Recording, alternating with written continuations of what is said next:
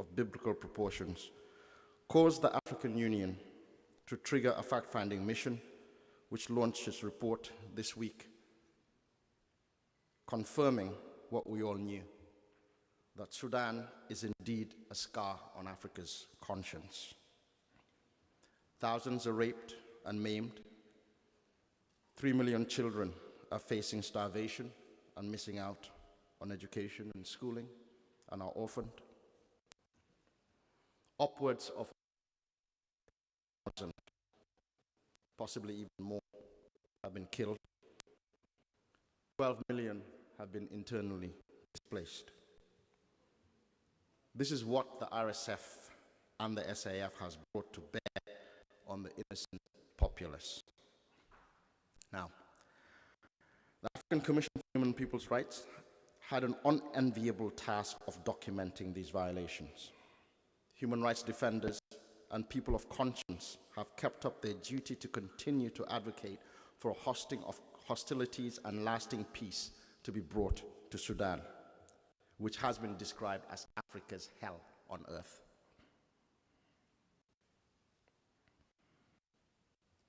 This morning is no different. We yet again make that resounding clarion call for the African Union leadership and indeed the world to intervene and stop the madness that is taking place in Sudan. This panel will focus on viewpoints of our honorable commissioners and what we hope will be an effective appeal for a call to action to halt the dismantling of an entire civilization, of generations, of infrastructure, of a hopeful and secure future, and overall humanity in our lifetime.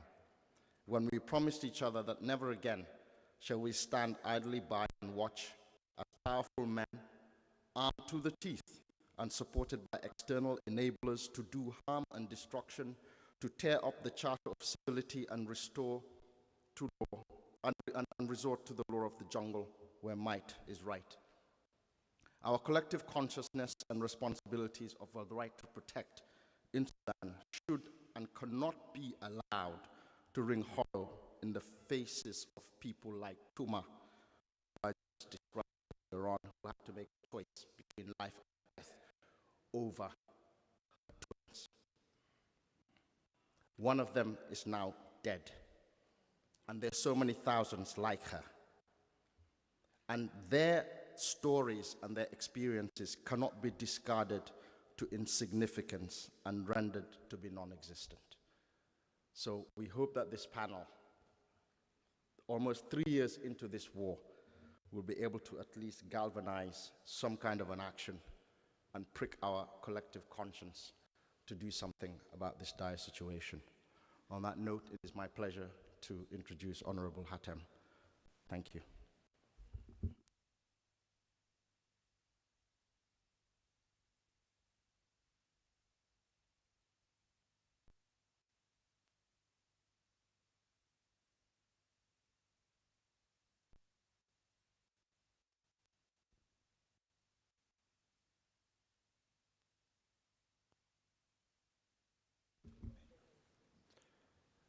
Thank you, brother. Good morning, ladies and gentlemen. May I speak in Arabic for our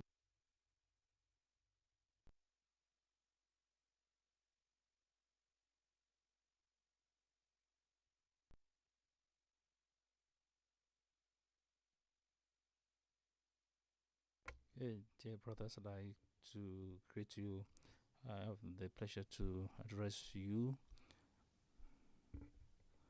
to present the report of the African Commission on Human and People's Rights on the situation in Sudan, the humanitarian situation, to be more specific. Like we said, we've been saying it for 3 days now. I'm going to be very brief to allow my brothers and sisters, commissioners, to have expressed their opinions. And as you are aware, this report is based on the mandate that we received from the Peace and Security Council of the African Union. And there was a resolution of the Commission to implement the mandate given by the Council. There was a committee of 5 commissioners and legal experts of the Commission and specialists that we welcome to the Commission. During the methodology and research, the methodology used for the research was that we adopted a specific and comprehensive approach for the conduct of the mission in accordance with the international criteria. And given the financial constraints and the logistics we have, we adopted an approach to conduct the mission in Sudan. The Commission took into consideration written communiques and digital and soft communiques. We received 28 written evidence. There were secret meetings. There were 26 in all with the civil society organization in Sudan. We have received 30 articles, well documented, comprising images and electronic data. We used the digital investigation technique. We also used videos, and we talked about the causes of this situation, and we used irrefutable evidence.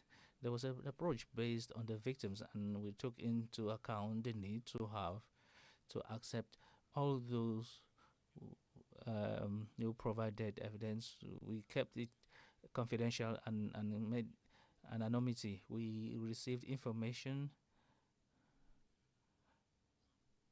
and we also took into account the sensitivity of women, and we highlighted the resilience of the Sudanese people. The technique used was that we had to confront the financial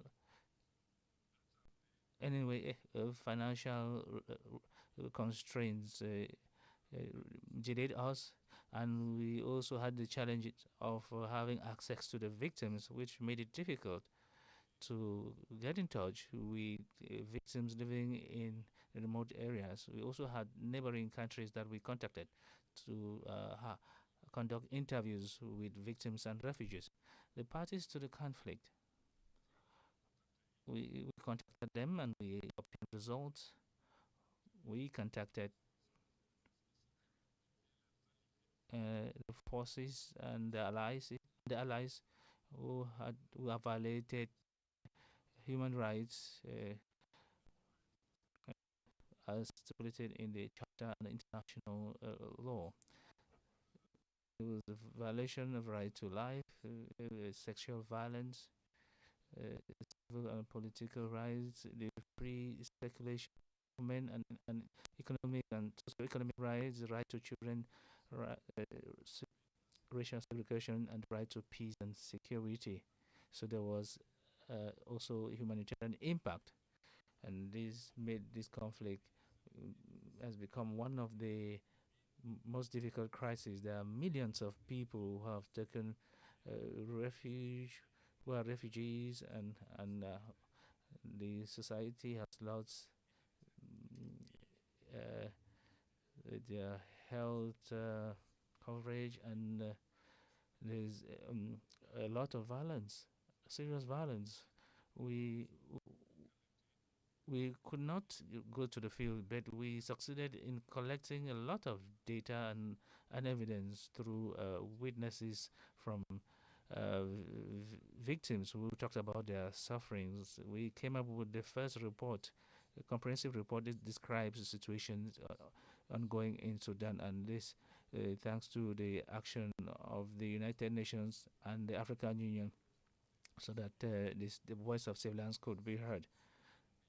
we are requesting for an immediate ceasefire and the cessation of attacks that target civilians, and to also put an end to sexual violence and enable civilians to have access to safe zones in accordance with international law, and to facilitate the dispatch of humanitarian aid and establish internet service to have information and respect the Jeddah Declaration to protect civilians, participate in the dialogue under the leadership of the African Union and IGAD, and start putting in place a program for demobilization. The African Union, the civil society recommend that there should an African humanitarian caravan be organized to dispatch aid to that are exposed to famine.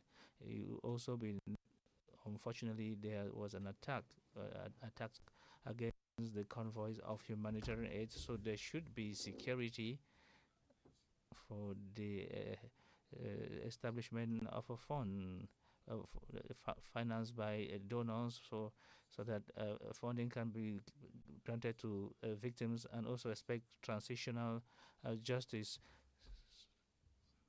This report is a small summary only of human rights violations. Allow me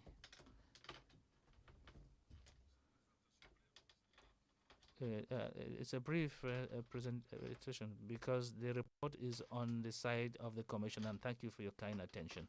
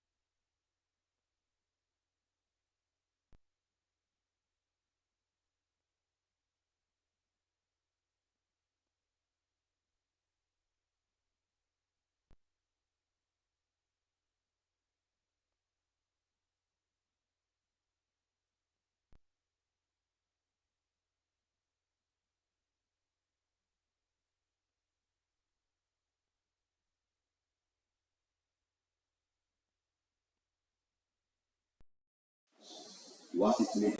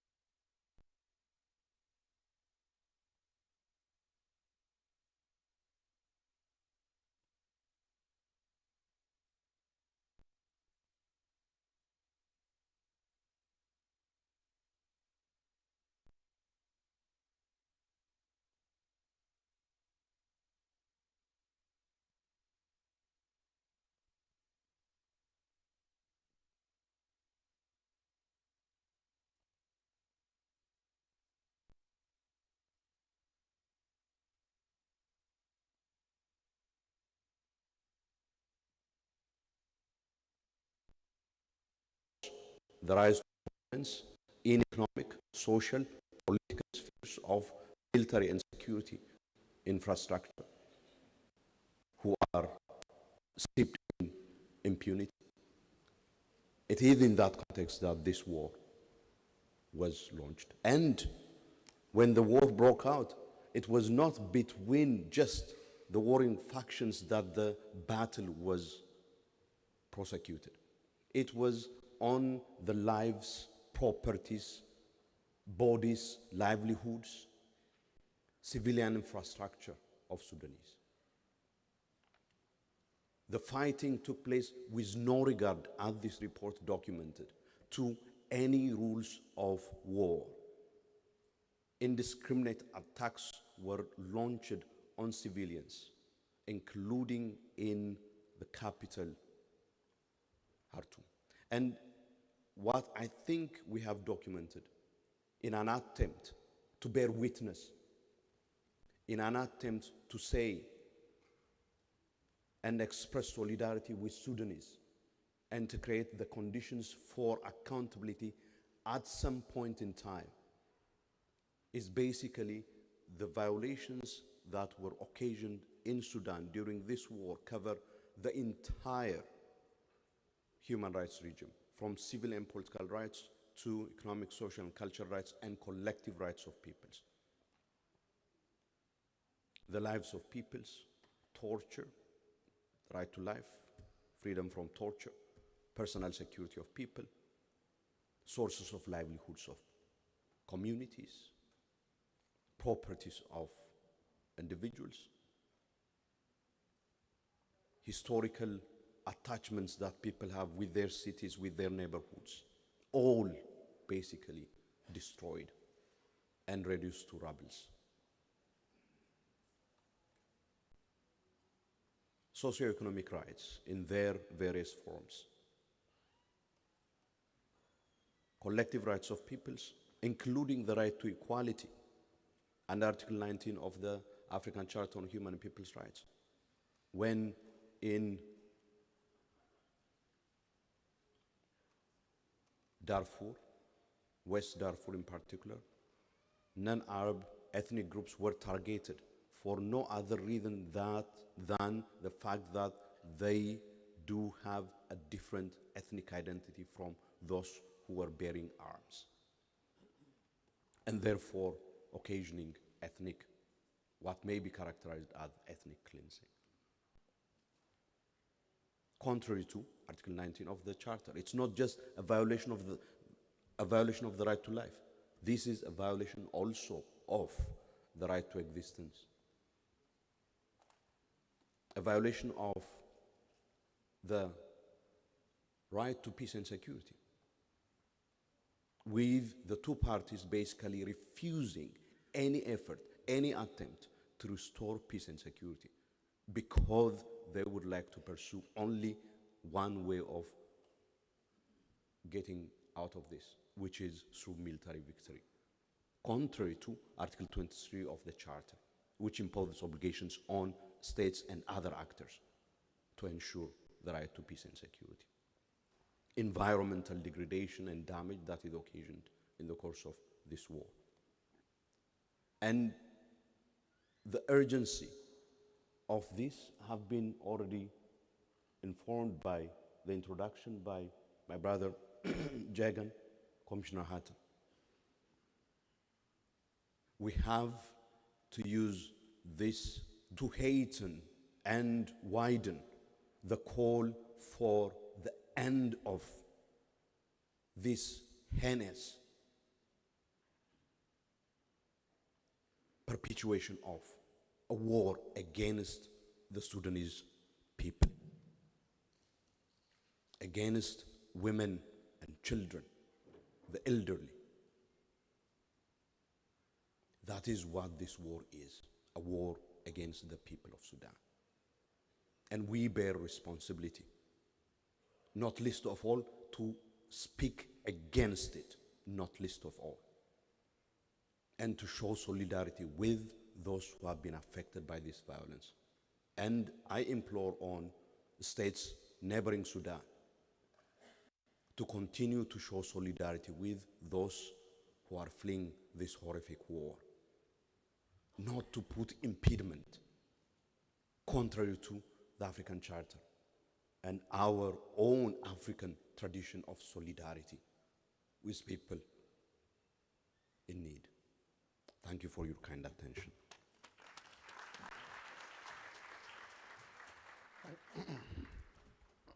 Thank you very much, Commissioner Solomon Derso, for that overview that you've given us. I'd now like to invite to the podium Commissioner Janet Salanjai to give us an overview on the violations against girls and women.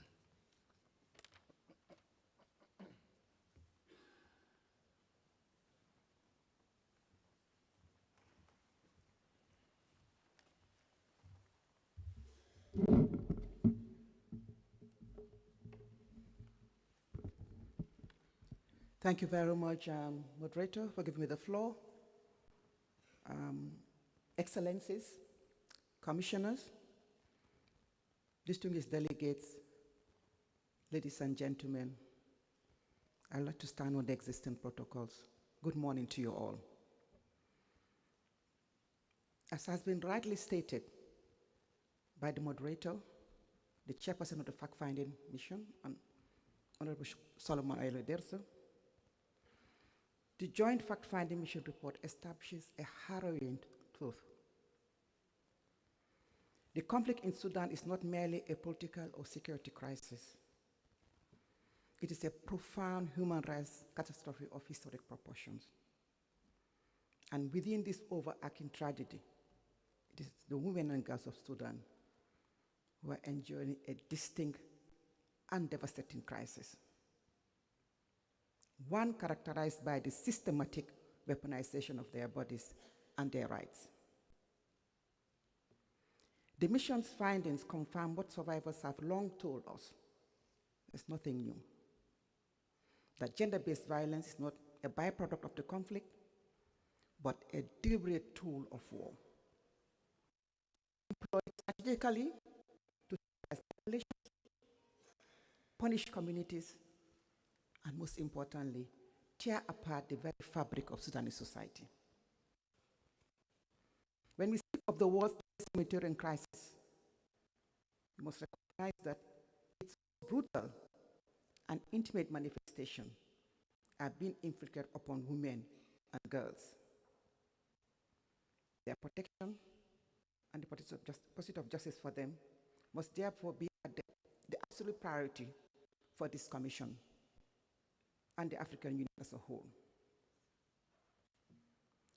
Excellencies, the evidence compiled by the fact-finding mission reveals a clear and chilling pattern of systemic violations. Foremost amongst this is the pervasive use of conjugated sexual violence. Documented extensive cases of rape, including gang rape, often committed in public, in family members, and mutilation. These atrocities are carried out during house raids, at makeshift checkpoints, and even as women undertake perilous journeys to flee violence, turning supposedly safe passages into gauntlets of abuse. This sexual violence is compounded by the catastrophic collapse of essential services. Deliberate attacks on healthcare facilities have crippled the medical system, leaving survivors without access to life-saving care, psychosocial support, safe maternal health services. The denial of this service in itself is a lethal violation of itself. Furthermore, the conflict has triggered mass displacement at an unimaginable scale, with women and children making up over 80% of those displaced. As has been rightly observed, this forced uprooting strips them of their protection and exposes them to trafficking, exploitation, and further violence. As traditional caretakers and providers, women are pushed to the brink, facing impossible barriers in securing food, water, and income for their families. This is not a collection of isolated abuses. It is a coherent architecture of terror engineered to destroy women and the communities they sustain. Distinguished delegates, the consequences of these violations extends far beyond the immediate horror. The trauma will burden Sudan for generations. Survivors of sexual violence face not only physical and psychosocial scars, but also profound social stigma and ostracization. Many are abandoned by their husbands and shunned by their communities. A social death that is both deliberate and devastating. The cycle continues through unwanted pregnancies and children born of rape, children who, along with their mothers, face a lifetime of marginalization and neglect. By targeting women, the foundational pillars of family and community, the warring parties are deliberately engineering the collapse of Sudan's social fabric. And this destruction is sustained by impunity, a complete absence of justice that emboldens perpetrators and silences victims through fear. Distinguished delegates, faced with such a systematic assault, expressions of concerns are no longer enough. We must move from rhetoric to decisive, concrete action. Therefore, the mission presents the following urgent and non-negotiable recommendation. First, to prioritize the physical protection of women and girls. A humanitarian ceasefire and rescue plan must include this as a central, funded, and non-negotiable component, including safe spaces and specialized health services. Second, break the cycle of impunity, establish accountability mechanisms now. We call on the African Union and all concerned to establish an independent investigative body with a mandate to collect and preserve evidence for future prosecution, including collaboration with the International Criminal Court, to demand that all parties uphold international humanitarian law, cease all deliberate attacks on civilians and civilians' infrastructure, and guarantee safe, unhindered humanitarian access to all regions, ensure the meaningful inclusion of women in all peace and political processes, Sudanese women's rights organization, the first responders, documenters of truth and builders of peace, must be recognized as the rightful architects of Sudan's future.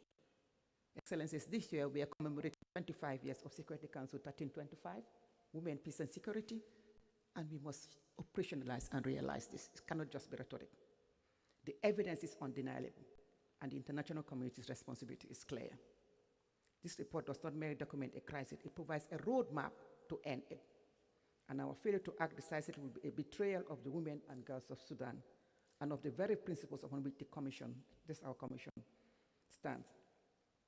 Accordingly, the mission further calls for specific legal and institutional steps. And now, in that sense, we know that Sudan has not ratified key women's rights instruments. For example, the Maputo Protocol has not been ratified by Sudan. So in that sense, we'll call for the ratification of the Maputo Protocol, being the continent's first comprehensive framework for women's rights, combating violence, ensuring reproductive health, and guaranteeing equality, even in conflict. The AU has recently adopted a landmark instrument, the AU Convention on Ending Violence Against Women and Girls, and we call on Sudan also to actually sign and ratify this instrument. On accountability, establish a robust, like I said, independent mechanism to investigate violations of human rights and humanitarian access. Let me be unequivocal. The credibility of the African human rights system is being tested. The recommendations of this report are not mere suggestions. They are an urgent call to conscience. We must champion their full implementation, and nothing less will suffice. The women of Sudan cannot wait anymore. Let us ensure that our deliberations here in Banjul translate into tangible justice, safety, and legal empowerment for the women and girls of Sudan. And I call on all member states, national human rights institutions, civil society, and all the citizens of the continent to come together to speak against and to denounce the violation that is going on in Sudan, especially as it relates to the violation of women and girls. I thank you all for your kind attention.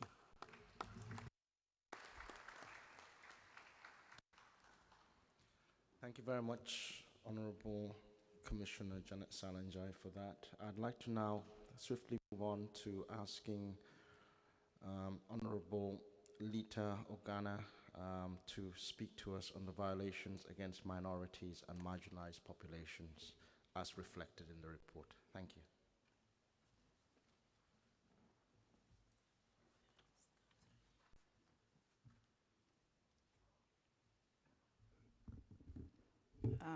Thank you very much, moderator, and good morning to all the delegates, member states, commissioners, and the chair of the fact-finding mission, Vice President Commissioner Hatem. I would try to just look at the ethnic issues that came out of our findings, and just what the study tried to do. Again, mentioning that this was a qualitative study, we have examples in the report which demonstrate what actually happened. So I'll go to the sections that look at the ethnic-based atrocities. And I'll start by observing that the RSF used ethnicity as a major weapon in this crisis. And they were notorious in areas, killings in southern and West Darfur. And the SAF is also not immune, because they were too use similar atrocities in parts of West Darfur, and we have also the SAF used atrocities in North Darfur. The second thing, and this comes throughout the study, and at the end I'll also bring the political implications of this ethnic-based tension. The second thing I would like to highlight about this war is sexual slavery. This commission has recently been seized with issues of domestic slavery in some of our countries, and we recently adopted a resolution to look at what is really happening in terms of domestic slavery is being practiced. But in the case of Darfur, as in many cases during war, then this whole issue of sexual slavery is used as a tool of war. So young girls are abducted or targeted during during war, and they end up being used by the armies as sexual slaves. And this happened in Darfur, and it's now came out very clearly in this Sudanese conflict that there's evidence of sexual slavery. The third issue I want to mention here is the issue of ethnic and racial discrimination. There is a long history of ethnic tension in Sudan. It's complex, but it is, in times of peace, it doesn't play out as it does during times of war. For example, the historical indigenous people of Darfur, the Far, have had challenges with their ethnic Arab brothers for a long time. But when war comes into play, then the issue of racial discrimination, color, and whether ethnic Arab or ethnic African or ethnic Sudanese, African Sudanese becomes an issue. So in this war, for example, it came out to play, and the RSF used it in many of the examples that and testimonies that we received. There was the underlying factor was the tension between the Arab ethnic and the Sudanese and the African ethnic Sudanese. But now when it comes to the political scene, and I think this war is really a political demonstration of what is happening at the community level, this escalates. And so the whole issue of ethnic tension plays out into a full-blown war where many people have died, many people have been displaced, and so there is a role that has to be played in engaging ethnic or indigenous mechanisms as we engage the other mechanisms to try and resolve this war. So, Chair, I just want to submit that in this conflict, the issue of ethnicity played a major role, and I thank you. Thank you very much, Honorable Commissioner. Let me move on very quickly now to ask Commissioner Salma Sasisefa to speak to us on the situation of migrants and refugees and IDPs as reflected in the report. Madam Commissioner.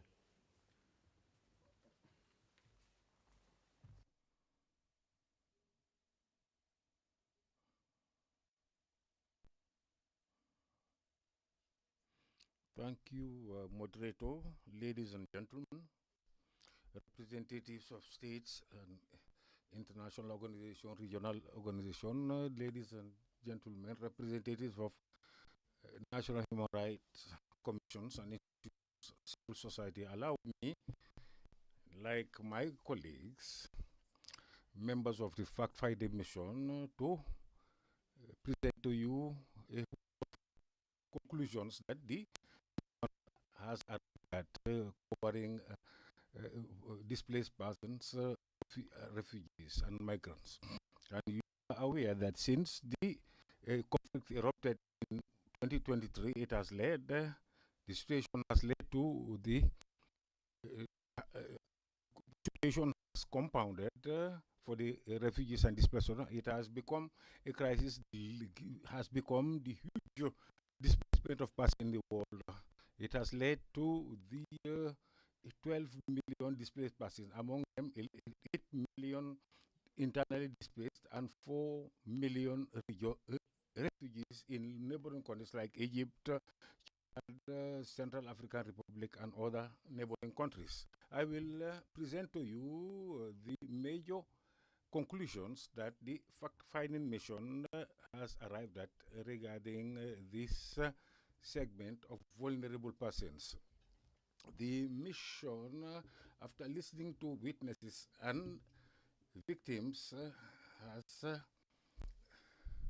gathered a number of violations. I'll now deal with the violation concerning the restriction of movement.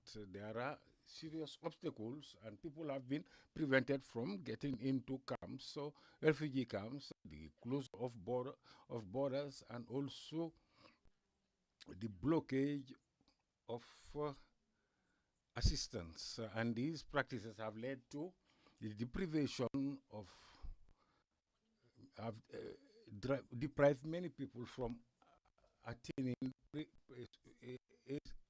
places that are considered safe. And there are many violations that also take place in the camps.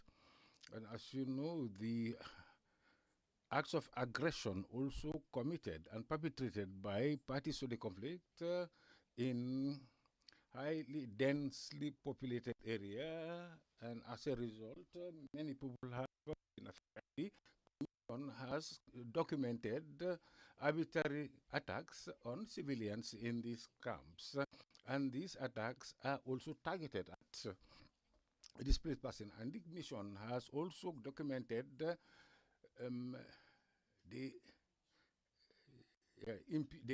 the people are impeded from having access to food and nutrition, and has led to a crisis of food, water, health services, and housing, and also the spread of weapons and the destruction of infrastructure. And this has affected the chances of safety of the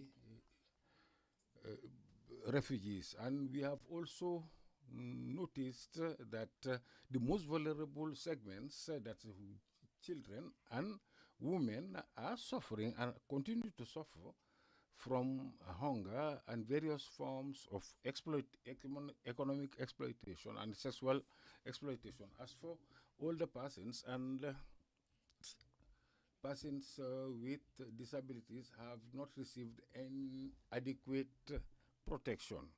And sexual violence is also a phenomenon that is rampant in these refugees, especially sexual bondage.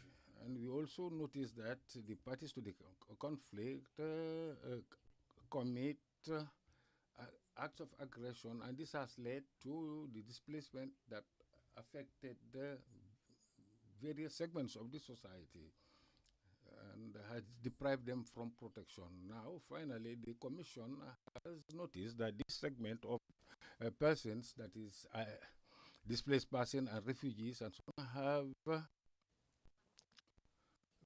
been victims of all sorts of aggression, even in the areas where they have been displaced. So the Commission or the mission recommends that they are provided with assistance and provided with protection in those camps, refugee camps, and to ensure that they enjoy socio-economic rights. I thank you for your attention. Thank you very much, Honorable Chairperson.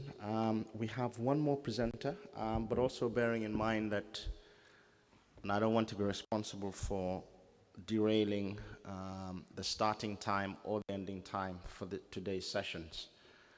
Just to remind colleagues that we did start about 25 minutes later than originally planned. So I just crave your indulgence to let us utilize the full time allocation that we were given.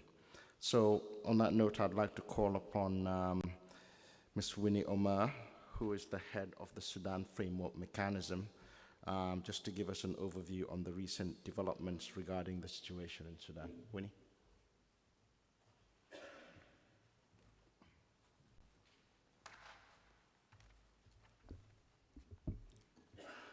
Good morning, everyone.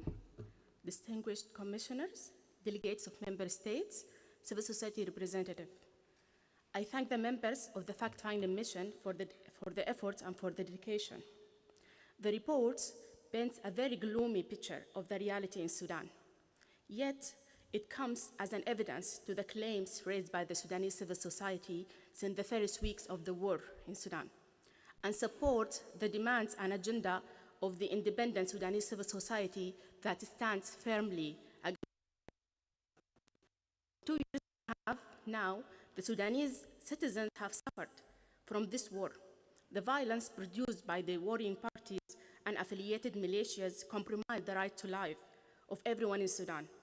The besieged cities like Al-Fashir, Kadugli, and Dalanj are becoming death zones for those who remain in these cities, while the humanitarian gap widening day after day, and less attention is being paid for this crisis. The deliberate targeting of civilians and civilian infrastructure continue as a method in this war.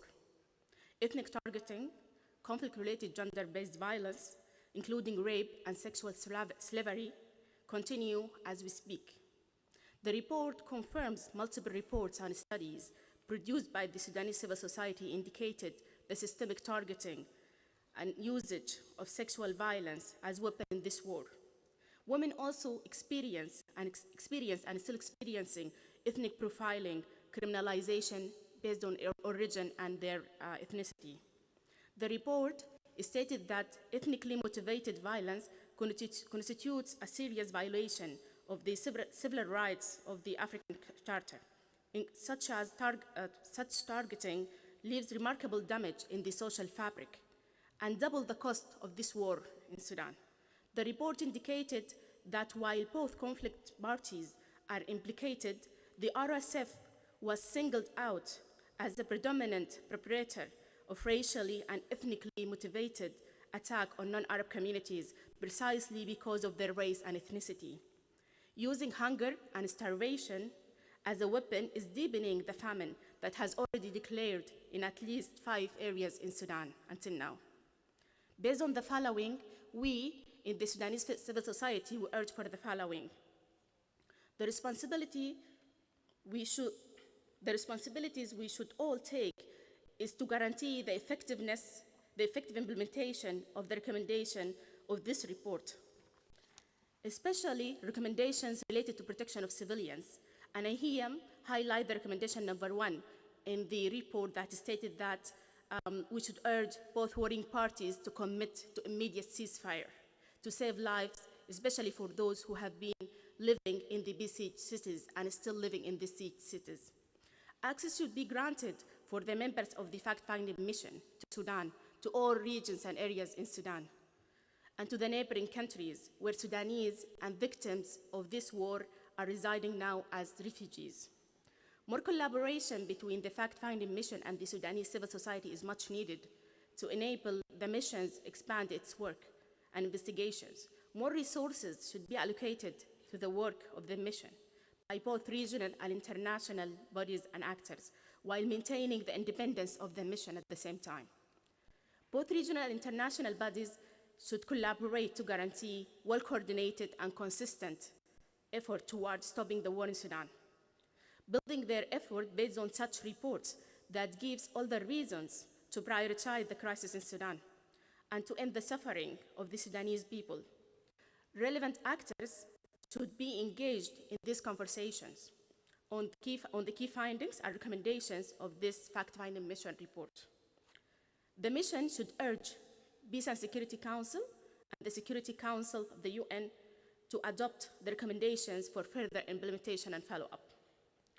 We will definitely, as Sudanese civil society, also build on these recommendations and findings for our advocacy work and to support the efforts of the Sudanese civil society to stop this war.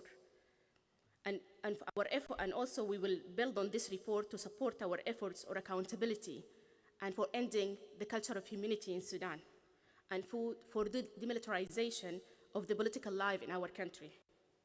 This war should stop today, not tomorrow, as every day is a day of suffering, hunger, displacement, and humiliation of the Sudanese people. We rely a lot on solidarity of our colleagues, comrades, civil society activists, and rights groups and feminist groups in Africa.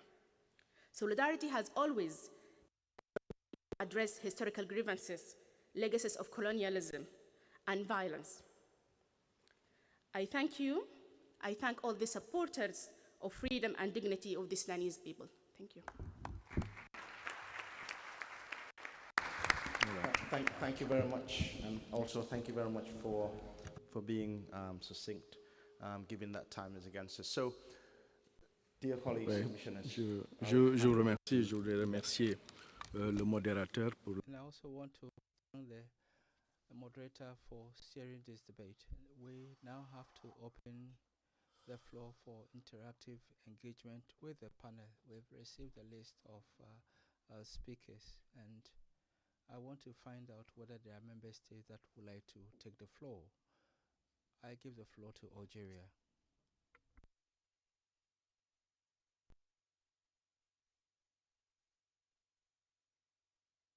Thank you, Mr. Chair.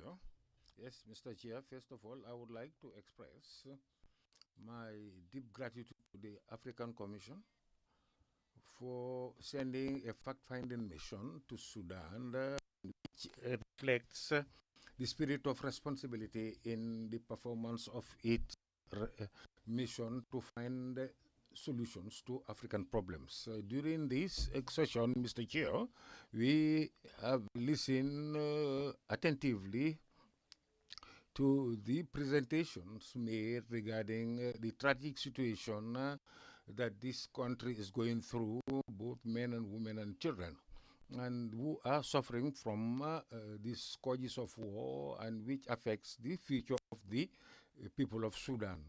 It is clear that the siege of civilians without any distinction between men and women and even vulnerable people among refugees who are in the millions committed by the RSF in violation of international law and resolutions of United Nations and relevant resolutions issued by the African Union. These crimes did not spare even health workers and relief workers, especially in the town called Fashir that is besieged by these militias, and they use nutrition and food as a weapon of war.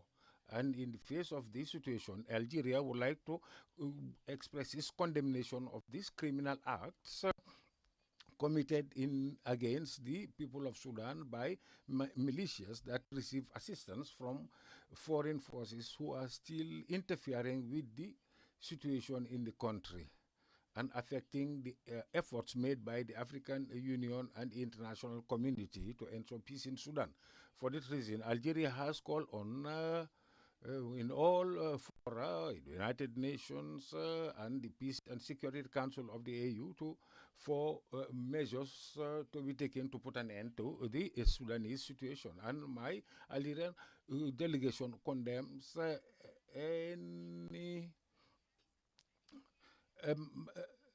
move that can affect the sovereignty of Sudan and put an end to all that is taking place, especially declaration issued in Yulio that is to establish a parallel government in Sudan. And and we all know this war has now affected the sovereignty of the country. As for the humanitarian tragic humanitarian situation in Sudan, the Algerian delegation has requested from the African Union through the Peace and Security Council to provide assistance to the people of Sudan, and has requested the subsidiary organ that is in charge of asylum seekers and displaced persons and refugees to intensify efforts in providing assistance through donations in order to alleviate the plight of the Sudanese people. So Algeria seizes its opportunity at this session of the Commission to intensify efforts in communicating with all relevant parties together, as well as the African Union and all international bodies and IGAD, to find real solutions and concrete solutions to the problem and plight that this Sudanese people is suffering from, either within the country or outside the country, in the interest of the refugees in those countries. Thank you for your kind attention. I give the floor to Uganda. Thank you.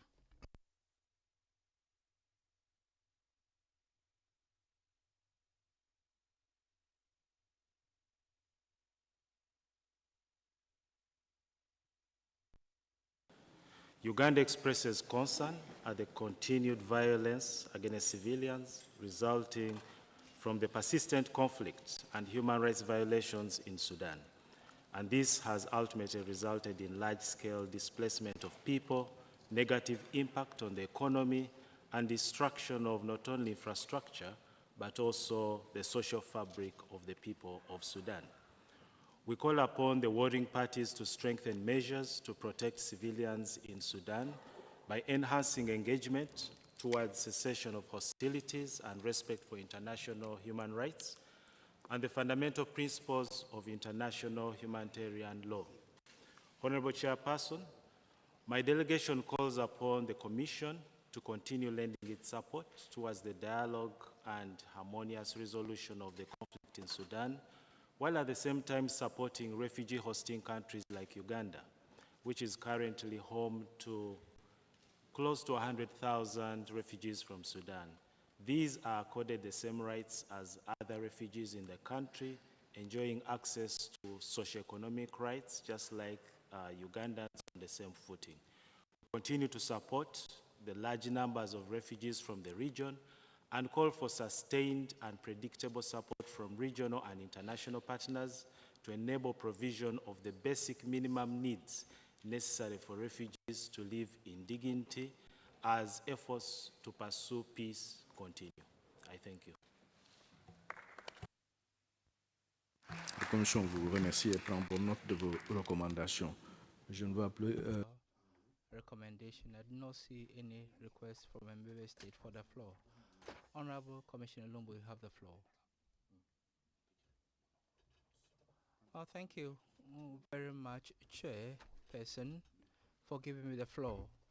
Now, since the first time I am taking the floor during this session, permit me at the outset to commend you for your overwhelming election, and also congratulate the Vice Chair Hatem Isayem, who is part of our bureau,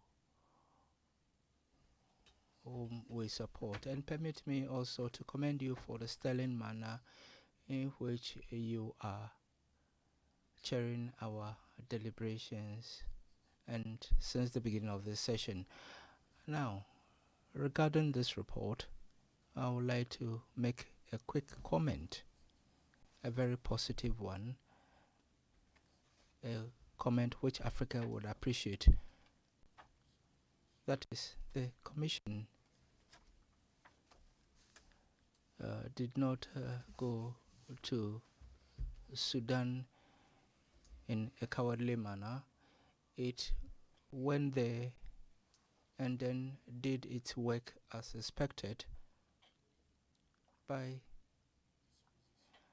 combining the relevant provisions of Article 58, 60, and 61 of the African Charter in order to describe the events that have taken place in Sudan. And so now that the report is public, I would invite African countries, national human rights institutions, NGOs, and the Sudanese people themselves to read thoroughly the message that has been delivered by the Commission through paragraph 102. And I'll read just a short part of the paragraph. The fact-finding mission, and I would read it so that I understand, following the consideration of facts and individual and collective incidents documented and in line with Article 56 of the Charter, which entrusts the Commission the mandate to investigate grave violations of human rights, as well as Article 60, which enables the Commission to draw on international standards to interpret the rights guaranteed by the Charter. And that is what I want to say. The fact-finding mission notes the existence of grave and massive human rights violations in line with Article 58. So these facts could be described as genocide, crimes against humanity, war crimes in line with the Malabo Protocol. I think that those who listen to Honorable Deso, he talked of genocidal violence and grave crimes, and this is the thrust of the report,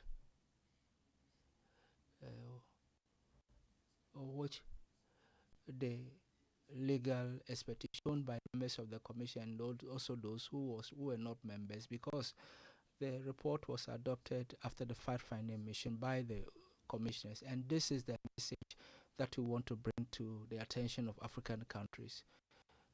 The olden days when the Commission backtracked or was not bold enough to describe these crimes, now it's different. So I want to state that the chair of the fact-finding mission and the members who drafted the report, I want to congratulate you, and we should even give them a round of applause. And this is a message that we are sending to the states. And these forms of violence continue in other countries. It will be the same reaction that will be shown by the African Commission. We shall always avoid double standard and check with the respect that I have for you. I thank you for bearing with me. I now give the floor to the Sahrawi Arab Democratic Republic. You have the floor. Thank you, Mr. Chair.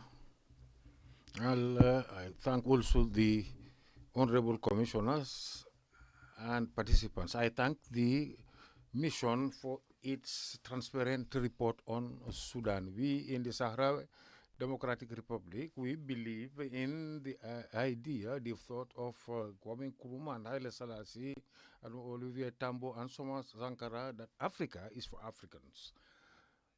And its issues and questions should be solved in Africa and by the sons of Africa. As a result,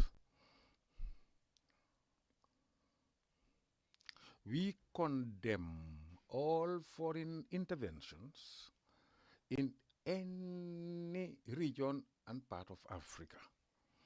And we inform the Commission, we request the Commission to take steps against these foreign interference, especially mercenaries and those who support these mercenaries, especially in Sudan. Thank you.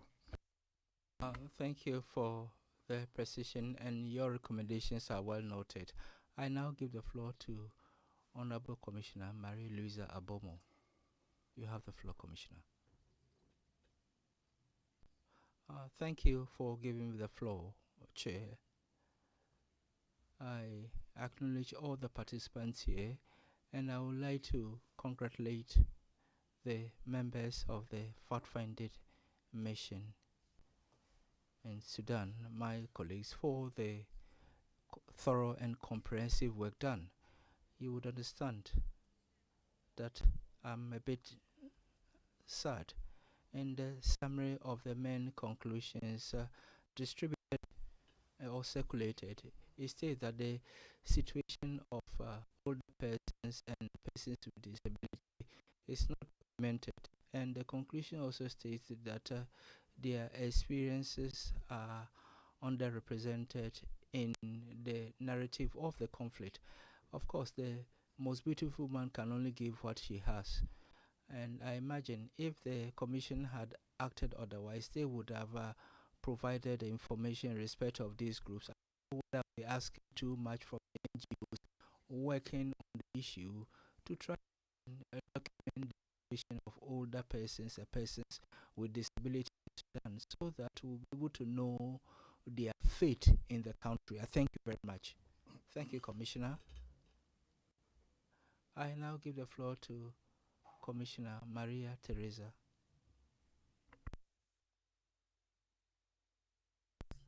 Thank you very much, Honorable Chair. Good morning, everyone. All protocols observed. I hope you are following the translation already.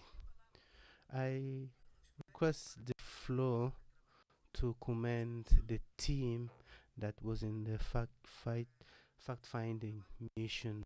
This was a very exhaustive work, despite the constraints, because there was no possibility for us to go on the ground or even visit some neighboring countries. But despite all that, we are all commendable for an excellent work that resulted.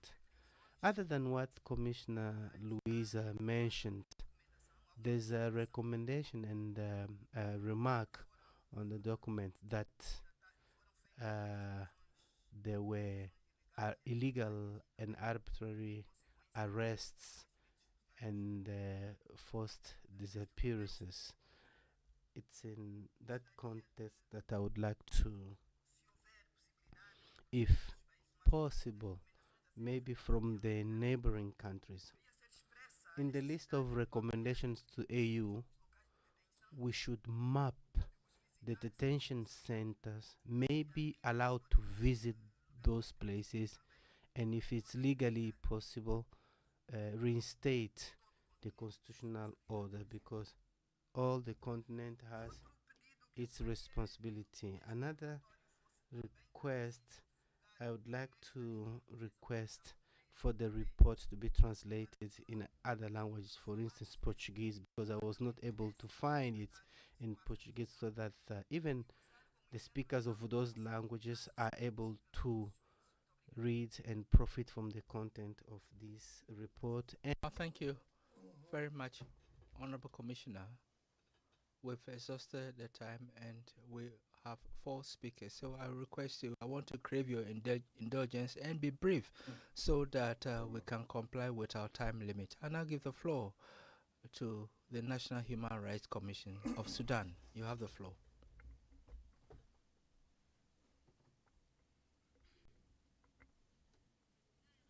First of all, we would like to thank those who drafted the report. The rapporteur of Sudan, Mr. Hatim Assem, and his team. We are delighted at the appeal, urgent appeal made by the African Commission.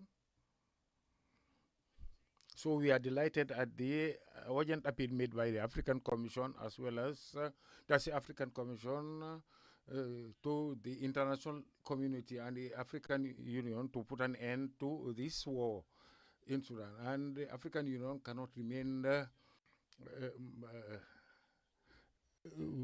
neutral in this regard. We all know it is good to know and to state that external forces are the one fueling this war. So, ladies and gentlemen,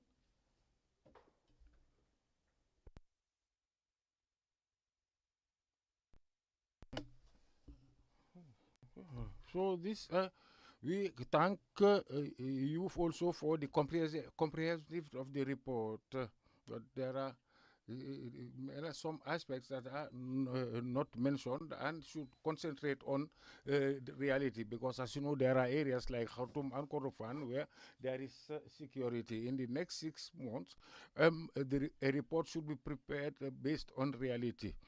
And as for the RSF and its supporters and its financiers, that's a contract that work as proxies and that still provide RSF with dangerous weapons and mercenaries who came from all parts of Africa and Colombia committing genocide in Sudan.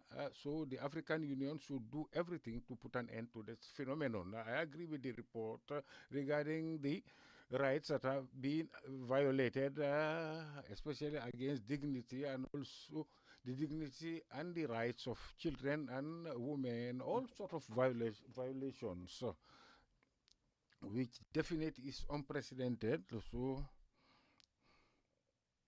So we are also delighted that there is an indication to the sovereignty and unity of Sudan, despite the violation. And what is stated in the report of Saleh Dieng, that sexual violence is being used as a weapon and sexual slavery, and also what is stated in Commissioner Rita, and also the statement by DERSO regarding the violations. We agree with what Commissioner Selma said, that is a number of refugees and displaced persons stand at about 12 million and refugees, and among them 8 million displaced persons.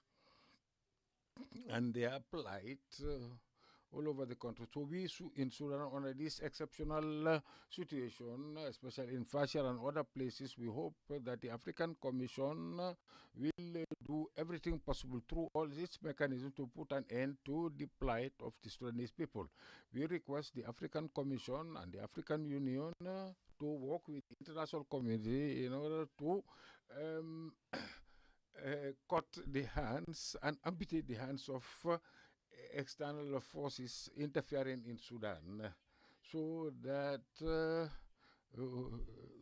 what the international media refer to as the forgotten war. I thank the chairman and the person, the head of the fact-finding mission. Thank you.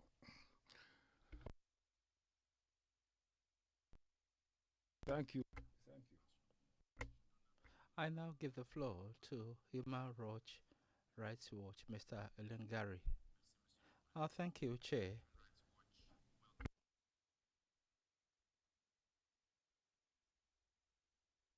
A landmark step towards accountability for the grave human rights violations that have devastated the country since the outbreak of the conflict in April 2023. We have read the report since its publication earlier this week, and we commend the Commission for its rigorous and courageous investigation under extremely challenging circumstances, and for bringing forward the testimonies of survivors of massacres, sexual violence, and forced displacement, many of whom risked their lives to speak. The report's findings are stark. Both the Sudanese Armed Forces and the Rapid Support Forces and their allied militias have committed serious violations of international humanitarian and human rights law, including attacks on civilians, ethnically targeted killings, sexual slavery, starvation of children, civilians, and the destruction of essential infrastructure. The report rightly affirms that these violations may amount to war crimes and crimes against humanity. Human Rights Watch urges all African Union member states, and especially the Peace and Security Council members, to treat these findings not as a report to be shelved, but as a call to action. The Peace and Security Council should urgently place Sudan on its formal agenda and adopt concrete measures to implement the Commission's recommendations, including establishing a clear roadmap for accountability, the protection of civilians, and unhindered humanitarian access. IGAD should also use its mediation role to insist that any political process integrates justice and accountability as non-negotiable pillars of sustainable peace. At the United Nations, the Human Rights Council and Security Council must strengthen international monitoring, preserve evidence, and ensure coordination with the African Commission and the UN fact-finding mission. The Security Council should also expand targeted sanctions against those responsible for atrocities and obstructing humanitarian aid.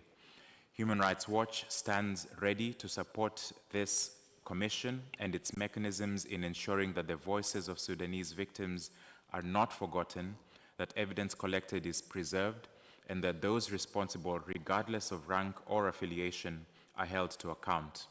Justice for Sudan cannot wait. The Commission has done its part. It's now up to the African Union, the Peace and Security Council specifically, IGAD and the United Nations to act decisively on its findings and help bring an end to impunity and the suffering in Sudan. I thank you, Mr. Chairperson. Je vous remercie. Je donne la parole à I now give the floor to Amnesty International, Jafet Biegon.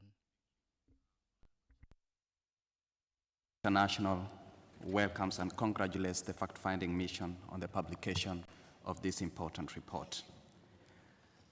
As the international community's response to the conflict since it started in April 2023 has been awfully inadequate. The actions taken so far have not matched the gravity and scale of the conflict. But we are glad now that the African Commission and the fact-finding mission is standing up to be counted among those who are actively engaging, courageously engaging with the conflict and responding to the atrocities that have been committed in the conflict. The work of this FFM has set an important precedent. It has shown us that even without access to a country, the African Commission, with the appropriate and requisite strategy and resources, can be able to conduct investigations and come up with official account of patterns and trends of violations and abuses that can stand scrutiny. We therefore welcome, as we did, we therefore urge, as we did before, that the work of this fact-finding mission should continue in terms of documentation, but also now in terms of pushing for the implementation of the recommendations of the Commission. The report that has been published bolsters also and reinforces civil society advocacy on the conflict. We now have language and a text to advocate for a range of issues, including on protection of civilians, humanitarian assistance, and justice and accountability. Amnesty International urges member states of the African Union, particularly the Peace and Security Council, to take up the important recommendations that the fact-finding mission has made and ensure that they come to the logical conclusion. We stand ready to continue supporting the fact-finding mission in its important work. Thank you, Honorable Chairperson. La Commission prend bonne note et vous remercie. Due note of your statement, I now give the floor to Mr. Mohamed Badawi of the African Center for Justice and Peace. You have the floor.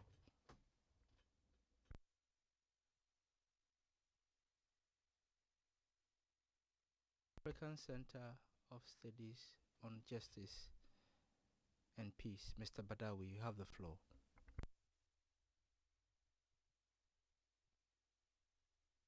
Chair, participants and delegates and the colleagues of civil society, on behalf of the African Center for Justice and Peace, we welcome.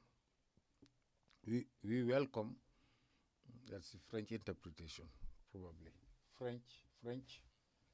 We welcome the report published at an exceptional period, and this really deserves recommendation, and we commend the African Commission and also the Peace and Security to support the recommendation of the Commission. And during conflicts, especially when the situation in Sudan, especially in Fashir and Darfur, the situation should, all that is happening there should be documented. There are more than 20,000 deaths and also forced disappearance, and which is the highest in the world. That's so you have more than 12,000 cases, or maybe more. There is the arming of children, and also handicap of children in the south, and this would require huge assistance after the war. And this can be done only through the efforts of the Commission in all forms, especially from the Peace and Security Council of the African Union, from the international community, and through advocacy. Thank you, Mr. Chair. I thank you very much, and this brings to an end the interactive dialogue, and I thank all the speakers. I shall now give the floor to Honorable Vice Chair Atem for his final concluding remarks. Thank you, Chair.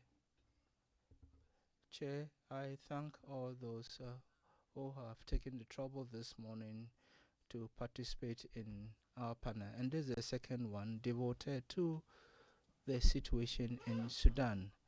The Commission has partially fulfilled its obligations by publishing this report, which we consider as preliminary report, because all the presentations were done virtually, and in the face of lack of resources, we couldn't travel to Sudan and to the neighboring countries. But our commission would proceed to renew the mandate of FFM, fact-finding mission, for 6 months. And we hope that the commission will be able to undertake a field trip to South Sudan. We have a verbal pledge from the neighboring country. We have only one pledge now, and that is from Chad. And that would enable us to finalize our report and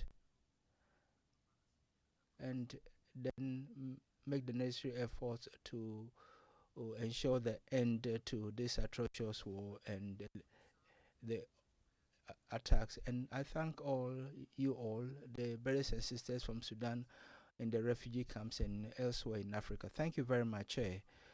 Honorable Vice Chair, before I conclude, I want to give the floor to Commissioner Deso for a minute. Thank you.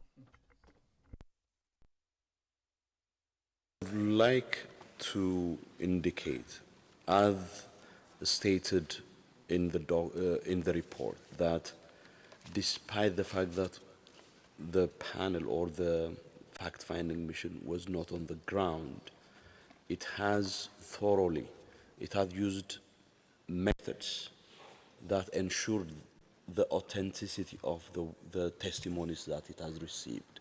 So the validity of the witness testimonies, despite the fact that we were not on the ground, cannot be contested or can't be underestimated. I think we have to be careful about that. Yes, we need to go on the ground, but the fact that we were not on the ground doesn't mean what we have established is not supported by evidence. And the second point is basically that I think the obligation is on all the parties involved in the conflict, and the responsibility is on all the parties and their associates, and we all have to put pressure on them to end the conflict and establish conditions for restoration of peace, but also justice and accountability. Thank you, Chair, for the opportunity again. Merci, honorable commissaire. I would really like to congratulate all the commissioners who are members of this committee, this fact-finding commission, for the good work that have been made public today. This report makes a comprehensive analysis of human rights in Sudan, and also mentions the latest development on this situation. But the most important thing is that there were strong recommendations that were made, and I would like to specify that the submission of the report does not make our does not exonerate our commission. We need to be committed with the peace and security and all the stakeholders for the implementation of recommendations that have been made, especially with regard to the protection of civilians and especially with regard to accountability. This is what I wanted to say before I congratulate all the speakers. I'd like to thank the moderator for having steered the ship very well. Thank you, and I bring this panel to a close.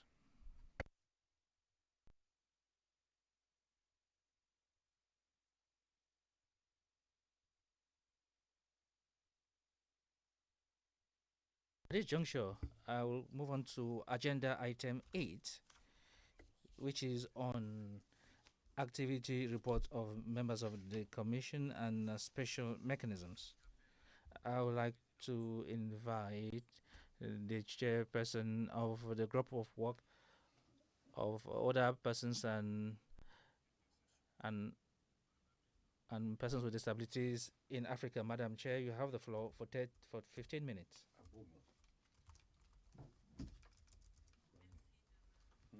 Thank you for giving me the floor, Honorable Chairperson, to present this report, which is in 3 parts.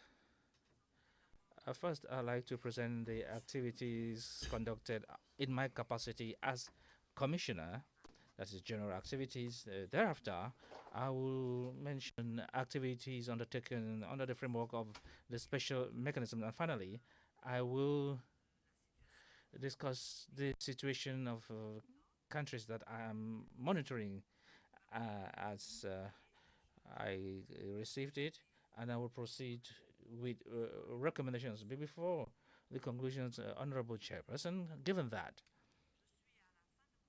I am at the end of my mandate, I would like to give an evaluation of these years, and some of these years that I spent as a commissioner, given about the general activities in my capacity as a commissioner. I took part on all the statutory meetings of the commission, and I took part in a promotion mission that took place in the Kingdom of Eswatini. With regard to activities under the special mechanisms, as regards the working group on the rights of persons with disabilities and other persons, I supervised the preparation of the panel that was presented yesterday. The working group took part in a similar event with NGOs dealing with disabilities and aging. It was presented by the Rigby expert that cover the East African region, and by expert Calabar Indro, who covers the South African region. Kabbalah also took part in a webinar organized by the Committee of Experts on the right and the welfare of the child, on the education of children with disabilities in Africa. I'd like to seize the opportunity to thank this committee. Commissioner Litha represented me in activities conducted by the Commission in Accra. As regards the rest of the information, I gave you provided information yesterday during the panel, and as concerns activities of the mechanisms which I'm a member, the chairperson of that mechanism actually dwelt further on that activity. Now I'm going to discuss the countries for which I am a rapporteur. It is Angola, Burundi, Congo, the DRC, and Gabon. As I start my presentation, I'd like to specify that Angola, Burundi, Congo, and the DRC have signed the African Union Convention on the elimination of all forms of violence against women and girls. And the special rapporteur honored me by co-signing the declaration that was developed. And as regards the Angola, as regards the general protection of human rights, I received several alerts in this country against the events, protests against the high cost of living. It detailed all the situations. And on the 21 October 2025, I received a letter from the Republic of Angola communicating information on this event that took place in late June 2025. Before I even analyze this letter, I actually appreciate this approach, which shows the constant willingness of the country to interact with the African Commission. In return, I also submitted the joint letter of concern that was co-signed and sent. So during the intention, I signed the common declaration on the signing of the conventions. Regards the rights issues on the I'm really tired. Regarding persons with disabilities and other persons, as reported in my previous intersection report. The Republic of Angola signed and ratified the 2 protocols and submitted its ratification instrument, and put itself as one of the countries that will be the champion in the vision of the intervention of the working group for the entry into force of the protocol, especially as during the hearing, Mrs. Atola Yaba, the Secretary of State of Human Rights and Citizenship, that led the Angolan delegation to this 85th ordinary session, granted me. I was informed by many positive developments that occurred in the country for about a year. With regard to the Republic of Burundi, on the plan of the protection of human rights, in my previous report, I mentioned the various alerts that were being dealt with. In this light, I signed on 1st July 2025 a letter of concern to the President of the Republic of Burundi, and a reply was made. Discussions on this case will going to continue so that the issues of concerns, rights guaranteed by the Charter, should be treated as it should. The general situation of human rights in the country, like I presented in my last report, has not changed at all. Among others, we have challenges related to the influx of refugees from the DRC due to the security crisis and the prison concern as observed during the promotion mission of March 2025, and other challenges related to the cost of living. During the intersession, I submitted a press communique on Burundi on the celebration of the 63rd anniversary of the independence of this country, concerning the rights of people with disabilities and other persons. Burundi has ratified the 2 calls and has submitted the ratification instrument since 4 July 2022. I mentioned in my previous report the availability of the Commission to support the country for implementing these 2 protocols, which have entered into force. Now on to the Republic of Congo. As regards the general protection of human rights, Congo started its on 7th set the date for revising the electoral list and the presidential elections scheduled 22 March 2026. I'd like to invite the Republic of Congo to reflect on the multiple challenges on human rights that I recalled in my previous report. Among others, they need to answer questions such as the inexistence of legal framework to protect the human rights defenders, the underrepresentativeness of women in decision-making bodies, self-censorship allegations, and other violation of human rights due to the restrictions that exist in the specific space, allegations of practice of torture, conditions that are under international standards in the 17 prisons of the country, the continuous deterioration of the lives of the underprivileged with a high unemployment rate. I'd like to reiterate that to be able to go to the field, to be able to objectively assess the human rights situation in the country. Also note that on 15 August 2025, I sent a communique for the commemoration of the independence of the Republic of Congo. As regards specific rights of persons with disabilities and other persons, the Republic of Congo did not sign the protocol on the rights of other persons. However, it has not only signed but also ratified the protocol on the persons of disability that entered into force 3 May 2024. Regard to the DRC, as regards the general protection of human rights, the complex crisis that is going on for years in the DRC, and that leads to a lot of gross violations of human rights. The reports show crimes against humanity and genocide in the DRC, and which continue to wreak havoc.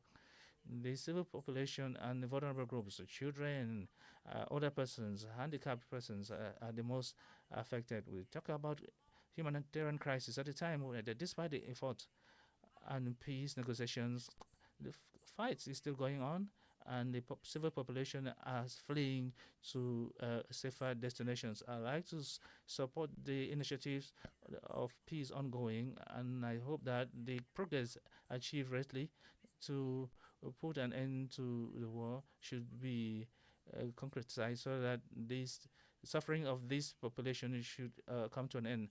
I'll keep on reminding about my request that I made during a promotion mission in that country. Having said this, I sent a communique request on the celebration of the independence of the Democratic Republic of Congo. As regards the right of other persons and with disabilities, the DRC has not signed the protocol on the persons of disabilities and older persons. Given the situation of human rights in this country, as mentioned above, and taking into account the legal framework of this country on these two categories, it is more than ever necessary for it to ratify these two protocols. Now, the Republic of Gabon. Since my previous report, I made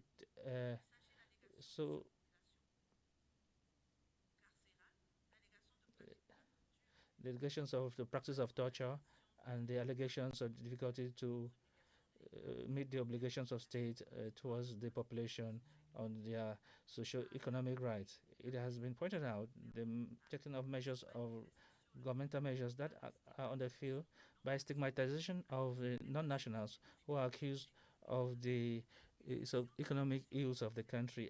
A promotion mission is necessary to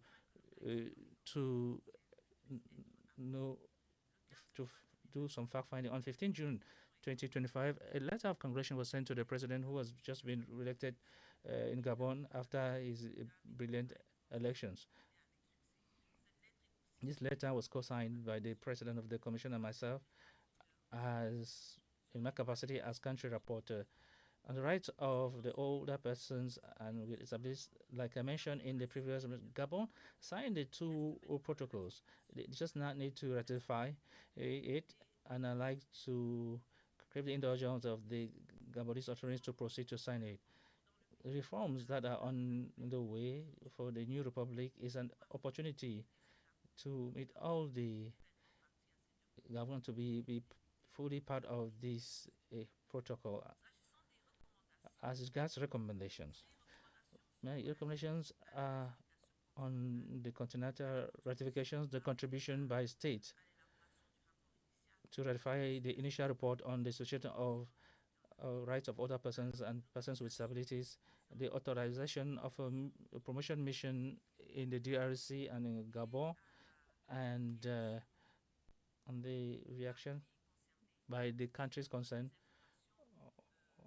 on the information that has been mentioned in this report.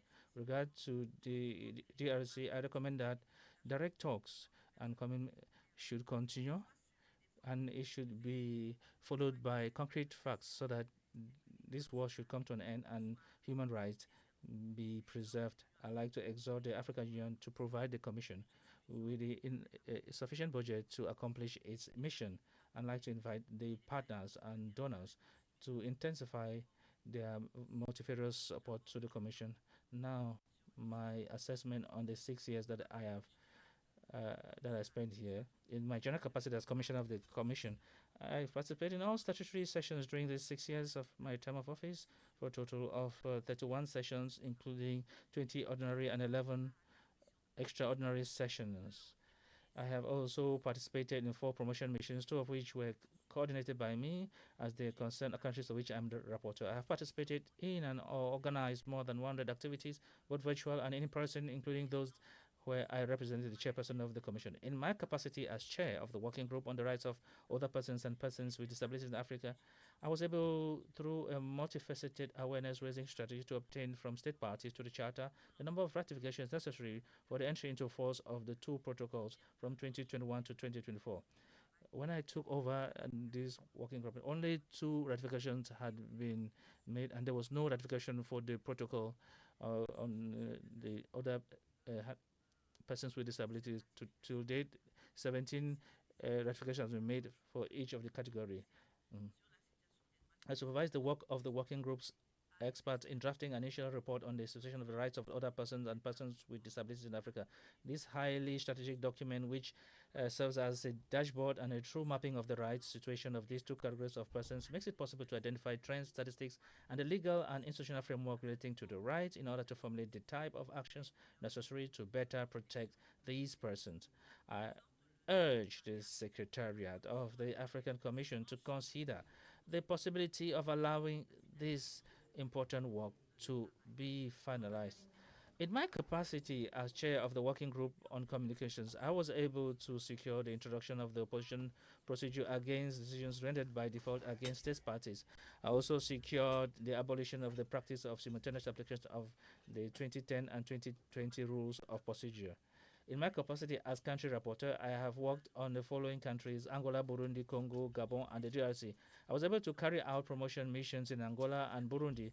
These 2 countries are among the first to have ratified both protocols to the African Charter protecting the rights of other persons and persons with disabilities. I sincerely thank them for their willingness to cooperate.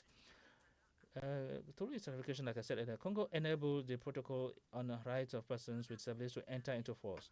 Gabon had begun the process of allowing a promotion mission, but this process was unfortunately halted by the sudden death of His Excellency, the Minister of Foreign Affairs at the time. The DRC responded positively to a resolution on the situation prevailing in its territory.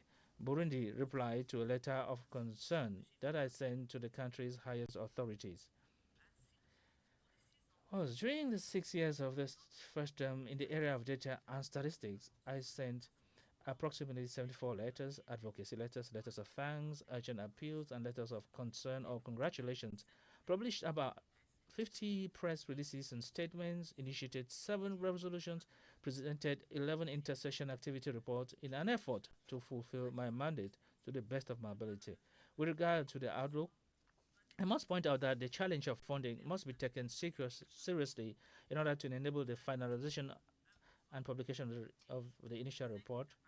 And I'd like to invite the 5 states for which I'm a reporter to update their periodic reports if they have not already done so. And I hope that the DRC, Congo, and Gabon will authorize a promotion mission to their countries. These 6 years spent at the Commission have been rich in lessons and experiences for me, and I would like to take this opportunity to warmly thank my colleagues, the honorable commissioners, all the staff of the Commission, Secretariat, and all the individuals and organizations that have enabled me to make my modest contribution to the work of promoting and protecting human and people's rights on our continent. All these individuals and entities have spared no effort in supporting the Commission in general and in its mission and in assisting the working group on other persons and persons with disabilities.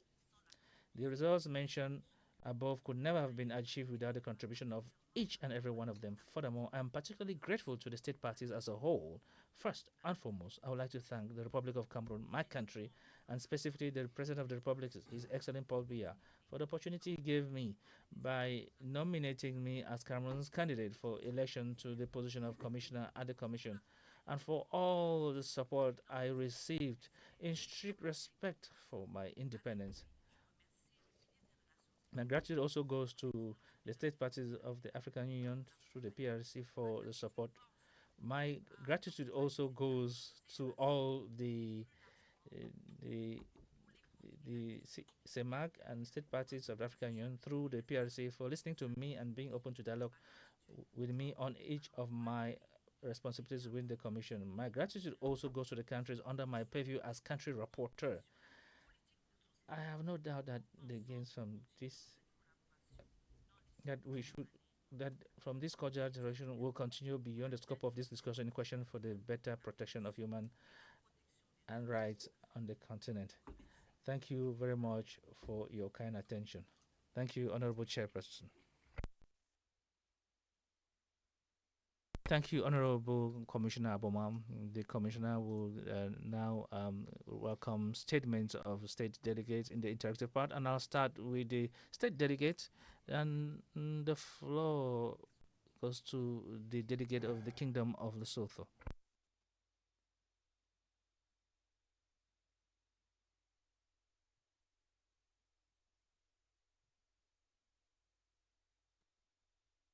Is he here? Lesotho, is Lesotho here?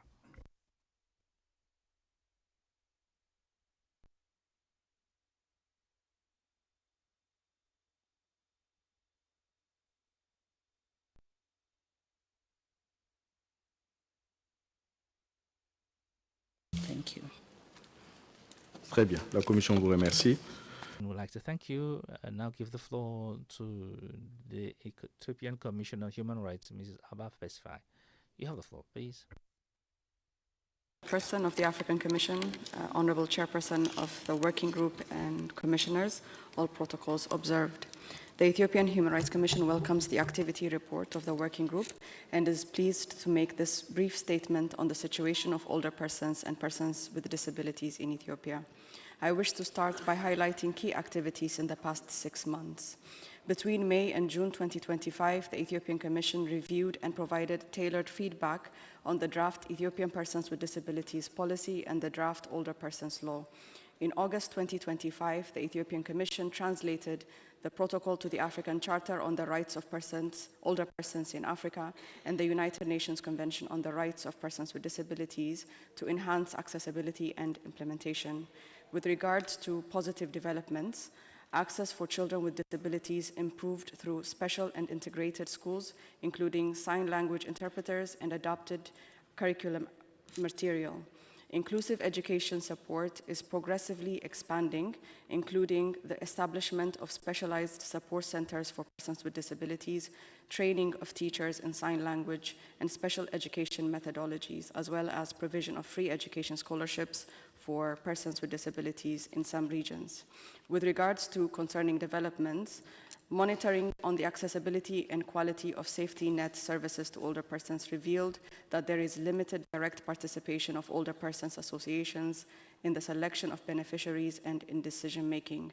Moreover, challenges such as insufficient resources, lack of specialized support, and barriers caused by conflict undermine the effectiveness of social security programs and safety net services for older persons. Ongoing amendments to the civil society law reduce board members and remove 2 members appointed by associations of persons with disabilities. This diminishes their representation and independence. Conflict and insecurity in parts of the country have disproportionately affected older persons and persons with disabilities, disrupting their access to healthcare, education, and social services. Legal protection and enforcement gaps continue due to delays in the enactment of a comprehensive legislation on persons with disabilities. Moreover, inadequate disaggregated data and monitoring of the rights of persons with disabilities and older persons has limited evidence-based policy making and service planning. Finally, with regards to concerns, monitoring on access to education for students with disabilities in Tigray region revealed that qualified staff, basic material, and budget for schools are limited. Additionally, there are no services to address trauma caused by the conflict. With regards, finally, I'll proceed to the recommendations to the government of Ethiopia. Maintain peace and stability in all regions to protect older persons and persons with disabilities conflict-related violations. Ensure the meaningful participation of older persons and persons with disabilities in peace-building processes, including transitional justice and the national dialogue process. Expedite the enactment of policies and laws to protect older persons and persons with disabilities. Improve data collection and disaggregation on disability and age to inform policy and planning. My final recommendation to the African Commission and the Working Group is to support the advocacy efforts on the ground for Ethiopia to ratify the Protocol on the Rights of Persons with Disabilities in Africa. I thank you. Je vous remercie. Je donne la parole à la Commission internationale. The International Commission of Legal Experts now have the floor. The International Commission of Lawyers. Honorable Commissioner Lumbu, you have the floor. Thank you very much, Honorable Chairperson. I would like to provide a small comment on the report presented by our colleague, Honorable Commissioner Marie-Louise Abomo.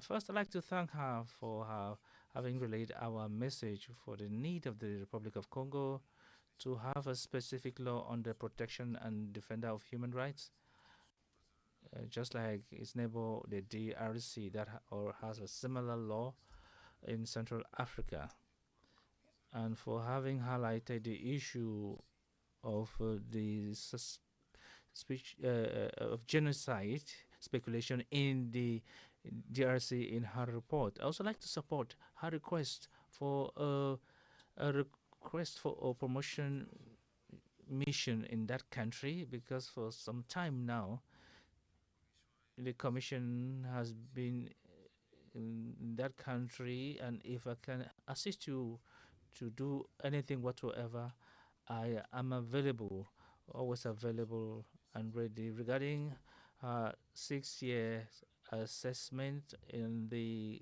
Commission, she actually found 2 ratifications on protocol on the other persons and persons with disabilities.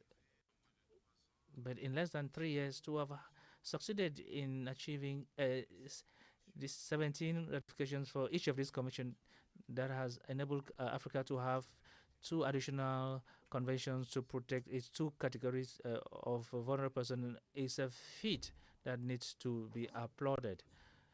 I know that she mentioned in her assessment that one of her greatest achievements was, and I also like her to share that successes with me, because it's under my chairship that she achieved those feats. When I say me, I'm also referring to the vice chair of the Commission that can also claim this beautiful assessment. I also like to say that we owe her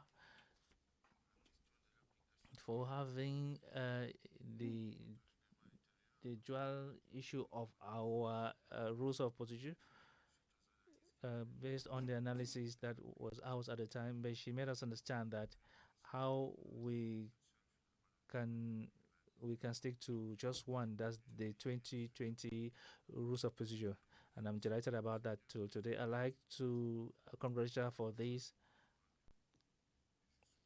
and I support her request for support of states so that together we can continue working hand in glove for Africa and achieve universal ratification of these 2 conventions. And the new fight that she's going to wage on the young people of Africa, we've already talked about that. These are things that she needs entire support. Thank you for giving the floor, Honorable Chairperson. Now I'd like to return the floor to Honorable Marie-Louise Abomo for her concluding remarks. Thank you for giving me back the floor, Mr. Chair. I would first of all like to thank the National Commission of Ethiopia for the information provided. I would like to indicate that the expert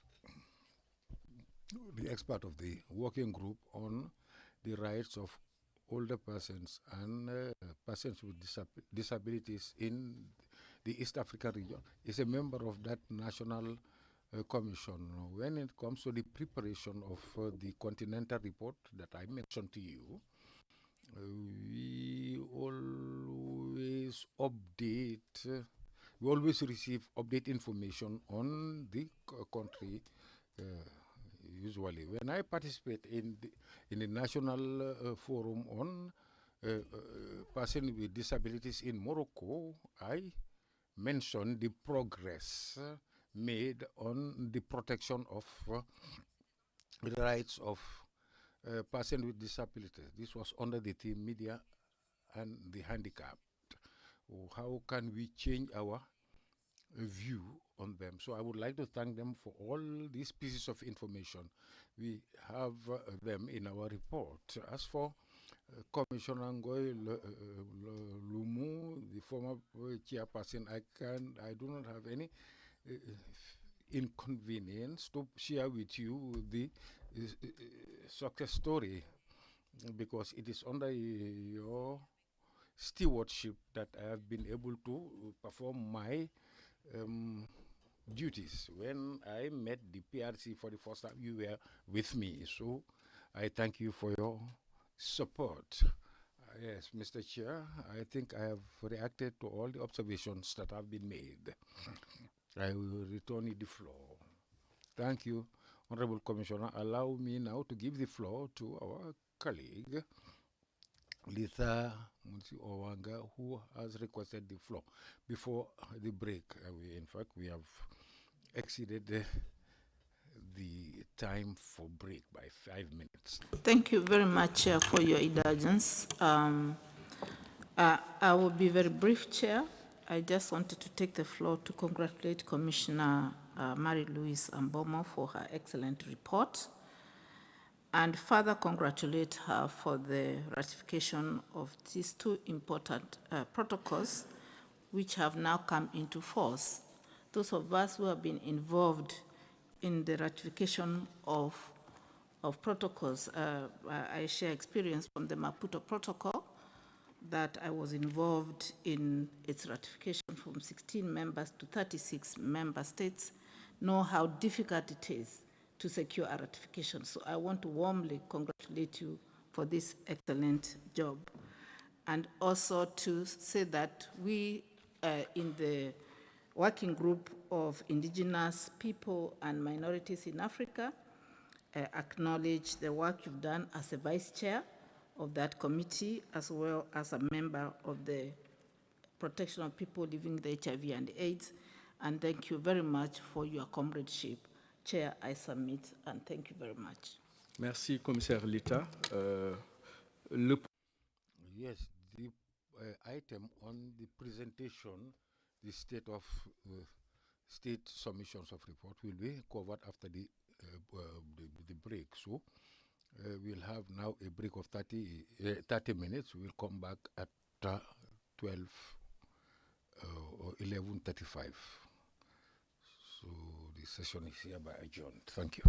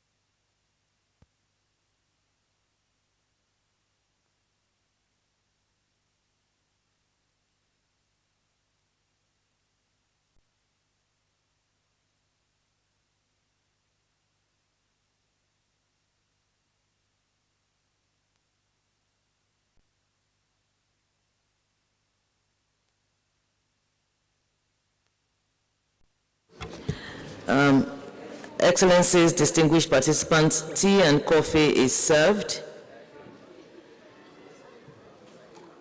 And I would just like to indicate the various 7 points. For the VIPs, it's in the VIP lounge.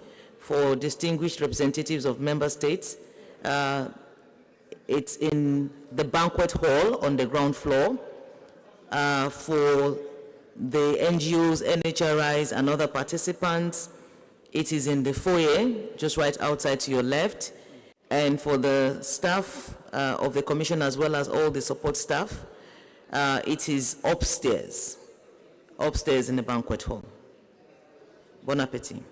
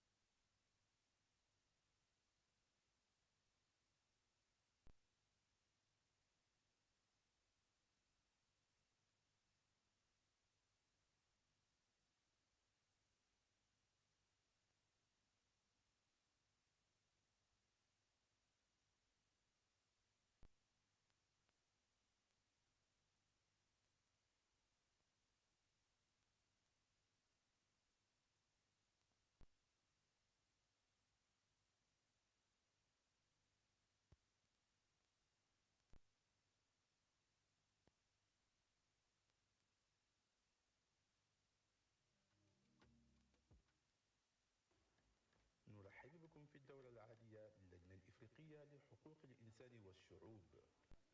حقوق الإنسان مسؤوليتنا الجماعية.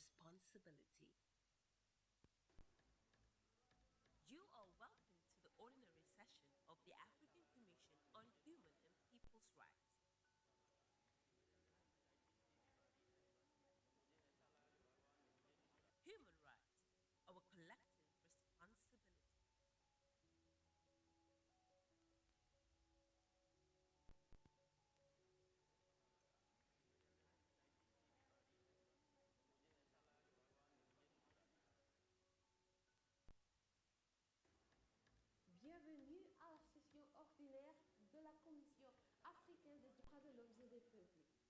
Les droits de l'homme, notre responsabilité collective.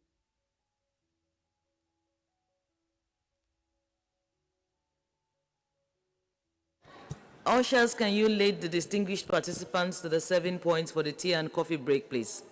The ushers. Can't even see a single one in the room. Where are they?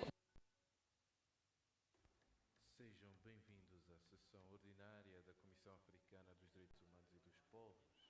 Direitos humanos, a nossa responsabilidade coletiva.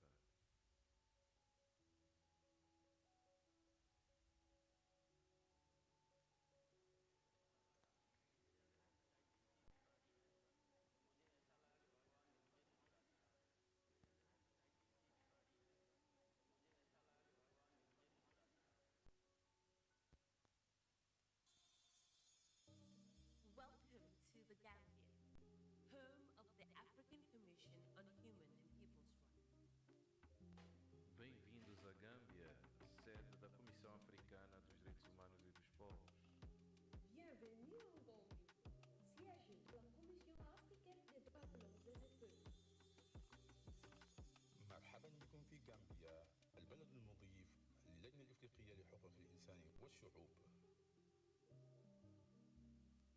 dal leen ci jàmm fii ci Gambia dëkkuwaay kuréel bu yore cëru doomu adama ci Afrika.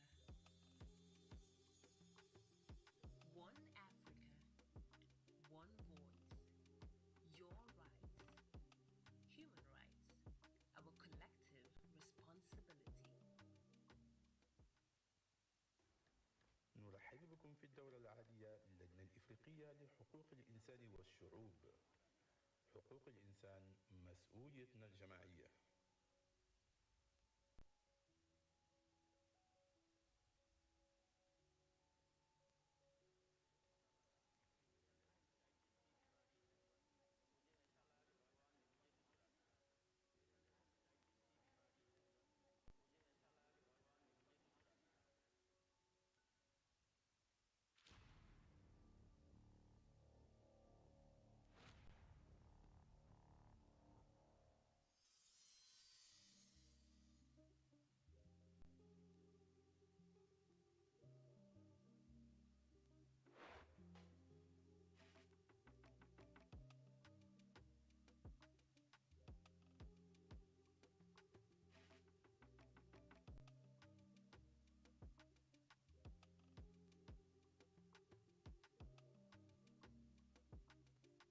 One Africa, one voice, your rights, human rights, our collective responsibility. You are welcome to the ordinary session of the African Commission on Human and People's Rights.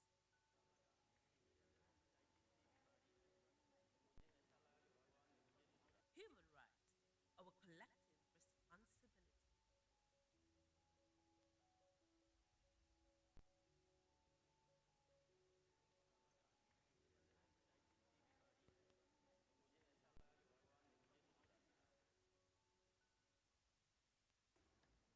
Bienvenue à la session ordinaire de la Commission africaine des droits de l'homme et des peuples.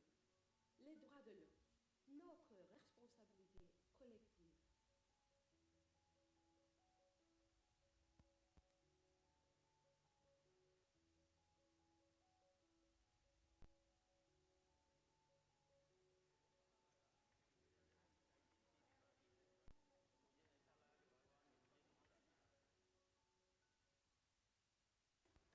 Sejam bem-vindos à sessão ordinária da Comissão Africana dos Direitos Humanos e dos Povos. Direitos humanos, a nossa responsabilidade coletiva.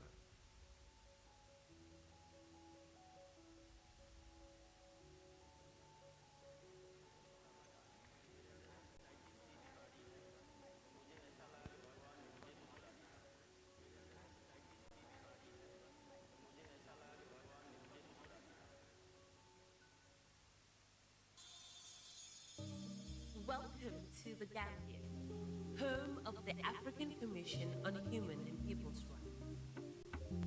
Bem-vindos à Gâmbia, sede da Comissão Africana dos Direitos Humanos e dos Povos. Bienvenue en Gambie, siège de la Commission africaine des droits de l'homme et des peuples. مرحبا بكم في غامبيا، البلد المضيف للجنة الإفريقية لحقوق الإنسان والشعوب. dal leen ci jàmm fii ci Gambia dëkkuwaay kuréel bu yore cëru doomu adama ci Afrika. One Africa, one voice, your rights, human rights, our collective responsibility. نرحب بكم في الدورة العادية للجنة الإفريقية لحقوق الإنسان والشعوب. حقوق الإنسان مسؤوليتنا الجماعية.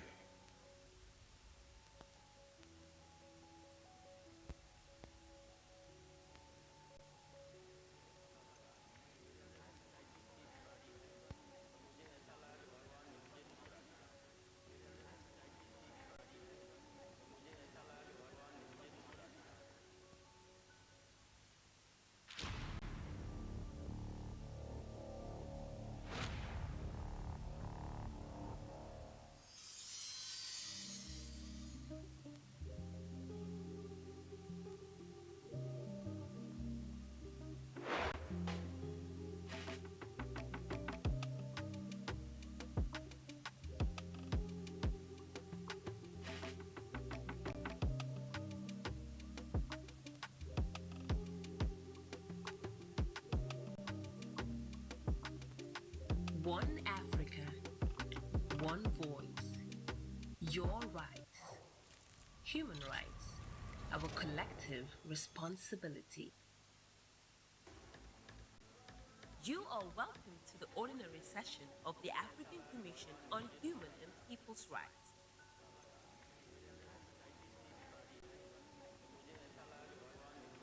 Human rights, our collective responsibility.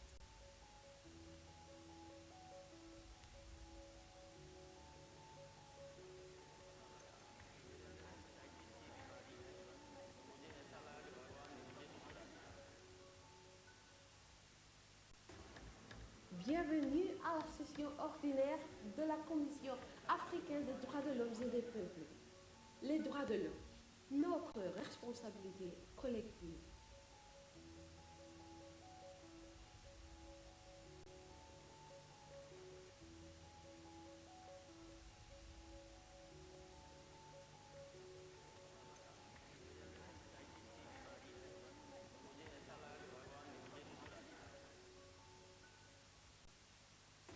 Sejam bem-vindos à sessão ordinária da Comissão Africana dos Direitos Humanos e dos Povos.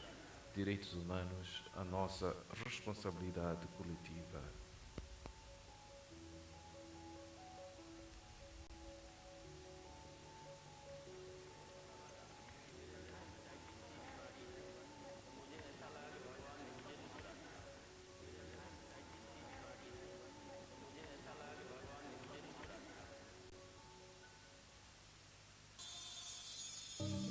Welcome to the Gambia, home of the African Commission on Human and People's Rights. Bem-vindos à Gâmbia, sede da Comissão Africana dos Direitos Humanos e dos Povos. Bienvenue en Gambie, siège de la Commission africaine des droits de l'homme et des peuples. مرحبا بكم في غامبيا البلد المضيف للجنة الإفريقية لحقوق الإنسان والشعوب. dal leen ci jàmm fii ci Gambia dëkkuwaay kuréel bu yore cëru doomu adama ci Afrika. One Africa, one voice. Your rights, human rights, our collective responsibility. نرحب بكم في الدورة العادية للجنة الإفريقية لحقوق الإنسان والشعوب. حقوق الإنسان مسؤوليتنا الجماعية.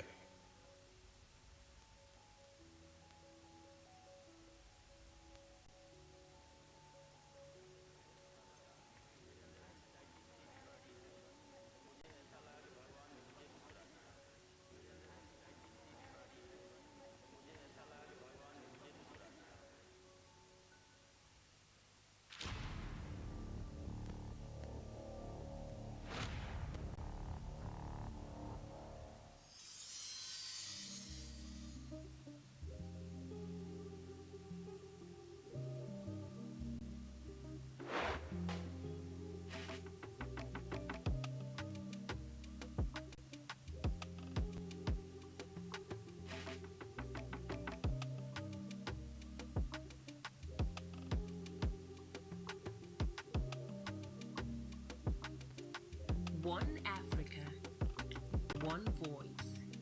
Your rights, human rights, our collective responsibility. You are welcome to the ordinary session of the African Commission on Human and People's Rights.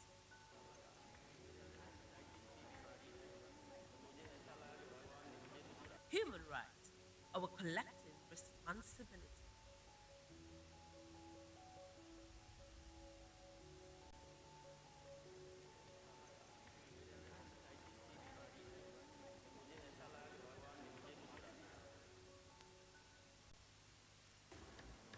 Bienvenue à la session ordinaire de la Commission africaine des droits de l'homme et des peuples. Les droits de l'homme, notre responsabilité collective.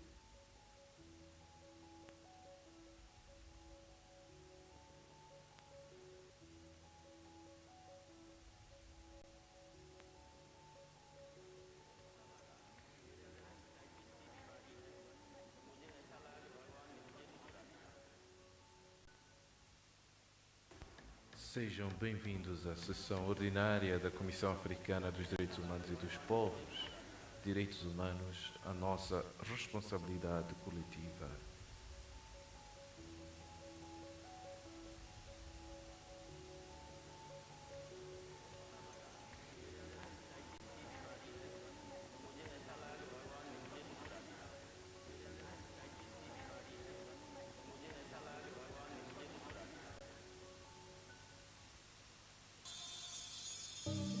Welcome to the Gambia, home of the African Commission on Human and People's Rights. Bem-vindos à Gâmbia, sede da Comissão Africana dos Direitos Humanos e dos Povos.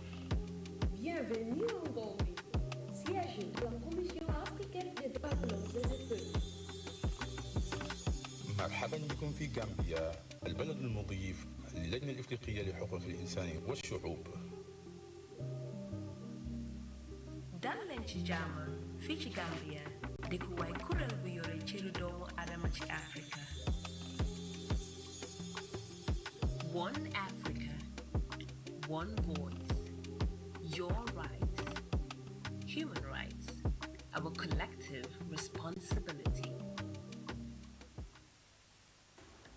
نرحب بكم في الدورة العادية للجنة الإفريقية لحقوق الإنسان والشعوب. حقوق الإنسان مسؤوليتنا الجماعية.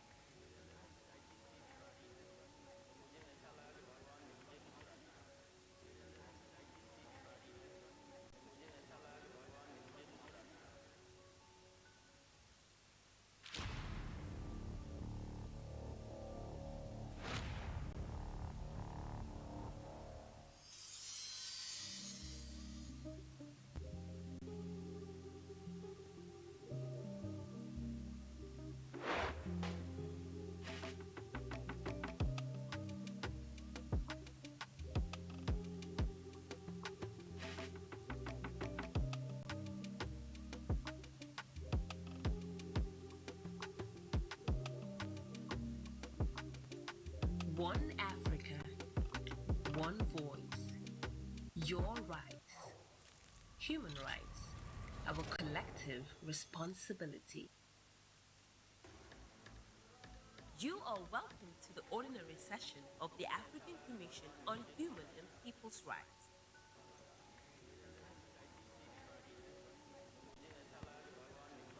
Human rights, our collective responsibility.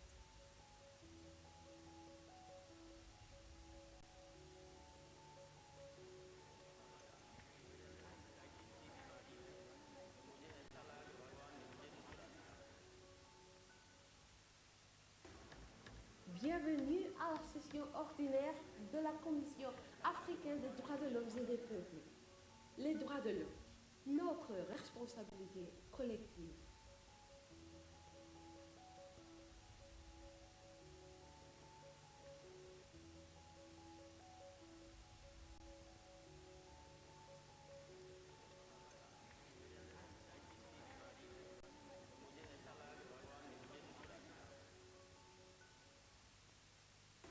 Sejam bem-vindos à sessão ordinária da Comissão Africana dos Direitos Humanos e dos Povos.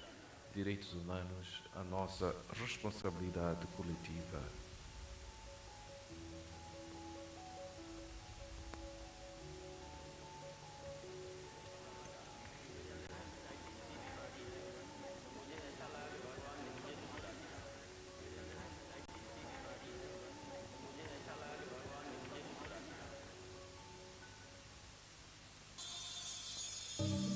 Welcome to the Gambia, home of the African Commission on Human and People's Rights. Bem-vindos à Gâmbia, sede da Comissão Africana dos Direitos Humanos e dos Povos. Bienvenue en Gambie, siège de la Commission africaine des droits de l'homme et des peuples. مرحبا بكم في غامبيا، البلد المضيف للجنة الإفريقية لحقوق الإنسان والشعوب. dal leen ci jàmm fii ci Gambia dëkkuwaay kuréel bu yore cëru doomu adama ci Afrika. One Africa, one voice, your rights, human rights, our collective responsibility. نرحب بكم في الدورة العادية للجنة الإفريقية لحقوق الإنسان والشعوب. حقوق الإنسان مسؤوليتنا الجماعية.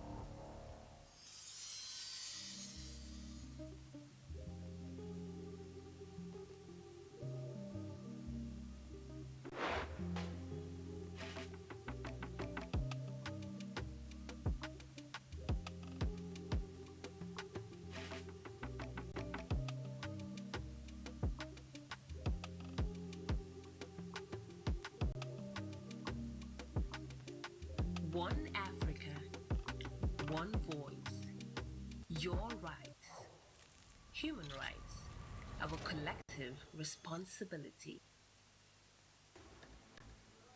You are welcome to the ordinary session of the African Commission on Human and People's Rights.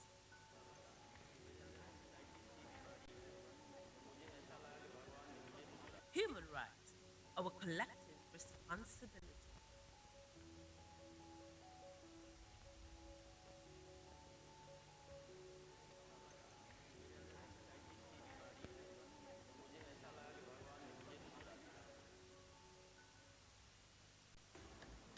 Bienvenue à la session ordinaire de la Commission africaine des droits de l'homme et des peuples.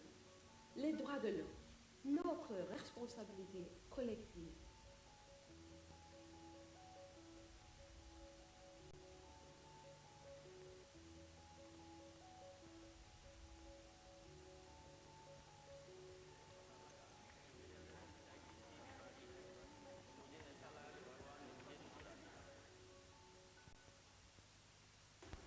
Sejam bem-vindos à sessão ordinária da Comissão Africana dos Direitos Humanos e dos Povos.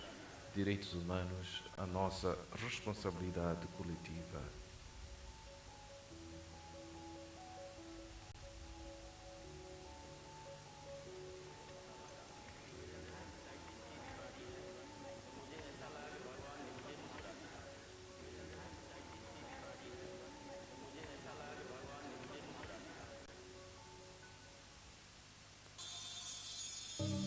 Welcome to the Gambia, home of the African Commission on Human and People's Rights.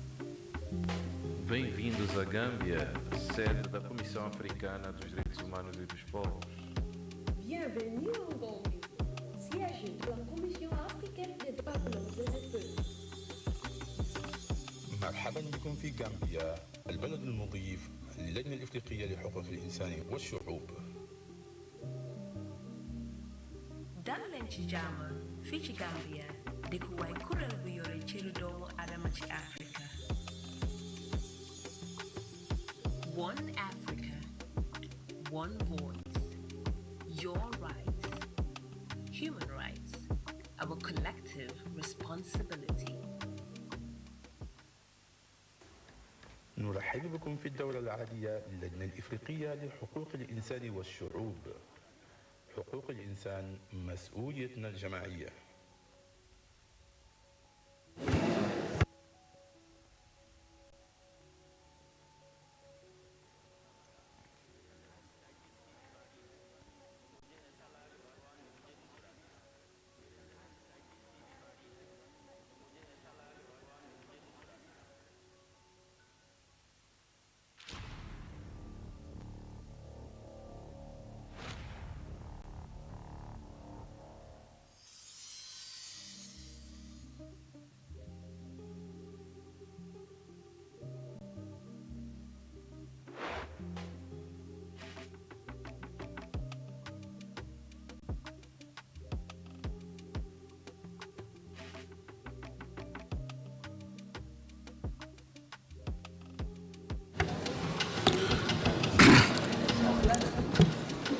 Mesdames et messieurs, je vous prie de regagner vos sièges. La commission va reprendre ses travaux.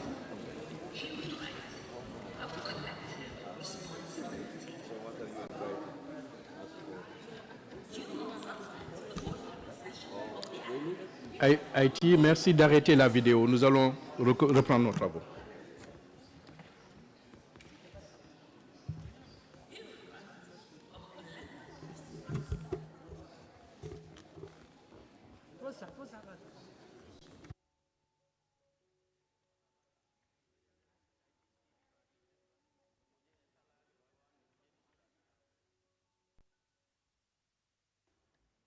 Bienvenue à la session ordinaire de la Commission africaine des droits de l'homme et des peuples.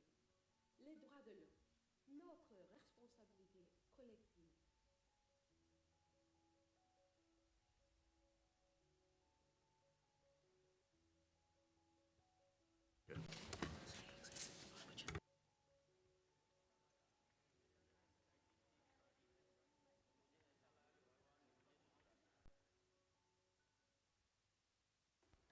Sejam bem-vindos à sessão ordinária da Comissão Africana dos Direitos Humanos e dos Povos.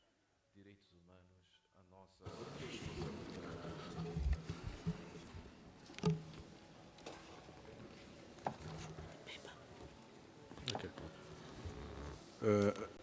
La séance est reprise et je voudrais à présent ouvrir le point 10 de notre agenda qui porte sur l'examen des rapports des États.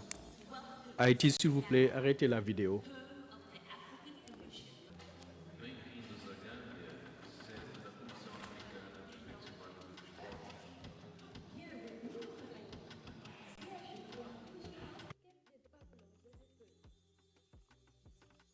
مرحبا بكم في غامبيا البلد المضيف للجنة الإفريقية لحقوق الإنسان والشعوب. dal leen ci jàmm fii ci Gambia dëkkuwaay kuréel bu yore cëru doomu aadama ci Afrika.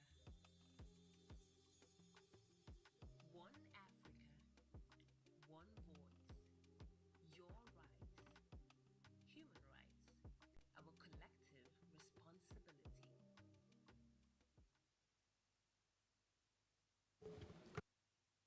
Très bien. Avant d'accueillir la délégation de la République de Tunisie, je vais ouvrir le premier sous-point qui porte sur la présentation du document sur l'état de soumission des rapports des États partis. C'est une activité informative où nous faisons le point de la situation de notre coopération avec les États. Alors, puisqu'il s'agit de parler de la coopération avec les États, je voudrais reconnaître la présence de l'ambassadeur de Gambie à Addis Abeba, qui est avec nous ici, qui est venu spécialement pour notre session, et qui, je voudrais faire ce témoignage, l'une des plus grands soutiens de notre commission auprès des organes de l'Union africaine. Madame l'ambassadeur, je vous souhaite la bienvenue. Commissaire Hatem, vous avez la parole pour la présentation de ce document. Merci, Monsieur le Président. Je vais m'adonner à cet exercice habituel que nous faisons à chaque session ordinaire pour présenter l'état de présentation des rapports des États partis. Alors, actuellement, la CADEP supervise la mise en œuvre de 5 instruments juridiques. Il y a bien sûr la Charte africaine des droits de l'homme et des peuples. Nous le faisons en vertu de son article 62. Ensuite, il y a le protocole à la Charte africaine relatif aux droits des femmes en Afrique, article 26. Le protocole à la Charte africaine sur les droits des personnes handicapées, c'est prévu par son article 34. Le protocole à la Charte africaine sur les droits des personnes âgées, et ça c'est tout nouveau, donc c'est l'article 21. Et enfin, la Convention de l'Union africaine sur la protection et l'assistance aux personnes déplacées en Afrique, c'est l'article 14.4. Alors, quels sont les nouveaux développements survenus depuis la dernière session? Alors, il y a d'abord, il y a lieu de souligner que la Commission a examiné les rapports périodiques suivants durant sa 83e session. Il s'agit des 7e à 10e rapports périodiques de la République fédérale démocratique d'Éthiopie. La Commission a également adopté les observations finales suivantes donc, lors de la 82e session. C'est ceux relatifs à la République démocratique d'Éthiopie concernant ses 7e à 10e rapports, ainsi que les observations sur le 16e rapport périodique de la mise en œuvre du rapport de la République du Zimbabwe. La Commission a reçu et préparé pour examen 4 rapports pour la présente session. Il s'agit du 4e et 5e rapport périodique combiné de la République de Botswana. Of Botswana under the African Charter on Human and People's Rights, the 18th and 9th combined periodic report of the Arab Republic of Egypt under the African Charter, and the 11th periodic report of the Republic of Mauritius under the African Charter for 2019-24, and then finally the combined 10th and 18th periodic report of the Republic of Tunisia on the implementation of the African Charter on Human and People's Rights, and the initial report on the Maputo Protocol 26-24. Advocacy for the submission of periodic state reports was also one of the issues raised during the Commission's recent promotion missions to Eswatini, June 2025, and Ghana, September 2025. The Commission drafted and reviewed the guiding principles on the state reporting on the Articles 10 and 11 of the African Charter. The document will be finalized and published soon. I now move on to the current priorities of the Commission with regard to periodic report. In the short term, the Commission will focus on strengthening the commitments of state parties to comply with their reporting obligations, ensuring greater compliance with the guidelines set out in the Commission's rules of procedure regarding the consideration of periodic reports and the adoption and transmission of concluding observations, maintaining collaboration with national human rights institutions and civil society organizations in gathering first-hand information as part of the process of review state periodic reports, participate in the current discussion on harmonization state reporting within the shared values of AU organs, finalize the adoption of the guidelines on reporting on Articles 10-11 of the Charter and work towards streamlining the existing guidelines. And then communicate on the entry into force of the protocols to the African Charter on the rights of persons with disabilities and rights of older persons, as well as the need to include in the periodic reports parts D and E on the implementation of their provisions. Now I'll come to the status of submission of periodic reports as at May 2025 under Article 62 of the Charter. So this is the table I've been waiting for. Yes. I'll start then. The first line, the countries that are up to date, we have 5 of them that are up to date. They are Angola, Burkina Faso, Ethiopia, Mozambique, Uganda, and Zimbabwe. They are 7, and they represent about 12.96%. And then report on the review. And they concern Botswana, Egypt, Mauritius, and Tunisia. So I allow you to avoid to being long to have the list. So as for that have one overdue, they are 13. They represent about 24%. What are 2 reports overdue? They are 4. So they represent about 7.4. 3 reports overdue, Rwanda, and unfortunately 19 countries that are more than 3 reports overdue, and 6 states are in red. They have not presented any report. So I request the Secretariat to move on to the other slide. So this is a diagram of all the states that have submitted their reports. So that's the situation. So the summary has already been done by percentage. As for the periodic report of the other instruments regarding the Maputo report of that the 45 state parties to the African Charter ratified the Maputo Protocol. These state parties are required to submit periodic reports on the implementation of the provisions of the two aforementioned instruments in accordance with Article 62. With the recent submission of its periodic report by the Republic of Tunisia, 22 of the 45 states concerned have already submitted periodic reports covering the Charter. As for the Kampala Convention, 33 state parties to the African Charter have, that's about 61%, have also ratified the Kampala Convention. In addition to the Republic of Cameroon and Angola and Burkina Faso are the second and third state parties to submit a periodic report on the implementation of the three instruments.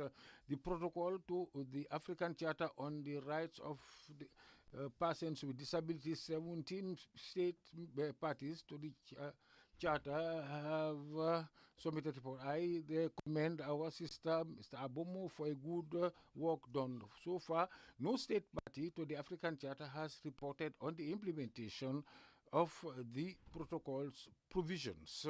As for the protocol to the African Charter on the rights of older persons, 17 states parties to the African Charter ratified the protocol to the rights of older persons, and so far no state party of the African Charter has reported on the implementation of the protocol's provisions.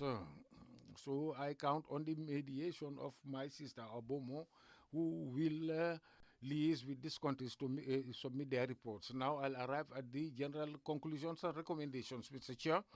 Yes, the Commission considers it of paramount importance to encourage state parties to commit to submitting periodic reports to the three states to the Charter, Maputo, to the broad protocol, to Kampala, namely Angola, Burkina Faso, Cameroon, have fulfilled their obligation.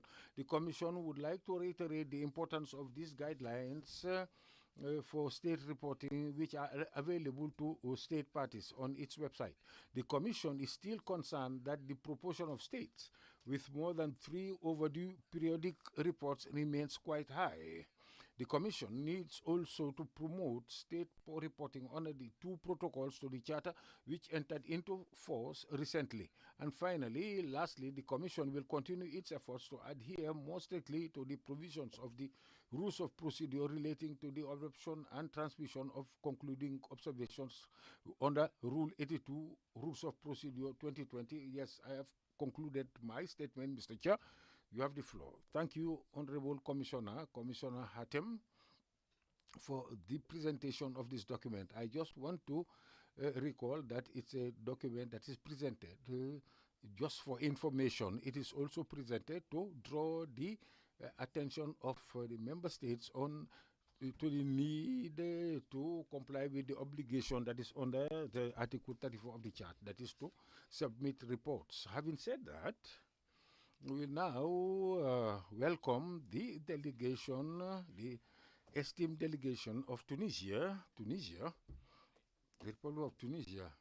On my behalf and on behalf of all the commissioners, I would like to welcome you and welcome you here to the Gambia, and also express our positive appreciation to the decision taken by your government to come here to present its report on the implementation of the guarantees guaranteed under the Charter of the African Commission on Human and People's Rights, a charter that you have ratified since 16 March 1983. And I would like to indicate that your initial report was submitted in 1989, and after that you presented your first report, periodic report, in 1994. A second report ensued in 2006, and now today you are before the Commission to present your 10th and 18th combined report covering the period 2006 and 2024. I'm sorry. I'd say that I am quite impressed while considering the process under which the report has been submitted, and there is something that has drawn my attention. That is the seriousness with which the report has been presented. You indicated the training workshop organized with the Danish organization and the University of Pretoria, the Human Rights Center. This shows the special attention that you give to this report. So, having said so, yeah, Mr. Honorable Excellency Ambassador, I welcome also the Minister of Foreign Affairs, Ali Nefti, who is following us online. So, I just we will listen to you for about 2 hours for you to make your statement. So the first hour will be for you to totally fully, so you can share your statement among yourself, and then the following hour will be used by the commissioners. So you are kindly requested now to make your statement. So in the interest of time, I would like now to give you floor, Your Excellency, Ambassador, for 1 hour.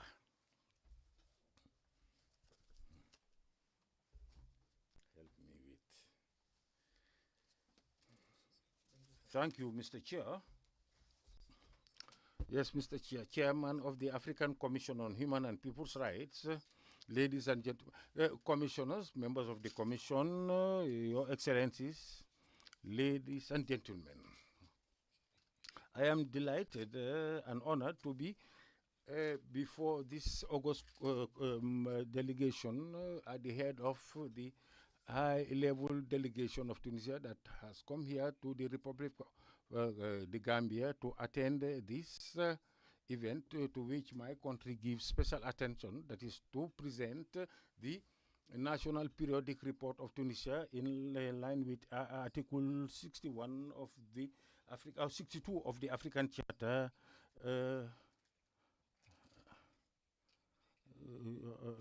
So in this introductory remark, I would like to convey to you the salutation to the chairperson and the Minister of Foreign Affairs, who has been assigned by the President of Tunisia to do this presentation. And the minister will make a statement online.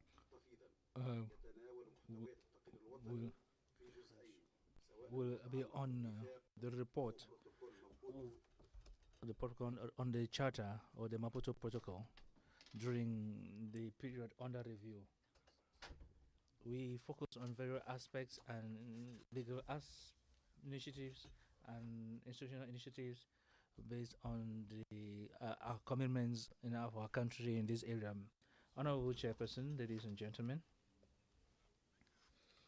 the national mechanism responsible for developing the report presented by the National Coordination Commission presented the report and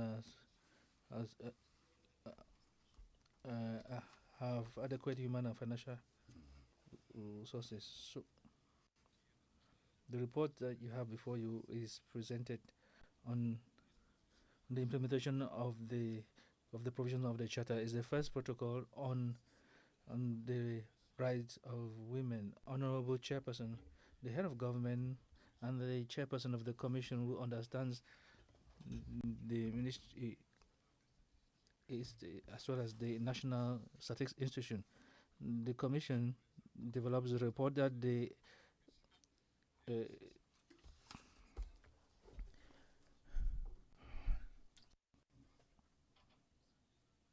and they follow the implementation of recommendations of these bodies. The commission used the guiding principles from your August commission, be it in the formal substance, which ensures that there is a very clear image of acts on human rights in Tunisia. The commission, in its work, adopted a participatory approach. There were consultations of all the stakeholders, especially young people, and we've joined the recommendations to the report that is being presented to you. It should be said that as part of its concern to better prepare the report, the Commission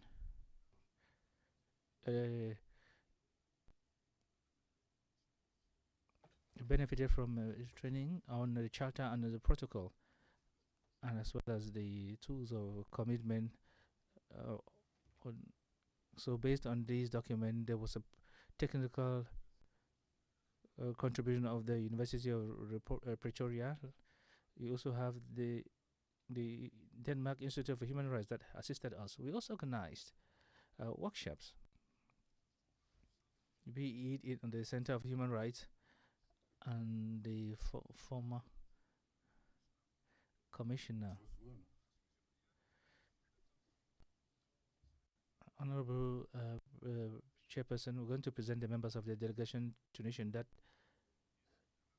are taking part in this meeting. You have representatives of some ministries, members of the National Commission responsible for drawing up the reports, Mrs. Malam Iman Kanai, the Permanent Secretary of the National Commission, Mrs. Sarah Shawai, representative of the Ministry of Foreign Affairs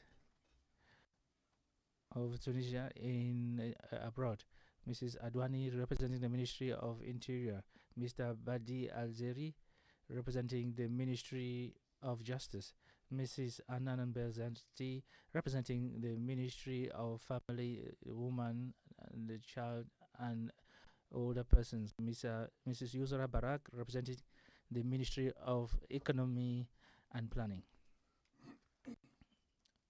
After this introduction, I would like to request you to follow the speech of or the address of the minister. I'd like to say that the delegation is ready to interact and dialogue with your August committee to provide any clarifications that you need, and we are open to accept your proposals and recommendations. Thank you very much, Honorable Chairperson. Thank you, members of the Commission, and thank you for all those who are present here for the interest in this issue. Now we can follow the address of the minister. Thank you, Honorable Chairperson.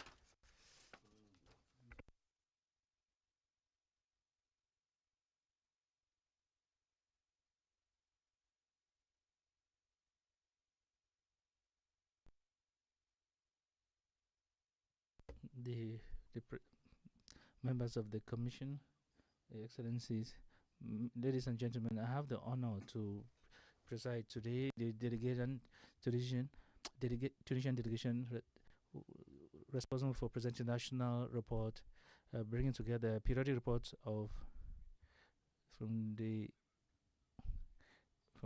2006 2024 in accordance with the Article 62 of the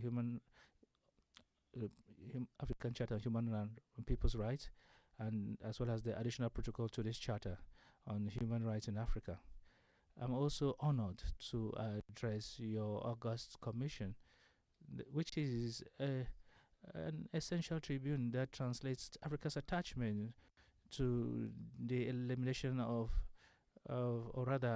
universal culture of human rights. I'd like to thank all the members as well as its secretariat and the efforts that they are making for the protection and promotion of human rights. I'd like to seize the opportunity to reaffirm the attachment of Tunisia to the principles and universal values, as well as the support to all initiatives and efforts aimed at promoting services for peace and security in the world, and especially within the framework of constructive dialogue for the independence and national institutions. Honorable Commissioners, ladies and gentlemen, the mandate entrusted to me by His Excellency, the President of the Republic, Mr. Said, to chair the Tunisian delegation is of capital importance and shows that to the importance that Tunisia accords to human rights. It is known that Tunisia is a pioneer in the conservation of human rights through many initiatives, like the abolition of in 1946 and the Fundamental Pact in 1947. And Tunisia is committed to these rights and the implementation and working to promote the culture that is based on rights and equality. Tunisia would like to guarantee to its people the full exercise of its mandate.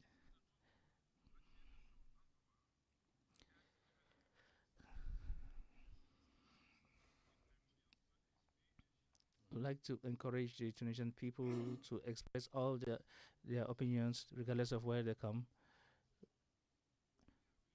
It reaffirms from this tribune that the rights and freedoms of Tunisians are guaranteed in law and in practice, and the public authorities undertake to preserve these rights and to promote them. Our country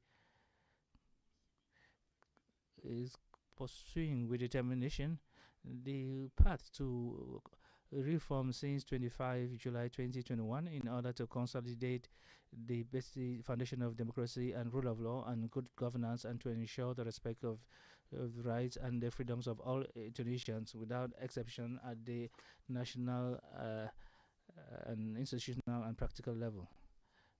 The profound conviction of Tunisia, without which human rights cannot be possible, is also accompanied with a constant commitment to consolidate and develop socio-economic rights to guarantee the conditions of life worthy of all components of the society, and to encourage pacific cohesion among us. Conscious that the relation of this right is linked to the concept of social justice, the state focuses on the revision of the various frameworks of social security, contract, and they are considered as the foundation of human work. These efforts are to the measures to promote the human person. It should be recalled here that the presence of a high-level Tunisian delegation that I have the honor to chair today in Banjul for the presentation of the national reports before your August assembly attests to the importance that Tunisia accords to the human rights and is a position for the work accomplished by regional communisms with regard to the promotion and protection of these rights. It also reflects the determination to support existing cooperation with these mechanisms, as it will be concretized during the constructive dialogue.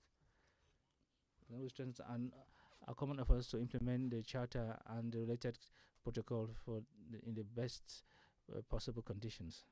Tunisia, that offered Africa is named.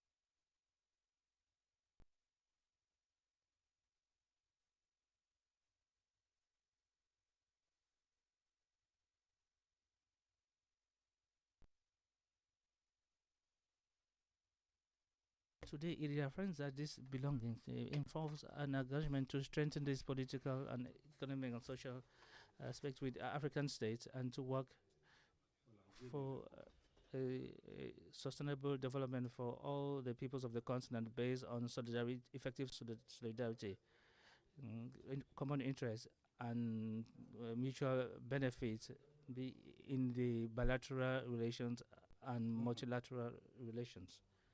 On behalf of the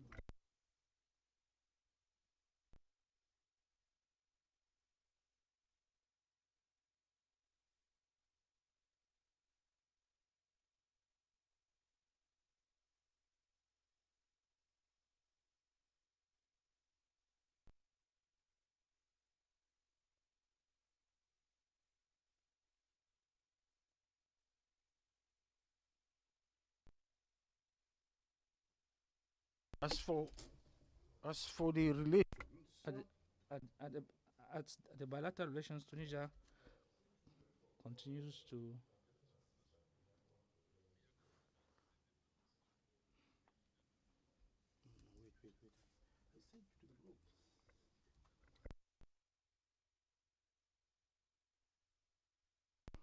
as for its precious contribution since 1960 to peacekeeping in Africa. Today, we reaffirm our commitment to freedom and the autonomy of decisions on our continent, our support to the African Union in all its structures and its management, as well as our support to all the initiatives designed to provide it with the necessary resources to achieve the aspirations of our peoples for progress and development, and in order to build a future that is bereft of the consequences of colonialism. Tunisia, a founding member of the African Union, the Organization of African Unity, and then the African Unity is still committed to all the initiatives designed to strengthen our continent and ensure the sovereignty of these regions. In order to embody these choices, we belong to, we respect all human rights as part of its commitment to dialogue that ensure the sovereignty of states, their independence of their decisions and principles. Mr. Chair, ladies and gentlemen, Tunisia is one of the pioneering countries that ratified the African Charter on Human People's Rights, which was embodied in August 1982. That is to say, 1 year after the adoption of the Charter. The ratification of the Charter is part of the continuation and adherence of Tunisia to all the principles of human rights, including the International Convention on the Elimination of All Forms of Racial Discrimination of 1966, the International Pact of 1968, and the Pact pertaining to socio-economic and cultural to ensure our continuous engagement with the international human rights system in its universal and comprehensive dimensions. We have ratified a group of other international agreements. I would like to mention in particular the Convention Against Torture of 1988, the International Convention on the Rights of Persons with Disabilities, and its optional protocol 2008, the optional protocol to the Convention Against Torture of 2011, the International Convention for the Protection of All Persons from Enforced Disappearance in 2011, and the first optional protocol to the International Covenant on Civil and Political Rights on the filing of complaints by individuals in 2011. In order to consolidate the content of these agreements at the domestic level, Tunisia has established a solid legal arsenal in the field of human rights, as well as an institutional framework entrusted with embodying national trends in this field. On the legal level, the Constitution of July 25, 2022 is the first of these texts, with its second chapter dedicated to rights and freedoms. It unequivocally affirms the state's duty to guarantee individual and public rights and freedoms for all citizens,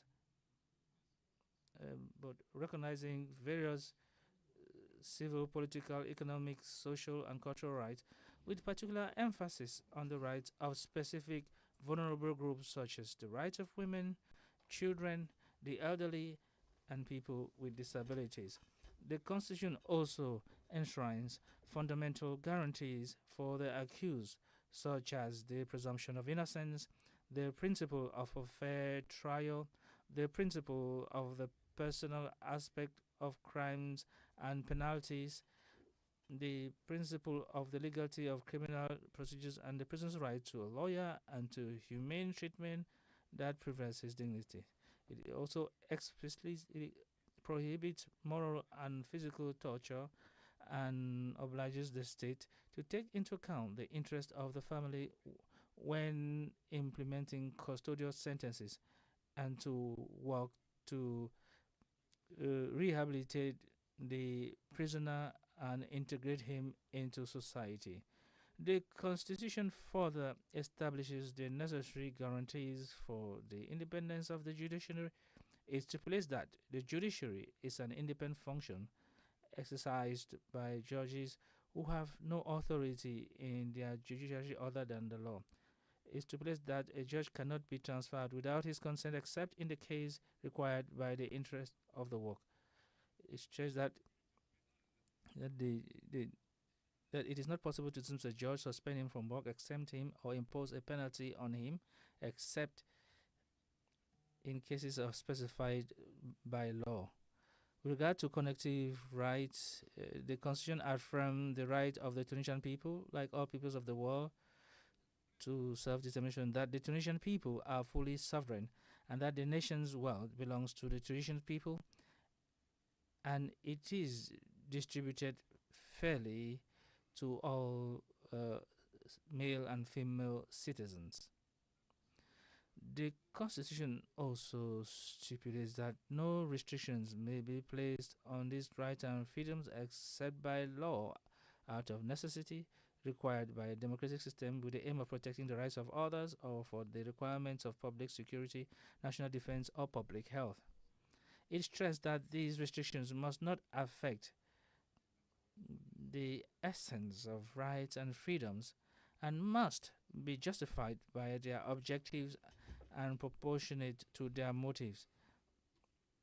It emphasizes that no revision of the provisions of the Constitution may undermine the gains of human rights and freedoms. It holds all judicial bodies responsible for protecting these rights and freedoms from any violation. To ensure that all these rights and freedoms are not limited exclusively to the Constitution, they have been implemented in a significant number of legislative texts with the aim of detailing them and regulating their exercise. In the field of civil and political rights, in 2011, a set of decrees were issued relating to the organization of political parties, the organization of associations, freedom of the press and publishing, and freedom of audiovisual communication. In addition, a decree relating to the revision and completion of the Penal Code and the Code of Criminal Procedure was issued, which explicitly stipulated the crime of torture, acknowledged that the public lawsuit for this crime is not subject to a statute of limitations, acknowledged the nullity of the accused statement. We also have the principle of non-refoulement, ensuring that no individual is returned to a country where they would be at risk of torture.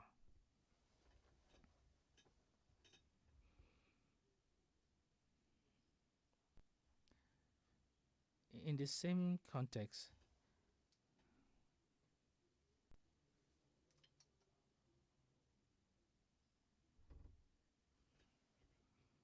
some numbers of guarantee concerning the impeachment, especially regarding the proper conduct of execution. The organic law of number of 2019 dated January 30 established the Social Security Program. This law aims in the same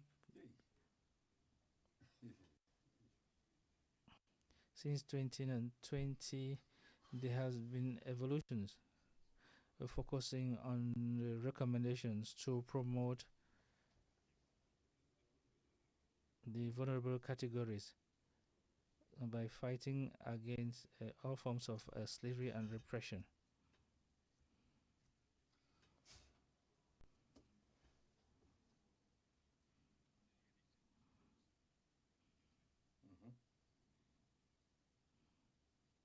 there were been law number of 10/2020 relating to the self-initiator system was also issued.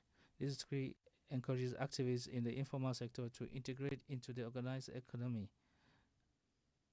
In this framework, we have the law number 37 of 2021 dated July 16, 2021, regulating housework was also promoted. This law aims to, there's also a law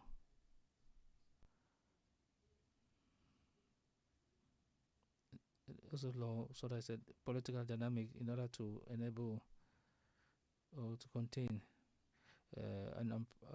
unemployment. You have Decree 33 of 2020 that encourages the stakeholders to integrate into the formal economy that will provide certain advantages such as tax incentives. You have the law number 37 of 2021 dated July 16 regulating housework. It aims to regulate housework in a way that guarantees the right to decent work without discrimination while respecting the human dignity of house workers.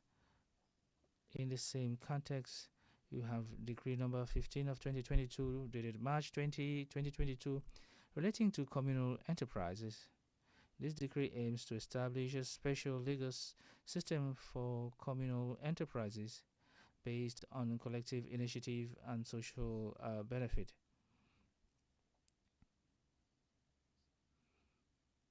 And this dates back to 20 March 2022. Finally, order number 327 of 2025 dated June 7, 2025 was issued prohibiting subcontracting in the public sector. This law was adopted, and it is a continuation of the revision of the Labor Code, which prohibited and criminalized subcontracting within the private sector. At the institutional level, the strengthening of legal against safeguarding various rights and freedoms coincided with the reinforcement of the institutional framework in the field. In this context, since 2011, a group of independent public bodies have been established to protect and promote human rights in Tunisia, most notably the Independent High Authority for Elections, the Independent High Authority for Audiovisual Communication of 2011, the National Authority for the Prevention of Torture in 2013, the Access to Information Authority and National Authority for Combating Trafficking in Persons. In addition, a process to establish a national human rights body pursuant to a basic law issued in 2018.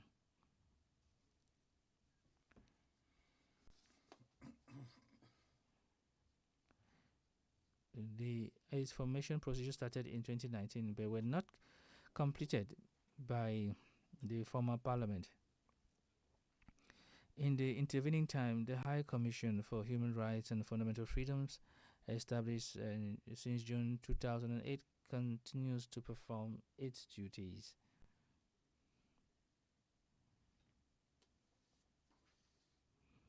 In the judicial field, the Constitution of 25 July 2022 provides for a constitutional court to oversee the constitutionality of draft laws.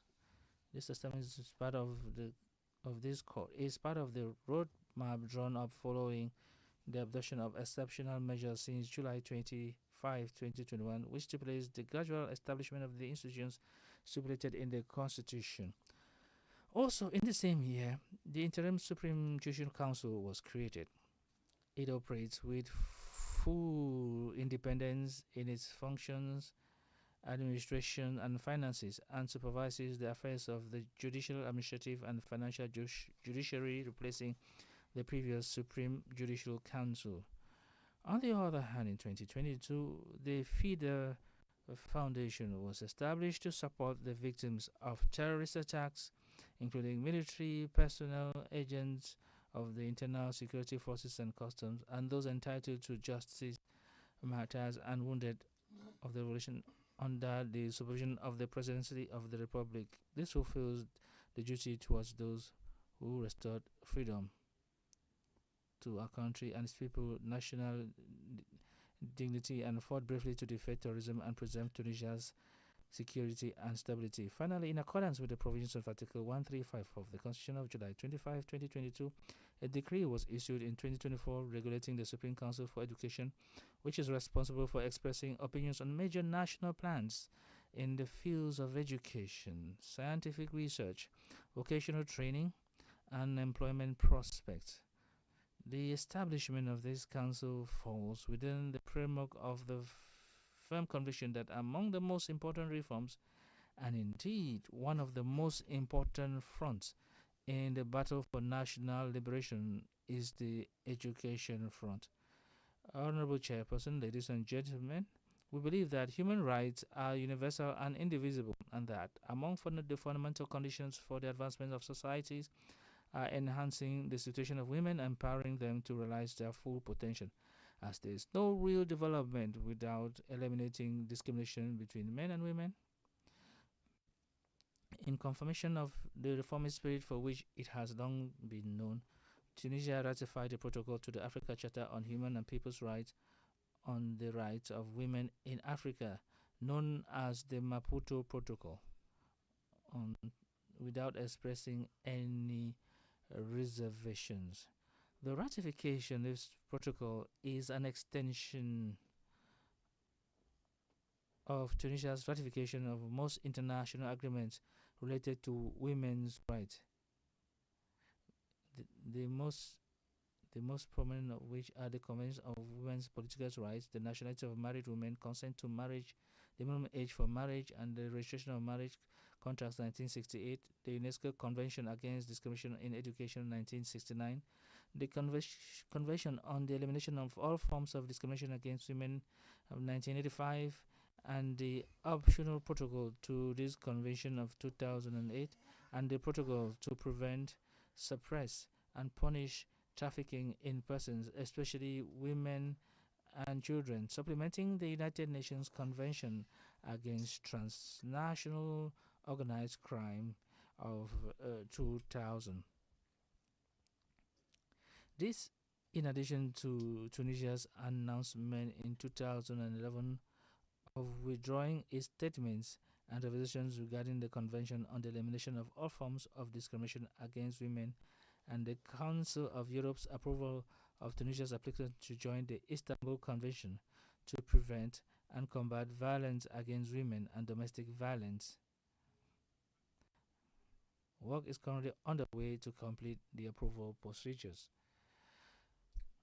It is worth recalling that since the early years of independence, Tunisia has worked to develop a comprehensive and integrated legal framework to enshrine and advance women's rights, as well as an institutional framework to embody national trends in the field. On the legal level, it should first be noted that the Constitution of July 25, 2022 included a special chapter on women's rights, Chapter 55, through which it was emphasized that the state is committed to protecting, supporting, and developing women's acquired rights, ensuring equal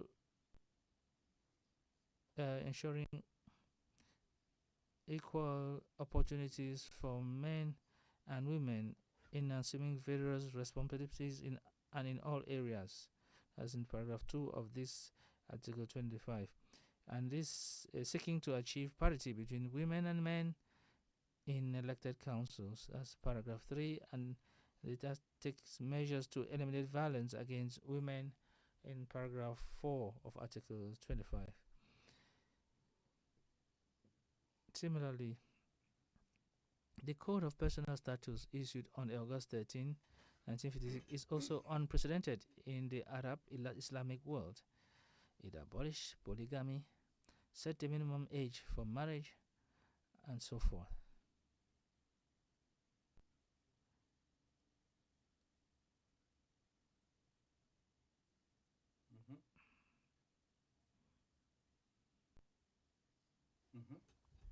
This code is open approach complete to the religious text and the result to legal interpretation. It also inspired the laws equality between men and women.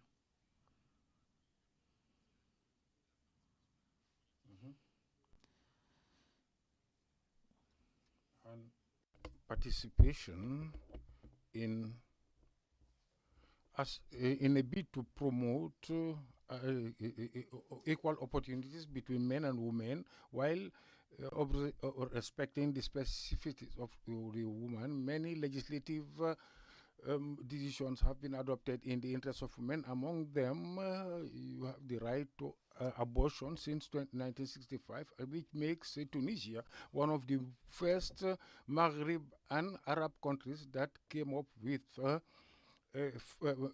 family planning legislation in the interest of women, independently of their matrimonial situation or the number of children they have. So these rights are extended to married women, bachelors and the like. In addition to the act pertaining to marriage couples and the use of modern methods while ensuring the respect of human dignity and body safety. And also laws concerning prisons of 2008 that takes into account the conditions of prison conditions of pregnant women throughout their pregnancy, as well as the admission of women in together with their mothers. Recently, these years have been marked by the adoption of many legislations which constitute a revolution in various areas regarding women's rights. The first law is the organic law of 1968 or 2017 regarding violence against women. This law is designed to implement measures to eradicate all forms of violence against women based on sexual discrimination and ensure equality and human dignity. In addition, the Organic Law 15/2019 of 13 February 2019 pertaining to the Organic Law and precisely the fourth paragraph of Article 18 contain provisions that oblige those in charge of the program to ensure the preparation of the budget based on indicators that ensure equal opportunities between men and women, and in general the various social categories without discrimination, which will be evaluated based on that basis. And that law constitutes the cornerstone of gender when it comes to annual projects and the performance of every ministry. Furthermore, Law number 44 of 2024, dated August 12, 2024, regulating maternity and paternity leave in the civil service, the public sector, and the private sector, was also issued. For the first time, a 15-day prenatal leave was approved for women, and the maternity leave was extended from 2 to 3 months, with full pay for civil servants and public sector employees, and grants for female workers in the private sector.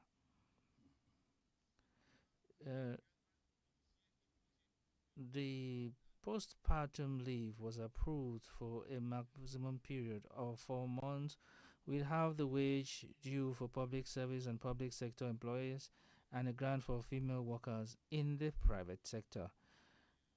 This law also extended the paternity leave from 2 to 7 days. Finally, Decree number 4 of 2024, dated October 2022, 2024, was issued regarding the social protection system for female agricultural workers. This system created a special social protection system for female. This system created a special social protection system for female agricultural workers, aiming to help them achieve economic integration and motivate them to improve their families' living conditions and consider their role as economic actors. They also benefit from a special system that guarantees them benefits including health insurance, old age, and disability coverage.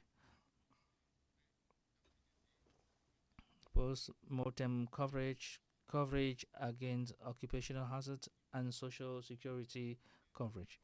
At the institutional level, in addition to the institutional gains achieved by previous national reports presented before your esteemed commission, the institutional fabric that upholds and promotes women's rights has been strengthened.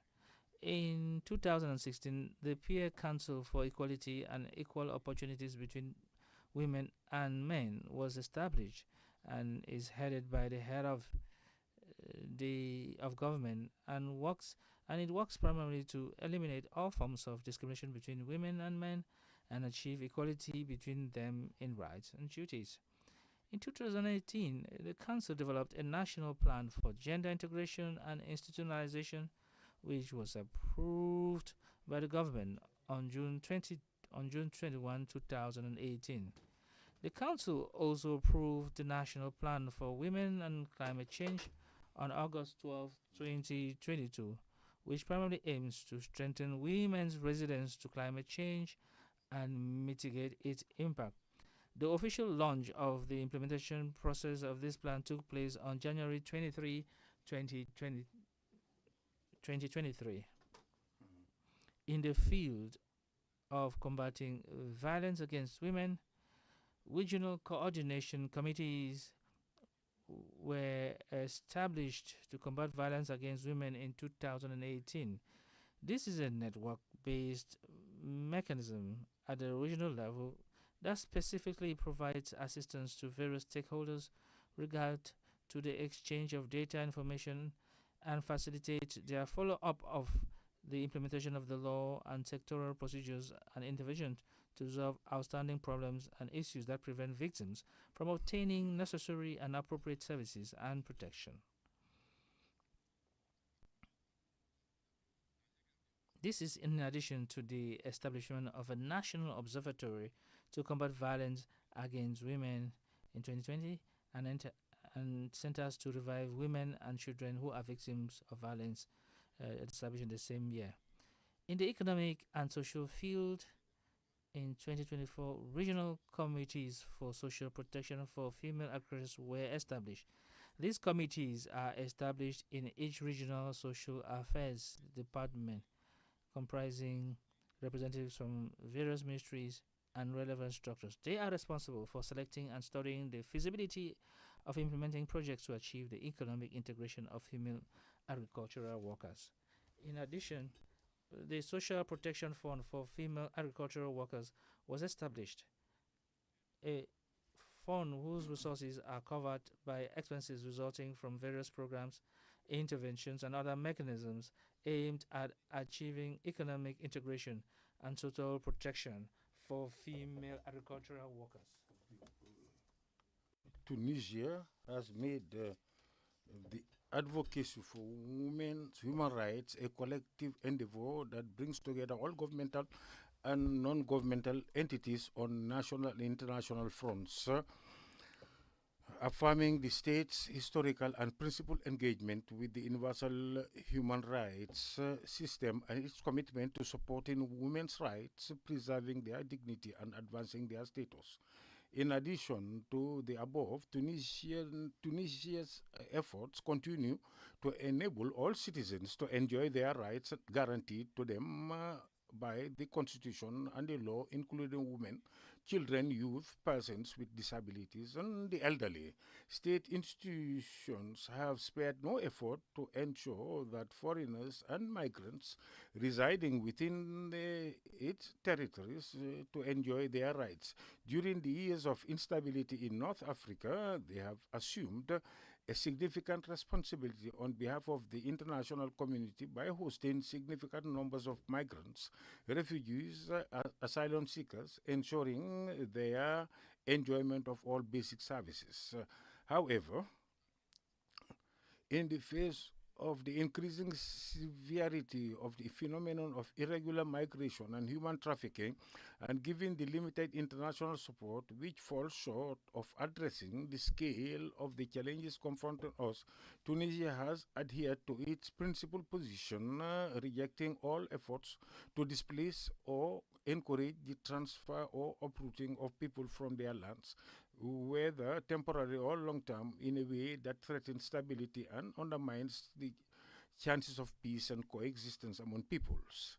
Mr. Chair, ladies and gentlemen, all legal institutional gains in the field of human rights in general and women's rights in particular constitute a source of pride and honor for our country. Nevertheless, the progress made should not mask the array of domestic and international challenges that our country, like other countries, have faced in recent years.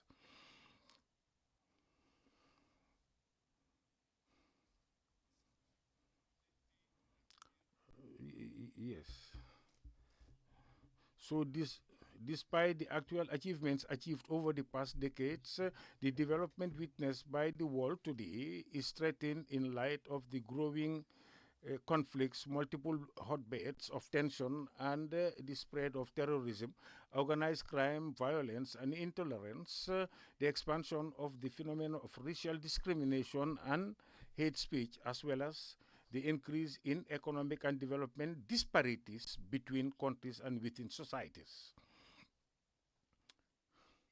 The COVID-19 pandemic, as well as the emerging fragility and vulnerability it has revealed, has impacted the realization of human rights for all and demonstrated that numerous challenges continue to prevent the effective implementation of the Universal Declaration on Human Rights and the African Charter on Human and People's Rights.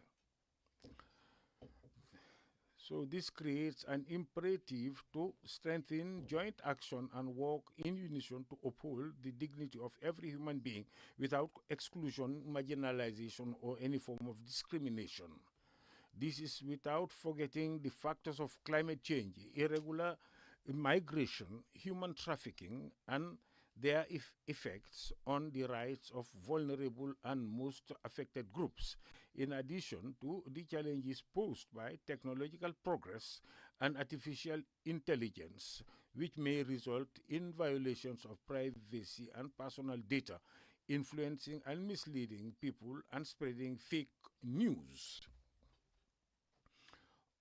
On the other hand, Tunisia, like other countries, faces challenges related to the policy of double standards and the politicization of human rights principles, which have often become a weapon in the hands of some parties to try to put pressure and impose or dictate according to what their interests and strategic goals dictate. Guided by the belief that human beings are the very essence of human rights and the ultimate objective, a human rights-based approach to development represents the most effective path to conflict prevention, the construction of inclusive and sustainable economies, and to the reinforcement of communities' resilience in times of crisis. Tunisia has emphasized the need to rebuild a better, more just and equal manner, the importance of technical cooperation and building the capacities of countries in the field of human rights in accordance with their needs and taking into account their capabilities and specificities. It has also worked within the framework of fruitful and constructive cooperation based on mutual respect to positively interact with international and regional mechanisms through objective, constructive dialogue and optimal understanding of existing and similar circumstances and challenges. Within this framework, Tunisia reaffirms its steadfast commitment to African human rights mechanisms recognized as key instruments for reinforcing the overall system of these rights on the continent, while rejecting all attempts aimed at employing them politically and dragging the country into interfering in the internal affairs of other states. We call for constructive cooperation with these mechanisms in order to support the legitimate demands of the continent's people for sustainable development and the recovery of their looted funds abroad. Mr. Chair, ladies and gentlemen, it would be remiss of me to conclude my statement without touching upon a matter that extends beyond the African continent and lies within the framework of international solidarity for human rights and the rights of peoples.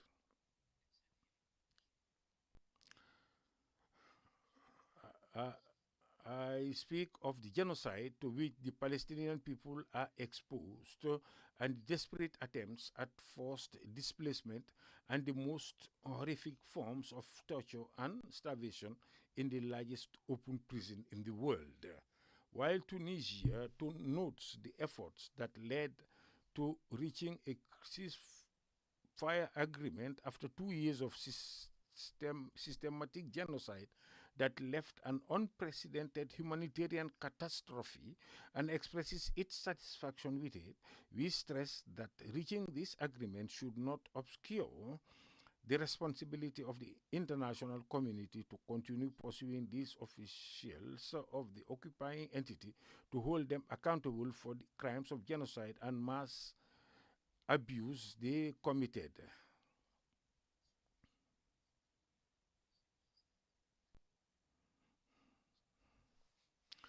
So, Tunisia reiterates its categorical rejection of all attempts at displacing the broadly Palestinian people from their land and liquidating their just cause. Tunisia calls on the international community to assume its responsibility in ensuring the continuity of the ceasefire in Gaza, completely lifting the siege on it, and accelerating the empowerment of the Palestinian people to immediately receive humanitarian aid and to rebuild their land in a way that establishes the foundations of a humane life and preserves their security and dignity. In conclusion, I would like to reaffirm to you Tunisia's determination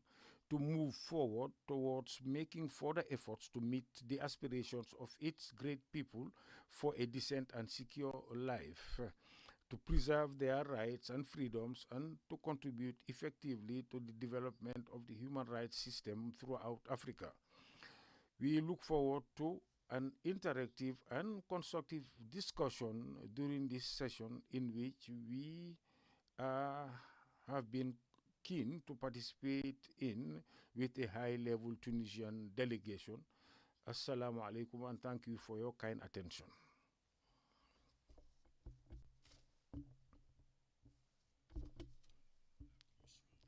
The Commission thanks His Excellency Ali Nafti for his presentation. Ambassador, so you have now 9 minutes. If you would like to use that period, you can take back the floor. If not, we can start our interactive dialogue with the Commission. Thank you, Mr. Chair. We believe that the intervention of the Minister has been quite comprehensive with regard, so the report has been comprehensive. I'll give you back the floor, expecting that we will interact with you with regard with the questions that will be asked by the commissioners, and it will be an opportunity for the Tunisian delegation to intervene depending on their areas of specialization. Thank you, Mr. Chair. So now I'll open now this phase of interactive dialogue with the members of the Commission. Yes, Mr. Ambassador, there is a referral that monitors the situation of human rights in Tunisia, and that is the country rapporteur, that is Commissioner Salma Sasse. I will give her the floor for 10 minutes for her welcome remarks and her general comments. Honorable Commissioner, you have the floor. Thank you, Mr. Chair. Minister of Foreign Affairs and Immigration and Tunisians abroad, Ambassador of the Republic of Tunisia in Dakar, ladies and members of the Tunisian delegation, allow me, in my capacity as the rapporteur for Tunisia, to welcome you and to express to you the delight of the Commission for your presence here and for coordinating and cooperating with us. Your presence today at the highest level is a strong indication to get into a dialogue and accept your responsibilities. The Commission welcomes the combined report that covers the periodic report from 10 to 11 in line with Article 62 of the Commission on Human and People, and also the methodology followed by the National Mechanism on Drafting and Monitoring. And these facts show exactly the efforts that are being made to coordinate among the various institutions of monitoring in the region, and the Commission also follows and monitors the developments that have taken place at the constitutional level that consecrate and enshrines the rights and freedoms apart from the conventions adopted and incorporate them in the national laws, and this shows your commitment to international law. So the Commission would like to reiterate and renew its willingness to conduct a dialogue that is designed to come up with concrete results, and we look forward to cooperating with you with regard to the commitments when it comes to freedoms and rights of the Tunisian people. Allow me to start by asking general questions regarding the Republic of Tunisia's submission of reports. We would like to stress that Tunisia ratified the African Charter in 1983 and submitted in 1999, and in 1995, that's the first periodic report, and in 2007 it submitted its periodic report from the 4th to the 7th, and that was the latest and the last one submitted by Tunisia. The Commission notices the participatory efforts made in the presentation of those reports, and the Commission stresses and says that that report is quite rich and contains detailed information with many annexes, about 20 of them. And at the same time, the committee comments to the efforts made in the drafting of the report. So the Commission calls on Tunisia to provide details, especially because of the lengthy period of not submitting a report to the Commission, periodic report to the Commission. As for the ratifications, the Commission notices with satisfactory the ratification of international instruments during this period, including the Maputo Protocol and the African Union Treaty that prevents corruption, and the Commission also notices that Tunisia is considering the ratification of other instruments like the right of the child and the welfare of the child, and the two protocols concerning older persons and persons with disabilities. The Commission calls on Tunisia to inform us on the ratification of these two instruments, and also request the submission of updated information on the ratification of a host of instruments, especially at the African level, concerning the African Treaty on Democracy and Good Governance, and the African Union Convention on Displaced Persons, on the Kampala Convention, and also the elimination of violence against women and girls, adopted recently, the African Protocol on the rights of citizens to social protection, and the protocol to the African Charter on the right to citizenship and nationality and statelessness in Africa. As at the United Nations level, the Commission calls on the Tunisian delegation to provide updated information on the ratification of the international agreements regarding migrant workers and the facultative protocol in all these areas. Tunisia also ratified the protocol on the establishment of certain and has received, the court has received some communication and it attends this court as in an observatory. But the Commission notices, unfortunately, that the Tunisian government has withdrawn its declaration in this regard. So the Commission would like the delegation to explain the reasons for this withdrawal, and can the government consider the possibility of reconsidering this decision in order to guarantee the protection of human rights in Tunisia. As for the National Framework on Human Rights, the Commission noticed that Chapter 2 of the Tunisian Constitution protects human rights. And in September 2022, the African Court on Human and People's Rights indicated that the lack of establishing a constitutional court creates a legal vacuum, and has requested the Tunisian government to do something about this. So the Commission would like the delegation would know a decision to establish this court. And we also inform you that the National Committee on Human Rights, in line with the Constitution ratified in 2019. So the delegation is requested to provide an overview regarding the National Committee or Commission stated above. And we have also information that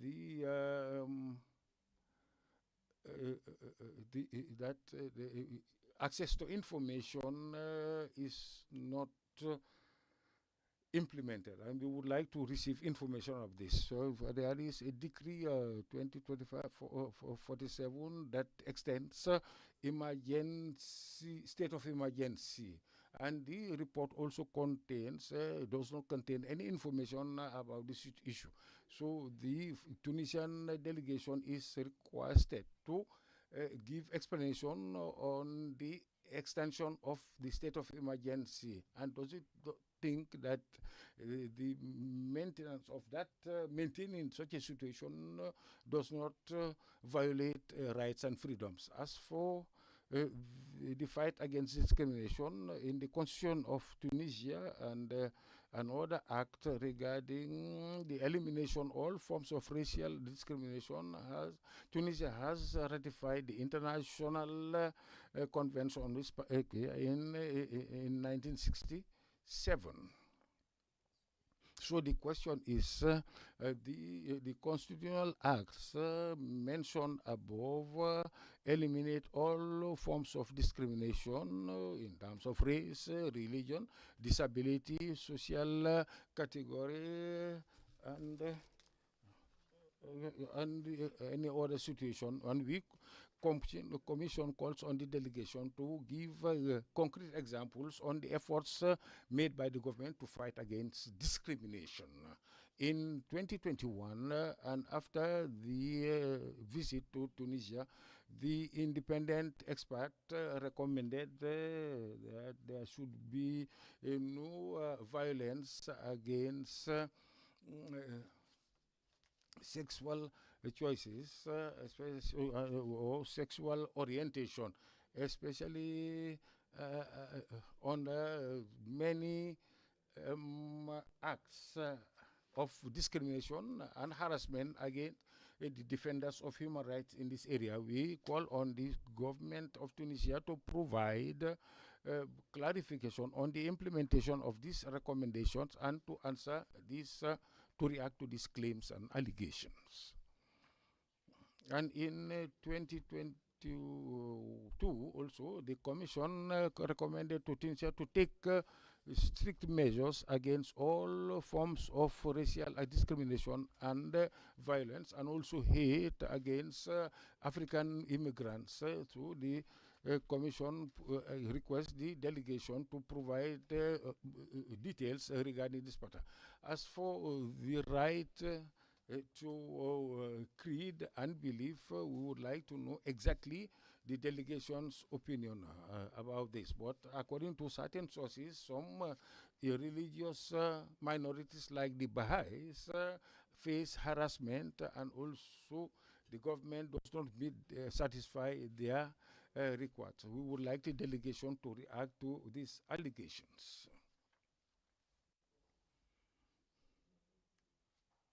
As for the right to participate in general affairs stated under Article 13 of the Constitution, the African Commission has expressed its concern about the dissolution of the Tunisian Parliament, and also the dissolution of the Constitutional Court. In addition to that, in September 2022, the African Court adopted a ruling concerning Ibrahim Al-Ghaith against the Republic of Tunisia, calls on the Commission request the delegate to provide details about that decision, and the presidential decrees have been abolished 23, 80, 109 and 117 and 138 and 137 and 138.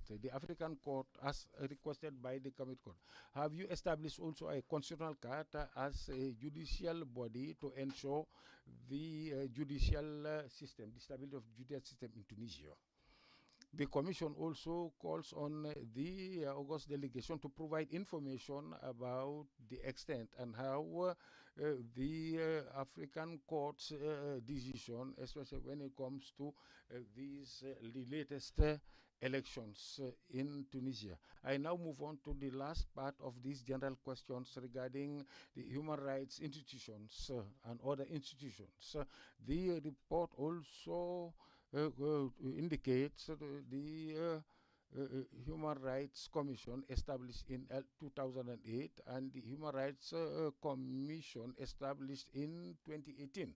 But it is not clear from the report whether it is assumed that this commission has been dissolved in replace of the new one. So the commission requests the delegation to explain exactly the reason for the establishment of a new commission in 2018. And after the adjournment of the parliamentary session in 2021, does the parliament, that is newly elected, to hold a general session to elect members of that commission?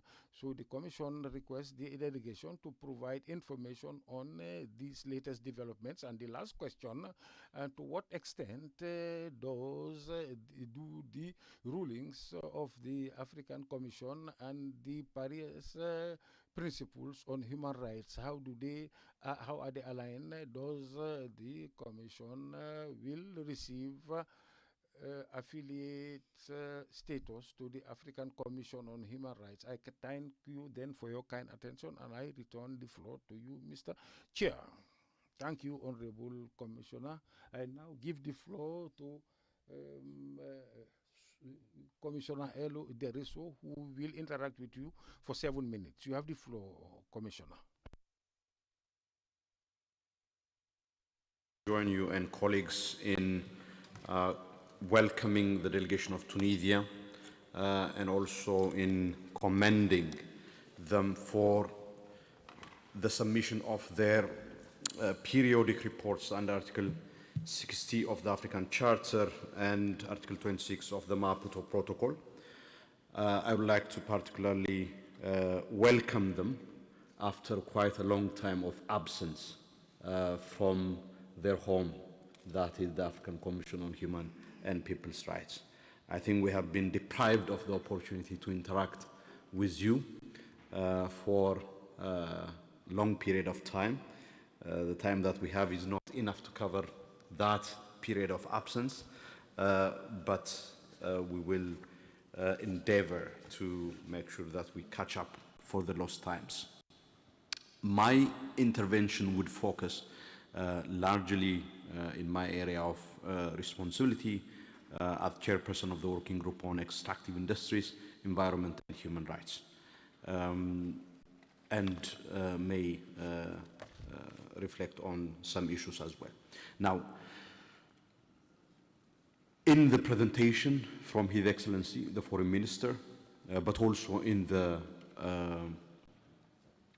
report itself, it is provided that the equitable distribution of national wealth is enshrined in the Tunisian constitution, which stipulates in its preamble that true democracy will only succeed if political democracy is accompanied by economic and social democracy and by the equitable distribution of national wealth. This is in paragraph 362 of the report. And the report also quotes Article 16 of the Constitution of Tunisia, which stipulates that, I quote, "The wealth of the nation belongs to the Tunisian people, and the state must endeavor," I think this is a very important one, "the wealth of the nation belongs to the Tunisian people." And this coheres directly with Article 21 of the Charter, which vests natural resources in as a right belonging to the people. And the state is a custodian, not the owner. The owner are the people. So the state must endeavor as custodian to distribute its revenues on the basis of justice and equity among citizens of all regions of the Republic. It goes on to state that investment agreements and contracts relating to national wealth shall be subject to the approval of the Assembly of People's Representatives and the National Council of Regions and Provinces, and quote. I'm not sure if the delegation is aware, but would like to draw your attention that this commission has adopted guidelines on state reports, state report guidelines and principles on Articles 21 and 24 of the African Charter. And despite the reference to the relevant constitutional provisions in the report provides little information required in this state reporting guidelines and principles on Article 21 and 24 of the Charter regarding the legal, institutional, provisional arrangements in place to govern natural resources in Tunisia, particularly with regard to the development of the hydrocarbon sector, to which reference is made actually in the report itself.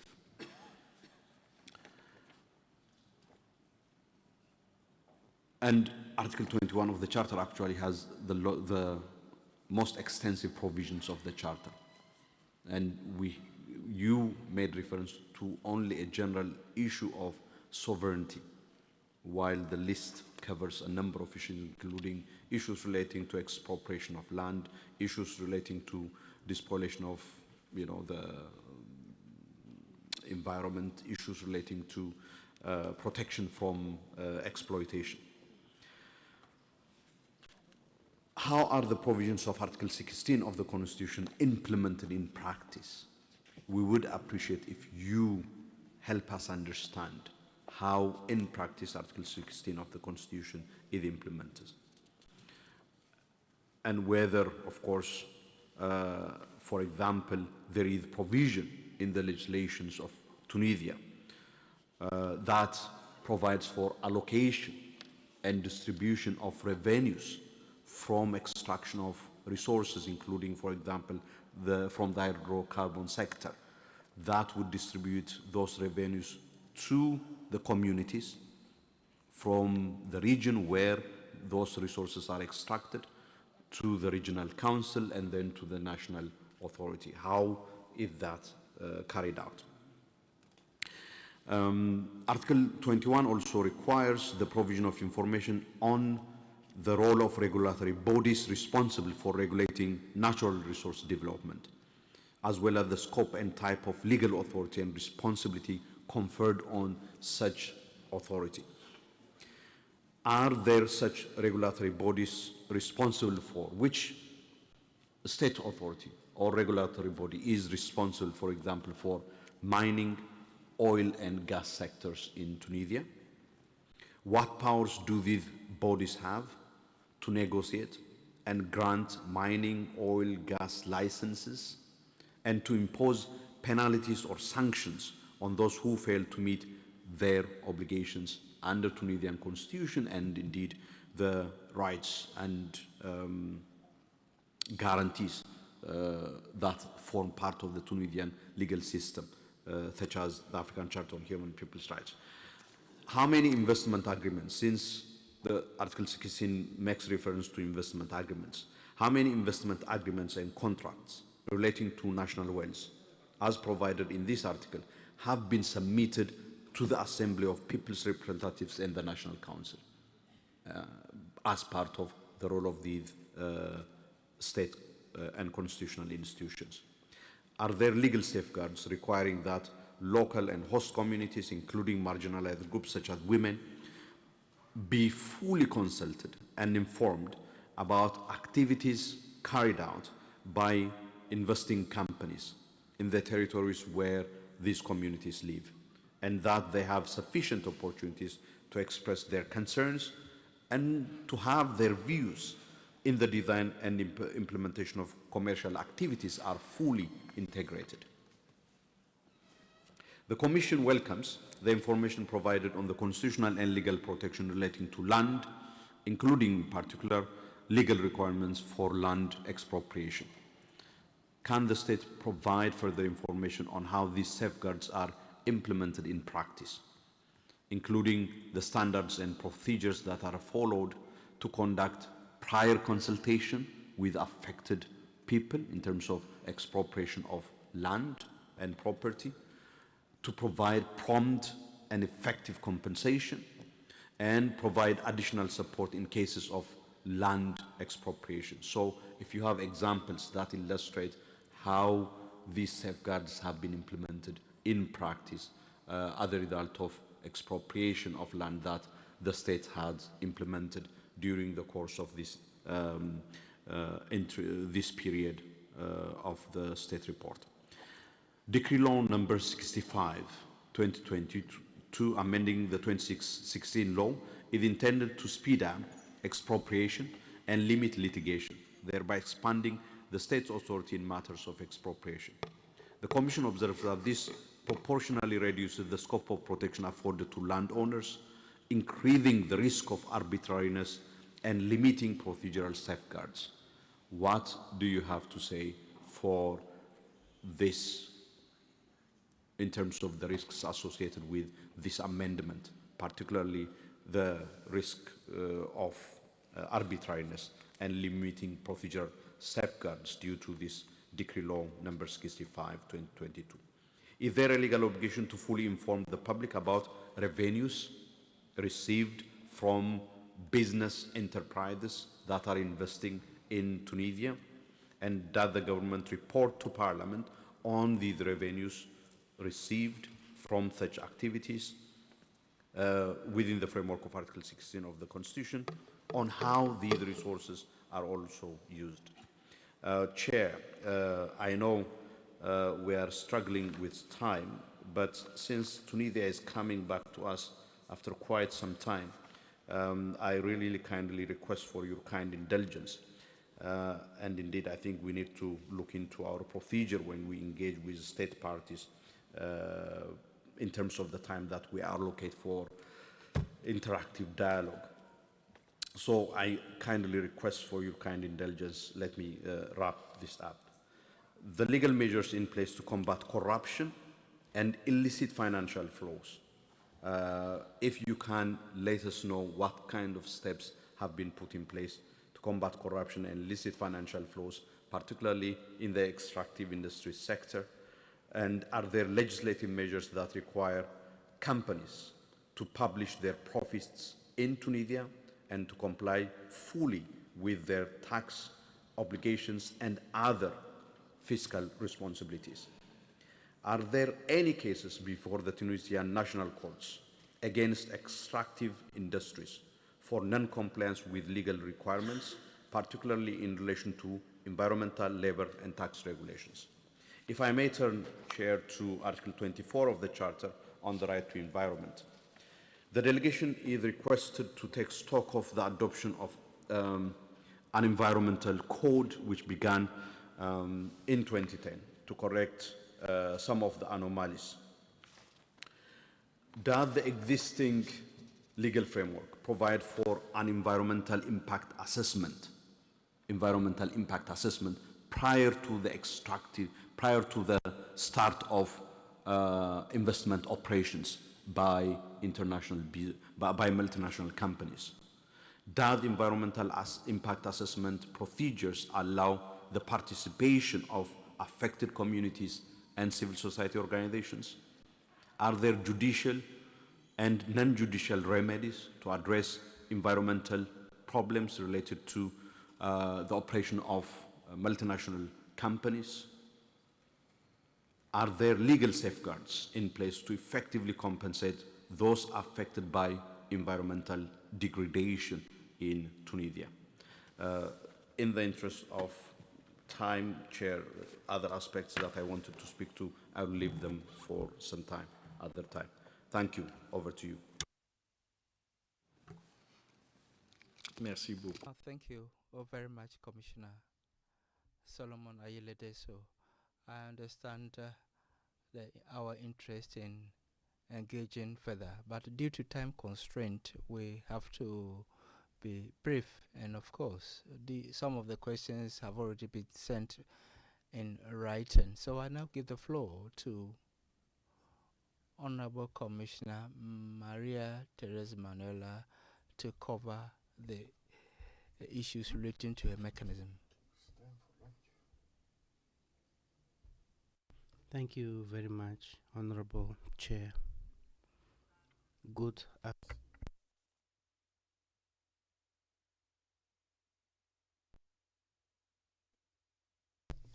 Thank you very much and welcome to the delegation of Tunisia. I would like to also thank the delegation for coming back to us. Interpretation is available from English channel if you can hear us. Thank you very much. I was welcoming the honorable delegation of Tunisia, and I was commending them for coming back to do this dialogue that we believe is going to be very constructive. As the chairperson has already mentioned, I will also touch on issues related to my mandate, which is the prisons, conditions of detention, and the policial action in Africa. Apparently, you continue with no interpretation. Are you able to follow interpretation, please? Interpretation is available from English, French, and Arabic. Chairperson, please take into account the time allocated to us because we have a lot to say and very little time. Excellencies, the report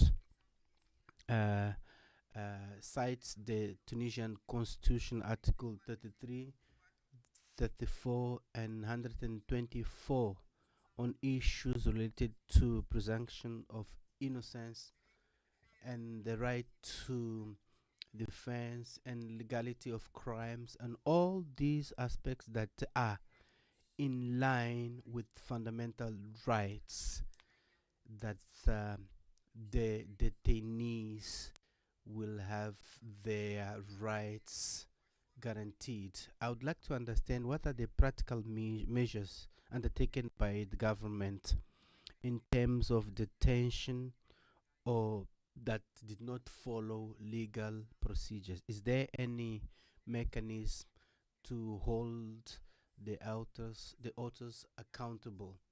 The delegation can share any statistics on this matter. Another aspect, the national legislation of Tunisia allowed that the civils to be tried by military tribunals. We would like to understand in which circumstance that this happens, because these are two courts with different types of competencies. Now, when it comes to the visits to the prisons by members of associations have to be authorized after a detailed analysis. We would like to understand the specific criteria that is applied in that said analysis under paragraph 78 of the report. Now, when it comes to judicial support under the Law 52 amended by Law 3, here there are taxes and fees that are very important, but there is a 29% rate of judicial support that were not approved. What is the specific reason for that to be so?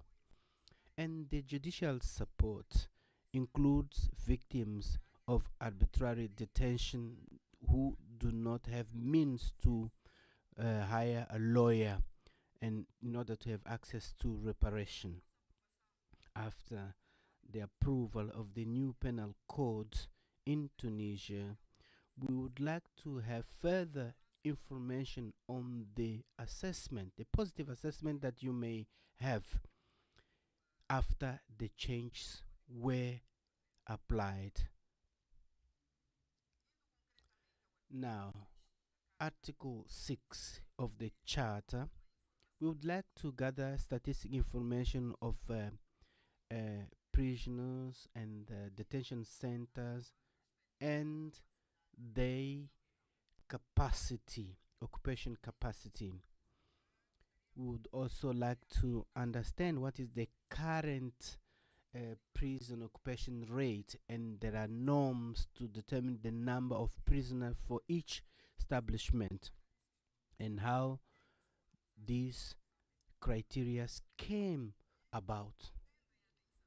Also, taking into account the rules for the maintenance of law and order in prisons, which is the exclusive duty of the states, can we please get the number of prison guards and how many men and women can be there due to the tension in Tunisian prisons?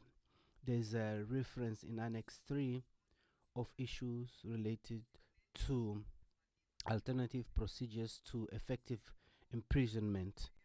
This is wonderful and welcomed. We would like to understand if there is mention in such documents of the principles of non-criminalization of small crimes and petty crimes that were adopted in 2018. And concluding, Chairperson, I wish to indicate that apart from the alternative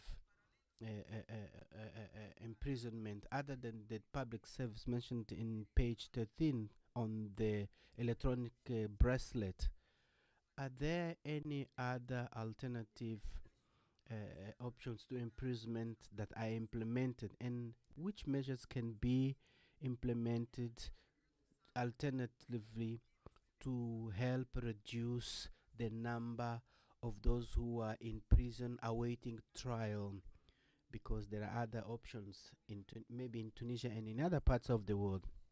Now, when it comes to the training of public officers that are involved in the trainings that you undertake, we would like to understand the length of the public officials that are trained, prison staff, police officials, and so on and so forth. We would like to have the disaggregated members of staff, public that are related to prison staff on the promotion of human rights in Tunisia. Reference was made to other instruments that are used in capacity building and training of such public officials. We would like to understand the principles of non-criminalization of small crimes and petty crimes, Luanda guidelines, and other legal frameworks and instruments that you are using and you are applying in the trainings that you undertake in the country. Now, I would like to touch on detention conditions. We have no information on the capacity limits, health, training, contact with the external world. There is only reference to the fact that if the civil society needs to visit, they need to be authorized, and the organs that have access to such permissions. We would like to gather information on these aspects: health, hygiene, sanitation, to understand the conditions in Tunisia, and specific information relating to women detained on their reproductive and sexual health for women and girls. There was a mention by the minister on these aspects. We would like to gather more information whether there were any case or disciplinary sanctions against public officials for denouncing violence against prisoners. One more aspect related to children or minors in conflict with the law. Are there any program for them? What is the minimum age that they can be detained? Whether they have accompaniment? Thank you very much, Commissioner Manuela. I now give the floor to Commissioner Lungu. You have the floor for 7 minutes. Thank you, Chair. I shall try and limit myself to the 7 minutes if I manage. Otherwise, most of the questions the government of Tunisia have addressed them, and I want to commend them for presenting their report and considering this exercise as a dialogue and not an interrogation. In terms of freedom of association, I want the delegation to brief us about the process of amendment of Decree 88 of 2011. And you know the decree that I'm talking about is about freedom of association. And I also want them, delegation, to tell me whether they are ready to address the concerns relating to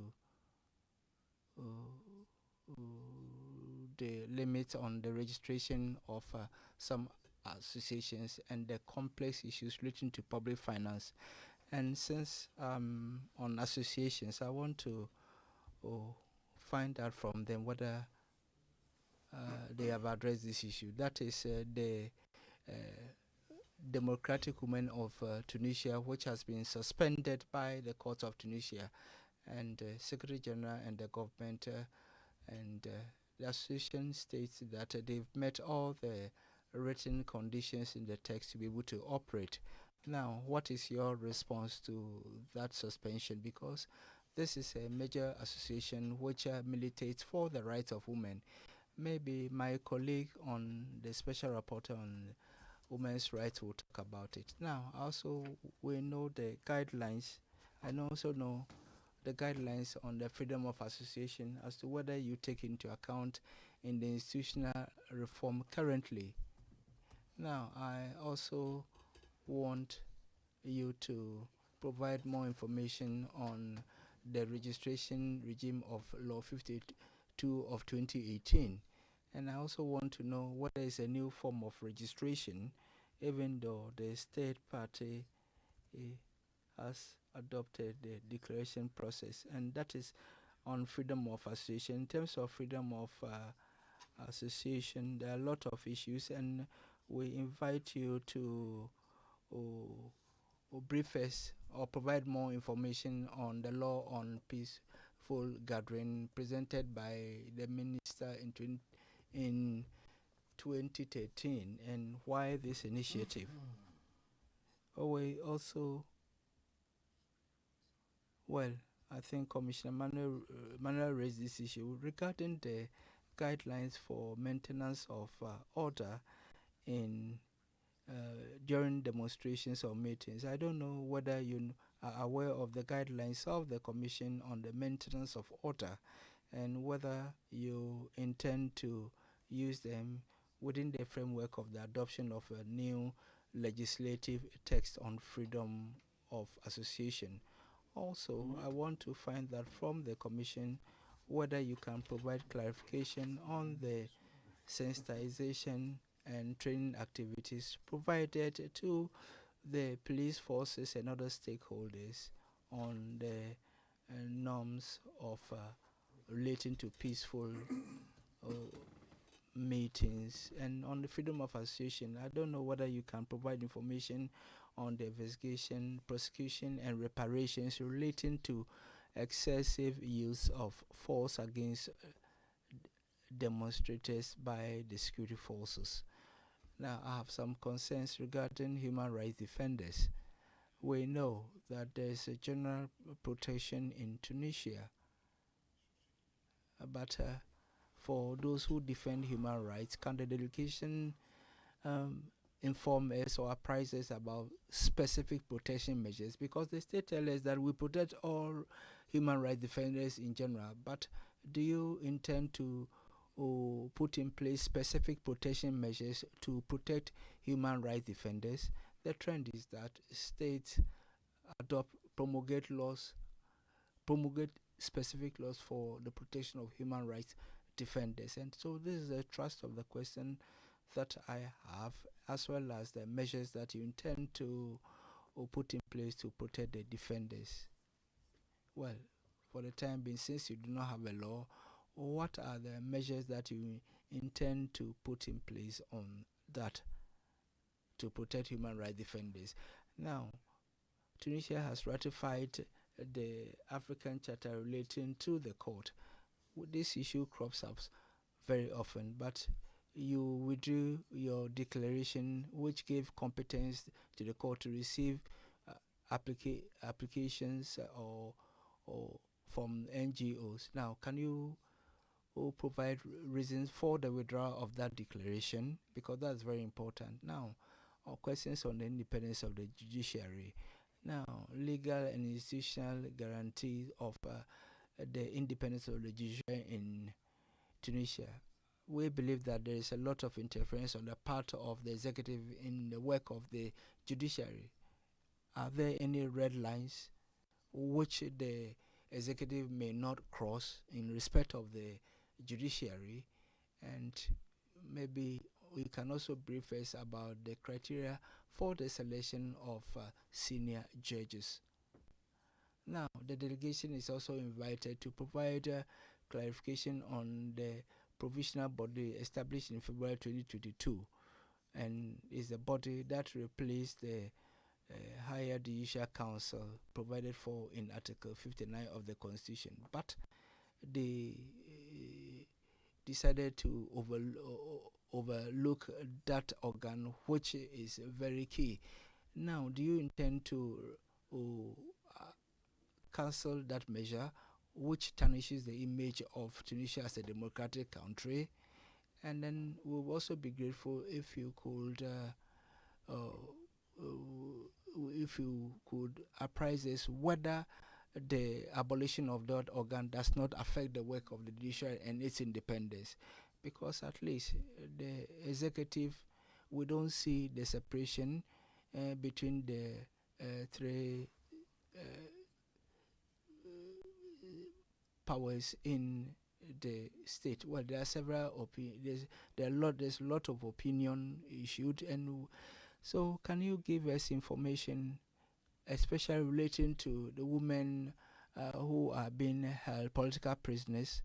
Check that I will mention Sonia Damani, Sadia Musba, Sherifa Yayi, Imen Wadani, Shaga Hag Magbarak, Salwa Gerisa, Abe Mose Kayentoke, who risk death penalty, and Ahmed Buswan, Ahmed Jalasi, and Isam Shebi, Janwa Mbembari, Gazi Gawashi, and a lot others like Murad Gizidi, Mohammed Jawu, and Diad Busami, Sherifa Sadia, Meshba, Iman Wedin, Yasin, Romdani, and many others. I cannot mention all of them because the chair has been requested us to be brief. Now I have a last question, and that relates to sexual rights. How do you manage associations or human rights defenders who work in the area of sexual rights? Those in charge of homosexuality, how are things in Tunisia? How do you manage that issue? Because they are there and they exist, and these are Tunisians and they are victims of discrimination in the society, whereas their rights have been denied them because of their situation, and the associations that work in their defense are also not welcome. So thank you very much for indulging me. Well, it's incumbent on me to commend you, Honorable Lungu. I now give the floor to Commissioner Zakaria Mondenga to cover the areas under his mechanism for 7 minutes. You have the floor, sir.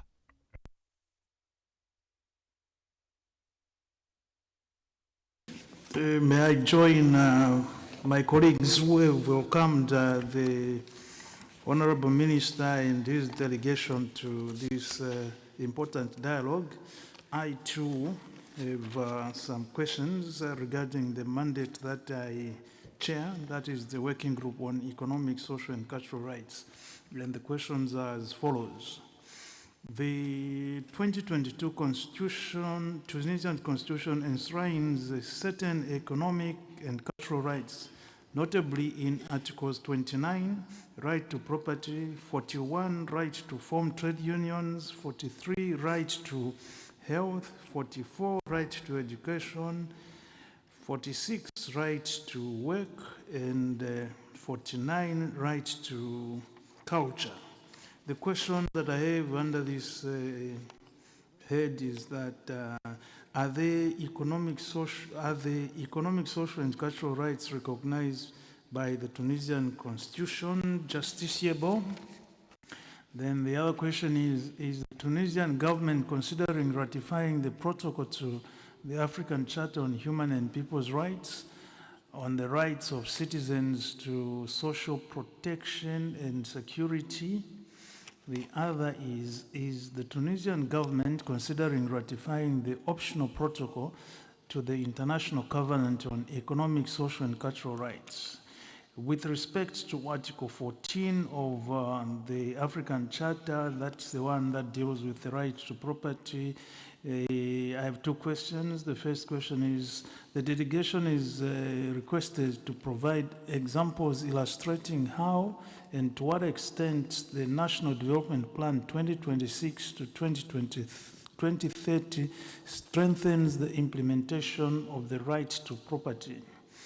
The second question under this head is that, are there any discriminatory practices inspired by customary law regarding access to land, particularly against women?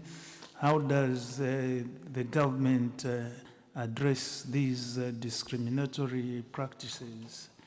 Right to housing. The report provides general information on the right to property and on the expropriation regime in the public interest, but contains no substantial information on the efforts undertaken by the government to implement the right to housing, except for local and urban development programs, including the neighborhood rehabilitation and integration program. That is found at page 392 of the report. The questions I have under this head, there are three. Are there currently any national plans or strategies in force in Tunisia addressing the right to housing? What are the criteria for allocating housing to vulnerable persons in Tunisia? The other question here is, are there any public-private partnerships for housing constructions aimed at addressing the existing challenges in the implementation of the right to housing? The last question under the right to housing is, what initiatives have been undertaken to improve the level of basic sanitation? Under Article 15 of the African Charter, the right to work under equitable conditions, the right to work is enshrined in Article 46 of the Tunisian Constitution. The Commission takes note of the legal framework aimed at improving employability and protecting the rights of workers, particularly persons with disabilities, domestic workers, and women working in agricultural sector. Those are found at paragraphs 183 to 184. The question that I have is, could the delegation provide statistics on employment and unemployment rates in Tunisia? The delegation is requested to provide information on the level of women's participation in the labor market and the unemployment rate among women. What is the formal minimum age for unrestricted access to employment? What efforts has government undertaken to address the following issues? Gender-based discrimination, sexual harassment in the workplace, employers' non-compliance with legislation on working hours, occupational safety and health standards, and the minimum wage. I go to Article 16, the right to enjoy the highest attainable standard of physical and mental health. The report contains detailed information on the legal and institutional framework, on the government initiative to promote the right to health. That is at pages 45 to 50. The questions that I have here, what is the proportion of the health budget in Tunisia during the period under review? Then on the issue of resources allocated to the health sector, the delegation is requested to provide gender disaggregated information and data on the number of doctors and in hospitals and health facilities and the ratio per capita. And the last question under the right to health is, what effort is the government making to address the following issues regarding the implementation of the right to health, that is access to health care in rural and remote areas, access to quality health care and safe abortion, and maternal and infant mortality. The right to education, which is under Article 17, there are questions that I want to ask here. Are primary and secondary education free in Tunisia? If so, are there any hidden costs? Are there any penalties for parents or guardians who deliberately fail to enroll their children in school? What initiatives are taken to improve the quality of education in general? What are the dropout and illiteracy rates in Tunisia? Then the delegation is requested to provide information on measures taken to address regional disparities in education. Lastly, Chair, under Article 22, the right to economic, social, and cultural development, the delegation is requested to provide an update on the current poverty rate and on concrete measures to address this issue. And the very last question is, the delegation is requested to provide an overview of the National Development Plan 2026 to 2030, its main objectives, and the human and financial resources allocated to its implementation. Chair, those are the questions which I direct to the honorable delegation of Tunisia. Thank you. Merci, commissaire Mwandenga. Je donne à présent la parole à l'honorable commissaire. Give the floor to Honorable Commissioner Luis Abomo for 7 minutes. Thank you for giving the floor, Honorable Chairperson. I'd like to greet the Tunisian delegation and I'd like to bid them a warm welcome to this 85th session. I'm going to talk to you about the rights of older persons and persons living with disabilities. Now, starting with older persons with disabilities, I base on Article 54 of your Constitution, as well as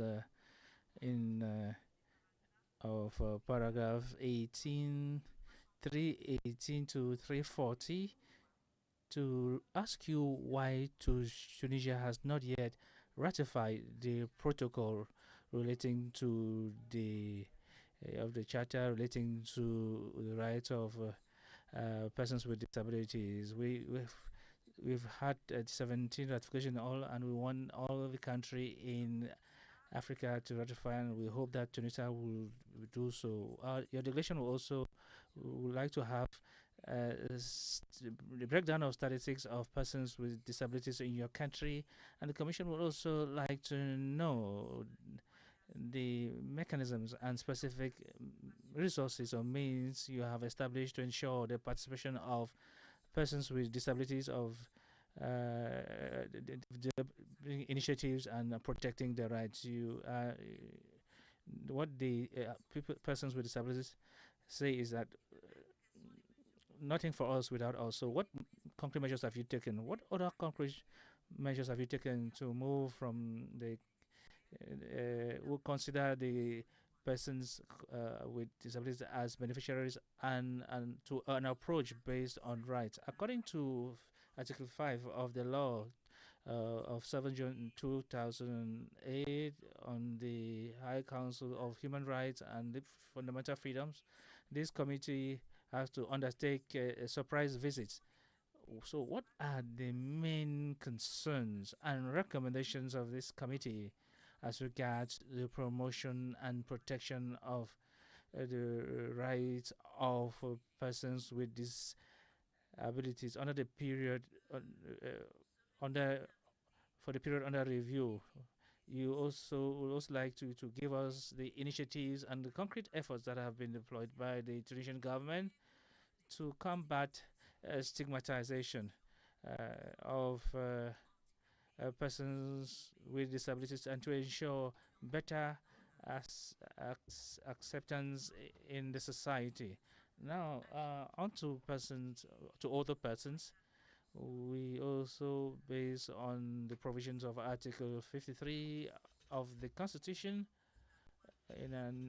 plus the 1994 law,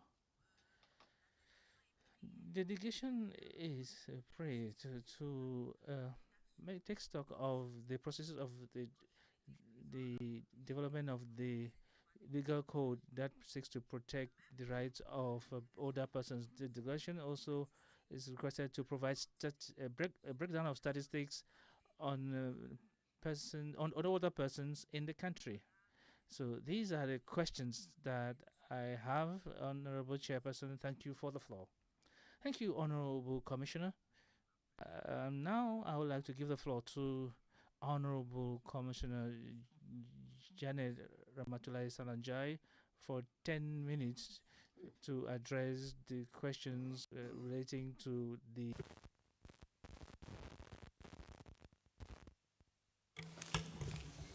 Thank you very much, Honorable Chairperson. Honorable Chairperson, let me also take the opportunity to join my colleagues to welcome the distinguished delegation from Tunisia led by the Honorable Minister of Foreign Affairs and the Ambassador of Tunisia in Dakar, for the brilliant presentation, also for welcome you and to also commend you for the brilliant presentation of your state report under the Charter and the Maputo Protocol. Distinguished delegates, I note that Tunisia ratified the Maputo Protocol on 6 June 2025, very commendable, because the Maputo Protocol, as you know, is one of the most transformative instruments, and having a country that has ratified without any reservations is something that is worth noting and commending. So we note satisfaction also that the initial report of the protocol, also, which is annexed to the main report, issued in accordance with Article 26, was very participatory the way it was prepared, taking on board all the best practices, and that is quite commendable. And in terms of the preparation and also the assistance you sought for the preparation of this report in terms of getting experts and involving all the relevant stakeholders. However, we would like to know whether you are aware of Maputo Protocol scorecard and index, which was published by the African Union Directorate of Gender, Women, Gender, and on the 10th, was it? What was it? When was it? Whether you are aware of that scorecard, and to find out whether you are using that at the national level, because this scorecard is very important, not only for reporting, but as you to register progress as you move along in terms of matters related to women's rights. And also, what are you doing? Because you've actually ratified, which is quite commendable. What are you doing to ensure that you disseminate the provisions of the Maputo Protocol throughout the country and in Tunisia? I also note that Honorable Commissioner Salma has asked about the AU Convention on Ending Violence Against Women and what steps you're taking to ratify. Well, I want to reiterate that because this is now on women's rights, and I will want to find out what steps you're taking so that Tunisia can be one of the champions and one of the first countries that would have ratified the AU Convention. I'll now take you through the relevant articles of the Maputo Protocol and to ask questions on steps you've taken to ensure its full implementation. We start with Article 2, dealing with equality and non-discrimination. We note the provisions of the Constitution that explicitly enshrines the principle of equality and discrimination against women in Article 21. Additionally, Articles 51 and 2 guarantees equal opportunities for women and men in the exercise of responsibility in all areas. These are all commendable. We have this in the report. The report also indicates several pieces of legislation that reaffirm this principle. In particular, the Civil Service Act No. 11 and the Labor Code Act 5, which is found in the report.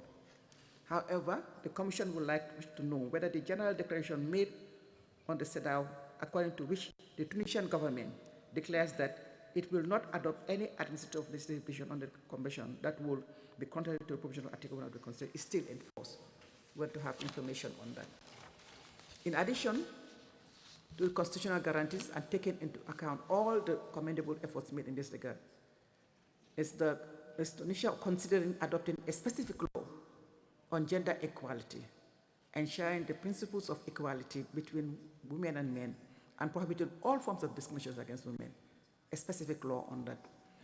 Does the definition of discrimination against women in Tunisian legislation cover direct and indirect discrimination in the public and private sphere? We also note the efforts made by the government of Tunisia to revise social norms and combat customary practices based on the inferiority or superiority of either sex or stereotypes for women and men. However, the delegation is requested to provide details on the concrete achievements of the revision of social norms undertaken since 2002. What efforts have been made to raise awareness of women's rights, particularly in rural communities? This is something that we're interested in.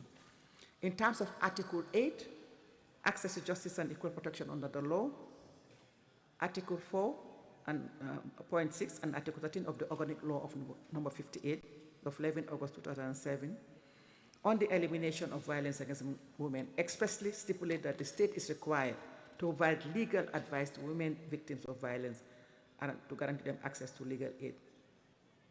This is quite commendable, but we would like to take note of the legal aid advice guide for women victims of violence developed by the Tunisian Ministry of Women's Affairs as highlighted in paragraph 96 of your report.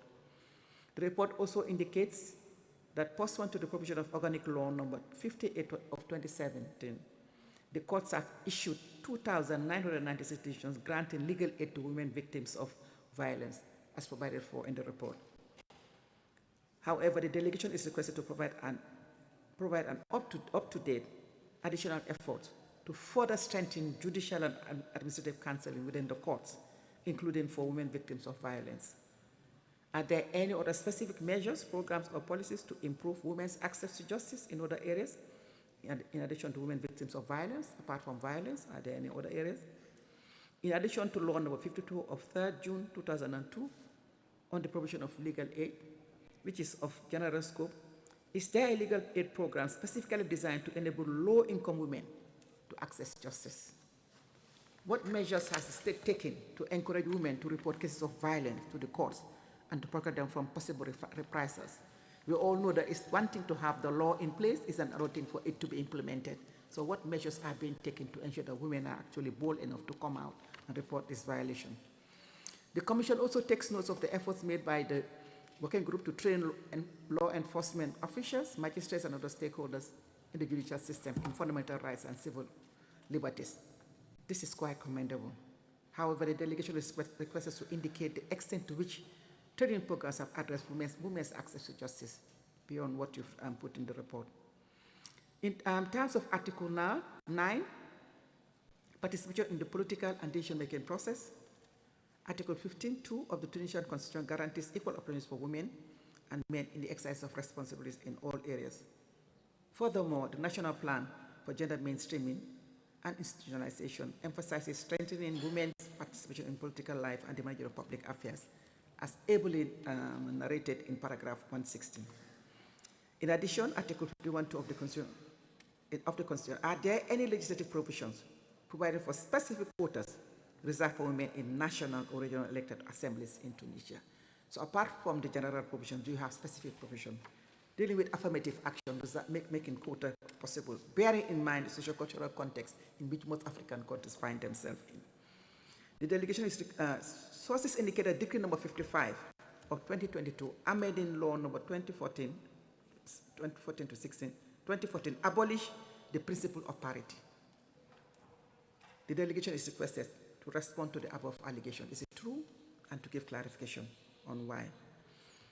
In 2019, during the legislative elections, women headed only 14% of party lists, and the rate of representation of women had decreased significantly compared to the 2014 legislative election, with only 43 women elected, representing 22% of all members of parliament, which may be commendable, but the delegation is requested to explain the current low representation of women in parliament, 16% from the 22%. In the government order, number 20, October 2024, 23%, and the National Council of Regions and Districts, 13%. So to give us an update and to explain, clarify what is being done to ensure and why the representation is going down. In Tunisia, a woman became prime minister for the first time in October 2021, up to July 2023. A woman served as Secretary General of the government, and another was appointed Director General of Cabinet. These are provided for in the report. But we'd like to know what is the representation of women in other decision-making institutions, both elected and appointed, in the police, armed forces, foreign services, at every level, because this is what we would like to see in the report. What is the representation of women in the private sector also, in particular at the managerial and decision-making level, so that we have the full picture in terms of women's representation. The Commission notes that, according to this report, Tunisia is the first Arab and African country to have recognized and criminalized political violence against women as a specific form of violence, according to law number 58 of 11 October 27, which is quite commendable. However, what concrete measures have been taken to protect women from online political violence or harassment in an electoral context? Digital violence against women is an emerging menace, so we'd like to know what has been done with regard to digital violence. In terms of protection of women against violence, in April 2024, the Commission issued a press release welcoming the conviction of 3 police officers for rape committed in September 2012 in Tunisia. This is quite commendable, so we note it. Article 3 and 4, right to dignity and right to life, integrity and security of the person. In general, the Commission takes note of the initiative taken by the working group to combat gender-based violence during the period under review. Tunisia adopted organic law number 58 of 2017, dated 11 October 2007, on the elimination of violence against women. And it goes on as provided for in paragraphs 171 and 172 of the report. The Commission has taken note of all the measures taken in this context. However, we would like to have an update on the national strategy to combat violence against women developed in 2008 in order to bring it in line with the new constitutional and legal framework. What are the steps taken since 2008? Concrete steps that we would like to highlight. The report mentions the National Survey on Violence Against Women conducted by the National Institute of Statistics in 2022, which is provided for in paragraph 182. Sources indicate that the survey revealed that violence has increased exponentially in Tunisia in recent years. The delegation is requested to elaborate on the above allegations, the fact that violence has increased exponentially since then. The delegation is requested to provide further details on the in-depth study on domestic violence undertaken in this context, its findings and recommendations. We'd also like to know whether the existing legislative and institutional framework for combating gender-based violence allow access to justice and meet the medical and psychosocial needs of survivors and victims. The Commission has issued guidelines on combating sexual violence. We want to know whether what you have on the ground is in line. And I would like to know whether the Tunisian delegation is aware of these guidelines and what steps are being taken to popularize them and to apply them at what levels. And what are the rehabilitation measures that are available in terms of victims of sexual violence? What measures has the state taken to raise awareness of the guidelines that are referred to, that is the NYAMI guidelines, among law enforcement officials, magistrates, and other relevant stakeholders to ensure their implementation, which is very important because these guidelines actually provide standards for member states to comply with. Are there any measures or policies in place to prevent digital violence against women and prosecute reported cases? In terms of elimination of harmful practices, we note that the report in paragraph 3 of, makes reference to Article 221 of the new Penal Code, expressly prohibiting any mutilation or partial or total removal of genital organs, and provides a penalty of 20 years imprisonment for the perpetrator of such act. It also states that there is no practice of female genital mutilation in the Republic of Tunisia, regardless of cultural or social references. We find that in paragraph 2005.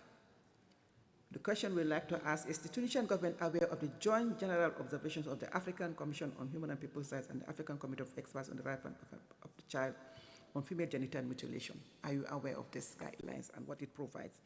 Because beyond legislation also, there are other measures that need to be put in place. I'd like to know whether you are aware of those. Can the delegation inform the Commission of the privilege of any other negative traditional and cultural practice in the country and the efforts made by the government to combat them?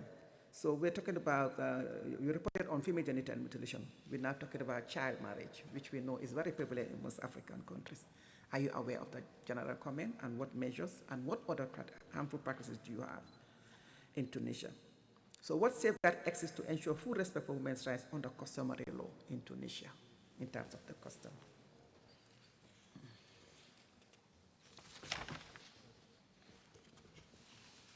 What has been the experience of Tunisia in terms of the escalating violence that occurred during the COVID-19 pandemic? And what measures were put in place to arrest this? And what are the lessons learned?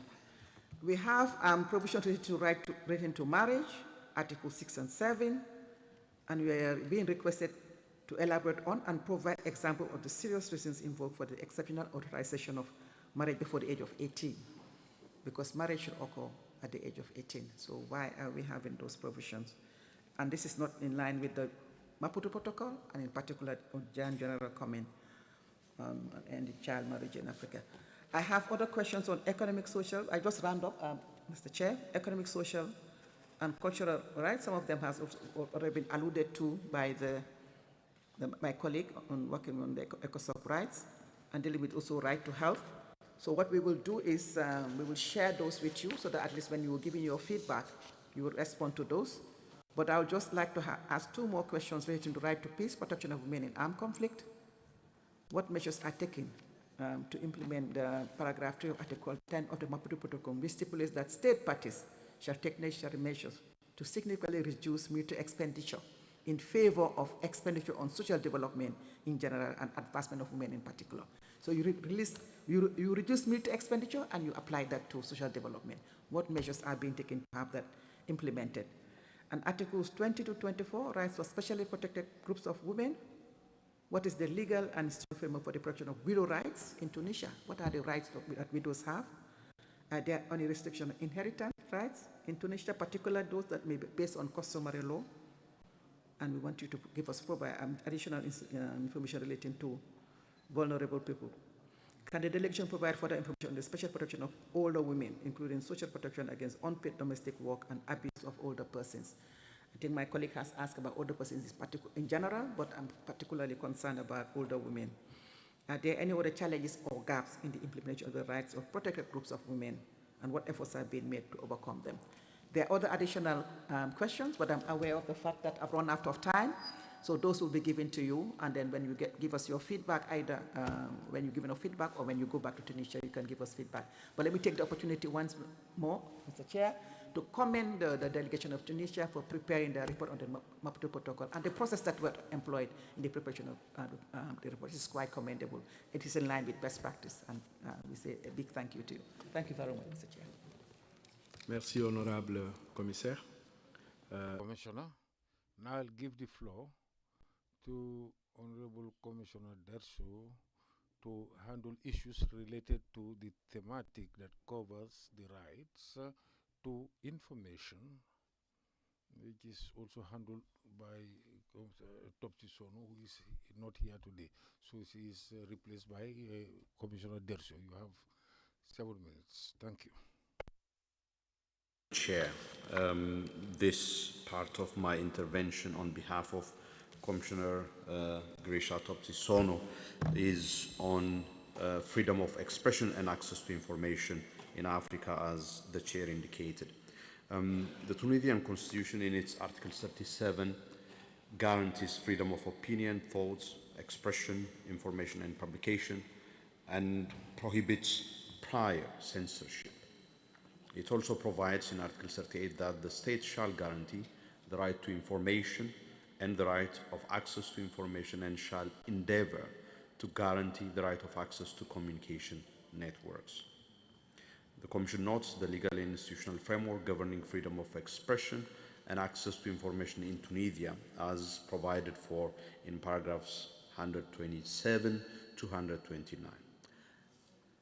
Nevertheless, the Commission had expressed concern about increasing repression of dissent and freedom of expression, as well as the prosecution of individuals solely for their peaceful political activities and for exercising their rights in Tunisia. The Commission also issued a press release on 23 May 2024 concerning the human rights situation in the Republic of Tunisia, in which it expressed concern, particularly regarding the right to freedom of expression and access to information. Although the state party already has a legal and institutional framework in place, what concrete measures have been taken to effectively implement the rights to freedom of expression and access to information in practice? Are there specific remedies available in this area, in addition to the general judicial safeguards, in the light of the foregoing observations and the press release from the Commission? With respect to Article 9 on the right to receive information, did the Tunisian government take into account, in relation to the information law, the right to access information law that it adopted when, in terms of the African Commission's model law on access to information that was in place since 2013, in drafting this law on the right to access to information?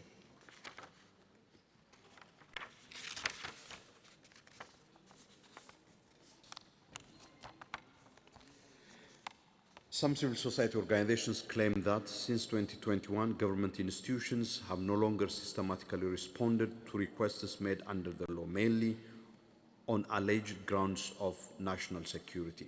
And this relates to, of course, access to information guaranteed in Article 9 of the Charter, but also in the 2016 right to access to information.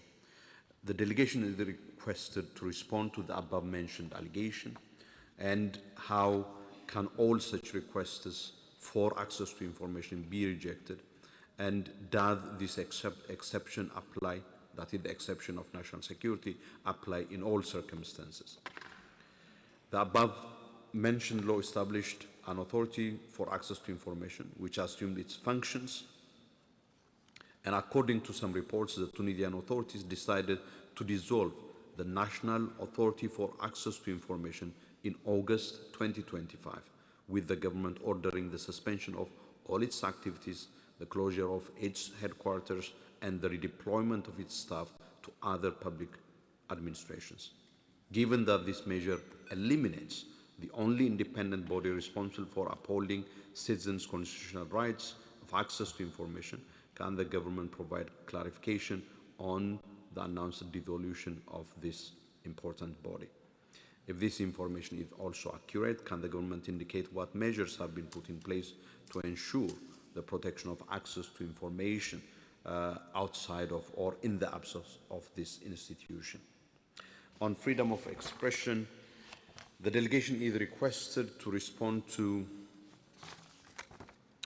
the allegation that certain domestic provisions, either inherited from the pre-2011 era or recently adopted, may unduly restrict freedom of expression in Tunisia, including legislation relating to counter-terrorism, offences involving information systems, and the Telecommunications Code.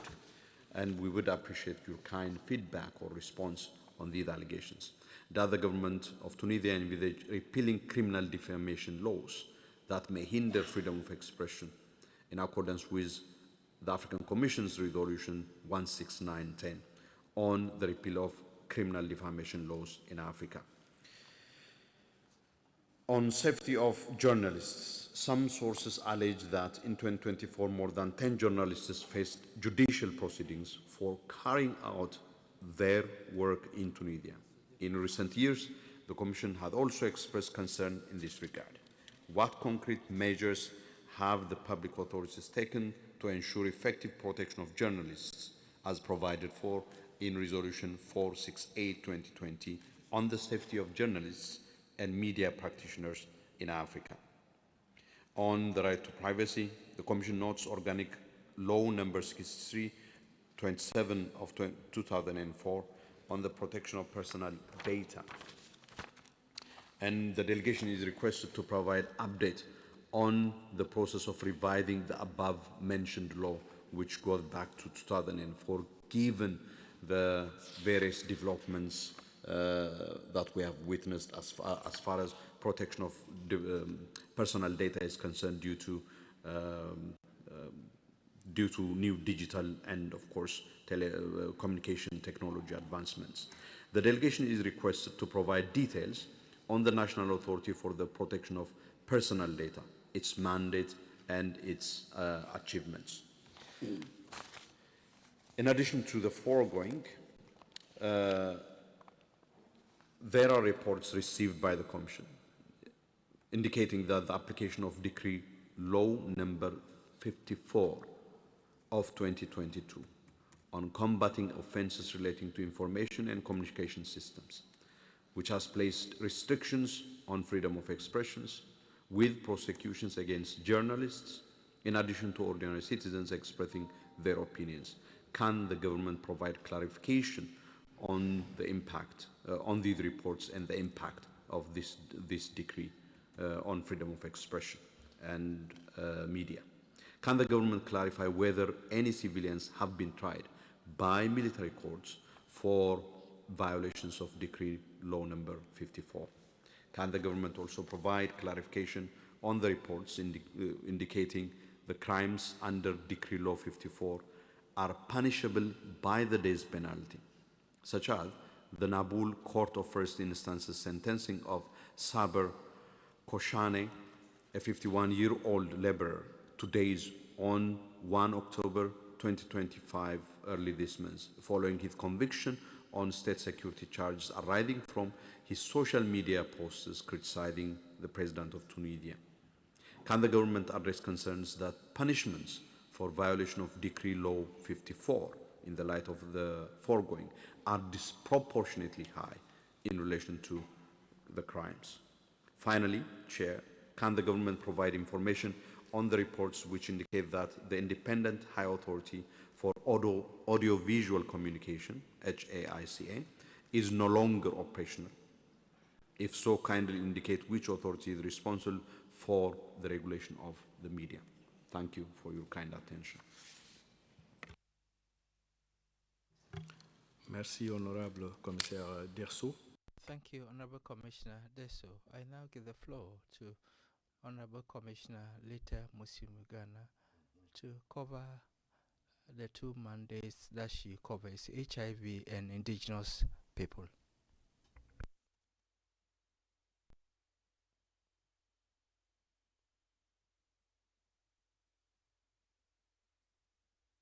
Welcoming our Tunisian delegation to the 85th open session, and to thank the Honorable Minister for his brilliant presentation. No translation? Yeah? Yeah, I was just welcoming you to this session and to acknowledge the brilliant presentation by the Minister of Foreign Affairs. I have two mandates that I will be sharing a dialogue with you, and I would like to start with the mandate of the Working Group on Indigenous Populations, Communities and Minorities in Africa. Your Excellencies, on recognition and regulatory framework, we would like you to indicate Tunisia's official position on the existence of indigenous people on its territory, including the Amazigh, and specify whether the state recognizes their distinct cultures, languages, and identities for the purpose of implementing the African Charter and its standards. Please note that Tunisia hosted the Commission's Regional Awareness Raising Seminar on the Rights of Indigenous Peoples in Northern Africa in Tunis on 5th and 6th of February 2014. So we are keen to know what measures you've made as a follow-up of this important forum that your country hosted. We also hope that you are aware of the definition of indigenous peoples by the Commission, which has been adopted by the African Union. And if you do not have the definition, we can make this available to you at the end of this session. Excellencies, does Tunisia accept the working group's criteria for identifying indigenous communities as adopted by the Commission and the AU? Or does it have any other applied definition at national level that it would like us to know? According to sources, although Tunisia voted in favor of and adopted the United Nations Declaration on Rights of Indigenous Peoples, the text remains unknown to the vast majority of the citizens in your country and legal professionals, and it is not applied in national courts. What does the delegation attribute this knowledge blindness to? Has Tunisia ratified ILO Convention 169 concerning indigenous and tribal peoples?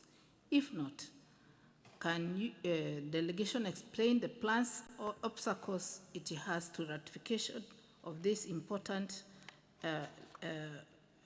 convention, and the interim measures it is taking to bring national practice into line with the relevant standards? Subsequently,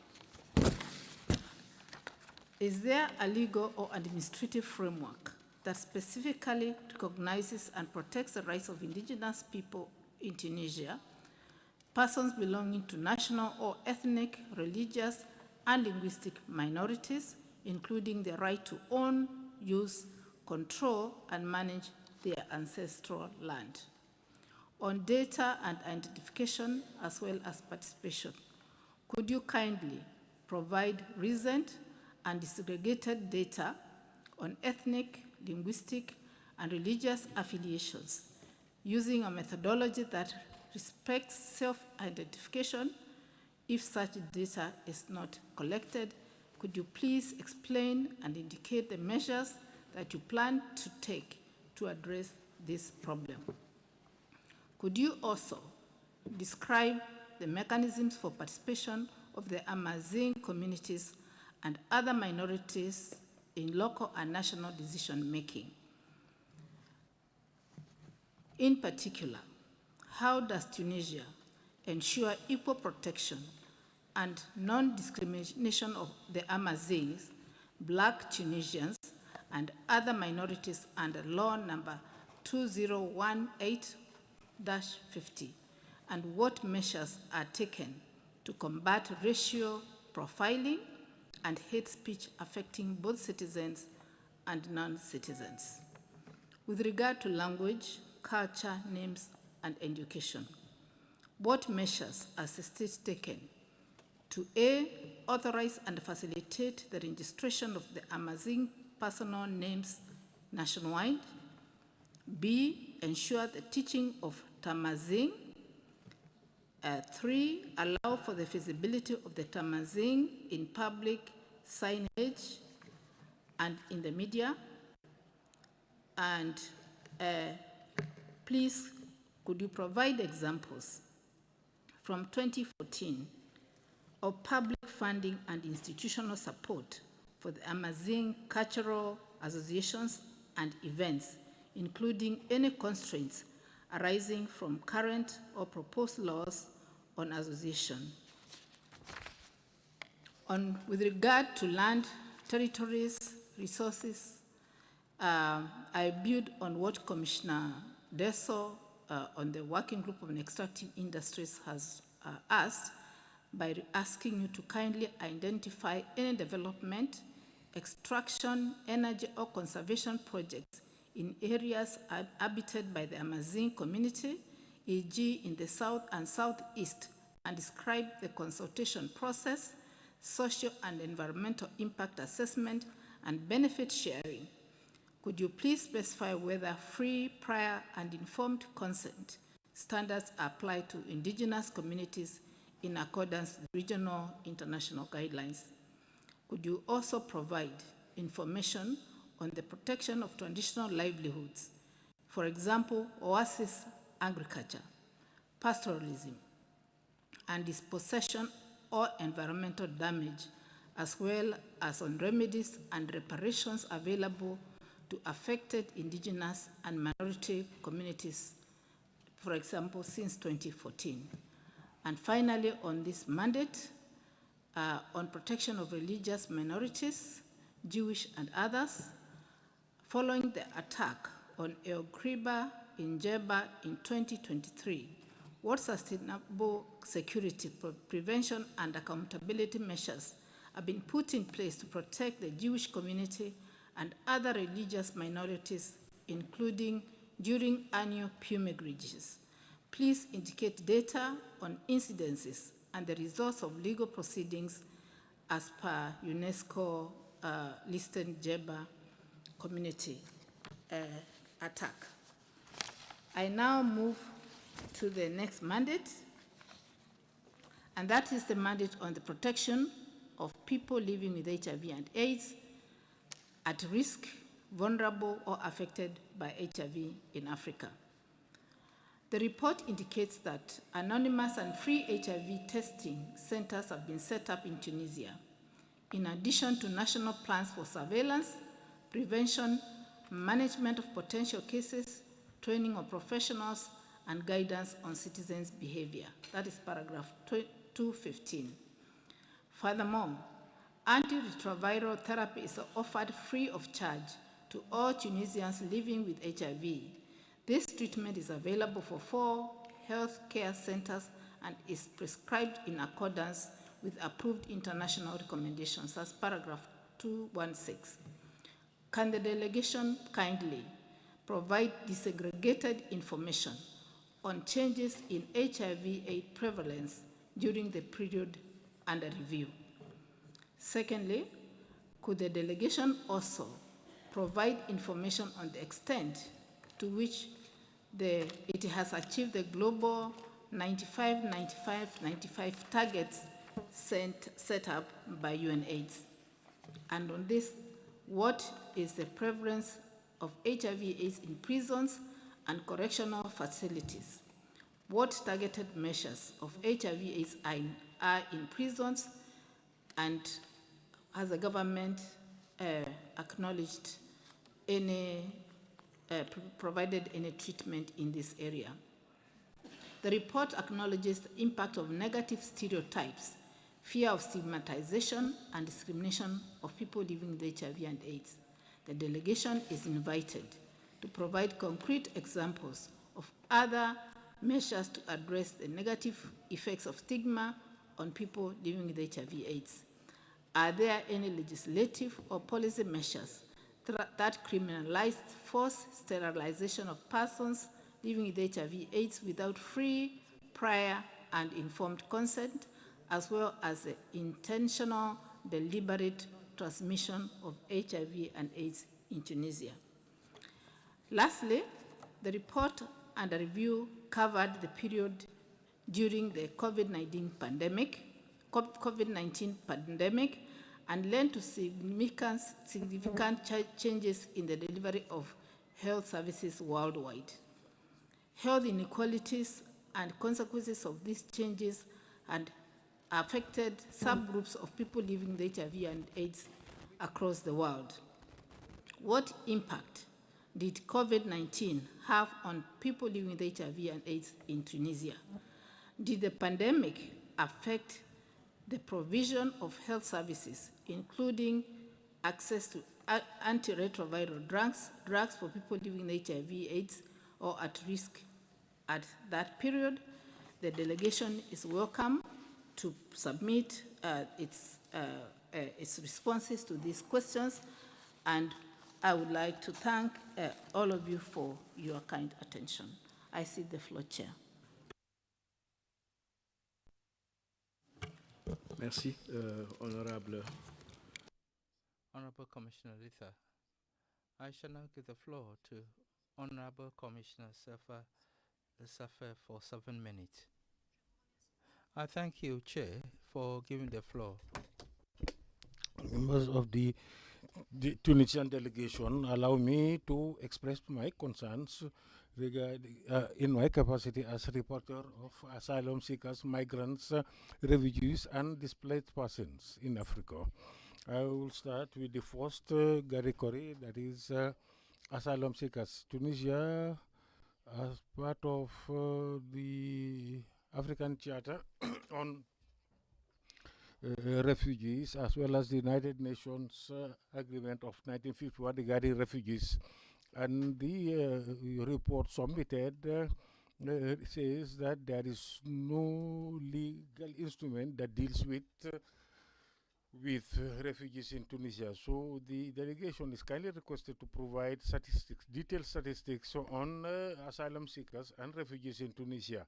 Is there additional also plans, at least yes, short-term plans in order to adopt a legal framework, an institutional framework for those who provide in Tunisia, and not to force the asylum seekers to other countries to which Tunisia is a party. What are the measures taken by the government of Tunisia in order to protect refugees and asylum seekers and their protection from arbitrary measures? I now move on to the category of displaced persons internally. The report does not contain any information on displaced persons, internally displaced persons, and a legal and institutional framework that covers this particular issue. The Commission requests the delegation to provide information on the state of ratification of the Kampala Convention. Does the government of Tunisia agree, which is a party to this agreement, is required even when it comes to internally displaced persons to provide some protective measures? And now I will now deal with migrants, because as you know, over the past 2 years, the crisis of migration in Tunisia and allegations of attacks on African migrants from the Sahara Desert, as well as and also massive deportation, is a source of concern for the African Commission. And Tunisia has received many communications in this regard, and the Commission has recommended the Tunisian government to provide assistance, medical assistance for those people, especially for those who are deported, because they are deprived of water and food. And those who are suspected of committing crimes, to conduct investigations with regard to human trafficking and kidnapping the migrants and asylum seekers are victims of. And finally, to also the arrest of human rights activists who help to ensure the welfare of migrants. And so we would like the delegation to provide the Commission with detailed information about the legal framework that deals with migration in Tunisia. The Commission also would like to know from the delegation to inform it about the state of ratification of the UN resolution on migrant workers and their family members. Does the Tunisian government, is it aware of the African guidelines adopted by the African Commission in 2023 pertaining to human rights of all migrants, asylum seekers, and displaced and refugees? The report also indicate to the establishment of a committee, the interministerial committee concerning refugees, and also the involvement of civil society organizations in order to to know the number of migrants and refugees. So can you explain to us the mandate of that committee? As for the regional crisis on migration, the report talks about there is a special committee on in June 2023, and the intervention government to salvage and rescue migrants who try to cross the Mediterranean and work on the consequences of various cases of the sinking of vessels. And this has led to the death of a number of migrants, including children and women, and also missing people. And the Commission would like also to know if the Tunisian delegation is aware of Resolution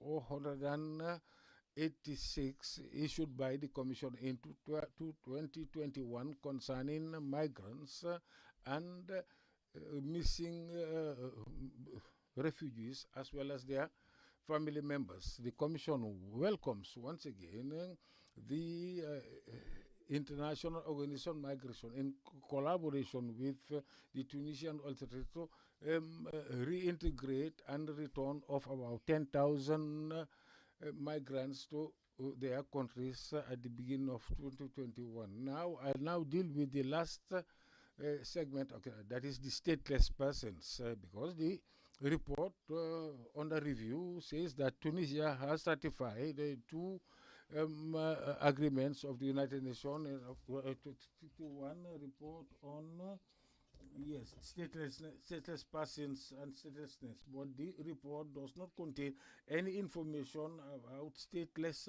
persons or the legal framework or institutional framework that governs this particular issue. as a result, this is a host of questions concerning this particular issue.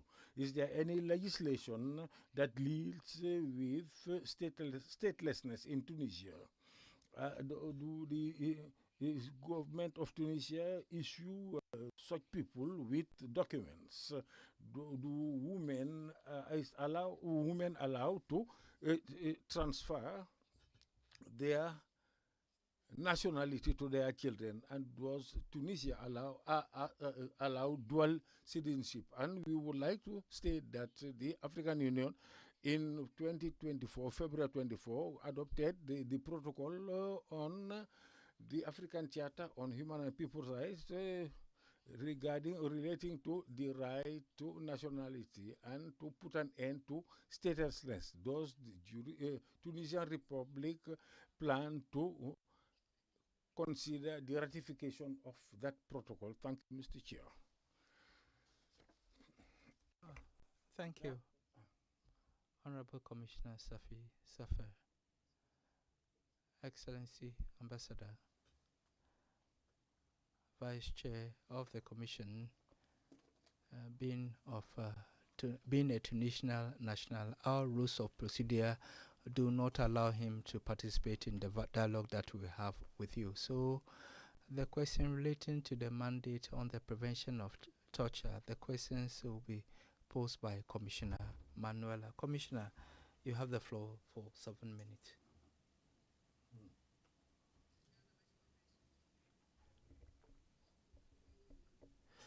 Thank you very much, Chair. Could you kindly use the right channel and follow interpretation, please? We would like to once again thank the Tunisian delegation, and now I would like to be addressing the mandate on the committee for the fight against the torture.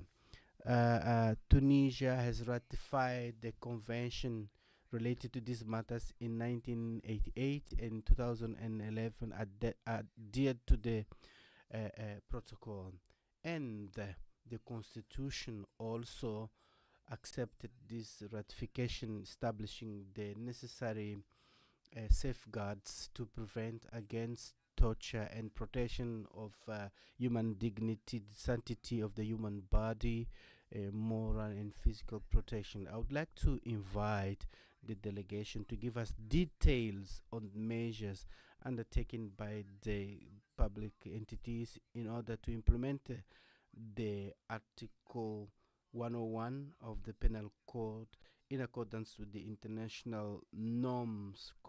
In concrete terms, the first article of the Convention Against Torture.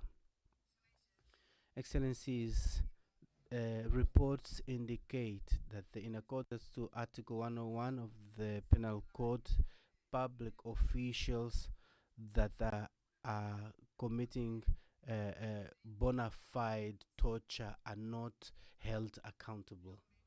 Could the delegation give light on these allegations? What kind of acts are these, and under which circumstances they take place?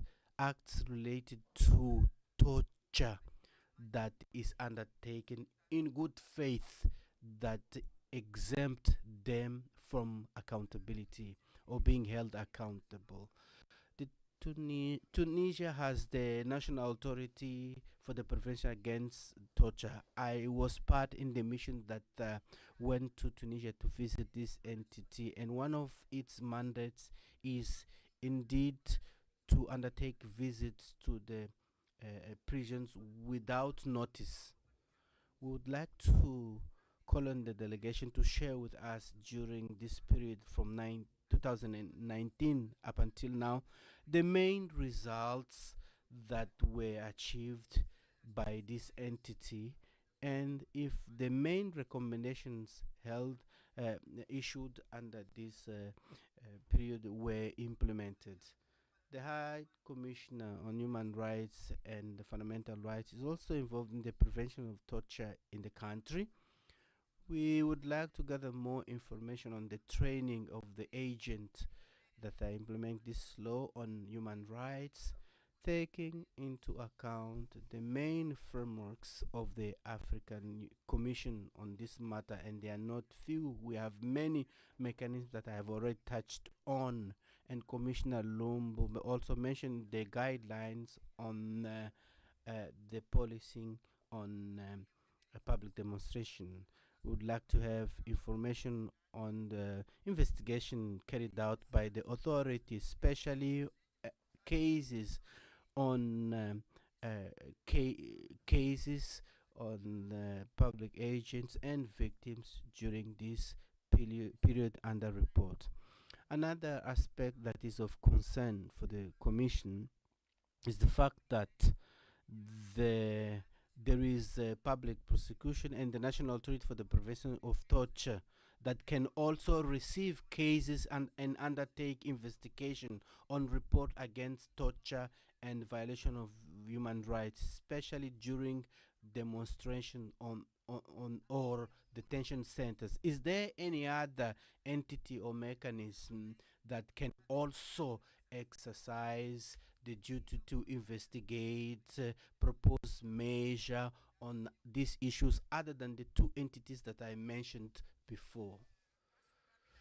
I'll quickly touch on assistance to victims. Are there any specific measure to ensure legal assistance on the direct victims and indirect victims of these acts or connected acts? If yes, what are the measures undertaken in preparation, including indemnities in conformity with Resolution 303/2015 of the African Commission on the right to rehabilitation for victims of torture that the delegation can share in this exchange? The Committee for the Prevention of Torture in Africa is also concerned with the production, sale, and the use of instruments of torture that were mentioned in a report on the production and sale of these instruments in Africa. In this regard, we would like to invite the honorable delegation to indicate whether the national legislation prohibits strongly the production, import, the sale, and the use of instruments of torture. And if this interdiction exists, what are the legal provisions and the mechanisms that ensure its effective implementation? Thank you very much, Chair. I give you back the floor. Thank you, Honorable Commissioner. Thank you. So, the delegation, now we are going to now close this dialogue with questions related to the thematic covered by my mechanism, I as chair, that is the right to life.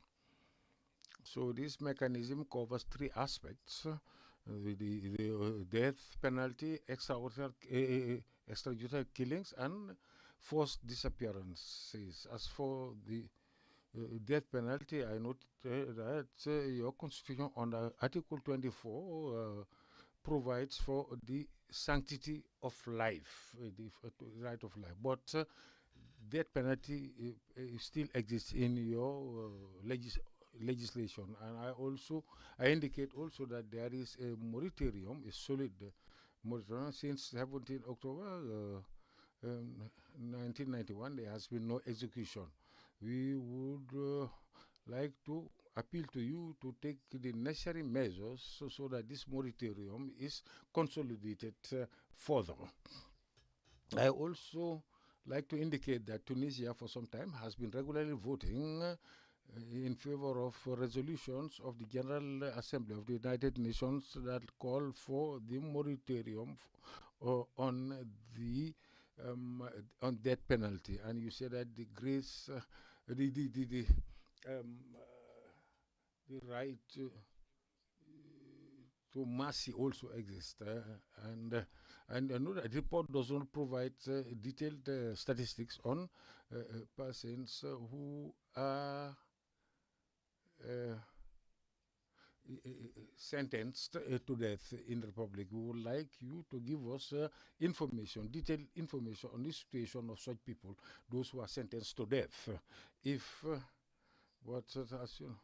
However, we have received information coming from civil society organizations like the Tunisian Coalition Against the Death Penalty has given us some figures that I would like to share with you for you to confirm. And do you believe that this, if you think that these figures are not accurate, then I would like you to provide us the accurate ones. So according to information that is received between 2015 and 2025, 268 death penalties have been issued by the Tunisian jurisdiction, and from 2020-24 there has been 23 death penalties. And the information also we received since the beginning of this year, 2025, there are 8 death sentences. So I would like to know, I would like you to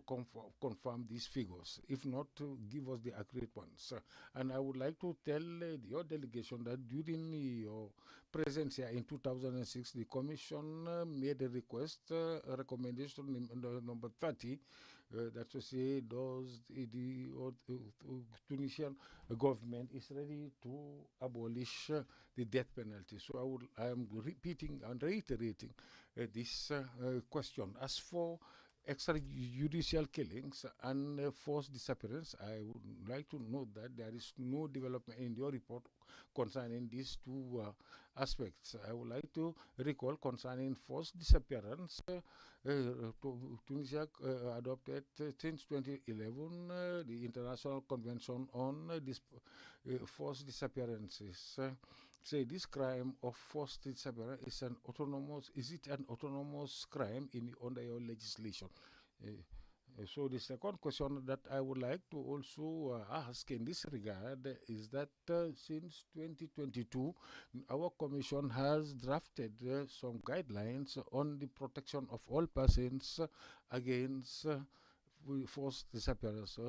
These guidelines known in your country, and is there any measure to popularize them? My last question concerns summary executions.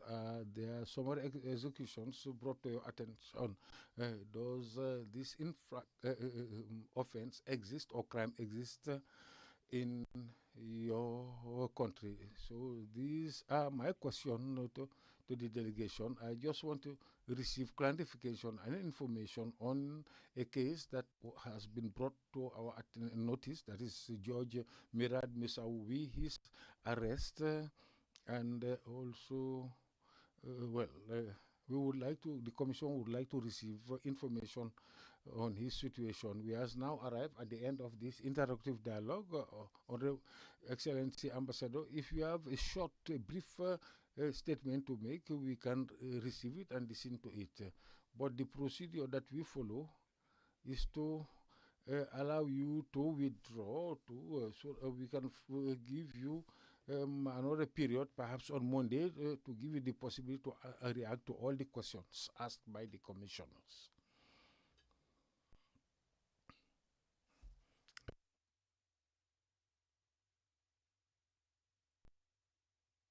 Thank you, Mr. Chair, for your interaction. So, by the grace of Allah, on Monday we'll hear on the period that will be set for our response to these questions. Yes, Mr. Chair, you might have noticed that the questions have taken a period more than what was allocated. And undoubtedly, Mr. Chair, you will be indulgent with our delegation to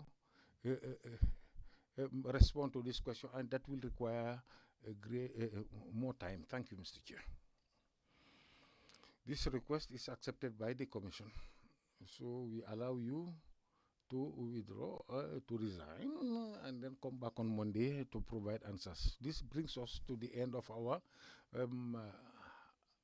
agenda for this morning. We are going to have lunch break. We will come back at 15:45 sharp.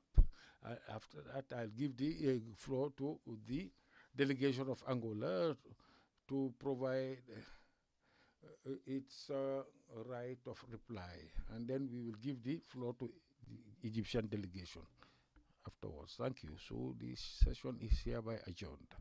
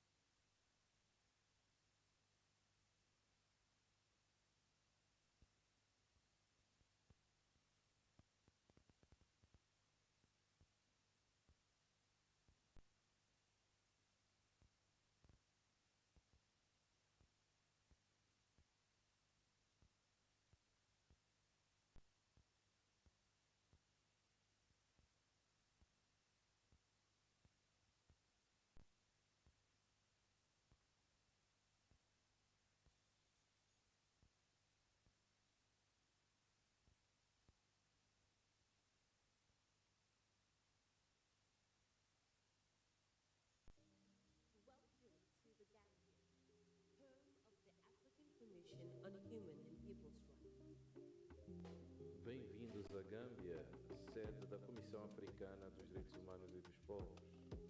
Bienvenue en Gambie, siège de la Commission africaine des droits de l'homme et des peuples.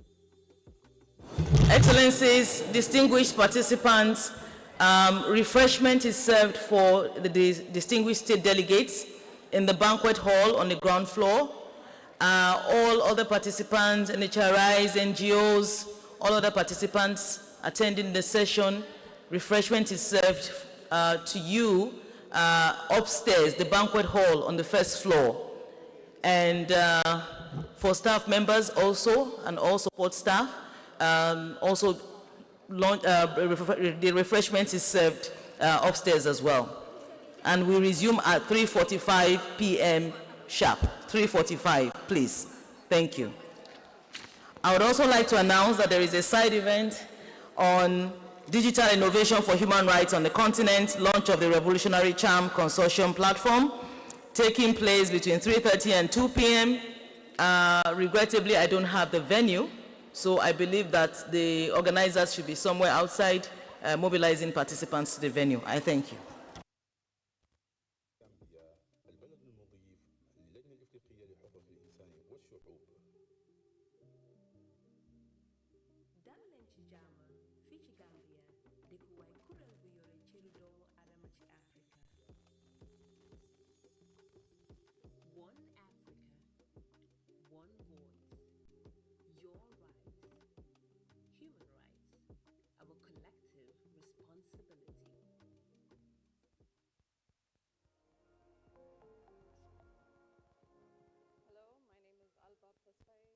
Representing the Ethiopian Human Rights Commission and participating at the 85th Ordinary Session of the African Commission on Human and People's Rights. The National Human Rights Institution of Ethiopia today delivered a general human rights situation statement on Ethiopia during the intersession period. We also delivered a statement on the situation of women to the Special Rapporteur on the Rights of Women in Africa. It's important for national human rights institutions to take part in the proceedings of continental human rights bodies such as the African Commission on Human and People's Rights. Thank you.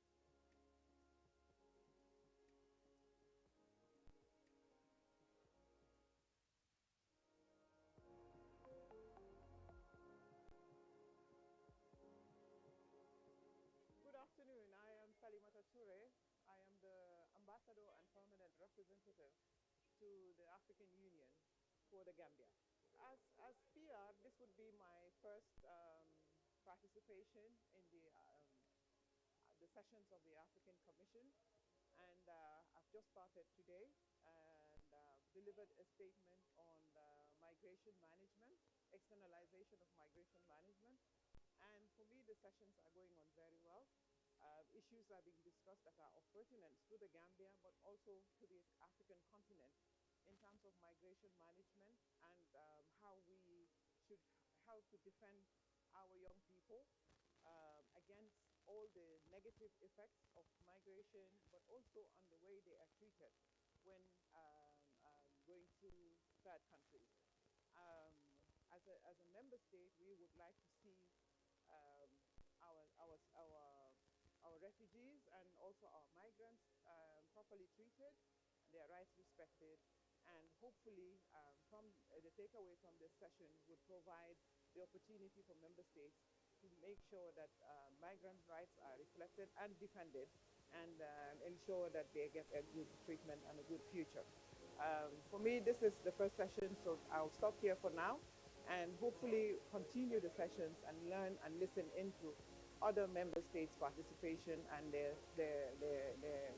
stories, whether success stories or challenges that they may face. We will address them together as a continent, but also as a region. Thank you very much.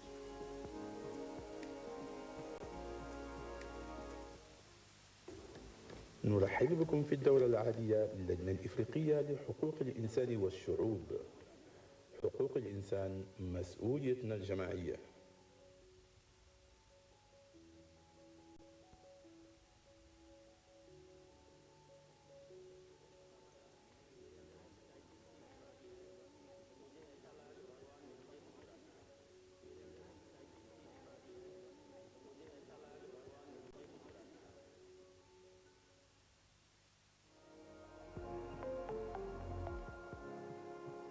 Thank you so much. My name is Ventabel Lamboya. I'm from Kenya, from the Kenya Network of Women and Girls with Disability. I'm here courtesy of ICJ, International Commission of Jurists. I'm so happy to be in the 85th session. What I would actually wish to say is that in the near future, I would wish to see that the rights of persons with disabilities are actually protected, especially for the women, the rural women with the disabilities. When they go to look for justice, actually their rights should actually be protected and they should be empowered so that they also get to understand their rights. Thank you so much.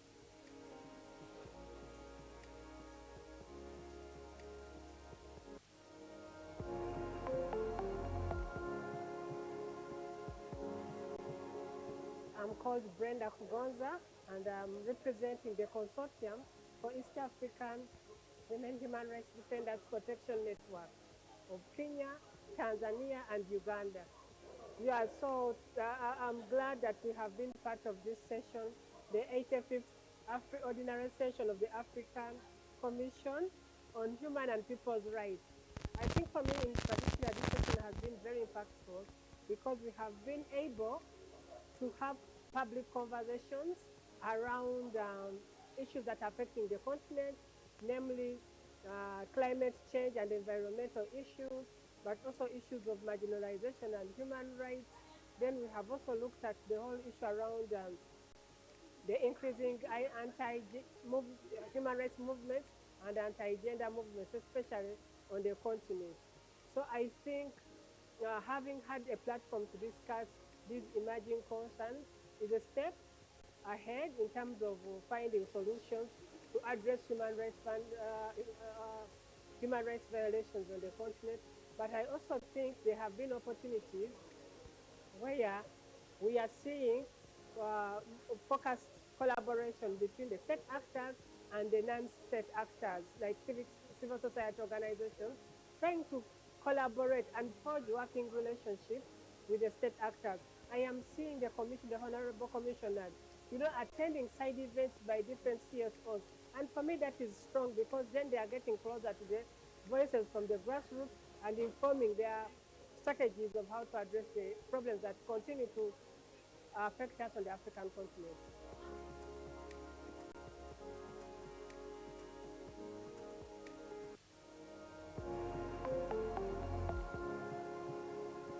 My name is Colette de Tujane. I'm with the Human Rights Institute of South Africa, and I participate in sessions of the African Commission on Human and People's Rights. My organization strengthens the African systems of human rights. During this 85th session of the African Commission, my organization has been more inspired by the fact that the theme of the 2025 of the AU focuses on justice and for Africans and people of African descent through reparation. So this topic is very central to my heart because the continent has gone through terrible and era of apartheid, of colonization, of crimes against humanity, and of enslavement of our people in the continent. The reparation subject has not been a formalized topic, and we are looking forward to a mechanism that can be very effective to ensure that, the people of the continent receive, healing and also are heard about their land that has been taken and the natural resources and the artifacts. Some of are taken without consultation. The people of the continent, in many countries, they've been calling for their former colonizers to return back all that has been taken. In terms of the reparation, it's not only about the issue of making compensation or payments for the damage that has been caused. We also, expecting to see support and the respect of the human dignity, the equality, and institutions of learning be enhanced with infrastructure, for example, sanitation, resources for educators to provide education to our people, especially our learners. And I would also like to see natural resources that are being extracted, by transnational companies without without any consultation and forceful removal of the indigenous communities without them being consulted. It's something that we want it to be seen, included in this whole program of reparation. And we would like to see also the very same communities that receive, segregation, oppression, instead to be allowed, to be provided resources, the opportunity to be here, to speak about their issues, to represent their own communities, and speaking in their own languages. The African Union recognized Kiswahili as one of the official languages. We would like to see more communities who speak these languages to come and present their state, their situation, to be in decision making, to contribute to the African systems of human rights. I thank you very much for the opportunity.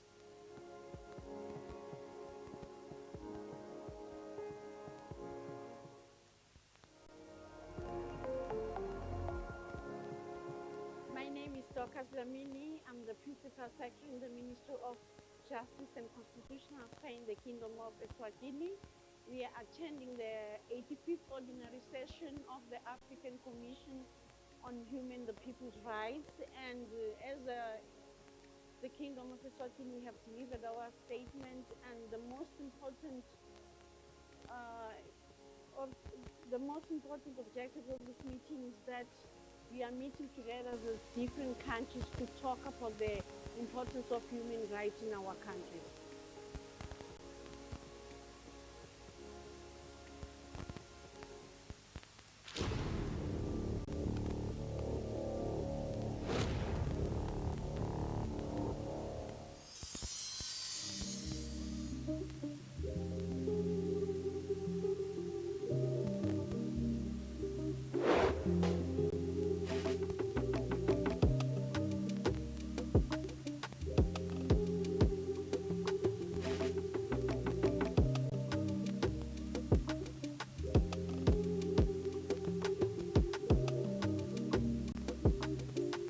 One Africa, one voice. Your rights, human rights, our collective responsibility.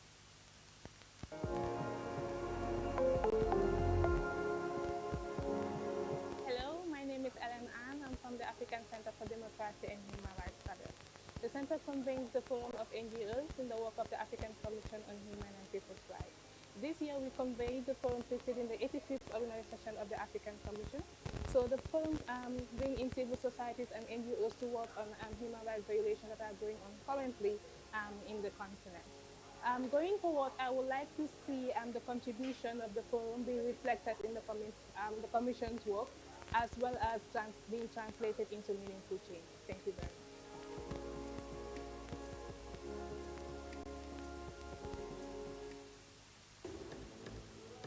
You are welcome to the ordinary session of the African Commission on Human and People's Rights.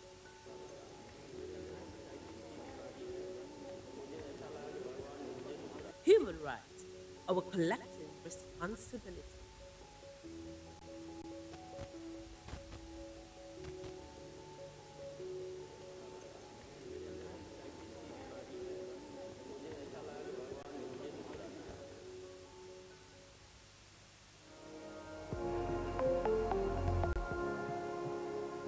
My name is Honorable Ernest Yaweni, Member of Parliament for Kumau in Ghana. I serve as the Chairman of the Human Rights Committee of our Parliament, and I attended this session with members from Ghana's Parliament on the Constitutional Legal Committee.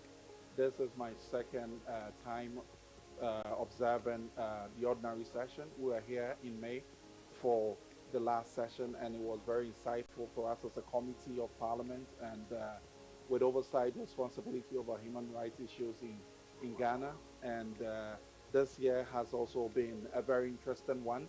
We have observed the opening session yesterday, where we had various statements coming from different states, and it's quite interesting and to know about the different perspective of the African human rights situation across the globe is something for us as a committee to learn from, and also to see how best we can improve on our human rights situation back home in Ghana.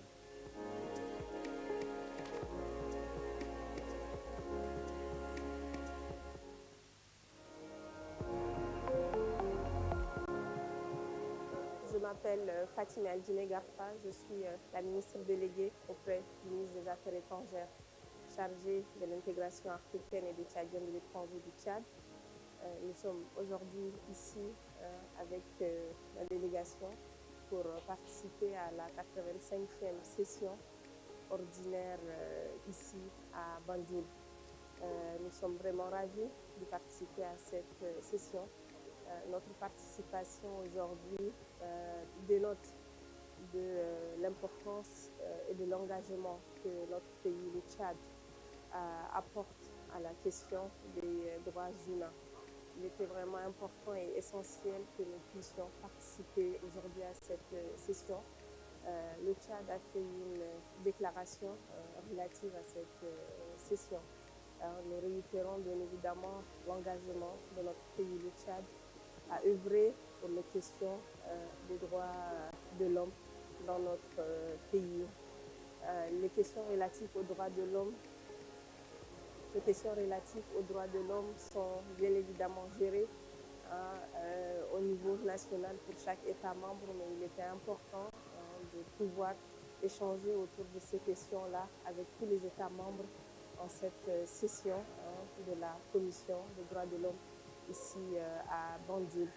Et donc, nous réitérons bien évidemment notre engagement à œuvrer pour le bien-être des droits humains au Tchad et partout dans le monde. Merci beaucoup.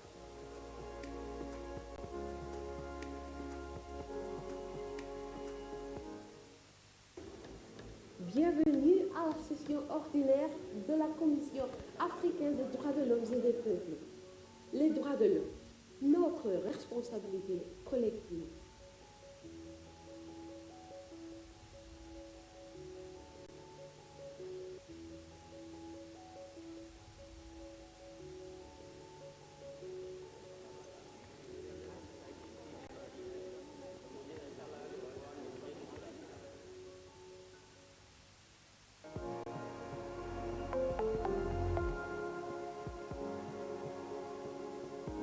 Hi everyone, my name is Ikechukwu Uzoma, Senior Staff Attorney at the Robert F. Kennedy Human Rights, and it's my pleasure to represent our organization at the 85th Ordinary Session of the African Commission on Human and People's Rights. As usual, we've engaged in different conversations ranging from litigation on civic space to issues related to women's rights and obstetric violence to other issues relating to elections, especially in East Africa and also in parts of Central Africa. The conversations have been fruitful. We've identified steps that needs to be taken, and above all, there's a call for greater awareness of the existence of the human rights mechanisms, as much as the role that these human rights mechanisms can play in advancing the freedom of in advancing human rights, in advancing democracy, and in advancing respect for the rule of law. But in particular, also, we've been having engagements to grow awareness on the vacancies upcoming within the African human rights system, including at the African Commission on Human and People's Rights, where there are 3 vacancies in the floating seats in the southern region, and as well as the Central African region, as well as the vacancies, 7 vacancies within the Committee of Experts on the Rights and Welfare of the Child, where we have 2 members who are completing their term and 5 others who are open for re-election. The points have been made around the importance of awareness beyond these rooms, beyond these halls. All Africans must become aware of the existence of this mechanism, and begin to contribute to the effectiveness and the functionality of the mechanism. So it's been a pleasure being here, and we look forward to advancing human rights, advancing the rule of law and democracy in Africa.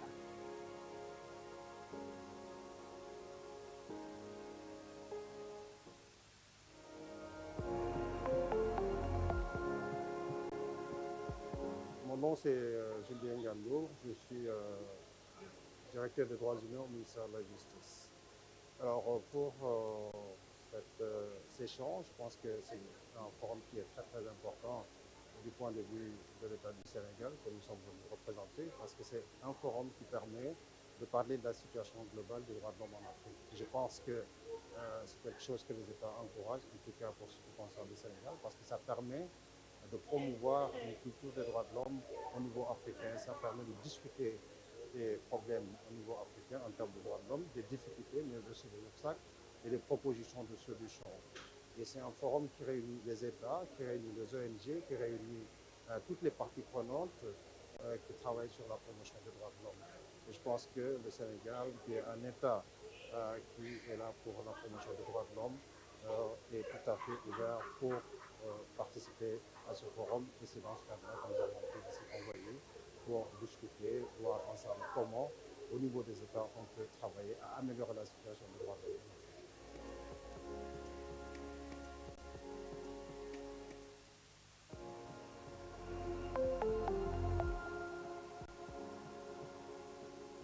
My name is Kwame Andres Darkulo, a person with albinism, and I work with Africa Albinism Network as the advocacy manager.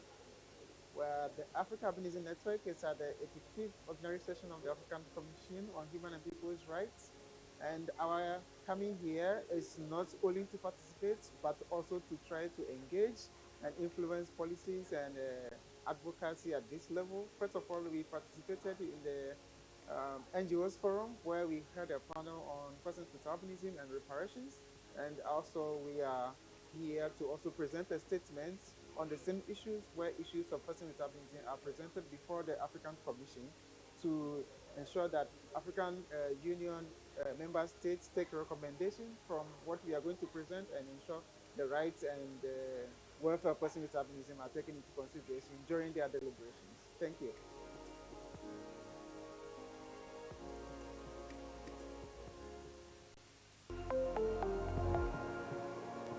Hi, my name is Mary Izobo, and I am the Advocacy Program Manager at the Center for the Study of Violence and Reconciliation.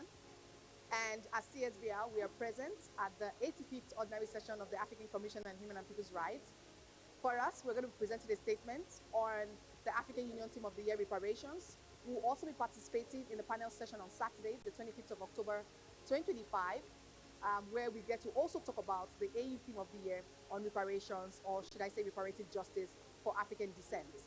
Today, the 22nd of October 2025, we held a side event on how we can actually mobilize African leadership for a torture-free trade treaty. And so for us at CSVL, one of the reflections, or should I say the purpose of us having, of being part of the 85th Ordinary Session, of being part of the Ordinary Session each year, is to ensure that we're able to mobilize with other NGOs to serve as watchdogs to ensure that states are actually complying to the very same reason why they signed the different conventions in the first place, or even the African Charter of Human and People's Rights. And so it's also a great time for us to listen to states as they report on the human rights activities in their countries, and to ensure that whatever conventions they sign, they're implementing it, and they are not part of the violations that continue to happen in Africa.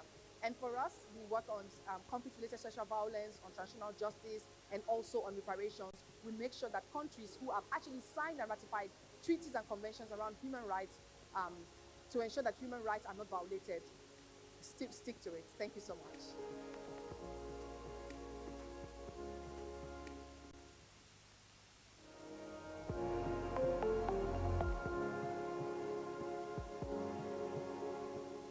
الاسم كامل ناجي مولاي الحسن، رئيس شبكة الهيئة المستقلة لحقوق الإنسان في شمال إفريقيا. إذن اليوم كمجتمع مدني نشارك في الدورة 85 للجنة الإفريقية لحقوق الإنسان والشعوب، وخلال هذه الدورة تمكنا من تقديم بلاغات شفاهية أمام اللجنة الإفريقية، وكذلك التفاعل مع المقررين الخواص. وقد تمكنا كذلك من التحدث عن أوضاع حقوق الإنسان في شمال إفريقيا، كذلك في غرب ووسط وجنوب إفريقيا. وتناولنا كذلك موضوع الفضاء المدني والانتهاكات الجسيمة لحقوق الإنسان وأثرها على المجتمع المدني. كذلك تناولنا موضوع وضعية المهاجرين في شمال إفريقيا، التي حقيقة هي وضعية مأساوية، ونطلب قمنا بطلب الدول في شمال إفريقيا بوضع قوانين جديدة تحترم حقوق المهاجرين، وتحترم كذلك ولوجهم إلى العمل، الاستفادة من الصحة، الاستفادة كذلك من قضايا التنمية. كذلك خلال المنتدى الإفريقي للمنظمات غير الحكومية تناولنا مواضيع مختلفة تخص حرية التعبير، حرية الصحافة، حقوق المرأة. تناولنا كذلك الفضاء المدني، حقوق ذوي الإعاقة. وتمكنا خلال 3 أيام من إصدار قرارات تهم 12 دولة في إفريقيا حول الانتهاكات الجسيمة لحقوق الإنسان. كذلك كانت هناك قرارات تهم وضعية المهاجرين، تهم كذلك الوضعية الحقوقية والانتهاكات الجسيمة التي تحصل في إفريقيا.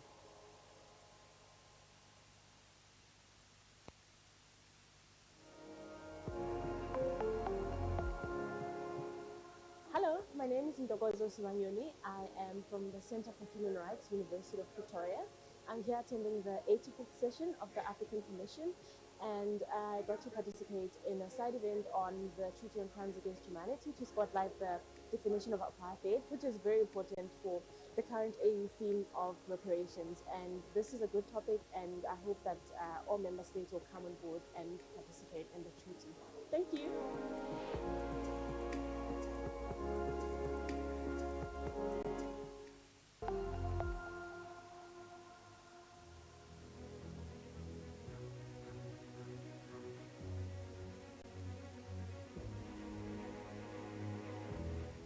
It is a distinct honor and pleasure for me, on behalf of His Excellency, the President of the Republic of the Gambia, President Adama Barrow, the government and the people of the Republic of the Gambia, to welcome you all to the smiling coast of Africa, the Republic of the Gambia.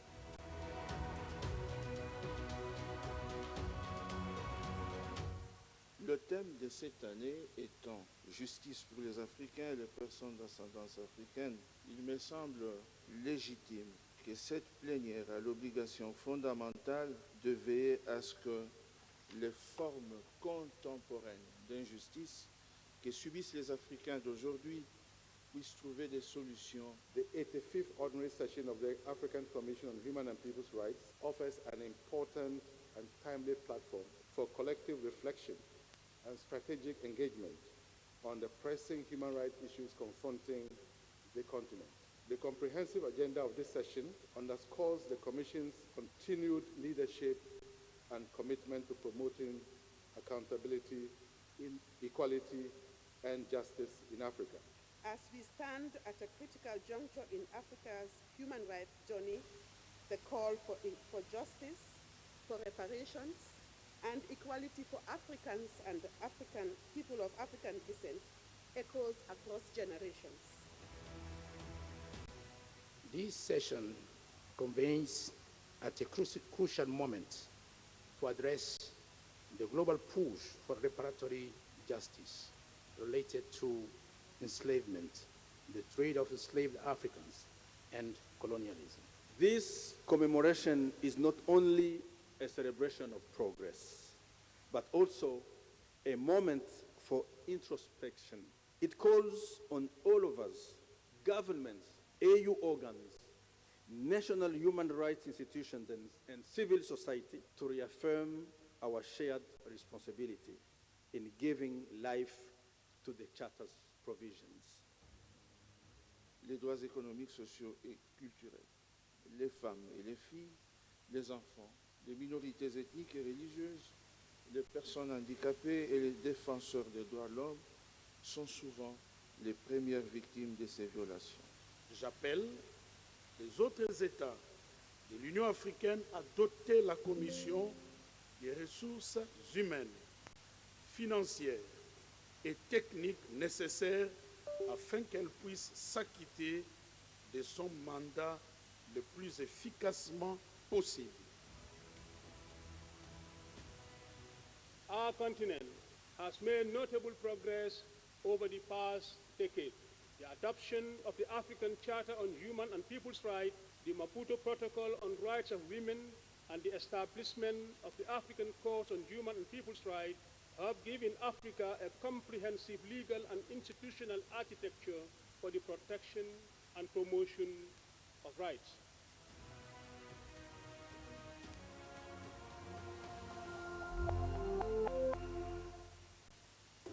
Sejam bem-vindos à sessão ordinária da Comissão Africana dos Direitos Humanos e dos Povos.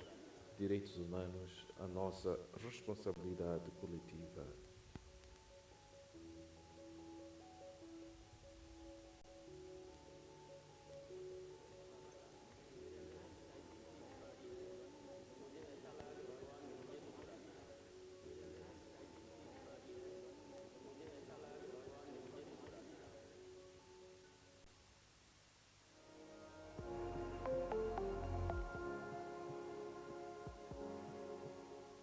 Je m'appelle Sadir Niass, je suis chargé de relations internationales de Afrikajom Center.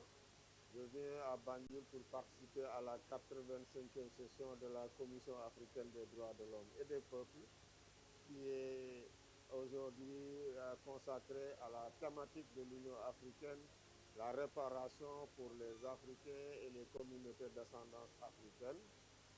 La Commission africaine des droits de l'homme et des peuples est une plateforme d'échange, de partage entre les États, les commissaires et les organisations de la société civile de l'Afrique. Nous sommes là après avoir tenu 3 jours de forum des ONG. On a formulé des recommandations et des résolutions pays, des résolutions thématiques que nous allons soumettre à la Commission africaine des droits de l'homme et des peuples pour faire face aux multiples violations des droits humains qui se passent aujourd'hui dans notre continent. On a beaucoup de problèmes de droits de l'homme, des conflits qui minent vraiment la quiétude dans les États africains et les violations vraiment qui ont pour nom la restriction de l'espace civique, la restriction des libertés et des libertés d'association, des libertés d'expression et des libertés d'opinion. Autant de violations que nous avons soulignées, sur lesquelles nous avons formulé des recommandations qui seront adressées sous forme de résolution à la session, 85e session de la Commission africaine des droits de l'homme et des peuples.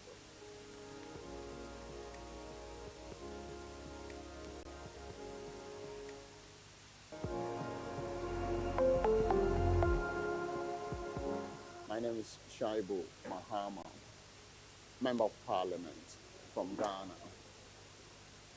Well, so for me, this is my first time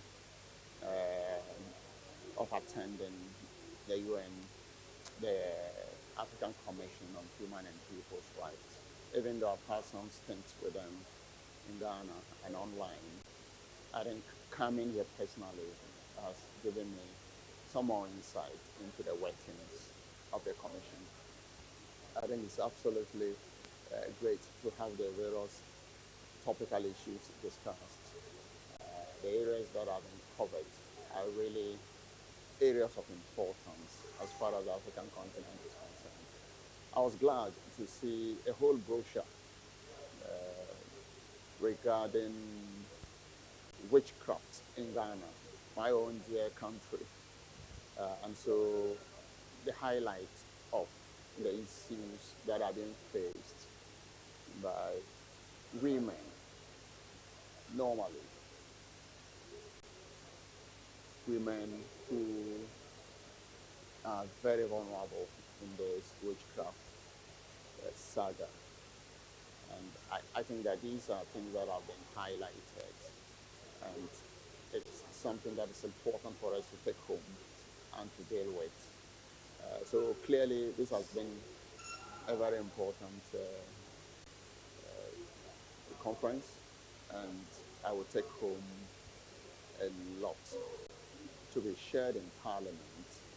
As a Parliament, our duty is oversight, and so importantly, we will report back to Parliament and to highlight the key issues that would need attention. And thank you.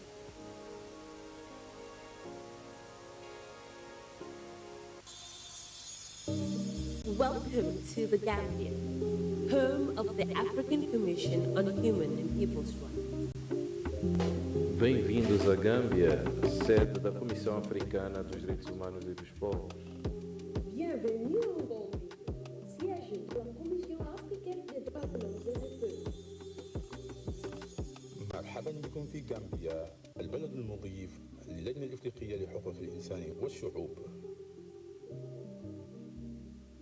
dal leen ci jàmm fii ci Gambia dëkkuwaay kuréel bu yore cëru doomu aadama ci Afrika. One Africa, one voice, your rights, human rights, our collective responsibility.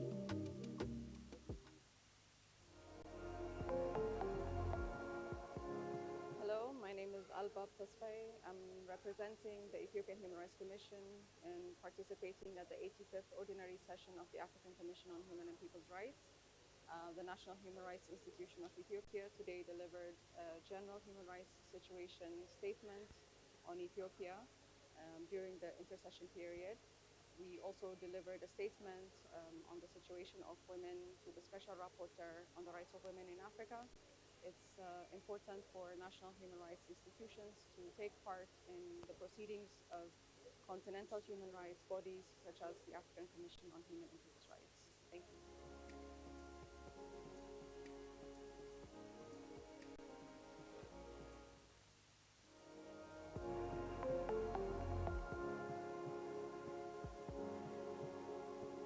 Good afternoon. I am Salimata Toure.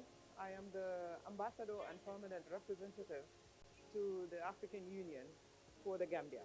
As PR, this would be my first participation in the sessions of the African Commission, and I've just started today and delivered a statement on migration management, externalization of migration management. And for me, the sessions are going on very well. Issues are being discussed that are of pertinence to the Gambia, but also to the African continent in terms of migration management and how we should help to defend our young people against all the negative effects of migration, but also on the way they are treated when going through third countries. As a member state, we would like to see our refugees and also our migrants properly treated, their rights respected, and hopefully from the takeaway from this session would provide the opportunity for member states to make sure that migrant rights are reflected and defended, and ensure that they get a good treatment and a good future. For me, this is the first session, so I'll stop here for now and hopefully continue the sessions and learn and listen into other member states' participation and their stories, whether success stories or challenges that they may face. We will address them together as a continent, but also as a region. Thank you very much.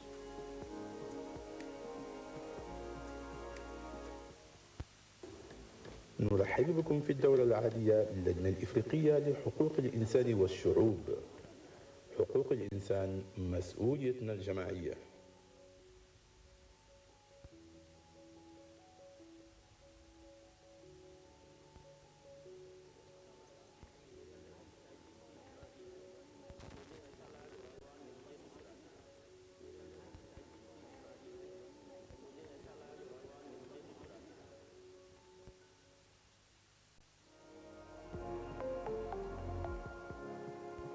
Thank you so much.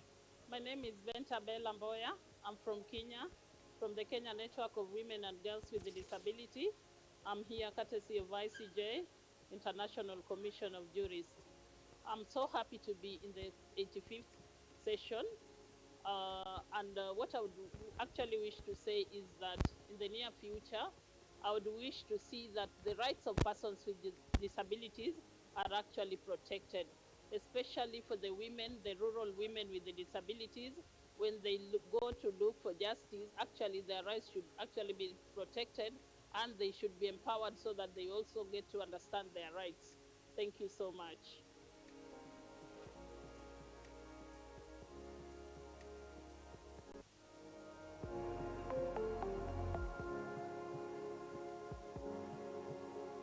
I'm called Brenda Kugonza, and I'm representing the Consortium for East African Women Human Rights Defenders Protection Network of Kenya, Tanzania, and Uganda. Yeah, so I'm glad that we have been part of this session, the 85th Ordinary Session of the African Commission on Human and People's Rights.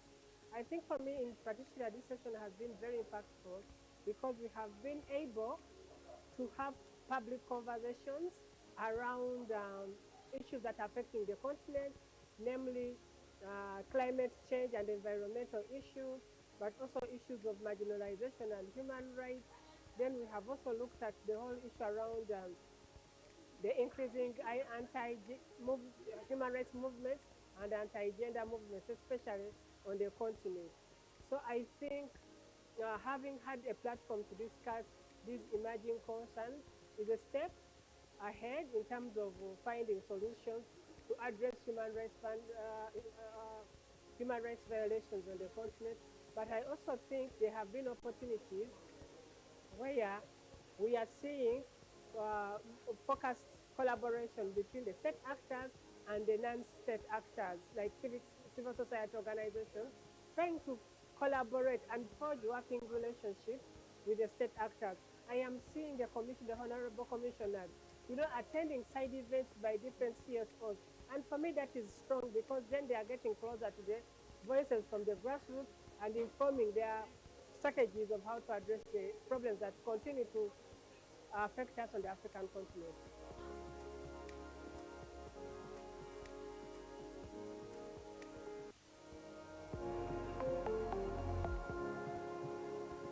My name is Colette Detujane.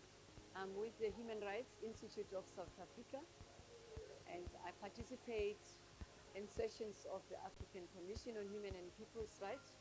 My organization strengthens the African systems of human rights. During this 85th session of the African Commission, my organization has been more inspired by the fact that the theme of the 2025 of the AU focuses on justice and for Africans and people of African descent through reparation.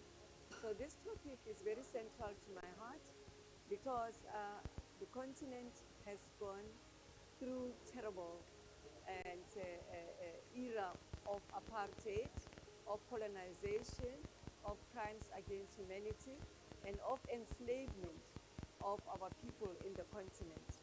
The reparation subject has not been a formalized topic, and we are looking forward to a mechanism that can be very effective to ensure that, the people of the continent receive, healing, and also are heard about the segregation, oppression, themselves to be allowed, to be provided resources, the opportunity to be here, to speak about their issues, to represent their own communities, and speaking in their own languages.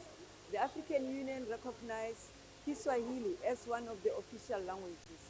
We would like to see more communities who speak these languages to come and present their state, their situation, to be in decision making, to contribute to the African systems of human rights. I thank you very much for the opportunity.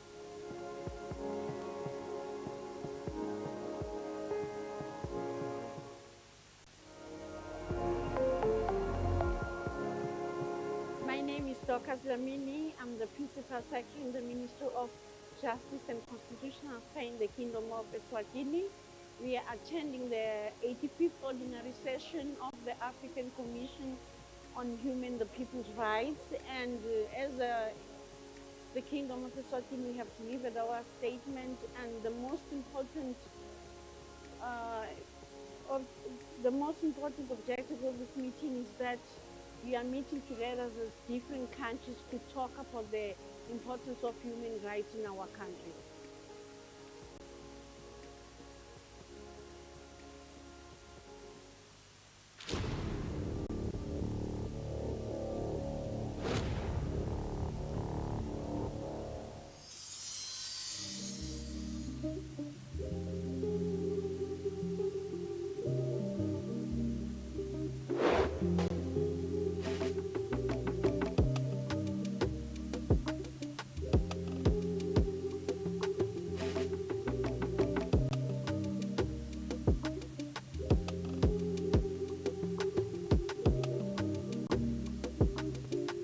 One Africa, one voice, your rights, human rights, our collective responsibility.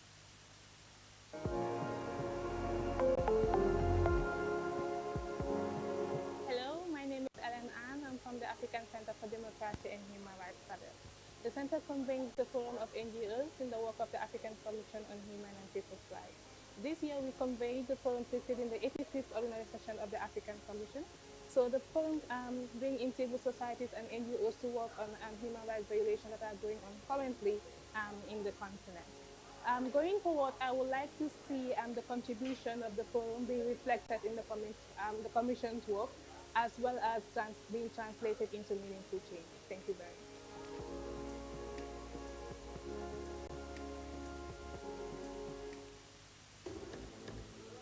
You are welcome to the ordinary session of the African Commission on Human and People's Rights.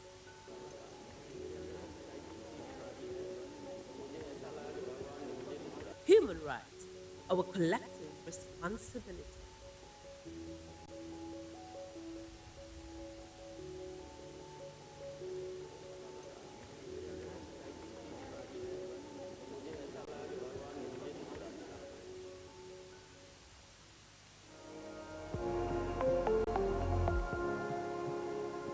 My name is Honorable Ernest Yawani, Member of Parliament for Kumau in Ghana.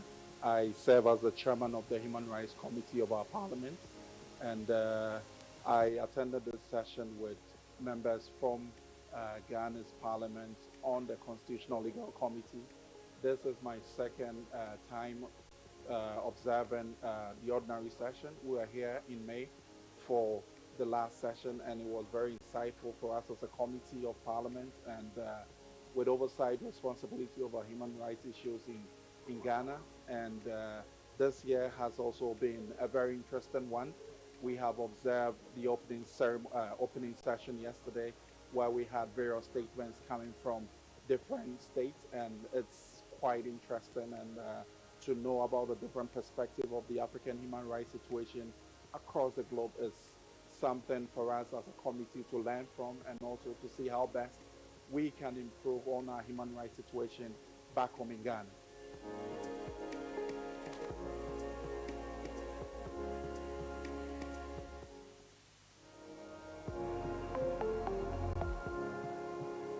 Je m'appelle Fatima Aldine Garfa, je suis la ministre déléguée auprès du ministre des Affaires étrangères chargée de l'intégration africaine et des Tchadiens de l'étranger du Tchad.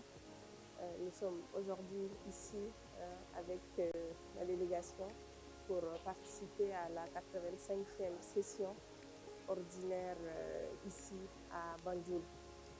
Nous sommes vraiment ravis de participer à cette session. Notre participation aujourd'hui dénote de l'importance et de l'engagement que notre pays, le Tchad, apporte à la question des droits humains. Il était vraiment important et essentiel que nous puissions participer aujourd'hui à cette session. Le Tchad a fait une déclaration relative à cette session. Nous réitérons bien évidemment l'engagement de notre pays, le Tchad, à œuvrer pour les questions des droits de l'homme dans notre pays. Les questions relatives aux droits de l'homme, sont bien évidemment gérées au niveau national pour chaque État membre, mais il était important de pouvoir échanger autour de ces questions-là avec tous les États membres en cette session de la Commission des droits de l'homme ici à Banjul. Et donc, nous réitérons bien évidemment notre engagement à œuvrer pour le bien-être des droits humains au Tchad et partout dans le monde. Merci beaucoup.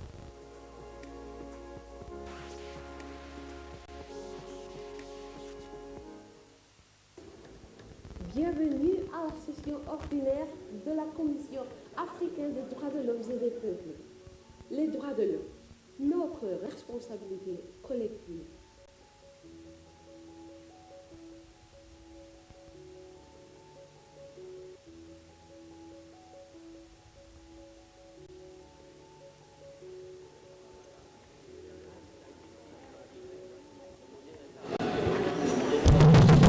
The session will be resuming. The session will be resuming in about 3 minutes, please. Let's take our seats, kindly.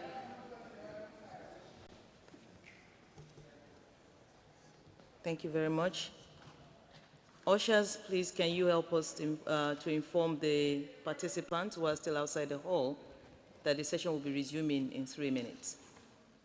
Please. Thank you.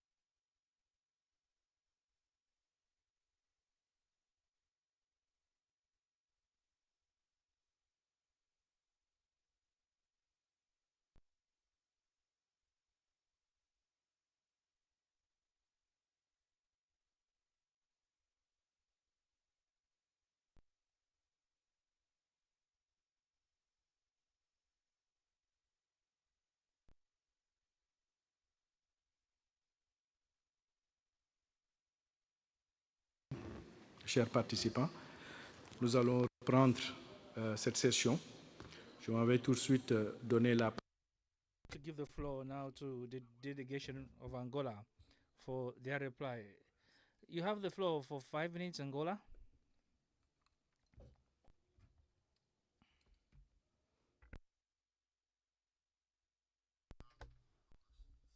Thank you very much for giving us the floor, Chairperson Commissioner Idrissa Sow, Honorable Commissioners, representative of Member States of African Union Commission, distinguished representatives of NHRA and civil society organizations, ladies and gentlemen. We take the floor to address questions raised by representatives of the NGO as such. For the Angolan executive, health is a fundamental right and a central pillar of our country's sustainable development. That's why we are taking concrete steps in building a national health system that is increasingly robust, fair, and focused on every Angolan citizen, responding to their real needs and providing quality and human health care regardless of the place of their birth, all while working towards universal health coverage. Funding is funded in 96% by state budget. Recently, 4% of UN partners and other international organizations. Allow me to note that the efforts are currently being undertaken to progressively increase health GDP to achieve Abuja targets of 15%. The progress made since 2017 indicates that our national health system has become stronger.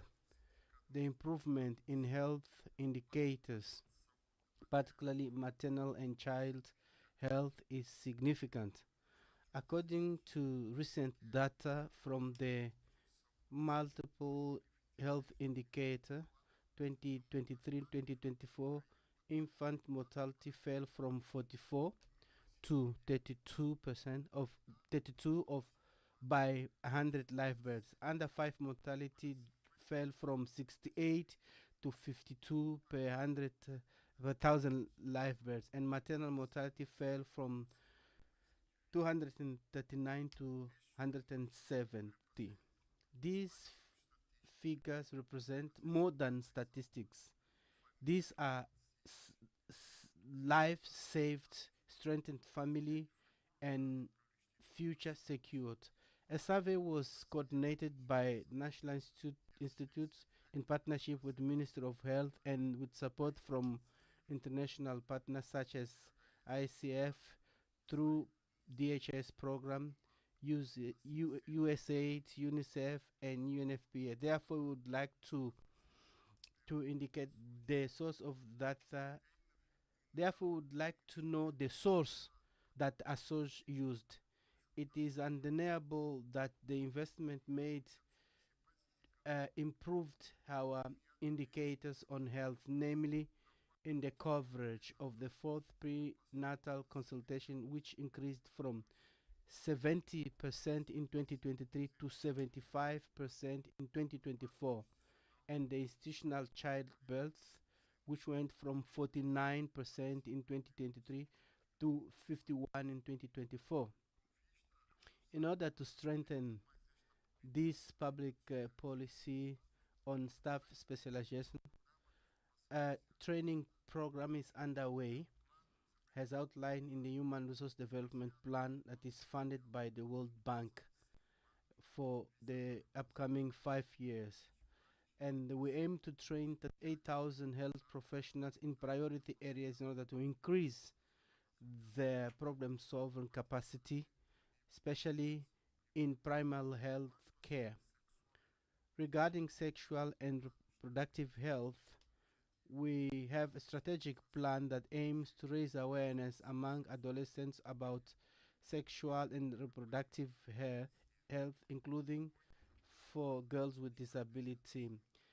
A comprehensive action strategy for adolescent and youth health was approved in partnership with UNFPA, UNICEF, USAID, the Ministry of Health, Ministry of Social Action, Family and Women's Promotion, and the media. This plan will intervene in rural areas in order to raise awareness among the adolescents on sexual and reproductive health. It's important to note that in Angola, the abortion is treated within the scope of the protection of the right to life, which has constitutional dignity.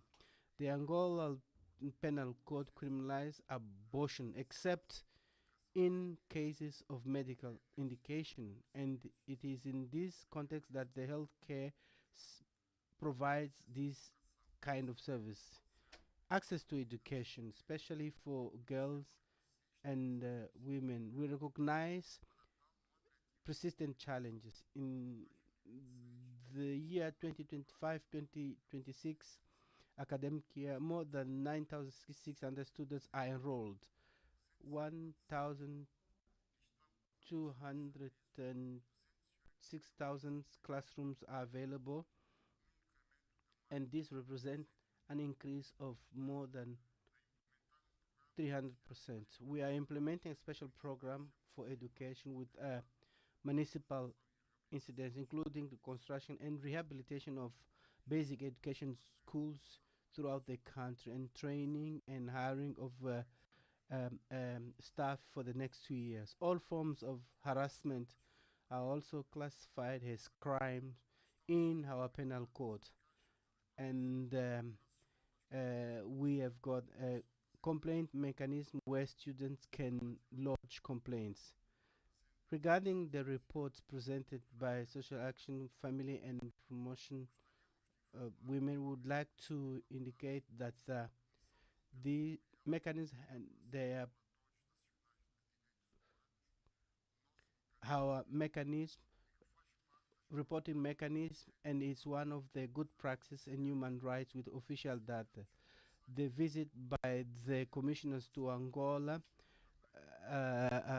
allowed us to present the report and allowed for verification. We are currently implementing national strategy on fighting against early marriage and child marriage.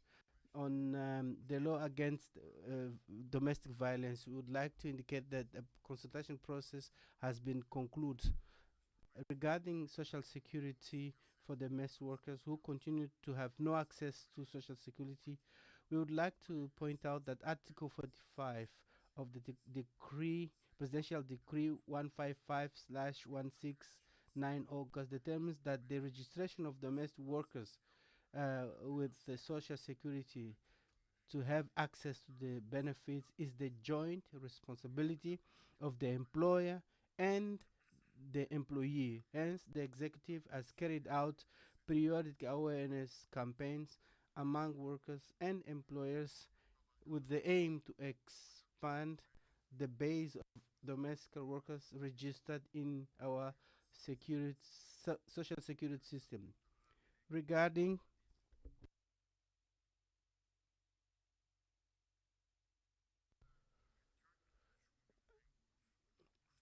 the state protects life but also condemns criminal acts. It is important to note that in these acts, not only citizens were killed, national police were also injured and killed.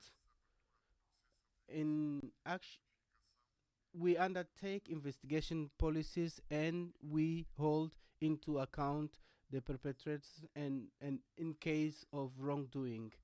In conclusion, the Angolan state is strongly committed in the promotion, respect and protection of human rights, and it has made great efforts to prevent such acts from happening again in the future by strengthening the civil, moral and academic education of our citizens, aiming to respect state institutions and raise their awareness.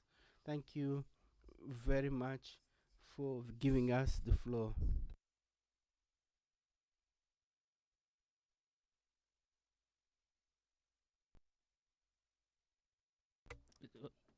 Now we have to give the floor to the delegation of the Arab Republic of Egypt.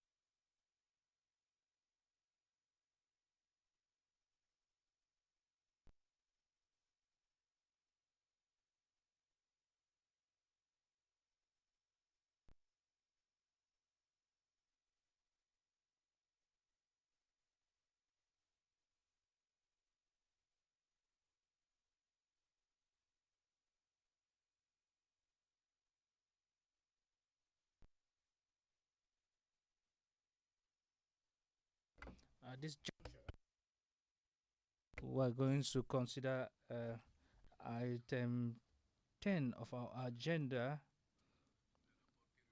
with the periodic report of the Arab Republic of Egypt. Before I give you the floor, Your Excellency, I'd like to say a few words on my own behalf and on behalf of the entire Commission. Your Excellency, Honorable Aled Ebakli, the representative ambassador representing the Ministry of Foreign Affairs and head of delegation, on my behalf and on behalf of all the commissioners, I would like to bid you a warm welcome to Banjul, headquarters of the African Commission on Human and People's Rights.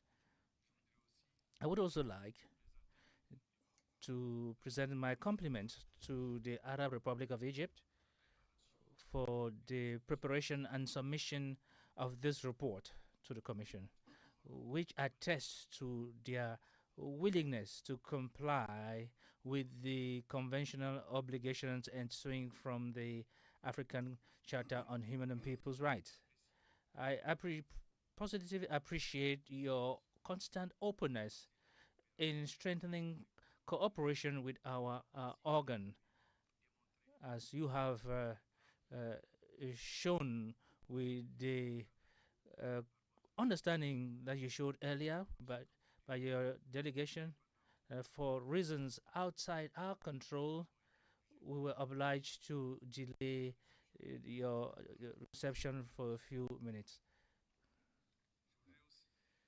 I would also like to express to you all my gratitude, my profound gratitude on my behalf and that of the Vice Chairperson for the congratulatory messages that you sent to you by your government through the Ambassador Halef.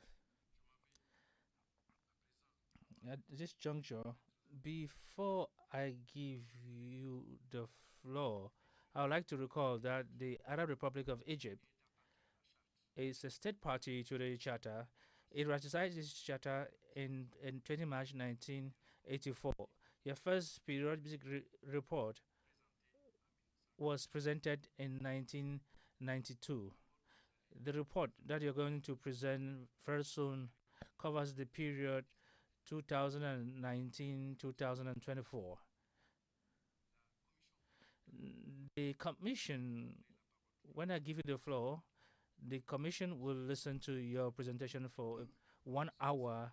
After that 1 hour, we're going to start a direct dialogue that will enable each commissioner to put questions to you in relation to their mandate. Your Excellency, Ambassador, the floor is yours.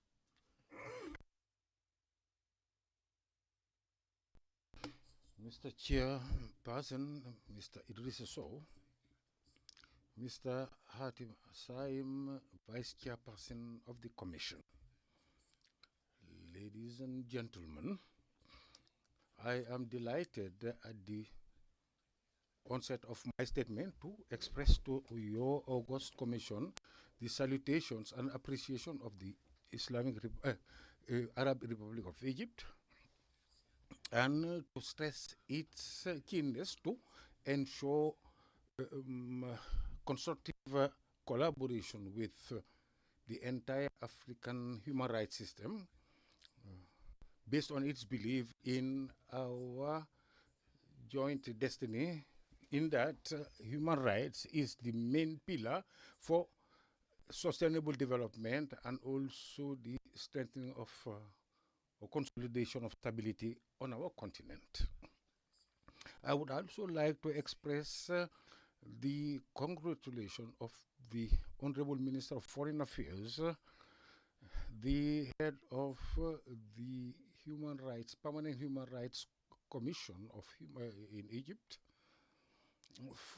on your election at the helm of the Commission, and Mr. Hatim Saim, Vice Chairperson of the Commission, and I wish you success and Godspeed in your new function. I also extend my gratitude to the members of the elected bureau for the efforts they have made.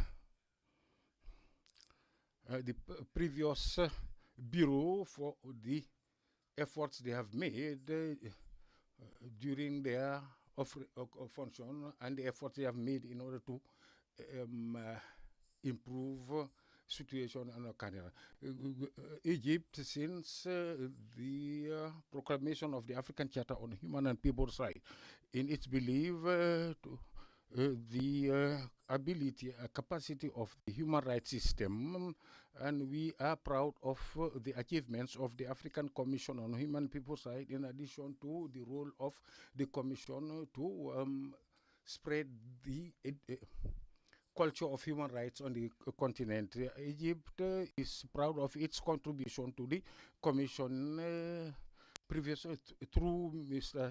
Badawi Asher, who was once chairperson of the August Commission and also the former foreign minister who also was a member of the Commission. Egypt is presenting its combined report 2011 and 18 of in line with the African Charter on Human and People's Rights, and its continuation to interact with the regional mechanisms, and based on its strong commitment to the provisions of the Charter. And this report highlights the major developments in the area of legislation and general policies and practical practices over the period of 2018 to 2024, based on our aspiration to be in line with the guidelines of your commission, based on our previous report and our keenness to strengthen what has been achieved so far. Mr. Chair,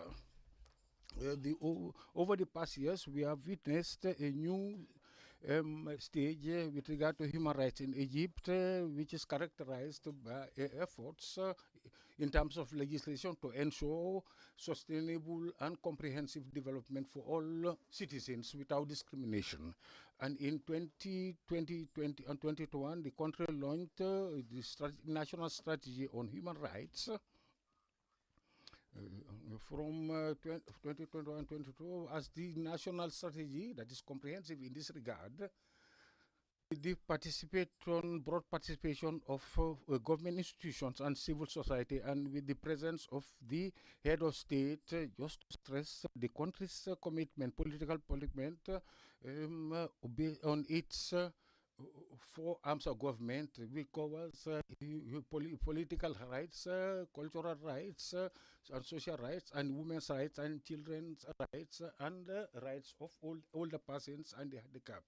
And the purpose is to spread the culture of human rights. The Permanent Commission of Human Rights at the Ministry of Foreign Affairs, together with all other relevant ministries, and establish a technical body that is responsible for the supervision and monitoring of Egypt's commitments and obligations at the international level and continental level, and gather data and analyze information and follow up recommendations that stem from the various mechanisms, and provide technical assistance for government bodies in order to promote and protect human rights. Mr. Chair, Egypt believes that human rights development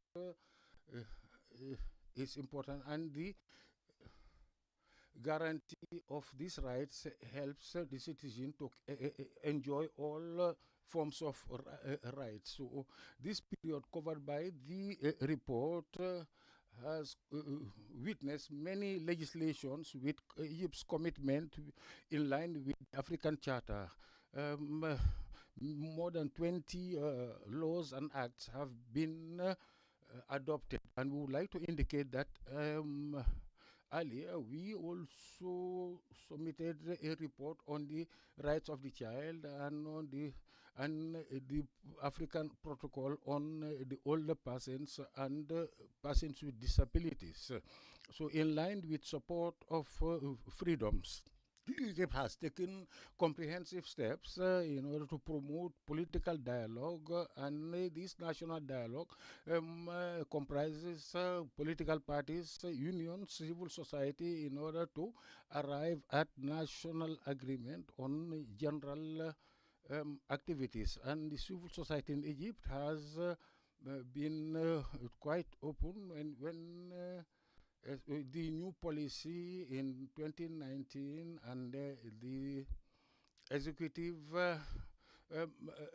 guidelines and organize the reception of assistance externally, and also there was agreed, and over 35,000 NGOs have been established, and in 2022 was launched as the civil society year. It's an indication to as a major partner when it comes to the promotion of human rights. Ladies and gentlemen, the government of Egypt give priority to human rights and the rights of the person with disabilities and older persons. So there are legislation to put an end to FGM and also sexual harassment, and enable and empower women to occupy positions and to represent about 25% in the National Assembly and 5% in the Senate. And also the person with disabilities have also been the beneficiaries of a special fund that is more than 1 billion Egyptian pounds, and there is measures to eliminate about 10% of unemployment by 2024, and to increase the minimum wage several times in both the public and private sector, and social protection through many programs that cover over 5 million households, and the expansion of health services that cover over 100 million areas. As for education and health, there is gradual medical coverage in all medical units, with the increase in life expectancy and the decline in child mortality. And there are many schools and classes that have been built, and the support for thousands of children, especially those who have disabilities, and link their graduation with the job market. Mr. Chair, Egypt has been keen to ensure that human rights are in line with its national priorities. And the National Human Rights Strategy has come up with a framework that is in line with the national policy and is in line with the 2020-2030 vision for sustainable development. So in this regard, Egypt continues to interact with continental and international mechanisms, and also provide develop ties with the Commission on Human and People's Rights, and promote dialogue in the implementation of its commitment. Allow me, Mr. Chair, first of all, to highlight to you the major aspects of the national policy. But before I do so, allow me to introduce to you members of the the Egyptian delegation. Ambassador Kaudo Harif, the ambassador of Egypt to the Gambia and Senegal, and also Cape Verde, and Mr. Adil Sarafi, assistant to the foreign minister for international cooperation, Ahmad Saada, the technical director for the technical fund for the support of social bodies, and also Mr. A gentleman from the Ministry of Defense, and a member of the Permanent Human Rights Commission, and so Mahmoud Khalifa, advisor from the Minister of Justice, and Mr. Diyar Din Abdelaziz, the head of the department in charge of human rights, and Mr. Ferrer, staff member of the Ministry of Foreign Affairs, and second secretary and third secretary at the Ministry of Foreign Affairs. Mr. Idris Sow, chairperson of the African Commission on Human and People's Rights. Ladies and gentlemen, members of the Commission, Egypt has signed the African Charter in 1981 and was ratified on 27 February 1984, and this was published in the Gazette in April in 1992, and covers this report covers the combined reports, the 12 and 18 submitted to your August Commission to cover 12 to 8, 19 to 2024, and it highlights the major developments that took on legislations and practices concerning the implementation of the Charter, and the Human Rights Commission has done this in line with the various reports as follows its function also, and this commission works on the promotion of human rights, and the major policies on human rights is to prepare the national strategy, the first strategy on human rights from 2021 to 26, launched by the head of state, President Hafez Sisi, on 16 September 2021. And this is a clear indication in our national policy to promote and protect human rights, since the document represents the first national framework that has been prepared and implemented. And this strategy has adopted an advocation, and that comprises 4 areas: civilian rights, and also socio-economic rights, and women's rights, and older persons' rights, and capacity building in the area of human rights. And it is implemented through areas of implementation, and that is legislation development, institutional development, empowerment, and also education. This first strategy is based on the implementation of the recommendations from human rights organizations, international and continental, and also the implement the Constitution, and also the National Commission on Human Rights. So this strategy comprises at its launch 220 objectives that represent and have been prepared and drafted.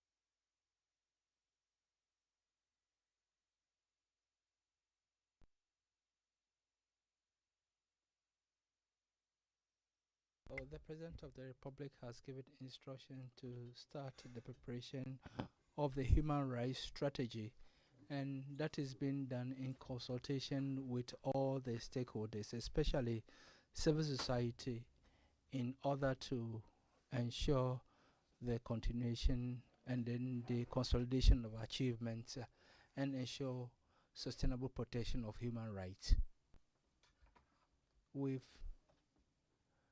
also have with us a copy of the report which we will submit to the Secretariat, and we are ready to prepare the second National Human Rights Strategy, which relates to the final recommendations, which is based on the final recommendations of the treaty, as well as a total national, regional, and international review of instruments. And during the reporting period, we adopted many laws and legislation to ensure the protection of human rights. And I can mention the law on social security, the law on pension, the right of older persons, the right of persons with disability, the rights of foreigners, and also oh, we pass laws on the protection of children.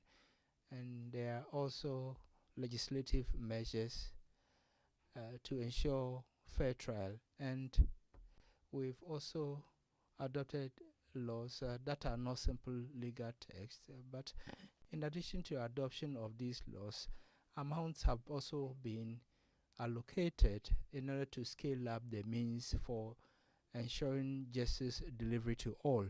A lot of mechanisms for implementation have been put in place, and this has led to the scaling up of training in order to implement these laws in terms of policies and programs of the government in order to realize the laws contained in the charter, especially the charters of the African Union. We have put in place a lot of measures and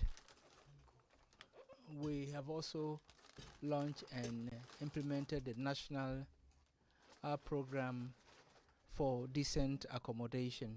And since we started that in July in 2021, we've had 3 stages, which involve 4,800 villages and 28 small villages, and these were implemented in the various regions of Egypt. Chairperson, the cost of this project is about 500 billion Egyptian pounds, and it will be implemented. It's been implemented up to the next couple of years, and this will also ensure that we roll out electricity to ensure decent living standards for our people. And the Ministry of Economic Affairs and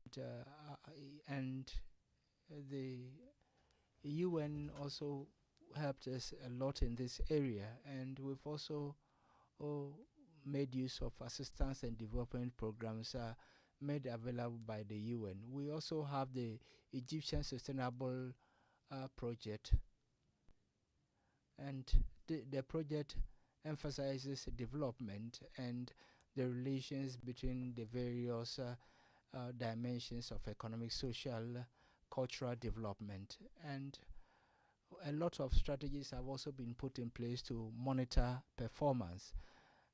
And the 2030 vision of Egypt is in line with the provisions of Agenda 2063 of the African Union and the Sustainable Development Goals of the UN. During the reporting period, we also adopted a raft of national strategies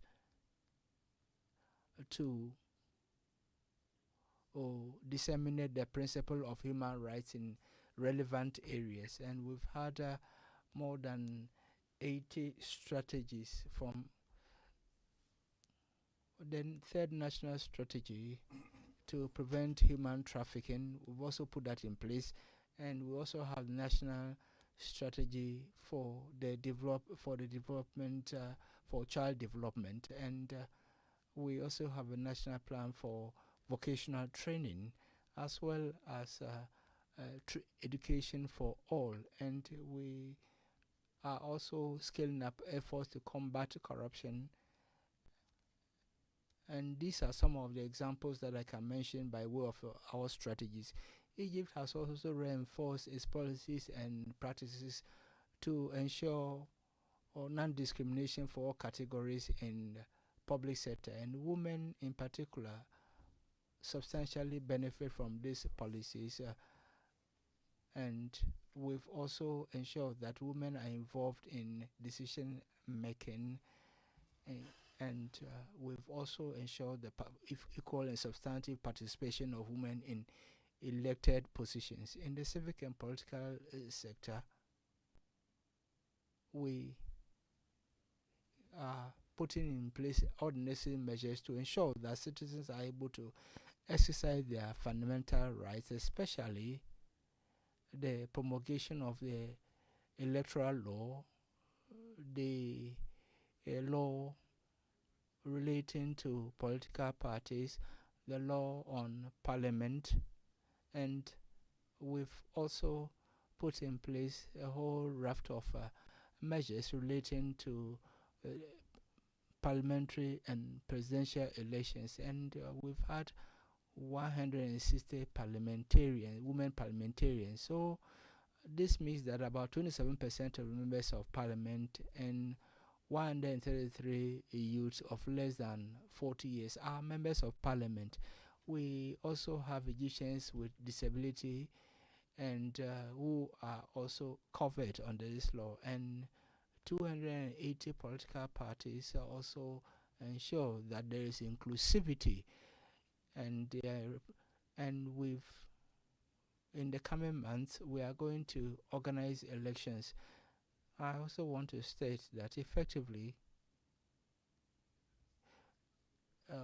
we are on September and October we will have the elections to the Senate, and there are 140 women and 35 youth of less than 40 years and 25 Christians who are members of the senatorial body. And we've had also the presidential elections. We had the previous elections, we had 4 candidates, and President Sisi won the elections.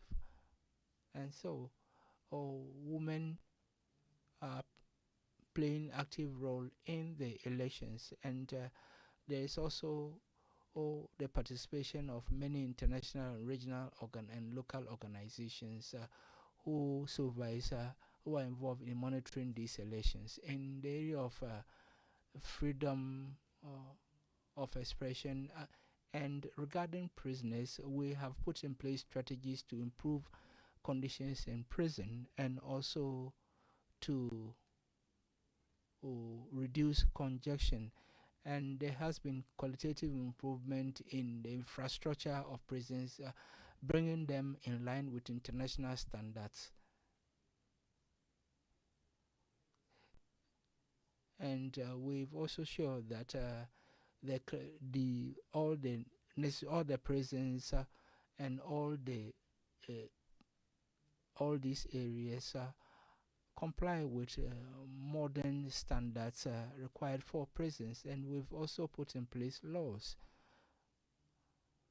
for these centers in order to facilitate the reintegration of prisoners. And so there has been improvement, and we have been implementing the Mandela rules with the help of the United Nations. Also, regarding remand, the steps have been taken to improve upon, and also to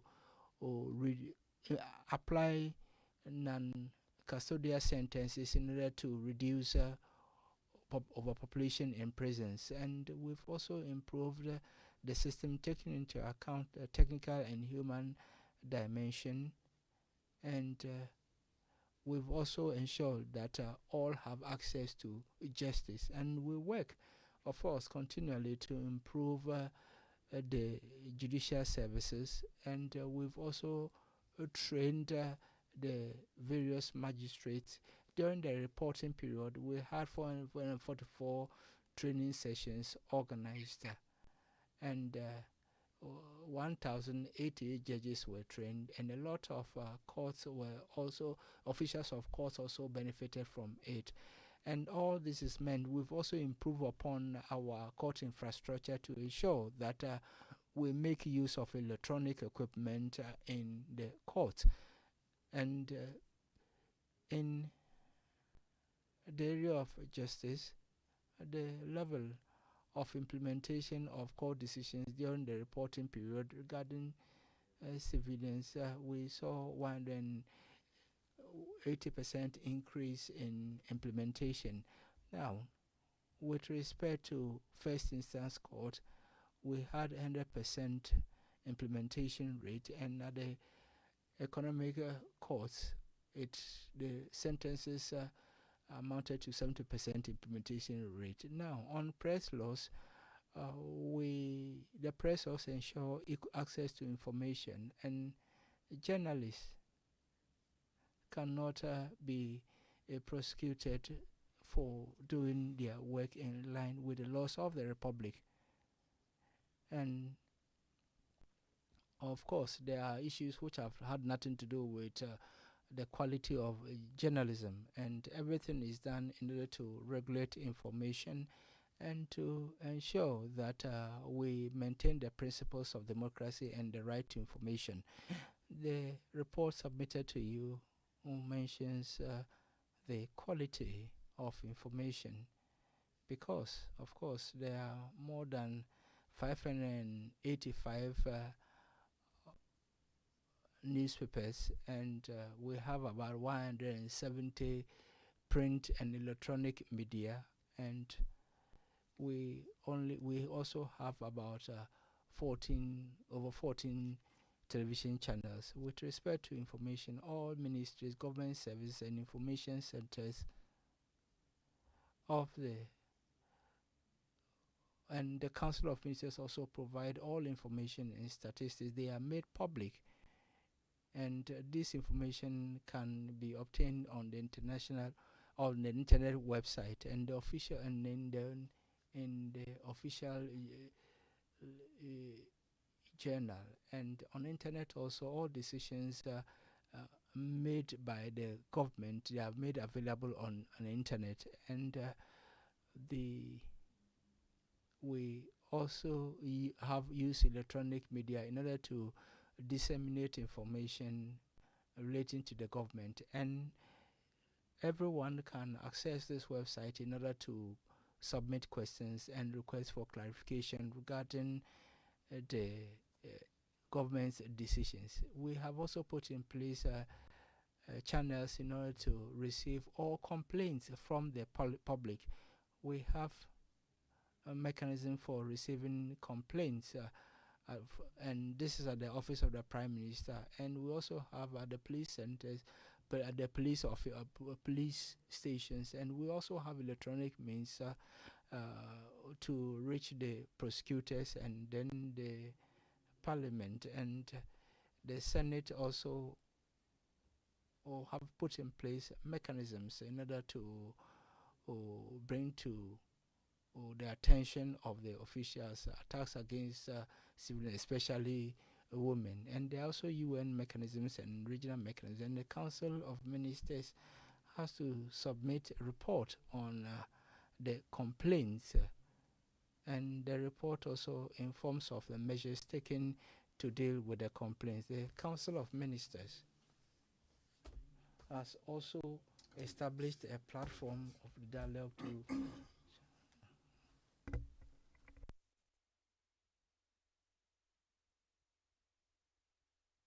sustainable development. As for the formation of unions, there is a national policy on 20 after consultation that comprises more than 1,300 non-governmental organizations, both for external and internal. And there was a legislation, a new legislation with regard to the organization, and there is a guarantee of associations and institutions, and all sanctions that are against freedoms that are eliminated, and is the establishment of digital platform to help civil society to coordinate activities, and there is a digital system to facilitate civilian work and provides services, and the management of complaints, and national institutions, non-governmental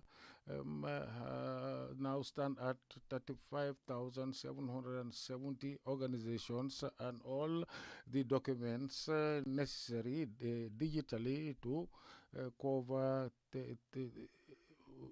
34,000 institutions and non-governmental foreign NGOs have also been approved from 2020 to 2024, and over 4 billion Egyptian pounds have been allocated, and Egypt continues its efforts in the area of religious freedoms, and this is a major area that is given priority by the government, given the fact that it is a major pillar for social stability. And Egypt has made significant progress in the protection and consolidation of religious freedoms through tolerance and equality before the law. And this progress has covered many developments in terms of legislations and government institutions, and religious freedoms have also been introduced in the educational sector in order to strengthen human rights values and principles, and this, the stress on equality and also sovereignty. As part of the efforts to develop houses of worship and documents in this area, which ensures the legal aspects of these institutions, and the number now stand at well, the approvals, and they stand at 360 churches. And as for the sacred families, and also the families that perform pilgrimages are many, and there are also Jewish cemeteries and so on, and many measures have been taken to fight against extremism and terrorism, in collaboration with the Azhar Observatory in the fight against terrorism, and to promote tolerance and acceptance of the other person, and to fight against hate. As for the right to asylum, in this regard, there are many challenges that we face, and the complications, especially from some neighboring countries, because of instability in the region. This has led to the increase and waves of refugees to Egypt, and this has increased significantly and asylum seekers. At the International Organization of Migration, Egypt is now third worldwide among the countries that receive more requests for asylum seekers. In the face of the challenges in our report, Egypt hosted over 10.3 foreign refugees, whether regular or irregular, and asylum seekers, and more than from 260 nationalities. And Egypt is keen to ensure them basic services and their integration into society. And there is a policy that is implemented to ensure that there are no camps and there instead of attending these policies, and to ensure that children have enjoy services equally, and medical services are provided comprehensively, and they are included in health services campaigns provided by the government. And it's a new legislation that organizes or govern foreign for asylum seekers and also migration to Egypt, and an improvement of the Convention of 1951, and that ensures their rights that are guaranteed under this agreement. And the law has established a law that governs the request for asylum under judicial supervision, and give priority also to the handicapped, older persons and women also, and victims of the human trafficking and many other areas. And the law also states and comprises many areas, and identifies very areas, also many areas, and for them also there are facilities for them to obtain Egyptian nationality, and there is another law that is prepared in Israel as for socio-economic and cultural rights and the right to employment. Law 14 or Act 14 in 2024 that governs employment. Any employment that creates discrimination in terms of training and the job application, and also rights with regard to the right to employment based on creed, race, color, or language, or disability, or social category, and so on, or for any other reason that affects the principle of equality and equal opportunities. And discrimination is not limited to anything, and it is determined based on laws that govern the rights of women and also persons with disabilities. And the law also contain areas concerning employment. If the chair can request the Honorable Minister to reduce the speed at which he's reading his document. And I will highlight some areas of the law, the employment law regarding human rights. And it has been implemented. It entered into force in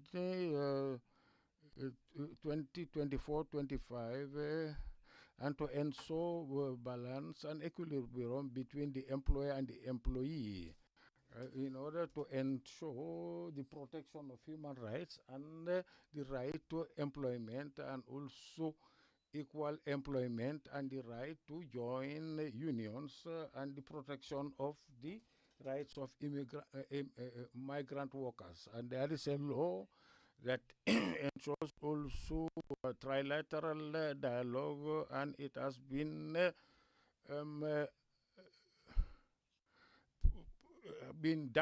discussed in line with the Geneva Convention with regard to all agreements. That's about 36 of them that Egypt has ratified. And the legislators under this law have ensured that they are in line with basic laws and that ensures equal rights and eliminate discrimination, and also fight against forced labor and child labor, and also fight against sexual harassment at the workplace, and provides professional health through the participation of unions. So whatever their level in amicable settlement and mediation, to make the law in line with legislative institutions. And the new law also stressed the need to organize social dialogue. So it has established the Supreme Council for Dialogue and has been given a special budget separate from the government budget to ensure its autonomy. And this law is applied on migrant workers and are socially protected regardless of their way of their entry into the house. And it covers migrant workers in the informal sector. And they are helped to improve their skills.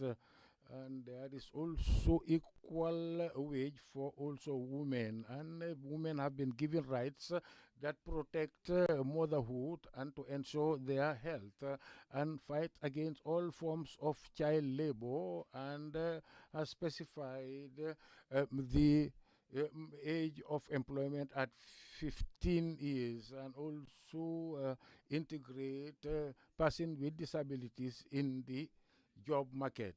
The law also comprises mechanisms with regard to minimum wage, and this comprises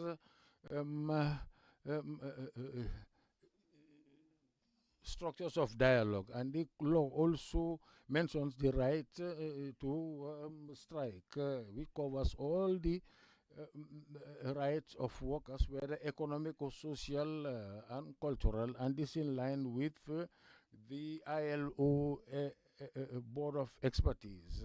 And for example, the condition of the union's agreement is a requirement, and also the right to go on strike, and the elimination of the dismissal of workers as a result of strike. And there are many instruments, that is the establishment of special offices for the private sector, and to ensure professional health for employees, and the establishment of workers or labor tribunals, and the application of sanctions on the perpetrators. And the government has reduced unemployment from 24% to 6.4% by 2024, and the minimum wage has been increased 4 times, and the launch of the national policy on employment, and the national policy on employment has already been launched, and there are laws also that govern the supply and demand, and it's about 24 trainees needed by the job market, and about 30,000 persons with disabilities to be employed, and there are will be many opportunities in the 4 years. As for health, welfare and care, there is a law that ensures medical care, that ensures quality, and the government budget ensures that there is right for health with special budgets. And we have figures which we will give to the Secretariat, and the bank has come up with a host of initiatives to ensure the right to health.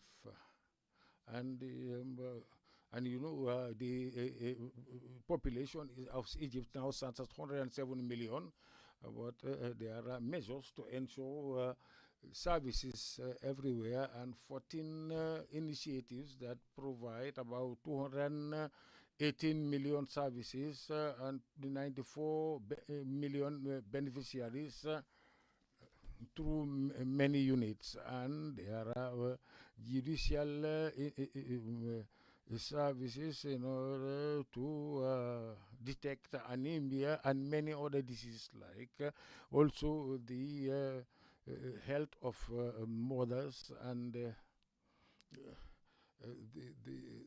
embryo, and postnatal and prenatal care provided everywhere, and also and there are also allocations, finance allocation of about 19 billion sterling, while it was less than that in the previous year.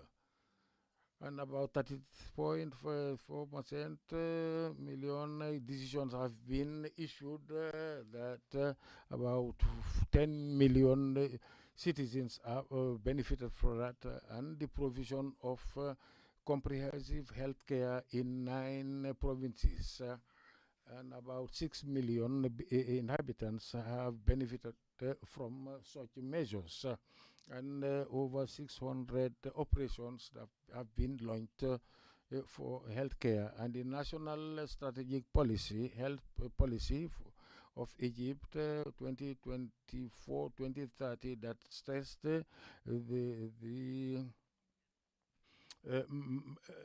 enjoyment of the population from all facilities, and to ensure human development. And Egypt has ensured sustainable development by reducing maternal mortality, and has also taken measures to fight against malaria, and implemented WHO standards to become the first country that has attained this level by 2024, and Egypt has provided treatment for hepatitis C also, and medical services also free. As for the right to education, there is a strategy policy to improve education in general, and this strategic plan is based on many policies. And the most one is to provide opportunities for all the population and targeting poor areas, and the improvement of services, educational services, by providing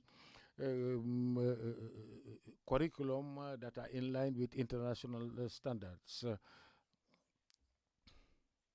And in the area of cultural rights, Egypt is made sure that the national heritages are protected, and they cover, for example, the pyramids in Luxor and many areas, and health areas in Gizeh and so on, and these in all areas, and there are areas that are covered all over the place. As for the rights of the woman, there are efforts by Egypt to ensure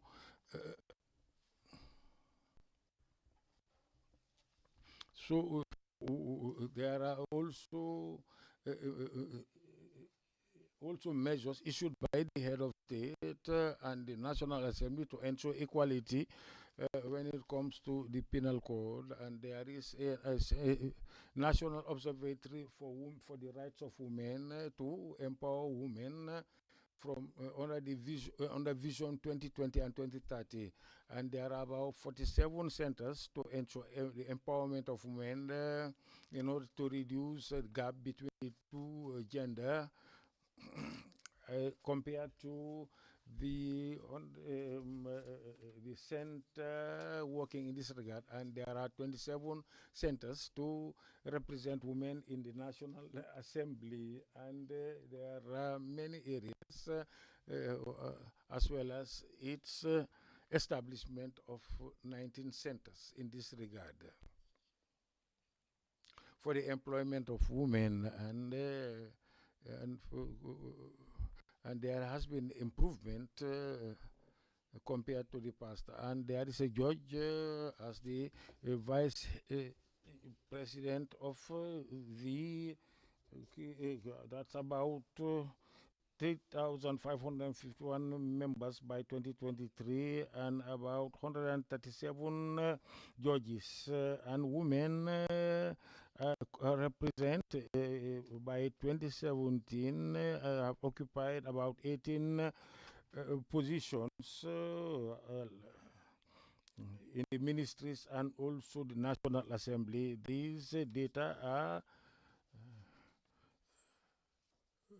done and provided based on United Nations requirements, and there is also measures to fight against harassment, sexual harassment, and violence against women. And in September, the Minister of Justice, for the first time, opened 2 chambers for women that are victims of violence in the courts of Cairo, in collaboration with the UNODC, in order to guarantee their privacy and based on the Constitution. And the law on nationality that prevent women to give nationality to her children. And in the area of the rights of the child, there are many national plans to ensure the National Committee on Motherhood and children, and there are general policies in this regard, and there is a national policy to the development of early childhood, and this is an experiment prepared in collaboration with UNICEF and has been successful in terms of at the level, and there is a policy on the child welfare and in line with the national policy on the child. And children, and there are committees that receive regarding children's rights and the protection of children, and there are hotlines to receive messages about violations against the children, and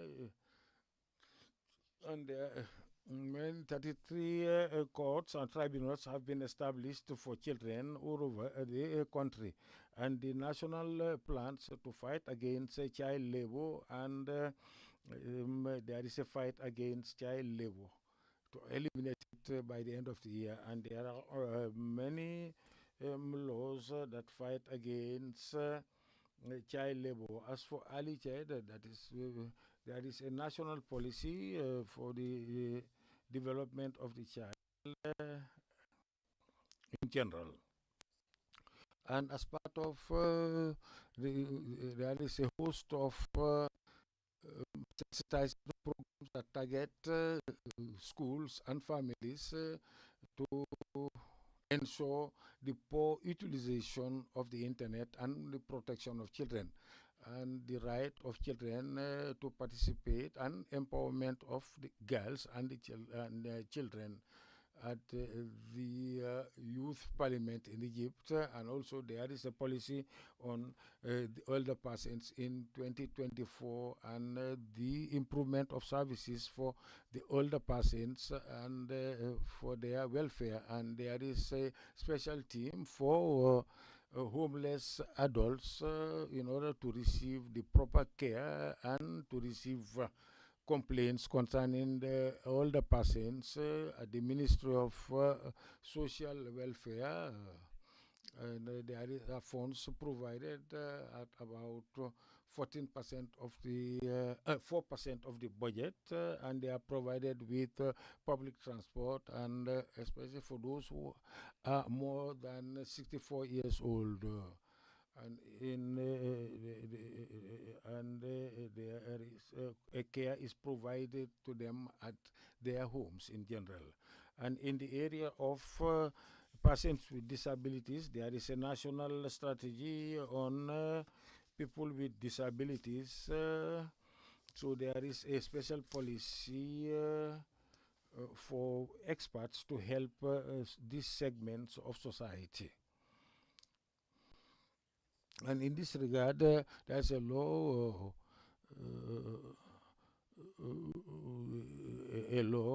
that amends the law on persons with disabilities to provide care and welfare in all areas, and the government provides about funds for 1 to 1.5 million, and has established factories for the handicapped to be training, and also integrated services for 1.5 million people with disabilities. As for empowerment and the integration in the job market, there are 14,000 job opportunities by January to date, and the Ministry of Employment since October until the first half of 2024 has trained persons with disabilities, and has intensified its work and also to ensure employment for those people according to the law,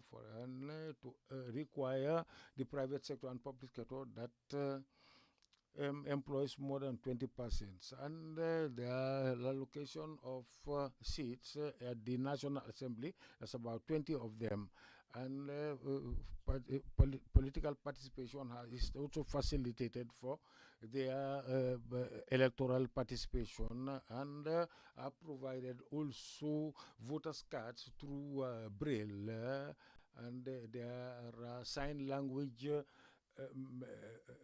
there is sign language communication at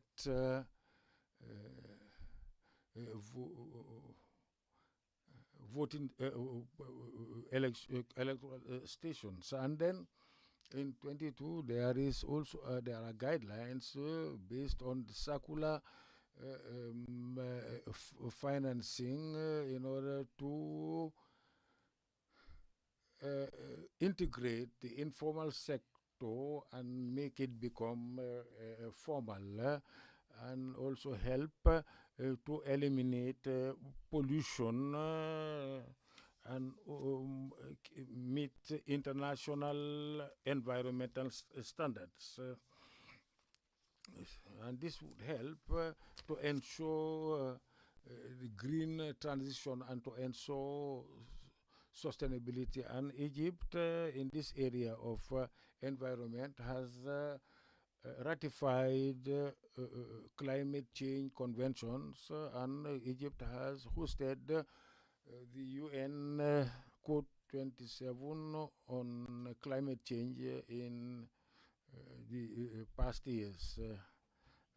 And they deal with the challenges related to climate change and concentrate on developing countries that are more affected by climate change, and there are measures and projects on the ground to adapt to climate change. The government has also adopted a strategic vision that is ambitious when it comes to transport, that is designed to improve transport services and to ensure green transport, because it is fundamental when it comes to sustainable development as part of the government's policy to ensure digital infrastructure and fight against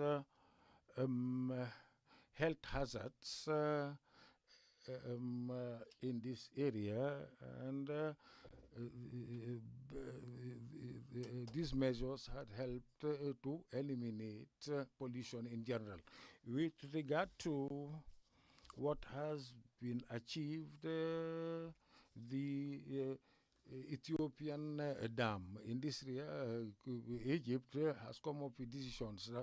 Egypt, the River Nile is a right to all neighboring countries, and that the joint, what our common resources should be exploited equitably. So we are surprised by the Ethiopian refusal to implement international law in this regard, and also to say that there is sovereignty right in the use of water resources, and they insist that they have the right to use this right on the river, and that Egypt has agreed on of dam, and this is totally inaccurate, and would like to indicate that we did not receive during the negotiations that took about 19 years regarding the dam, we did not receive any studies on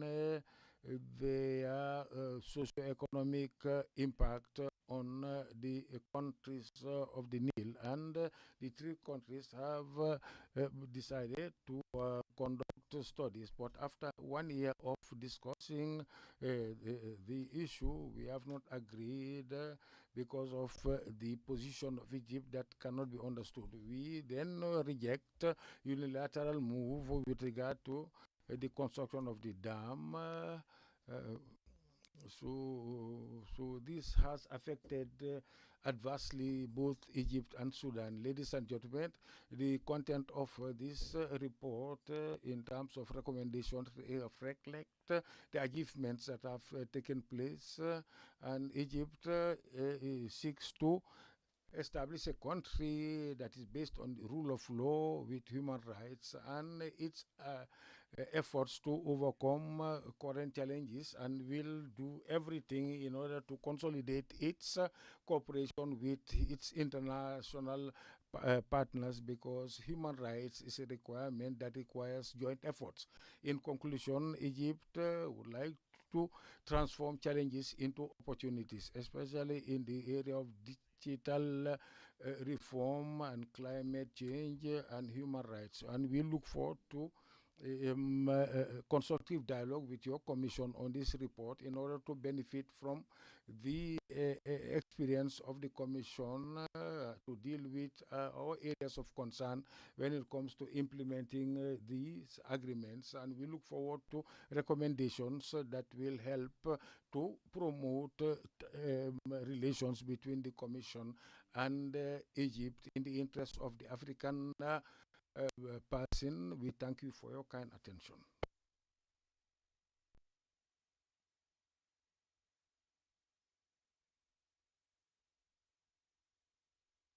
The interpreter would like to say is apologize for the quality of the presentation, the interpretation, because there is no document and the presentation was so fast that it was humanly impossible to interpret.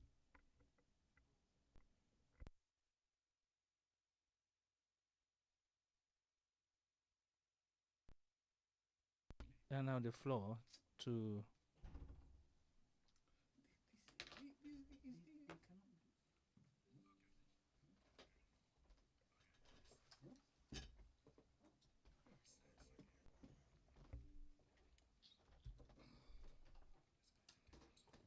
the interpreters ready? Can you hear the interpreter? As I was saying, Your Excellency Ambassador of Dedication, that the Commission would like to thank you for the preparation and the good presentation of your report. At this juncture, we're going to start the second segment of our dialogue. The commissioners will address your delegation. I'm going to give them the floor in turns to put questions to you. We're going to start with the country rapporteur commissioner who is responsible for monitoring the human rights situation in your country. Commissioner Ogana, you have the floor for 10 minutes to make your welcome address and put general questions. The floor is yours, Commissioner.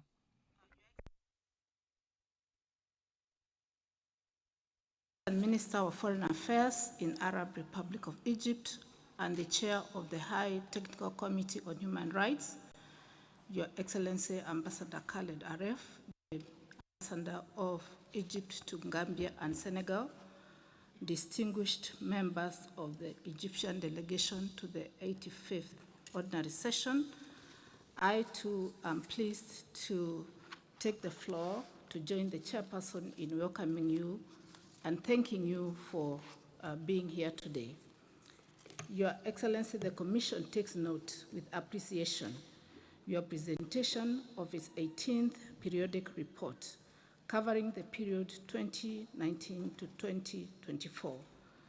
In particular, we note the participatory and inclusive process that led to the preparation of the periodic report under review through the Permanent High Commission for Human Rights established in 2020 by a decision of the Presidency of the Council of Ministers, which includes all ministries and government agencies concerned with human rights under the leadership of the Ministry of Foreign Affairs.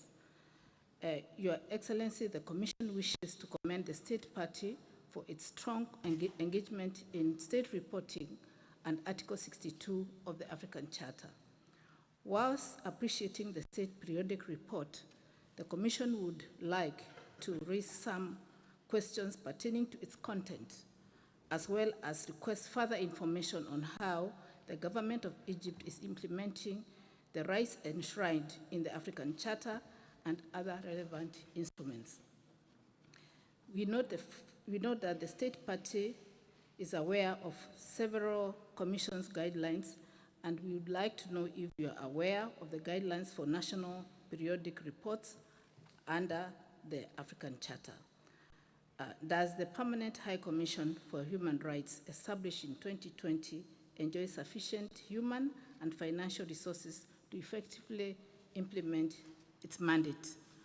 On ratification, the Commission notes that the government did not ratify any African or international human rights instruments during the reporting period. However, the report informs that executive measures have recently been taken to accede to protocols to the African Charter on Human and People's Rights, to the rights of older persons, and on rights of persons with disabilities. The delegation is invited to provide us with an update on the ratification process of the aforementioned instruments. The Commission is also taking note that Egypt adopts the Monist legal system with constitutional provision that makes ratified international treaties part of domestic law, with a legal force superior to that of domestic law and without requiring separate implementing legislation. The Commission would like to find out if the delegation agrees that even if ratified human rights international conventions are systematically incorporated into the national legal system and applied directly, their domestication and internalization would enhance the promotion and protection of human rights in a state party. Does the government the ratification of the following instruments? At the African Union level, the African Charter on Democracy, Elections and Governance, the AU Convention on Protection and Assistance of Internally Displaced Persons, the Kampala Convention, the AU Convention on Ending Violence Against Women and Girls, the African Charter on the Values and Principles of Decentralization, Local Government and Development, the Protocol to the African Charter on Human and People's Rights on the Rights of Women in Africa, Maputo Protocol, the Protocol to the African Charter on Human and People's Rights on the establishment of the African Court on Human and People's Rights, the Protocol to the African Charter on Human and People's Rights on the rights of citizens to social protection and social security, the Protocol to the African Charter on Human Rights on rights of specific aspects of the right to nationality and eradication of statelessness in Africa, and finally, the Protocol on the Statute of the African Court of Justice and Human Rights. At the international level or United Nations level, there are a couple of them. I will not go through them because we'll be providing this to you and you'll be able to note them. With regard to National Human Rights Framework, the Commission welcomes the first National Human Rights Strategy 2021 to 2026, launched in September 2021, which was prepared in accordance with consultative approach involving all ministries and government agencies, NGOs, drawing on international experiences and best practices in many countries around the world. The Commission would like to, however, ask if the National Human Rights Strategy enjoys sufficient human and financial resources to achieve its target. The delegation is invited to list any concrete specific efforts undertaken by Egyptian authorities during the period under review in order to popularize and disseminate the African Charter and other relevant human rights instruments. The delegation is kindly invited to provide an overview on the main achievements and recommendations of the Permanent High Commission on Human Rights. The Commission commends the government the decision to lift state of emergency in October 2021. That is paragraph 27 of the report. The delegation is invited to provide details on the positive impact of lifting the state of emergency on the effective implementation of human rights. With regard to Article 2, that is non-discrimination, which is provided under Article 4, 9, 11, 53 of the Egyptian Constitution, Egypt ratified the International Convention on Elimination of All Forms of Racial Discrimination in May 1967. In addition to the above-mentioned provisions, is the government considering adopting a specific law on preventing and combating discrimination? The delegation is invited to list any prosecutive or convictions for discrimination-related cases and state parties during the period.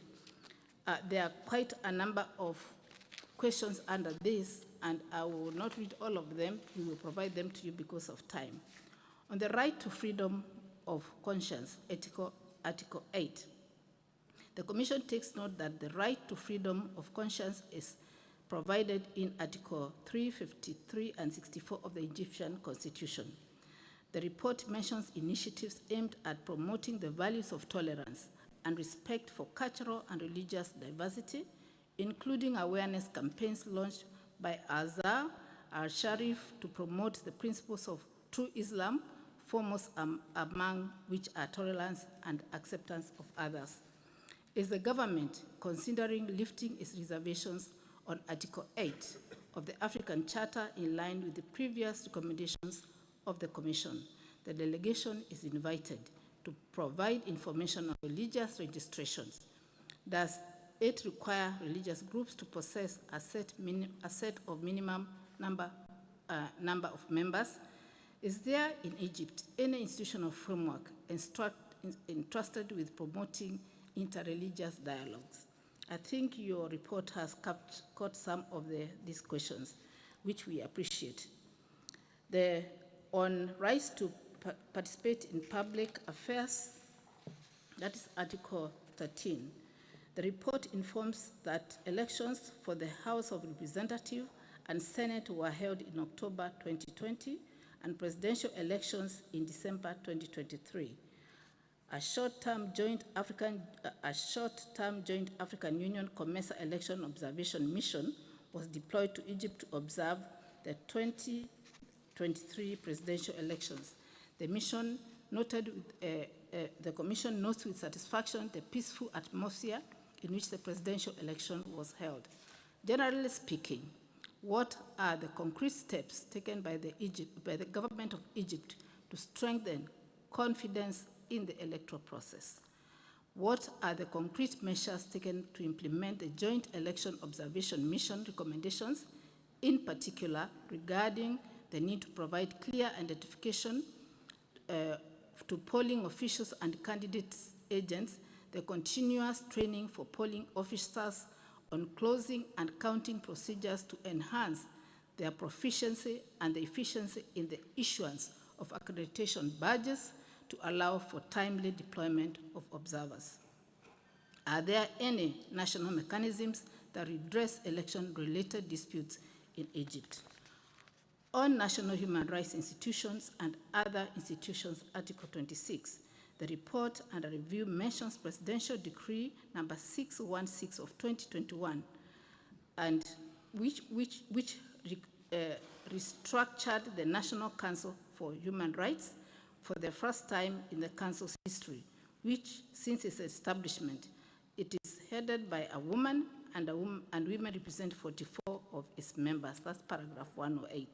The report also mentions the National Council of Women and the National Council of Childhood. The National Council of Human Rights is a member of the network of African national human rights institutions and enjoys the African Commission's affiliate status. It is accredited under A statutes by the Global Alliance of National Human Rights.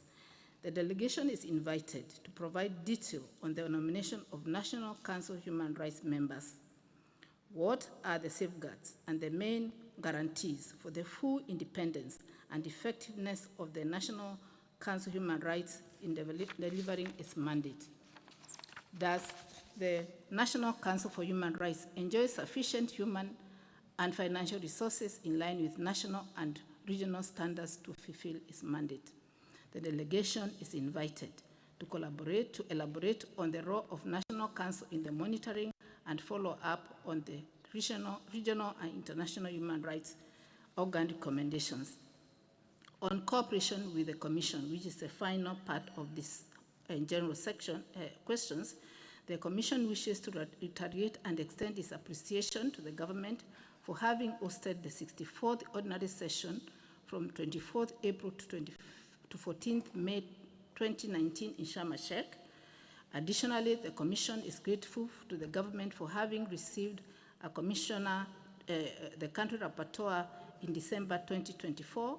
The delegation is invited to provide updates on the measures taken to implement the following decisions on recommendations adopted by the Commission during reporting period. Communication 344/0 7, we can provide details of the communication. Communication 396/11 and of 2020, and communication 424 number 12/12. And we would like to take this opportunity to thank your delegation for the comprehensive report that you have submitted. I thank you, Chair, and yield the floor. Je vous remercie, commissaire. Je donne la And I'll give the floor to Honorable Honorable Commissioner. Thank you very much, Chair.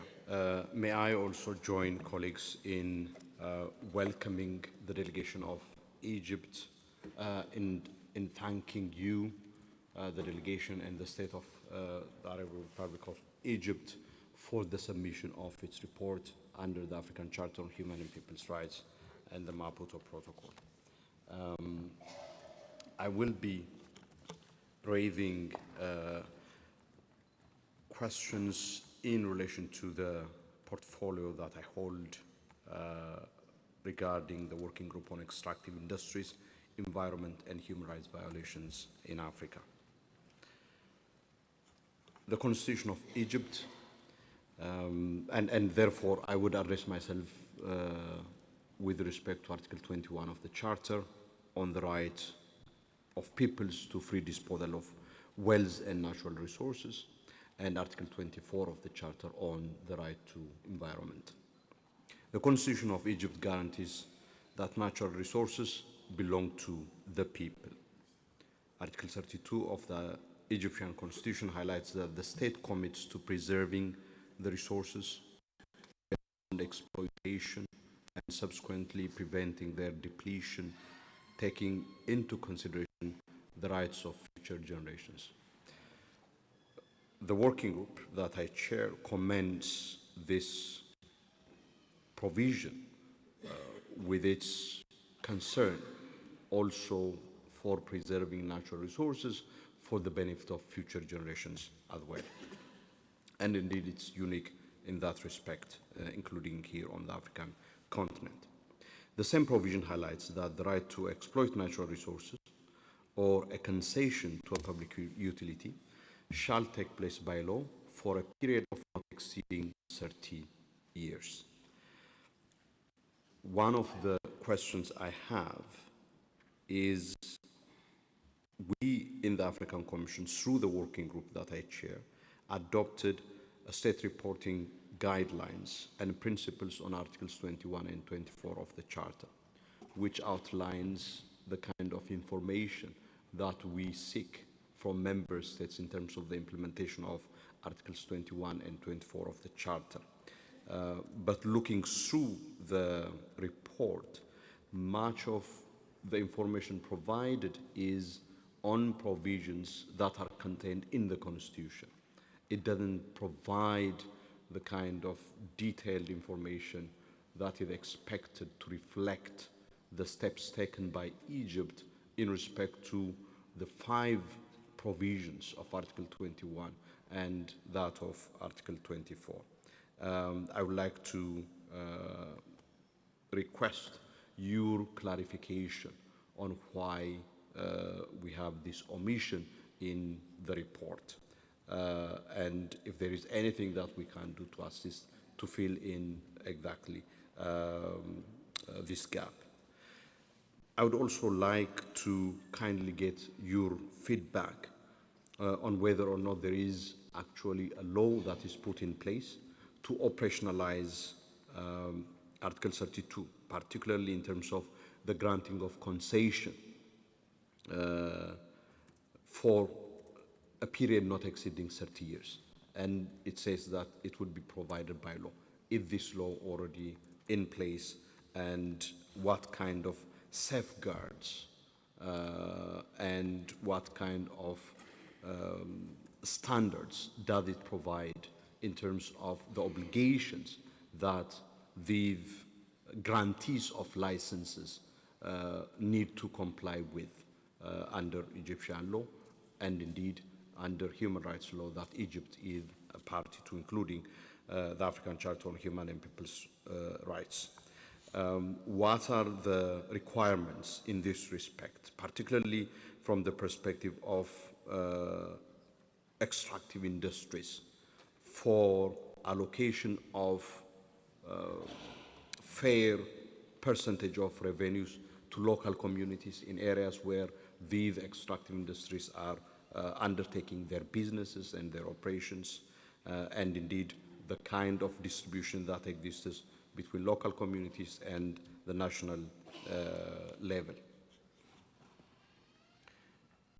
We also would like to get information on who, in terms of state agencies or regulatory bodies, is responsible for the regulation and governance of natural resources in Egypt, and what kind of power and authority does this regulatory body has in terms of monitoring, inspection, and also holding business enterprises accountable for failure to comply with established standards in that respect.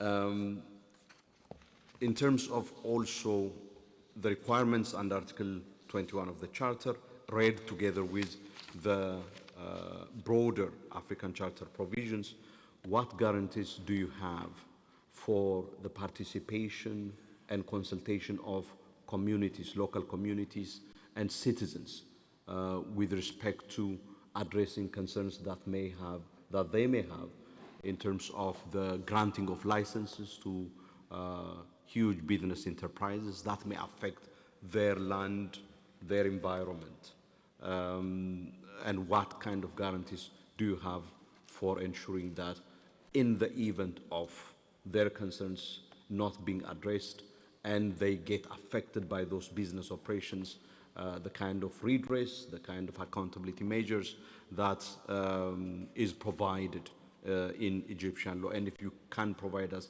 examples that illustrate actually the steps that have been taken in that respect.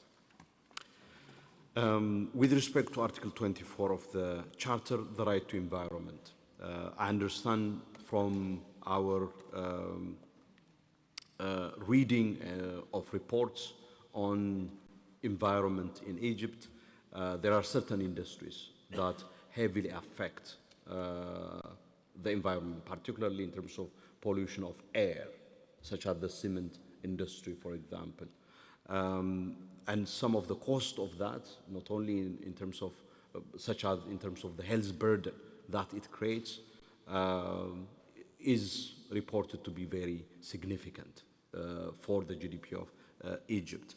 And we would like to know what kind of steps are being taken to contain and address the environmental pollution that some of these industries are occasioning to people, and whether you actually have an assessment of the impact that this is having on the health of communities and people living in those areas, and the kind of measures that are being put in place, not only to limit, but also to hold those industries accountable, and also to provide remedies for people whose health and whose land and water sources have been affected as a result of these pollutions.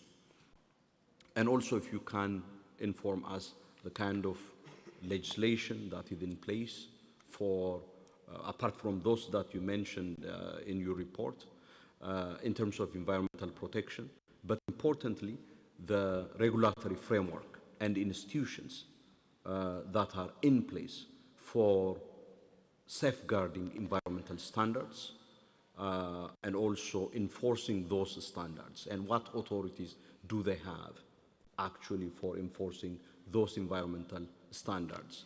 For example, are there any business enterprises that have been removed in terms of their licenses as a result of their non-compliance or serious breaches of environmental standards in Egypt? and also the kind of, I think, compensation, reparation, or just access to justice that is available for individuals and communities. For example, are individuals and communities entitled to take businesses or government to court for the health problems that they have endured as a result of the pollution of the environment? Thank you for your kind attention. I look forward to your kind feedback. Chair, over to you.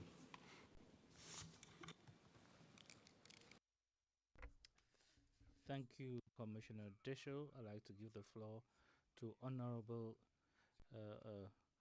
Commissioner Maria Teresa Manuela for 7 minutes. Thank you, Honorable.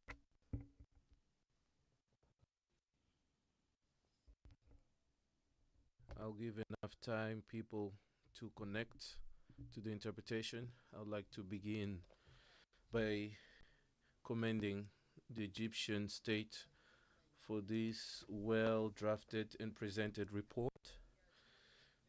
Actually, when we were in Sharm el-Sheikh, we were told that the report was coming, and it came with all the vigor. I would like to greet all the representatives of Egypt here present. I note that there is an institution which is an umbrella linked to all institutions, and that the year 2022 was declared the Civil Society Day, which several organizations completed their processes and got the legal diploma. But in this report, which was supposed to have a participatory exercise, I did not note such reference. I did not note whether there was a participation of the civil society in drafting this report, and this at the general observation. I'll go to the questions linked to my mandate. On paragraphs 21 and 26, the report refers to the obligation of providing necessary assistance to people with disabilities at the criminal investigation stage, but it does not mention what type of disability. Is it a manifest disability or others not visible disabilities? So the report refers to it on paragraphs 21 and 26, respectively. I also note with pleasure that Article 29 allows citizens whose freedoms might have been violated by a public institution to have the assurance of receiving a compensation by recurring through the National Human Rights Council. I would like to have more details regarding the application of this resource, because it constitutes a good practice to be shared with other countries that face challenges in this area. The report also informs that civils, as a general rule, might be tried or not be tried by military courts, but there may be exceptional circumstances which have a constitutional coverage on Article 204, but which remit us to the penal code. Could we have a notion of what type of crimes may take civilians to military court, even though there's an equivalence between the courts, but we know that the military court has a specific character. We also want to have some data, if they have, of cases that might have been tried in military courts and whose resources to the Supreme Military Court might have been success, because this will be positive for those detained awaiting military trial. The issue that the country reporter might have mentioned, the Commission sent several urgent appeal letters for prolonged detention Is there any information to be shared as we did not see in the report? We also would like to have information on the system of judicial assistance, statistics of requests that were granted. Mr. Head of Mission, head of delegation, is the legal assistance system covering victims that might have been suffered illegal detention, which may not have the resource of a lawyer to receive compensation from the state through the mechanisms that I referred.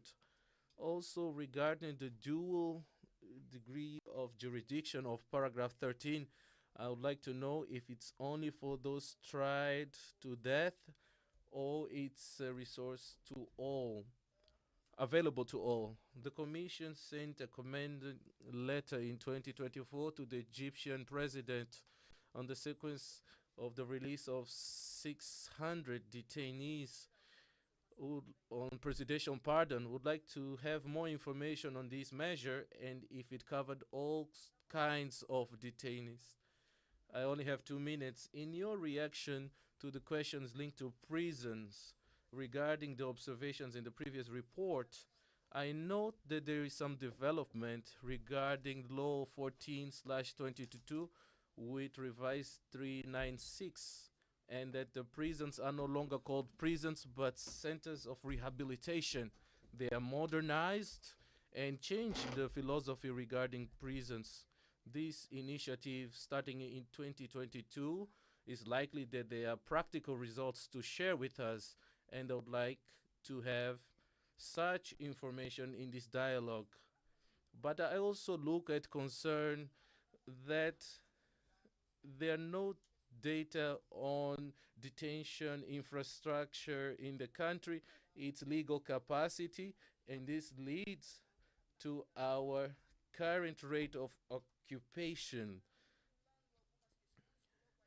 Carrying on the issue of visitations on paragraph 174 of the report, and to say that the alternative reports which we have access to, their records that over 1,000 detainees that died in detention between 2013 and 2024, 52 deaths in 2022. Our concern is that these deaths are attributed to negligence, and we would like to confirm and have some allegations on the matter. Mr. Ambassador, Excellency, regarding minors, I know that the penal age in Egypt is 15 years of age, and that effectively there are 33 courts for minors, 4 of which are called friends of the child. How are they distributed in the big territory that is Egypt, and how many minors do we have currently in conflict with the law? Are there educational programs to them? If yes, we would like to have some information. Thank you, Honorable Chair. The other questions allow me to send in writing. Thank you very much.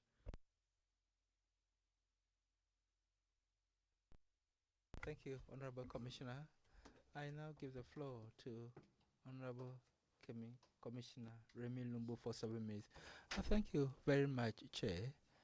Permit me to congratulate you for the able manner in which you are chairing our deliberations this afternoon. And I also want to commend the government of Egypt for the quality of their presentation. I'm Remy Ngoy Lumbu, Special Rapporteur on Human Rights Defenders, and I have some questions which I want to bring to your attention.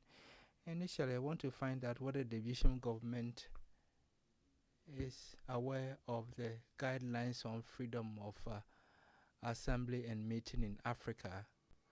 Now, do you take into consideration, did you take into consideration the guidelines during the preparation of Law 149 of 2019 on civil society?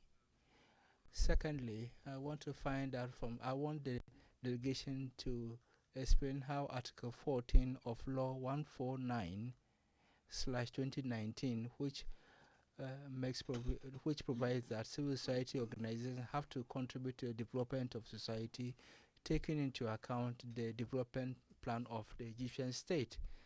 And now, doesn't this law limit civil society organizations? Thirdly, I want to request the delegation to provide clarifications on the administrative unit established at the Ministry of Social Solidarity to supervise and control civil society organizations. Now, can you expatiate on that? Now, regarding Law 149/2019, the delegation, we want the delegation to, and here is Article 14, now it's now 15. Article 15, which prohibits civil society organizations from carrying out service of studies without the approval of the authorities, and Article 45, which authorizes the sector minister to suspend the organization and its office for a maximum of 1 year, and also which prohibits from all organizations in Egypt or outside without the approval of the authorities. Now, these articles, don't they restrict CSOs? Because we are in a globalized world, so how can we prohibit the organization from engaging with the environment in which they operate, that is in Egypt and the external world? At the Commission, we have guidelines on maintaining order during demonstrations by security forces in Africa. Now, we want to find out whether you are aware of the soft law, and whether the government of Egypt, whether it intends to use the guidelines within the framework of the amendment of the existing legislative text on freedom of assembly. Now, sixth question: on what basis can the security forces prohibit demonstration on the basis of 107, Law 107? On what basis can they prohibit demonstration under Law 107/113? Do you have any provisions on the need to justify the ban? Now, do we have any appeal? Can they appeal such prohibitions? Well, we have also received Law 107. Now, we want to find out on what basis can security forces prohibit demonstration on the basis of Law 107. Now, so you use legal basis to prohibit the demonstration. Do you have any provisions which provide the need to notify the authorities when there is demonstration? And if there are appeals, forms of appeal, how can the civil society organization appeal? Now, the Commission has also received allegations according to Law 107, provides for heavy fines for vaguely defined activities. Now, the delegation is requested to explain that is the heavy fines imposed on civil society organizations. Now, on excessive use of force to disperse peaceful demonstration, I want to find out from the government of Egypt to mention, to list those who were, that is the current reporting period. Who are the security forces that were sanctioned for the use of excessive force during the period? Now, on human rights defenders, there is a law which protects all citizens. Now, what are the specific measures that seek to protect, in particular, human rights defenders in Egypt? Now, do you envisage to promulgate a law to protect human rights defenders? Because our mechanism recommends to states to adopt such laws? And in the absence of such law, how do you protect these categories of human rights defenders? Now, this question, which has been raised by many, do you envisage ratifying the African Protocol, establishing the African Court of Human and People's Rights, and submit declaration on the Article 106, which enables NGOs and individuals to seize the court? Now, I have some questions on the independence of the judiciary. What are the legal and institutional guarantees put in place to ensure to ensure the independence of the judiciary in your country? Especially, are the criteria used for selecting judges, are they objective, or is the selection done on partisan basis? Can you provide more clarification on the process of appointment of judges in your country? I have an additional question, Chair. I think that I have 2 minutes left, so I shall pose 2 questions. On what legal basis does the Egyptian government justify the prosecution of human rights defenders, including lawyers? Because the reports that we receive frequent reports of human rights lawyers being prosecuted under anti-terrorist laws, and most of them are accused of terrorism, and a lot of them are now are outside the country, and then often those who are victims often draw attention to this issue. Now, lastly, what are the measures that the government intends to adopt to release political prisoners or prisoners of opinion, and these prisoners for exercising their right to freedom of assembly?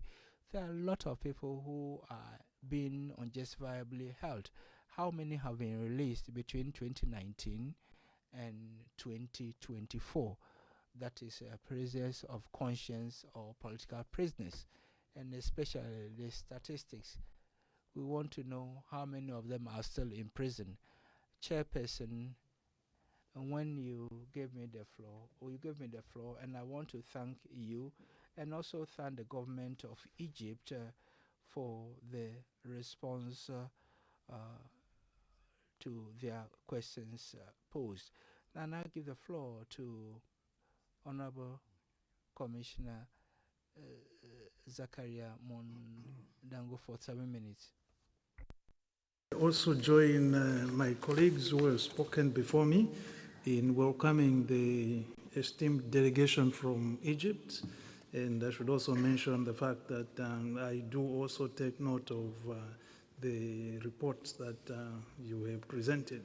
But I have some questions which I want to ask, and this is in relation to my mandate, which is a working group on economic, social, and cultural rights, and they are as follows. The Egyptian constitution states in Article 11 that the state shall ensure the achievement of economic, social, and cultural rights in accordance with the provisions of this constitution. This, therefore, enshrines some economic, social, and cultural rights, in particular through its Articles 35 and 69, that is the right to property and intellectual property, 18, the right to health, 19, the right to education, 12, the right to work, and 48, the right. The economic, social, and cultural rights recognized by the Egyptian constitution justiciable? Is the government of Egypt considering ratifying the protocol to the African Charter on Human and People's Rights on the rights of citizens to social protection and social security? Is the government of Egypt considering ratifying the optional protocol to the International Covenant on Economic, Social, and Cultural Rights? With respect to Article 14, which deals with the right to property, I have some questions too. The delegation is invited to provide examples on how and to which extent does Egypt Vision 2030 strengthen the rights to property implementation. The other is, are there any potential discriminatory practices inspired by customary laws relating to land, especially against women? How is the government of Egypt tackling them? The other question is, what are the concrete measures taken by the government of Egypt to address informal settlements effectively inter alia through granting legal titles to residents? Then with respect to housing, according to Article 78 of the Egyptian, sorry about that, the Constitution, it provides that the state shall ensure that the citizens' right to adequate, safe and healthy housing in a manner which preserves human dignity and achieves social justice. The report provides information on the rights to property in general terms and the regime of expropriation for public interest, but does not contain substantial information on the governmental efforts towards the implementation of the rights to housing. The questions that I have under this head are as follows. Are there any national plans, strategies currently in force in Egypt dealing with the right to housing? What is the criteria for allocating houses to the vulnerable in Egypt? Are there any public-private partnerships for construction of housing to tackle the existing challenges in implementing the right to housing? What initiatives have been taken to improve the level of basic sanitation? Then, with respect to Article 15 of the African Charter, which deals with the right to work under equitable conditions, the report informs that the government has reduced the unemployment rate from 13% in 2014 to 6.4% in 2024, and has raised the minimum wage several times in both public and private sectors, which has brought it to some 6,000 Egyptian pounds as at March 2024. That's according to paragraph 61 of the report. The delegation is requested to provide information on the level of female participation in the labor market and the rate of unemployment among women. What is the formal minimum age for unrestricted access to work? What are the government's efforts to address gender-based discrimination and sexual harassment at the place of work, non-adherence of employers to work hour law, safety and health standards and minimum wage law? What is the proportion of informal employment in Egypt? What measures have been taken by authorities to extend social protection to people working in this sector, especially domestic workers? What measures have been taken to protect children, especially those in rural areas, from being subjected to forced labor? Underemployment, I have a question. With respect to employment in the civil service, are there any conditions upon which people are supposed to be employed? If the answer be in the affirmative, what will be those conditions and what will be the reasons why those conditions have been placed?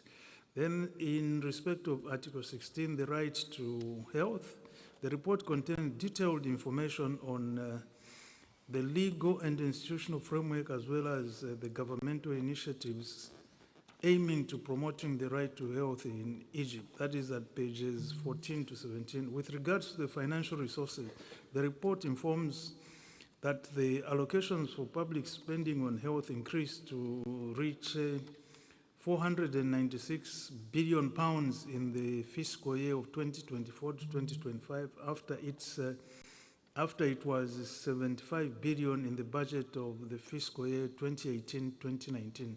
That's according to paragraph 64 of the report. The African Union member states pledged in Abuja Declaration of 2000 to allocate 15% of the general state budget to the improvement of health sector. What was the health budget proportion in Egypt during the reporting period? The report also informs that the number of primary care units and centers in urban and rural areas increased from 4,988 units in 2014 to 9,162 units in 2020 an increase of about 83.7%. That's according to paragraph 66 of the report. Bearing in mind this positive evolution and with regards to the human resources allocated to the health sector, the delegation is invited to provide information and data segregated by sex on the number of doctors in hospitals and health facilities and the ratio per capita. The right to education, there are some questions there. Are there any hidden or indirect fees for education in Egypt? Are there any sanctions against parents or guardians in case of premeditated non-enrollment of children? What are the initiatives taken in order to improve the education quality in general? What are the dropout and illiteracy rates in Egypt? The delegation is also invited to provide information on measures taken to tackle regional disparities in the field of education. Lastly, Article 22 of the African Charter deals with the right to economic, social, and cultural development. The delegation is invited to provide an update on the current rate of poverty as well as the concrete measures aiming at tackling this particular issue. The delegation is invited to provide an overview on the National Development Plan, Egypt Vision 2030, its main objectives, and the human and financial resources allocated to its implementation. The esteemed delegation, these are the questions which come from my mandate, and we'll be happy to receive your responses. Thank you. Merci, honorable commissaire. Je donne à présent la parole à l'honorable. Floor to Honorable Commissioner Louis Marie Abomo for 7 minutes. Thank you, Chair, for giving me the floor. Chair, I acknowledge the delegation of Egypt and welcome them to the African Commission on Human and People's Rights. I shall brief you, engage with you about the rights of older persons and persons with disability.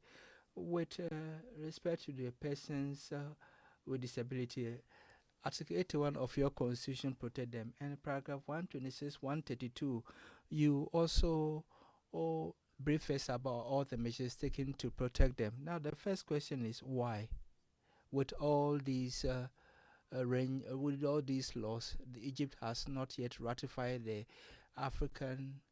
the protocol relating to the older persons. That's my first question. And then your report also says that the Central Agency for Public Mobilization and Statistics undertook a national survey on persons with disability in 2022. We want to have the disaggregated data on persons with disability, as well as the main conclusions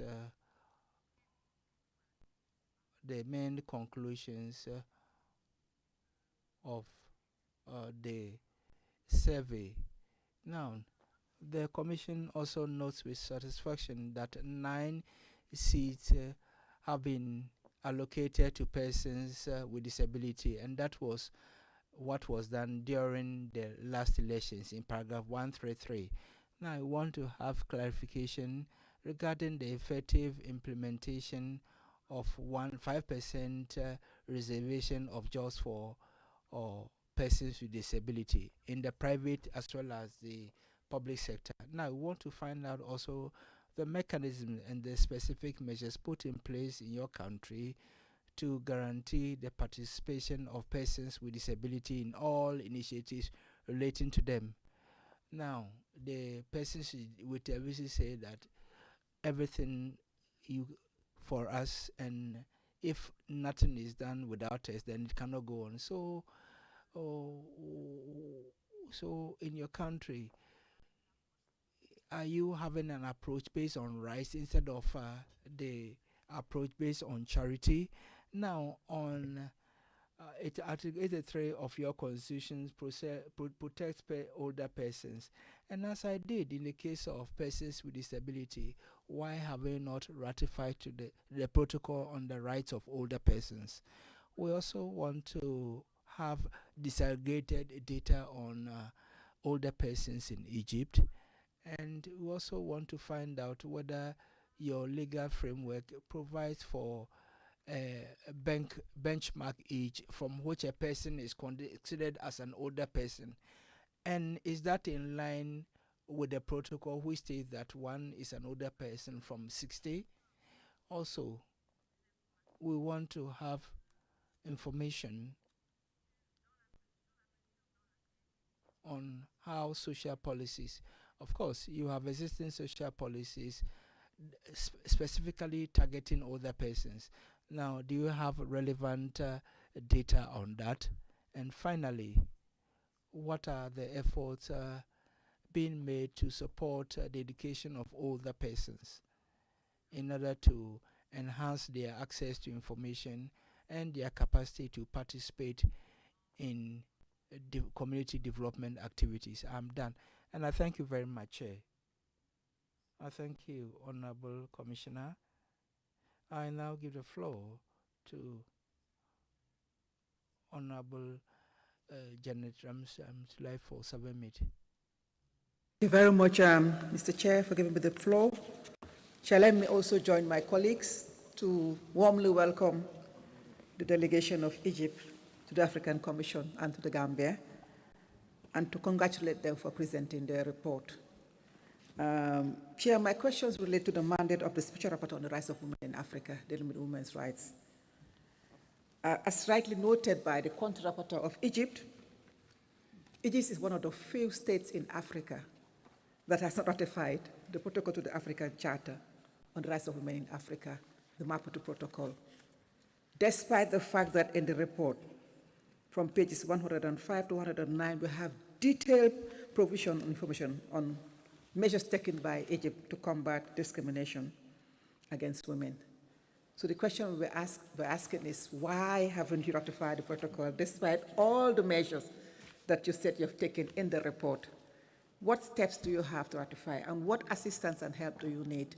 I'm also aware that recently there was an attempt to launch a promotion mission to Egypt to advocate for the ratification of the Maputo Protocol. It didn't happen anyway because we didn't get confirmation, but maybe you are here. Okay, very well. We look forward to receiving that, Your Excellency. We look forward to receiving that. So we would really like to see ratification, because especially consider the fact that Egypt has ratified the Convention on the Elimination of All Forms of Discrimination Against Women, which is the global instrument. But of course, we know that in ratifying the CEDAW Convention, Egypt entered reservation on Article 2, which deals with non-discrimination, and Article 16, matters relating to marriage and the family. And what steps are you taking to lift those ratifications? Because the time that you ratified the convention was a very long time. And when you enter reservations, you should be taking steps gradually to lift those ratifications. It could just be that it just fell through the cracks, and that you already have a lot of laws that deal with non-discrimination, as highlighted in the report. Distinguished delegates, we also note that, I think my colleague mentioned a few communications against Egypt. I want to bring your attention to Communication 32306, where the Commission found that female journalists and protesters were subjected to sexual assault and discrimination.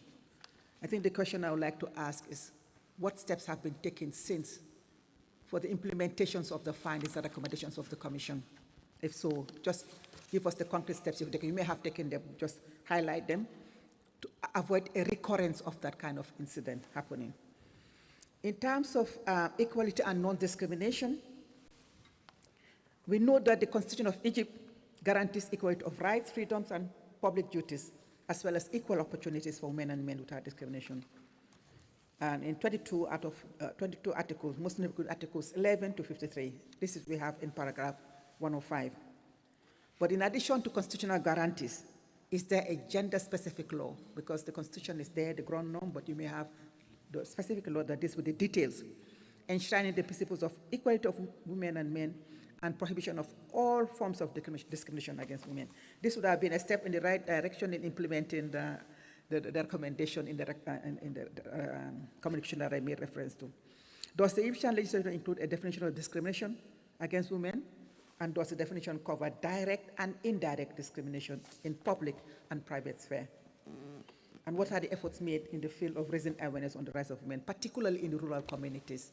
I think this is very important. In terms of access to justice and equal protection before the law, the delegation is kindly invited to provide information on efforts to strengthen access to justice and legal aid services provided for, including women victims of violence. What steps have been taken to encourage women to report cases of violence to the court and protect them from potential reprisal or retaliation, knowing the context in which most women operate within the African context? The delegation is invited to indicate to which extent the training of law enforcement officers, magistrates, and other judicial stakeholders on fundamental rights and public privilege have been included, and with particular focus on access to justice for women. So what are the measures you have in place to ensure that all stakeholders are adequately informed?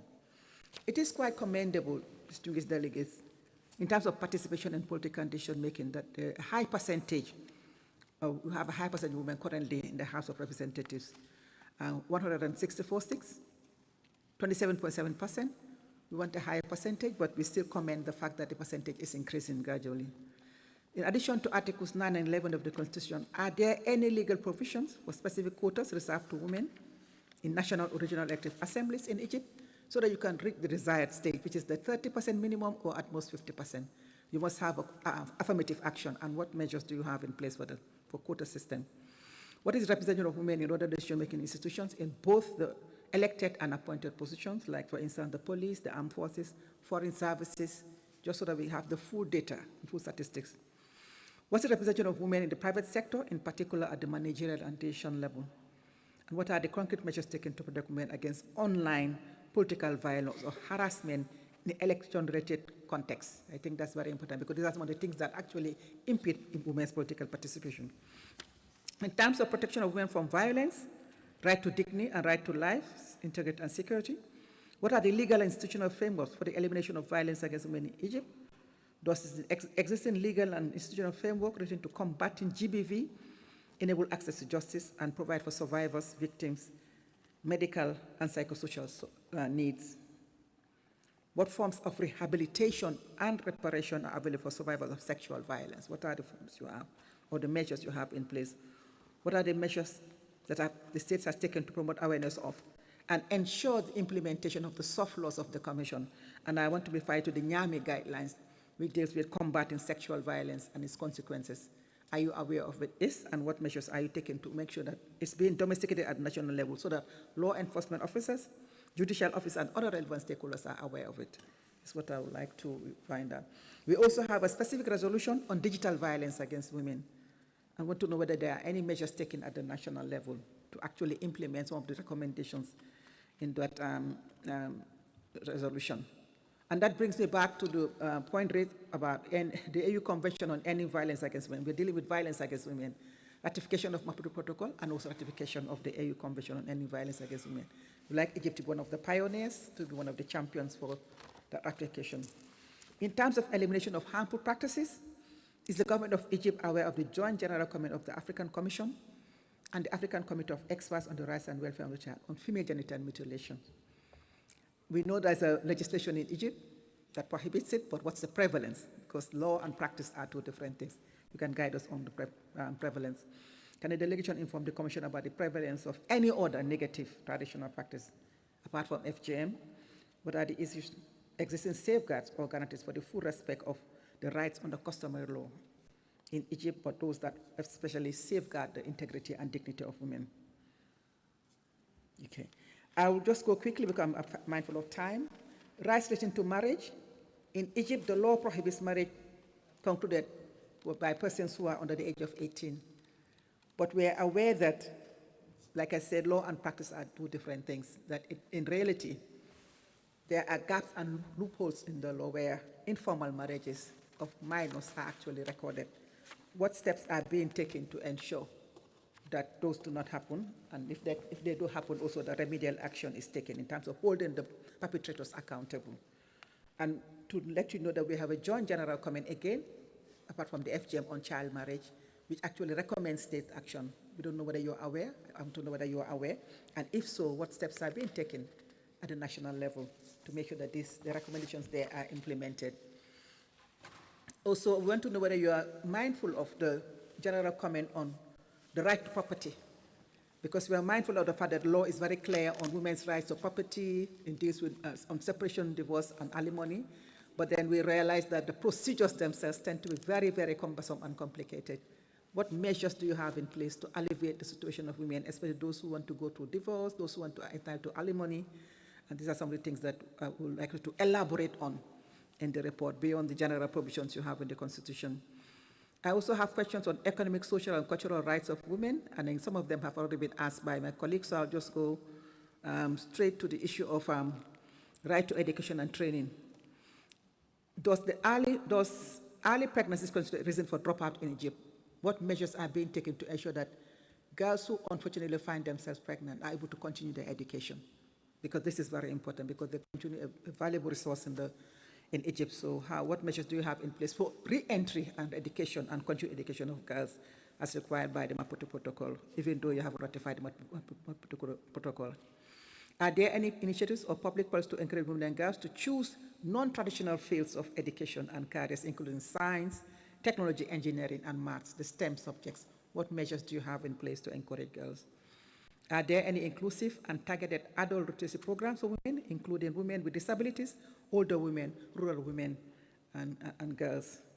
With regard to right to health, what do you have measures in place? Because you've talked about the medical abortion in cases of sexual assault, rape, and incest, because that is what the best standard is, not only the health of the mother and the baby, but also where a woman is unfortunately subject to sexual assault, rape, and incest.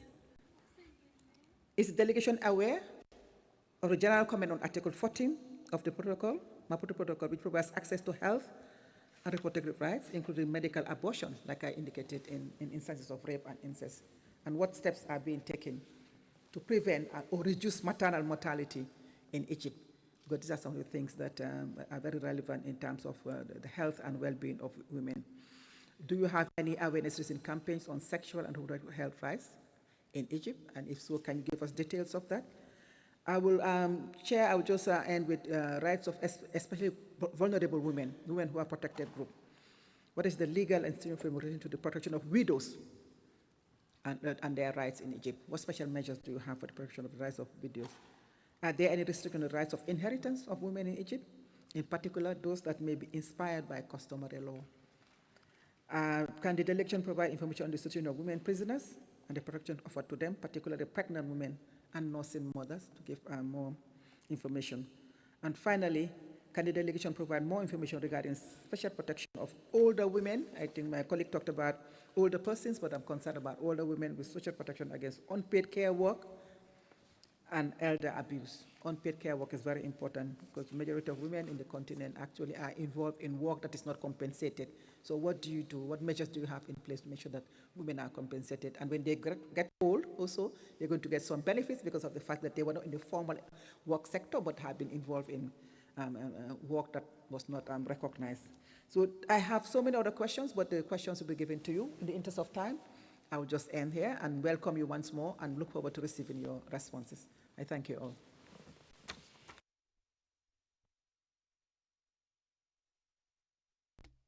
Thank you, Honorable Commissioner. I now invite Commissioner Derso to perform the role related to the... Thank you very much, Chair. I am stepping in on behalf of my colleague, Commissioner Girisha Topsi-Sono, who is the Special Rapporteur on Freedom of Expression and Access to Information, to address you on questions relating to the right to receive information and free expression, and on media diversity, safety of journalists, and freedom of expression and access to information on the internet.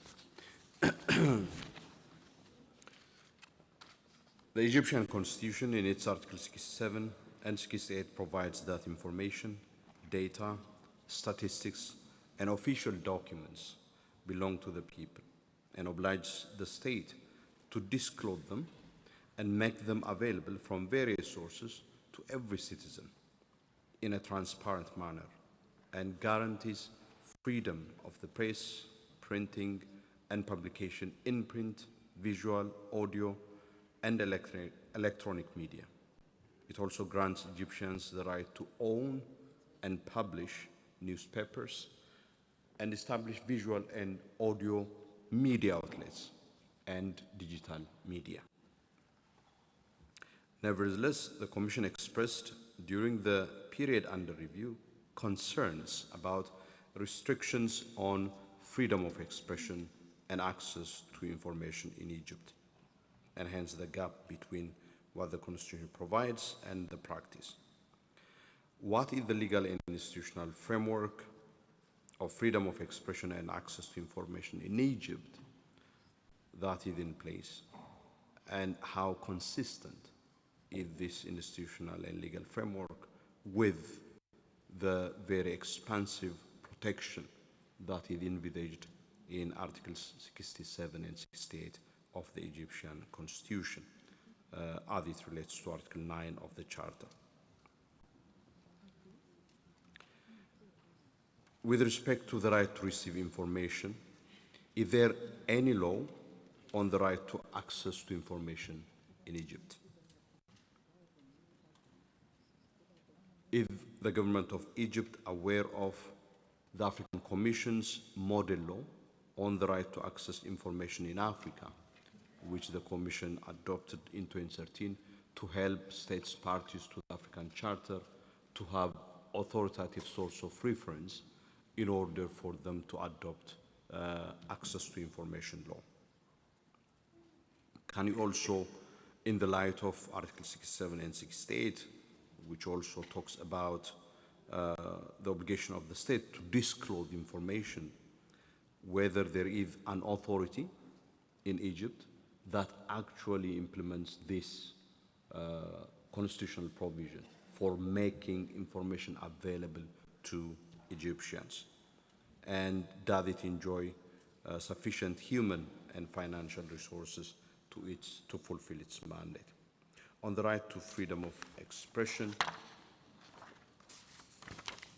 the Special Rapporteur notes that CSOs allege that Anti-Cyber and Information Technology Crimes Law, number 180/2018, grants authorities broad discretion to censor content, and law number 175/2018 permits authorities to block websites without judicial orders. The delegation is invited to respond to these statements, whether these statements are true, that the discretions that law number 180/2018 provides to authorities is so wide that it is subject to arbitrariness and therefore getting into the way of the constitutional guarantees provided and those of Article 9 of the Charter, and whether law number 178/2018 actually permits authorities to block websites or other communication platforms without judicial orders. To which extent do these limitations observe the principle of justifiable limitations under Article 9 of the African Charter, including the African Commission's Declaration of Principles on Freedom of Expression and Access to Information in Africa? What is your position with respect to repealing criminal defamation laws, which may impede freedom of speech? And there is a resolution that this Commission adopted, and indeed judicial judgment handed down by the African Court that makes criminal defamation inconsistent with freedom of expression. And therefore, we would appreciate your feedback on your position on repealing criminal defamation laws in Egypt. What are the concrete measures taken by the government of Egypt to ensure better respect for freedom of expression, including on the internet, particularly in the context of elections. The delegation is also invited to comment on allegations that self-censorship among media professionals is gaining ground due to judicial, political, and economic pressures.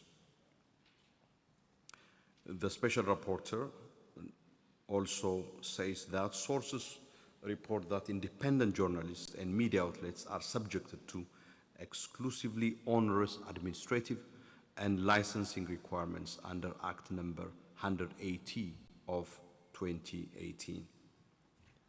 And the delegation is therefore invited to provide clarification in respect of the nature of administrative and licensing requirements and whether this actually impedes the kind of guarantees provided in the Constitution and that which is consistent with freedom of expression and access to information as well as media under Article 9 of the Charter. The delegation is also invited to elaborate on the composition of the Supreme Council for Media Regulation in Egypt.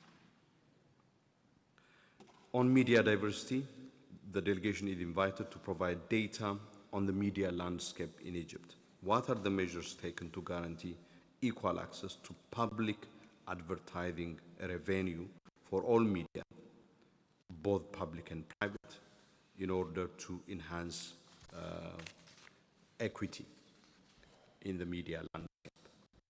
On the safety of journalists, the Commission expressed concern during the period under review with regards to the arrest and prolonged pre-trial detention of journalists in Egypt, and the details are provided in the questions. Some sources allege that 19 journalists remain detained in Egypt as of today. The delegation is invited to provide updates, particularly on the case of Mohammed Hussein and Mohammed Al-Yamani. What concrete measures have been taken by the government of Egypt to ensure effective protection of journalists, particularly in terms of putting in place measures consistent with resolution of the African Commission, Resolution 468/2020, on the safety of journalists and media practitioners in Africa, which tries to articulate the kind of standards required to meet Article 19 standards. Are there any specific measures to protect journalists during electoral campaigns, elections, and post-electoral context?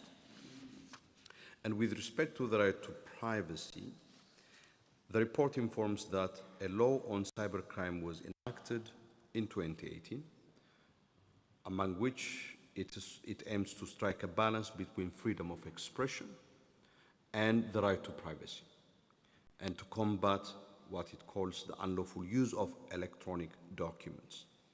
That is in page 36. The delegation is invited to provide updates on the adoption of executive regulations for the Personal Data Protection Law.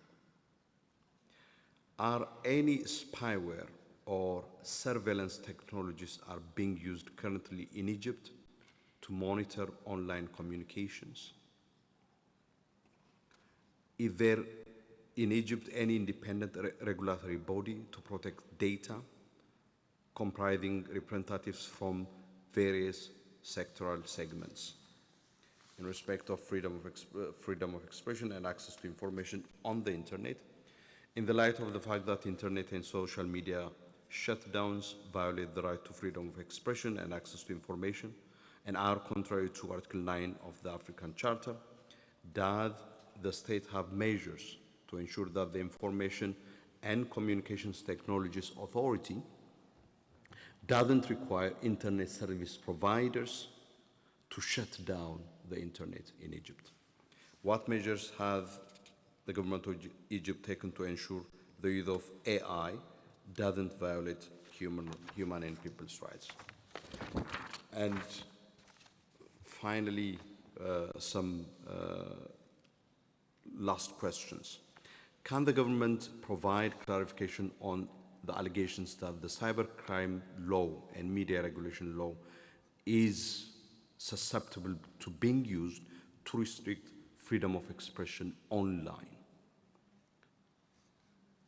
Can the government respond to reports which indicate that the charge of spreading false news has been used to criminalize free speech online, particularly in view of Article 22 of the Declaration, which provides that states shall review all criminal restrictions of content to ensure that they are justifiable and compatible with international human rights law and standards? Can the government provide clarification on reports received which indicate that in January 2025, Hossam Bahagat, the executive director of the Egyptian Initiative for Personal Rights, was charged with financing a terrorist group and publishing false news following the release of a statement published by EIPR on conditions of detention? Can the government provide clarification on reported restrictions on freedom of expression through prosecutions for online content in the name of morality? These are the questions from the Special Rapporteur on freedom of expression and access to information. Thank you for your kind attention. Over to you, Chair.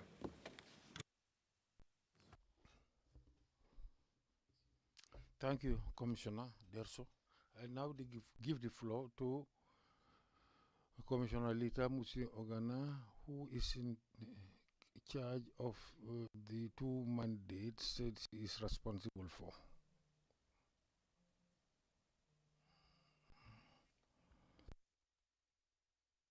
Your Excellencies, distinguished delegations, this part of the dialogue, I'll be sharing with you some issues that are of concern, thematic concern, in my capacity as the chair of the working group on indigenous people and minorities in Africa, as well as the chairperson of the protection of people living with HIV and AIDS in Africa. I'll start with the working group on indigenous populations in Africa. And if you allow me, I would like to start with the definition of indigenous people so that the subsequent questions can be in context.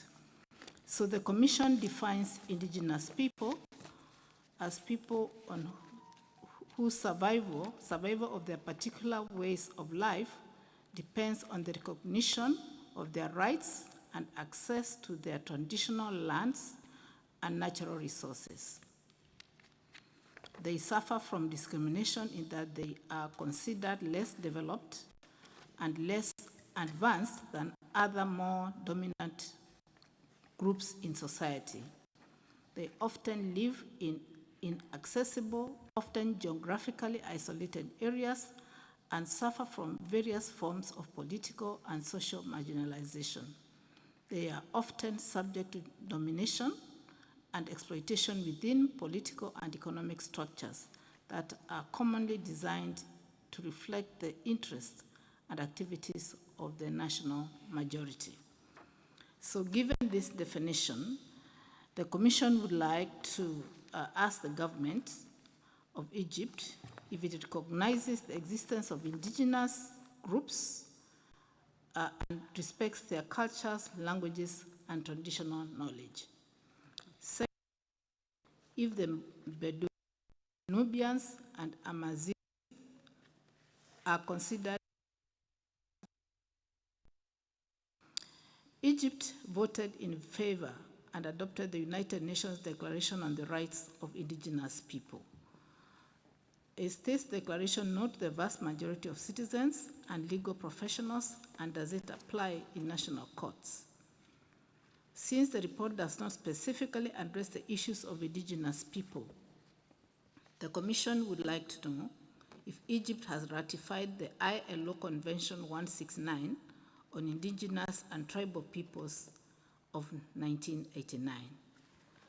Secondly, is there any legal or administrative frameworks that specifically recognizes and protects the rights of indigenous people belonging to national or ethnic, religious, and linguistic minorities, including their right to own, use, control, and manage ancestral lands. Secondly, does Egypt capture any information of indigenous people in its population census? And if it has done so, what are the figures going by the 2017 census report? Marginalization and discrimination are major difficulties that indigenous people and persons belonging to national or ethnic, religious, and linguistic minorities face in their daily lives. Has the government put in place any laws or measures to raise awareness and to address any injustices affecting indigenous communities and people belonging to national or ethnic, religious, and linguistic minorities? Are there any political quotas for indigenous people and or persons belonging to national or ethnic, religious, and linguistic minorities in access to public and other civil service positions to enhance their political participation where appropriate? And lastly, what strategies are in place to improve access to basic services, including education for indigenous peoples, as well as access to health facilities, among other public services? And that takes me to the next mandate, and that is the mandate on protection of people living with HIV/AIDS, those at risk and affected by HIV in Africa. The report under review does not include any substantial information on the government efforts aiming at combating HIV and protecting the rights of those living with HIV, except a reference to the National AIDS Control Program and the establishment of 13 new treatment centers, bringing the total number of treatment centers to 27. Nevertheless, the report raises concerns about the increase in the number of cases of HIV/AIDS in Egypt. Given a national population of 116 million people, even 0.1%, which is seen as a current prevalence, brings a total number of people of 11 million, which is quite significant. The delegation is therefore invited to provide disaggregated information about HIV/AIDS prevalence evolution during the reporting period.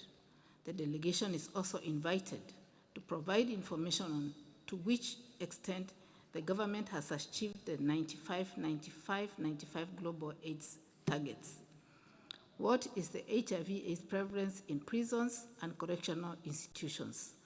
What targeted HIV/AIDS intervention measures for prisons and correctional services has the government implemented? The delegation is invited to provide concrete examples on other measures to address negative effects of the stigma faced by persons living with HIV and AIDS in the country. Are there any legislative or policy measures that criminalize the forced sterilization of women with HIV and AIDS without their free, prior, and informed consent, as well as intentional, deliberate transmission of HIV/AIDS in Egypt? The report under review covers the period during which COVID-19 pandemic was prevalent, which led to significant changes in health service delivery, health inequalities, and the consequences that this caused eclipsed HIV/AIDS as a disease during that period. What impact did COVID-19 have on people living with HIV and AIDS in Egypt? Did the pandemic affect the provision of health services, including accessibility of antiretroviral drugs by people living with HIV and AIDS during that period? Chair, these are the few questions we had on the two thematic areas, and I submit and yield the floor. Je remercie le commissaire. Je donne... Commissioner, I'm giving the floor to Honorable Selma Safi Sasseh for 7 minutes. I'd like to thank you, Honorable President, Honorable Chairperson, for the floor.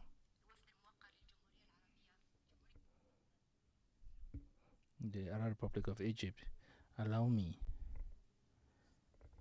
just like the previous colleagues, to bid you a warm welcome and to congratulate you on the presentation of this report, which is very important. Allow me as well to present to you, put to you a series of questions under the framework of my mandate as a special rapporteur of refugees and asylum seeker, as well as immigrants and displaced persons. I'd like to talk about refugees and asylum seekers.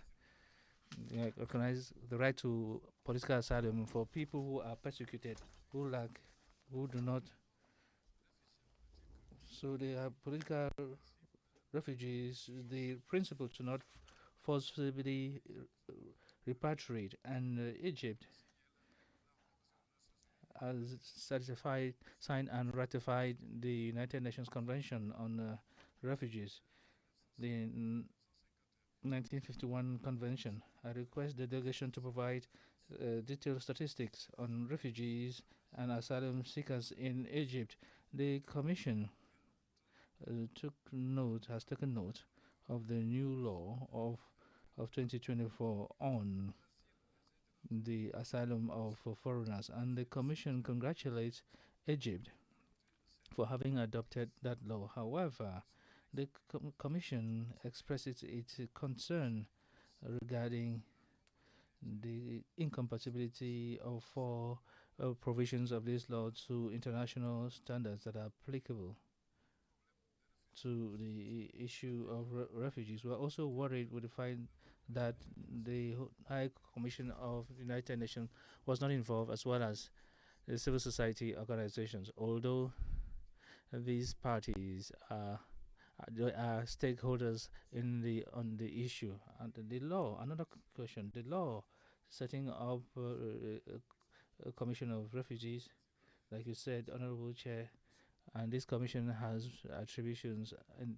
it considers asylum requests and provides services to refugees. The delegation, I request the delegation to explain to us why there was not executive regulation for refugees, although for 1 year now since it was adopted, because this situation ensures that the refugees will not have the necessary protection. On the other hand, ladies and gentlemen, members of the Egyptian delegation, according to sources of the civil society, there's a maximum period of stay for refugees to regularize, and that's 6 months, and that is very short. Whereas there are procedures to quickly and neutrally consider the request or the application of asylum in Egypt. What measures have been taken in case there is a delay? Are there measures to provide justice for refugees before these bodies?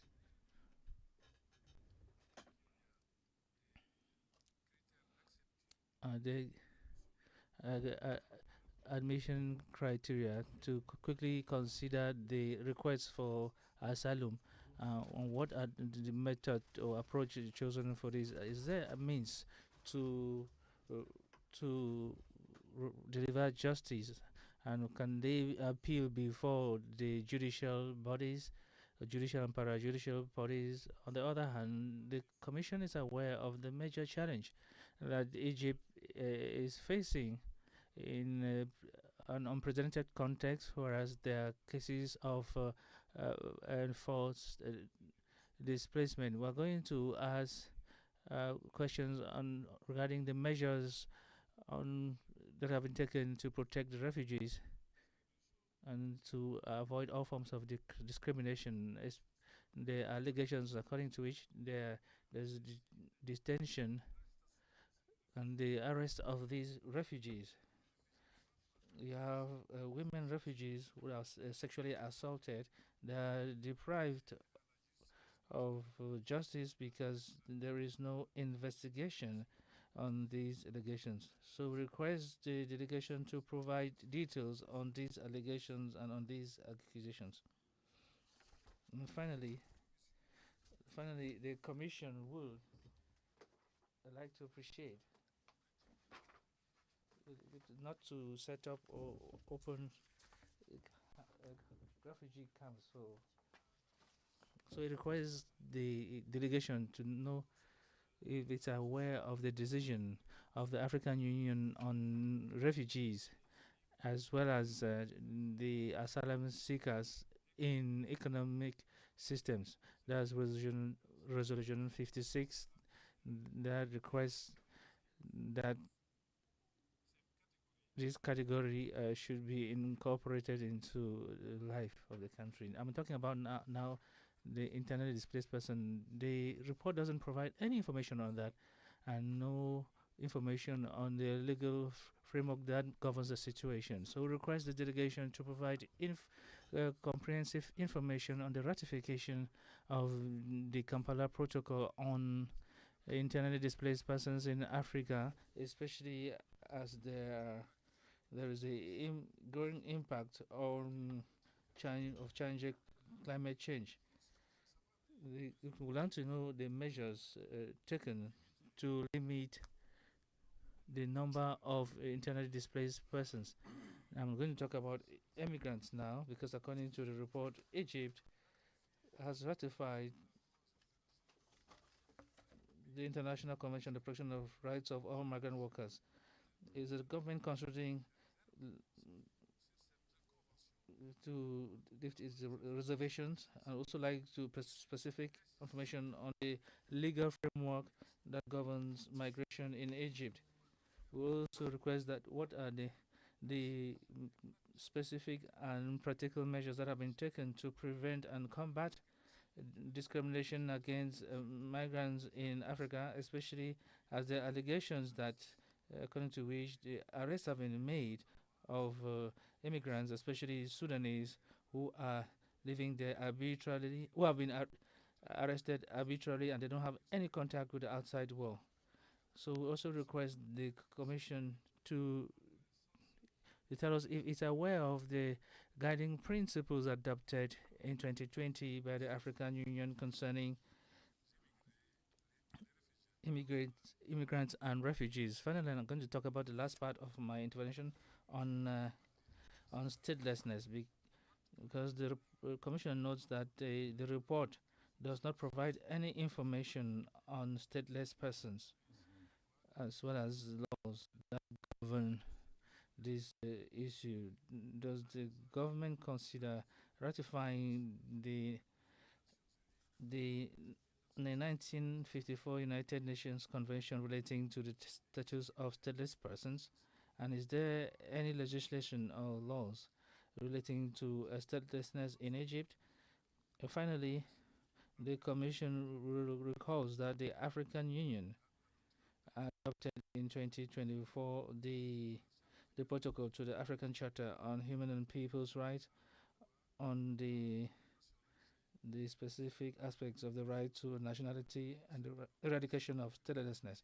So is the JIT planning to ratify the protocol in order to best address issues related to nationality and statelessness?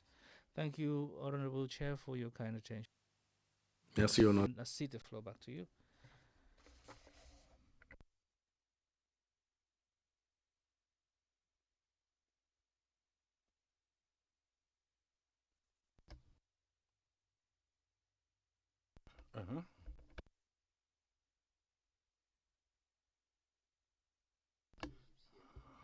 Allow me to thank the Egyptian delegation. My statement will be limited to some questions that I'm going to ask regarding torture and inhumane treatment, and will cover three aspects. First of all, the prevention of torture and protection from torture and assistance to victims. The first part, we are aware that Egypt had ratified the Convention on Torture and Inhuman Treatment in June in 1986. And under the Article 31 prevents all forms of torture, and it is defined that it's a crime that should be punished. Now is the government of Egypt plans to ratify the optional protocol that prevents torture. And the report states that the Penal Code of Egypt adopts a gradual application of penalties. As you know, instead of only one type of penalty and sanction, and I'm referred to paragraph in 19. Now, this Article 21 of the Penal Code, together with other legislation, does it consider torture and any other treatment that leads to pain, whether it is bodily or mental, is the prevention of torture absolute and not restriction. Number two, torture, is it criminalized, especially if it is committed against, if the perpetrator should be punished or not. As for protection from torture, the report indicates that between January 2013 and 2012, 52 visits have taken place into detention centers, in addition to consular visits performed by foreign consulates in order to investigate the situation of their citizens. So my question is, the National Assembly or the National Commission on Human Rights, does it have the right, the unconditional right, to have access and visit in detention centers? And also to know from the delegation, to include and incorporate the recommendations made by the National Human Rights Committee regarding their visit to detention center. As for investigation into torture and the perpetrators, the August delegation is requested to provide information on the investigation conducted, especially with regard to in line with the law concerning this particular issue. I now move to number 3, that is assistance to victims. Are there any specific measures to ensure legal aid, pre-legal aid to the victims of torture in Egypt? And the delegation is also requested to provide information about measures to provide reparations and compensation to the victims of torture in line with resolution of 2013. And specifically, we would like the delegation to provide information on the implementation of the Commission's resolution in light of communication that said that Egypt has violated Article 5 and required Egypt to provide preparations and compensation to victims. And finally, there is a question about the use and the production of torture instruments, and the concern on torture in Africa is concerned about the production of the instruments and tools of torture and their use in Africa. So in this regard, we would like the delegation to explain if the national legislation in Egypt prohibit specifically the manufacturing of torture tools and instruments. If that prohibition exists, so what are the rulings and the measures that have been taken to prevent their use? And I thank you, and I return the floor to you, Your Excellency, the Chair. Thank you, Mr. Chair. Ambassador, Your Excellency, Ambassador Head of the delegation, now I am going to close the cycle of interventions by asking my own question covering my own mandate that cover the right to life. We will talk about the death penalty, extrajudicial killings, and enforced disappearance. But I would like to reiterate my gratitude and appreciation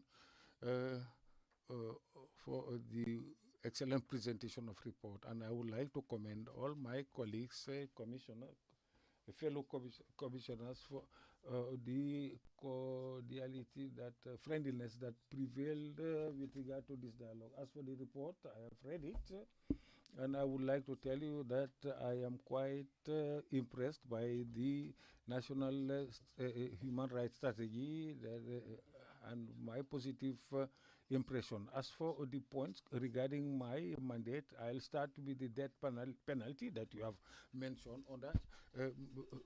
Point 13 of the report. The death penalty exists in your legislation,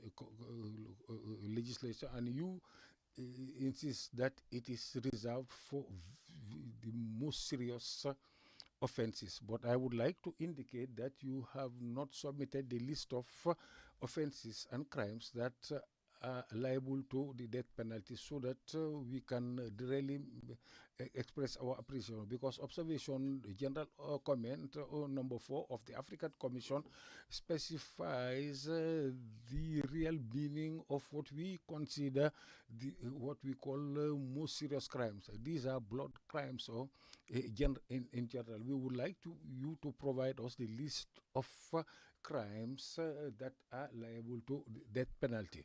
I would like to also indicate, you said that people who are sentenced to death enjoy certain guarantees, such that the death penalty will be issued only if the judges of the court are unanimous on the charge and also on the penalty. You also indicated that appeal is obligatory when it comes to the death penalty, and even if the person sentenced does not appeal, the ministry is obliged to do so. My question is, if the ministry then makes an appeal, are there procedures that can be implemented so that they are compelled to exercise this remedy? If that appeal is not made, will the sentence be called into question? These are my questions in this regard. I would also like to know if under the current circumstances,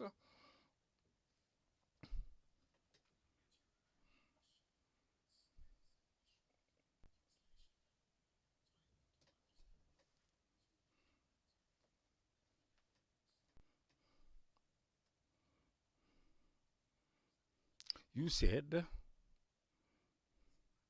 it's regarding the guarantees, procedural guarantees, that people may be liable to the death penalty. You said in your report that, however, the appeal is obligatory in this regard. And even if the person sentenced does not make any appeal, the ministry is obliged to make the appeal. My question is, if the ministry does not do the appeal, in that case, if that deficiency that will lead to the cancellation of the death penalty. So my second question concerns statistics, the data. We have not received in your report the number of persons who are currently sentenced to death in the prisons. So we would like to have the data in this regard. The third question is to see the death penalty continues to be implemented and executed in Egypt. There is no moratorium in Egypt, so the death penalty is executed. I would like to know, internally, is there any social debate on the issue of abolition, the death penalty, abolition of the death penalty. Is the Egyptian government willing to react favorably to all the resolutions issued by our commission and universally for the implementation of a moratorium pending an abolition of the penalty?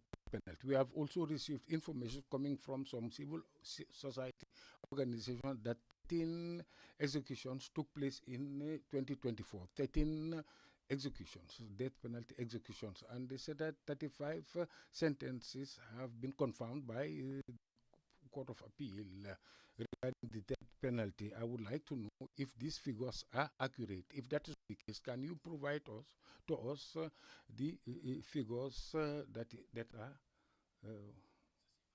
documented and established? This brings me now to the second segment of my intervention, that is enforced disappearance. I have not seen any data or information on this particular aspect, that is enforced disappearance. I would like to just ask, the enforced disappearance, is it a crime or is it a standalone crime? So it's just an information. In 2022, our commission prepared some guidelines on enforced disappearances.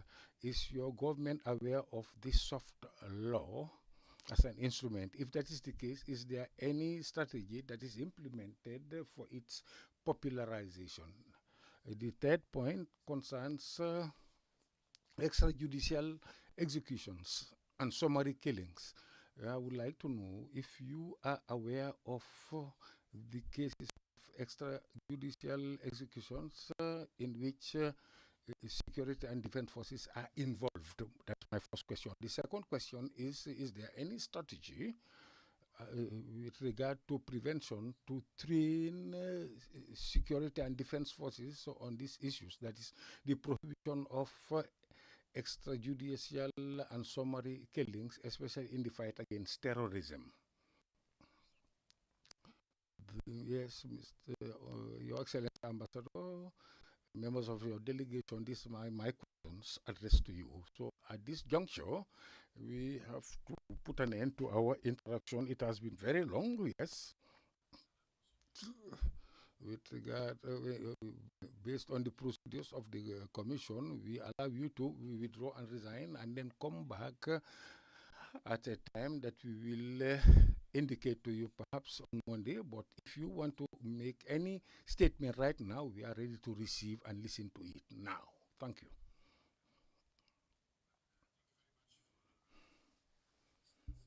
Discussion, we are also very interested on our side to provide more information on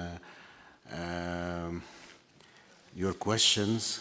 I think my delegation is prepared. We have received your prior questions that were prepared, and we have managed to prepare some of the questions, some of the answers. Secondly, and it's sort of a sense of humor that is known in Egypt, I think we need 4 years to answer the questions, not 4 hours, but anyway, we'll try as much as we can. I just want to tell you that we reserve our right to provide you later on with maybe written answers and more information on this question. Thank you very much around the table, and we needed some more time to see Banjul, but maybe next time when we come back. Thank you.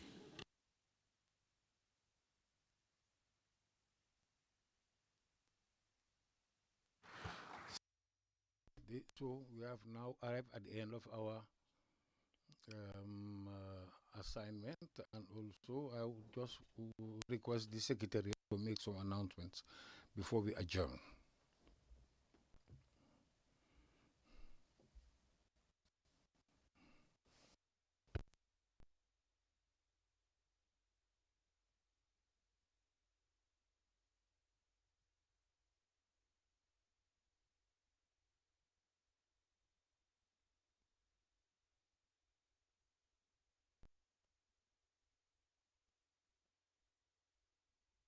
you may the floor. Excellencies, distinguished participants, I'd like to indicate what the agenda for tomorrow would be. Tomorrow being Sunday, in line with the working methods of the Commission, we would resume at 2:30 p.m. But we would like for the distinguished participants to be seated by 2:20, and we would receive the state report of the Republic of Botswana between 2:30 and 4:30 p.m. After that, we would receive the activity report of the Special Rapporteur on Human Rights Defenders and Reprisals in Africa. So this will be all for tomorrow, day 6, Sunday, 26 October 2025. Thank you, Chair. Thank you, STC. Plus rien n'étant à l'ordre du jour, la séance est levée. J'invite les commissaires à venir me rejoindre pour saluer la délégation. Commissioners, so that we can go together and greet the delegation.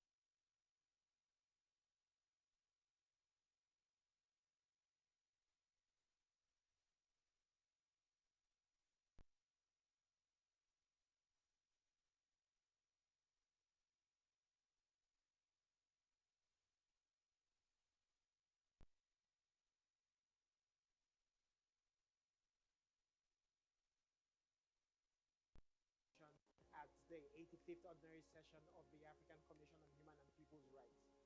As usual, we've engaged in different conversations ranging from litigation to issues related to women's rights and obstetric violence, to other issues relating to and also in parts of Central Africa. The conversations have been fruitful. We've identified some steps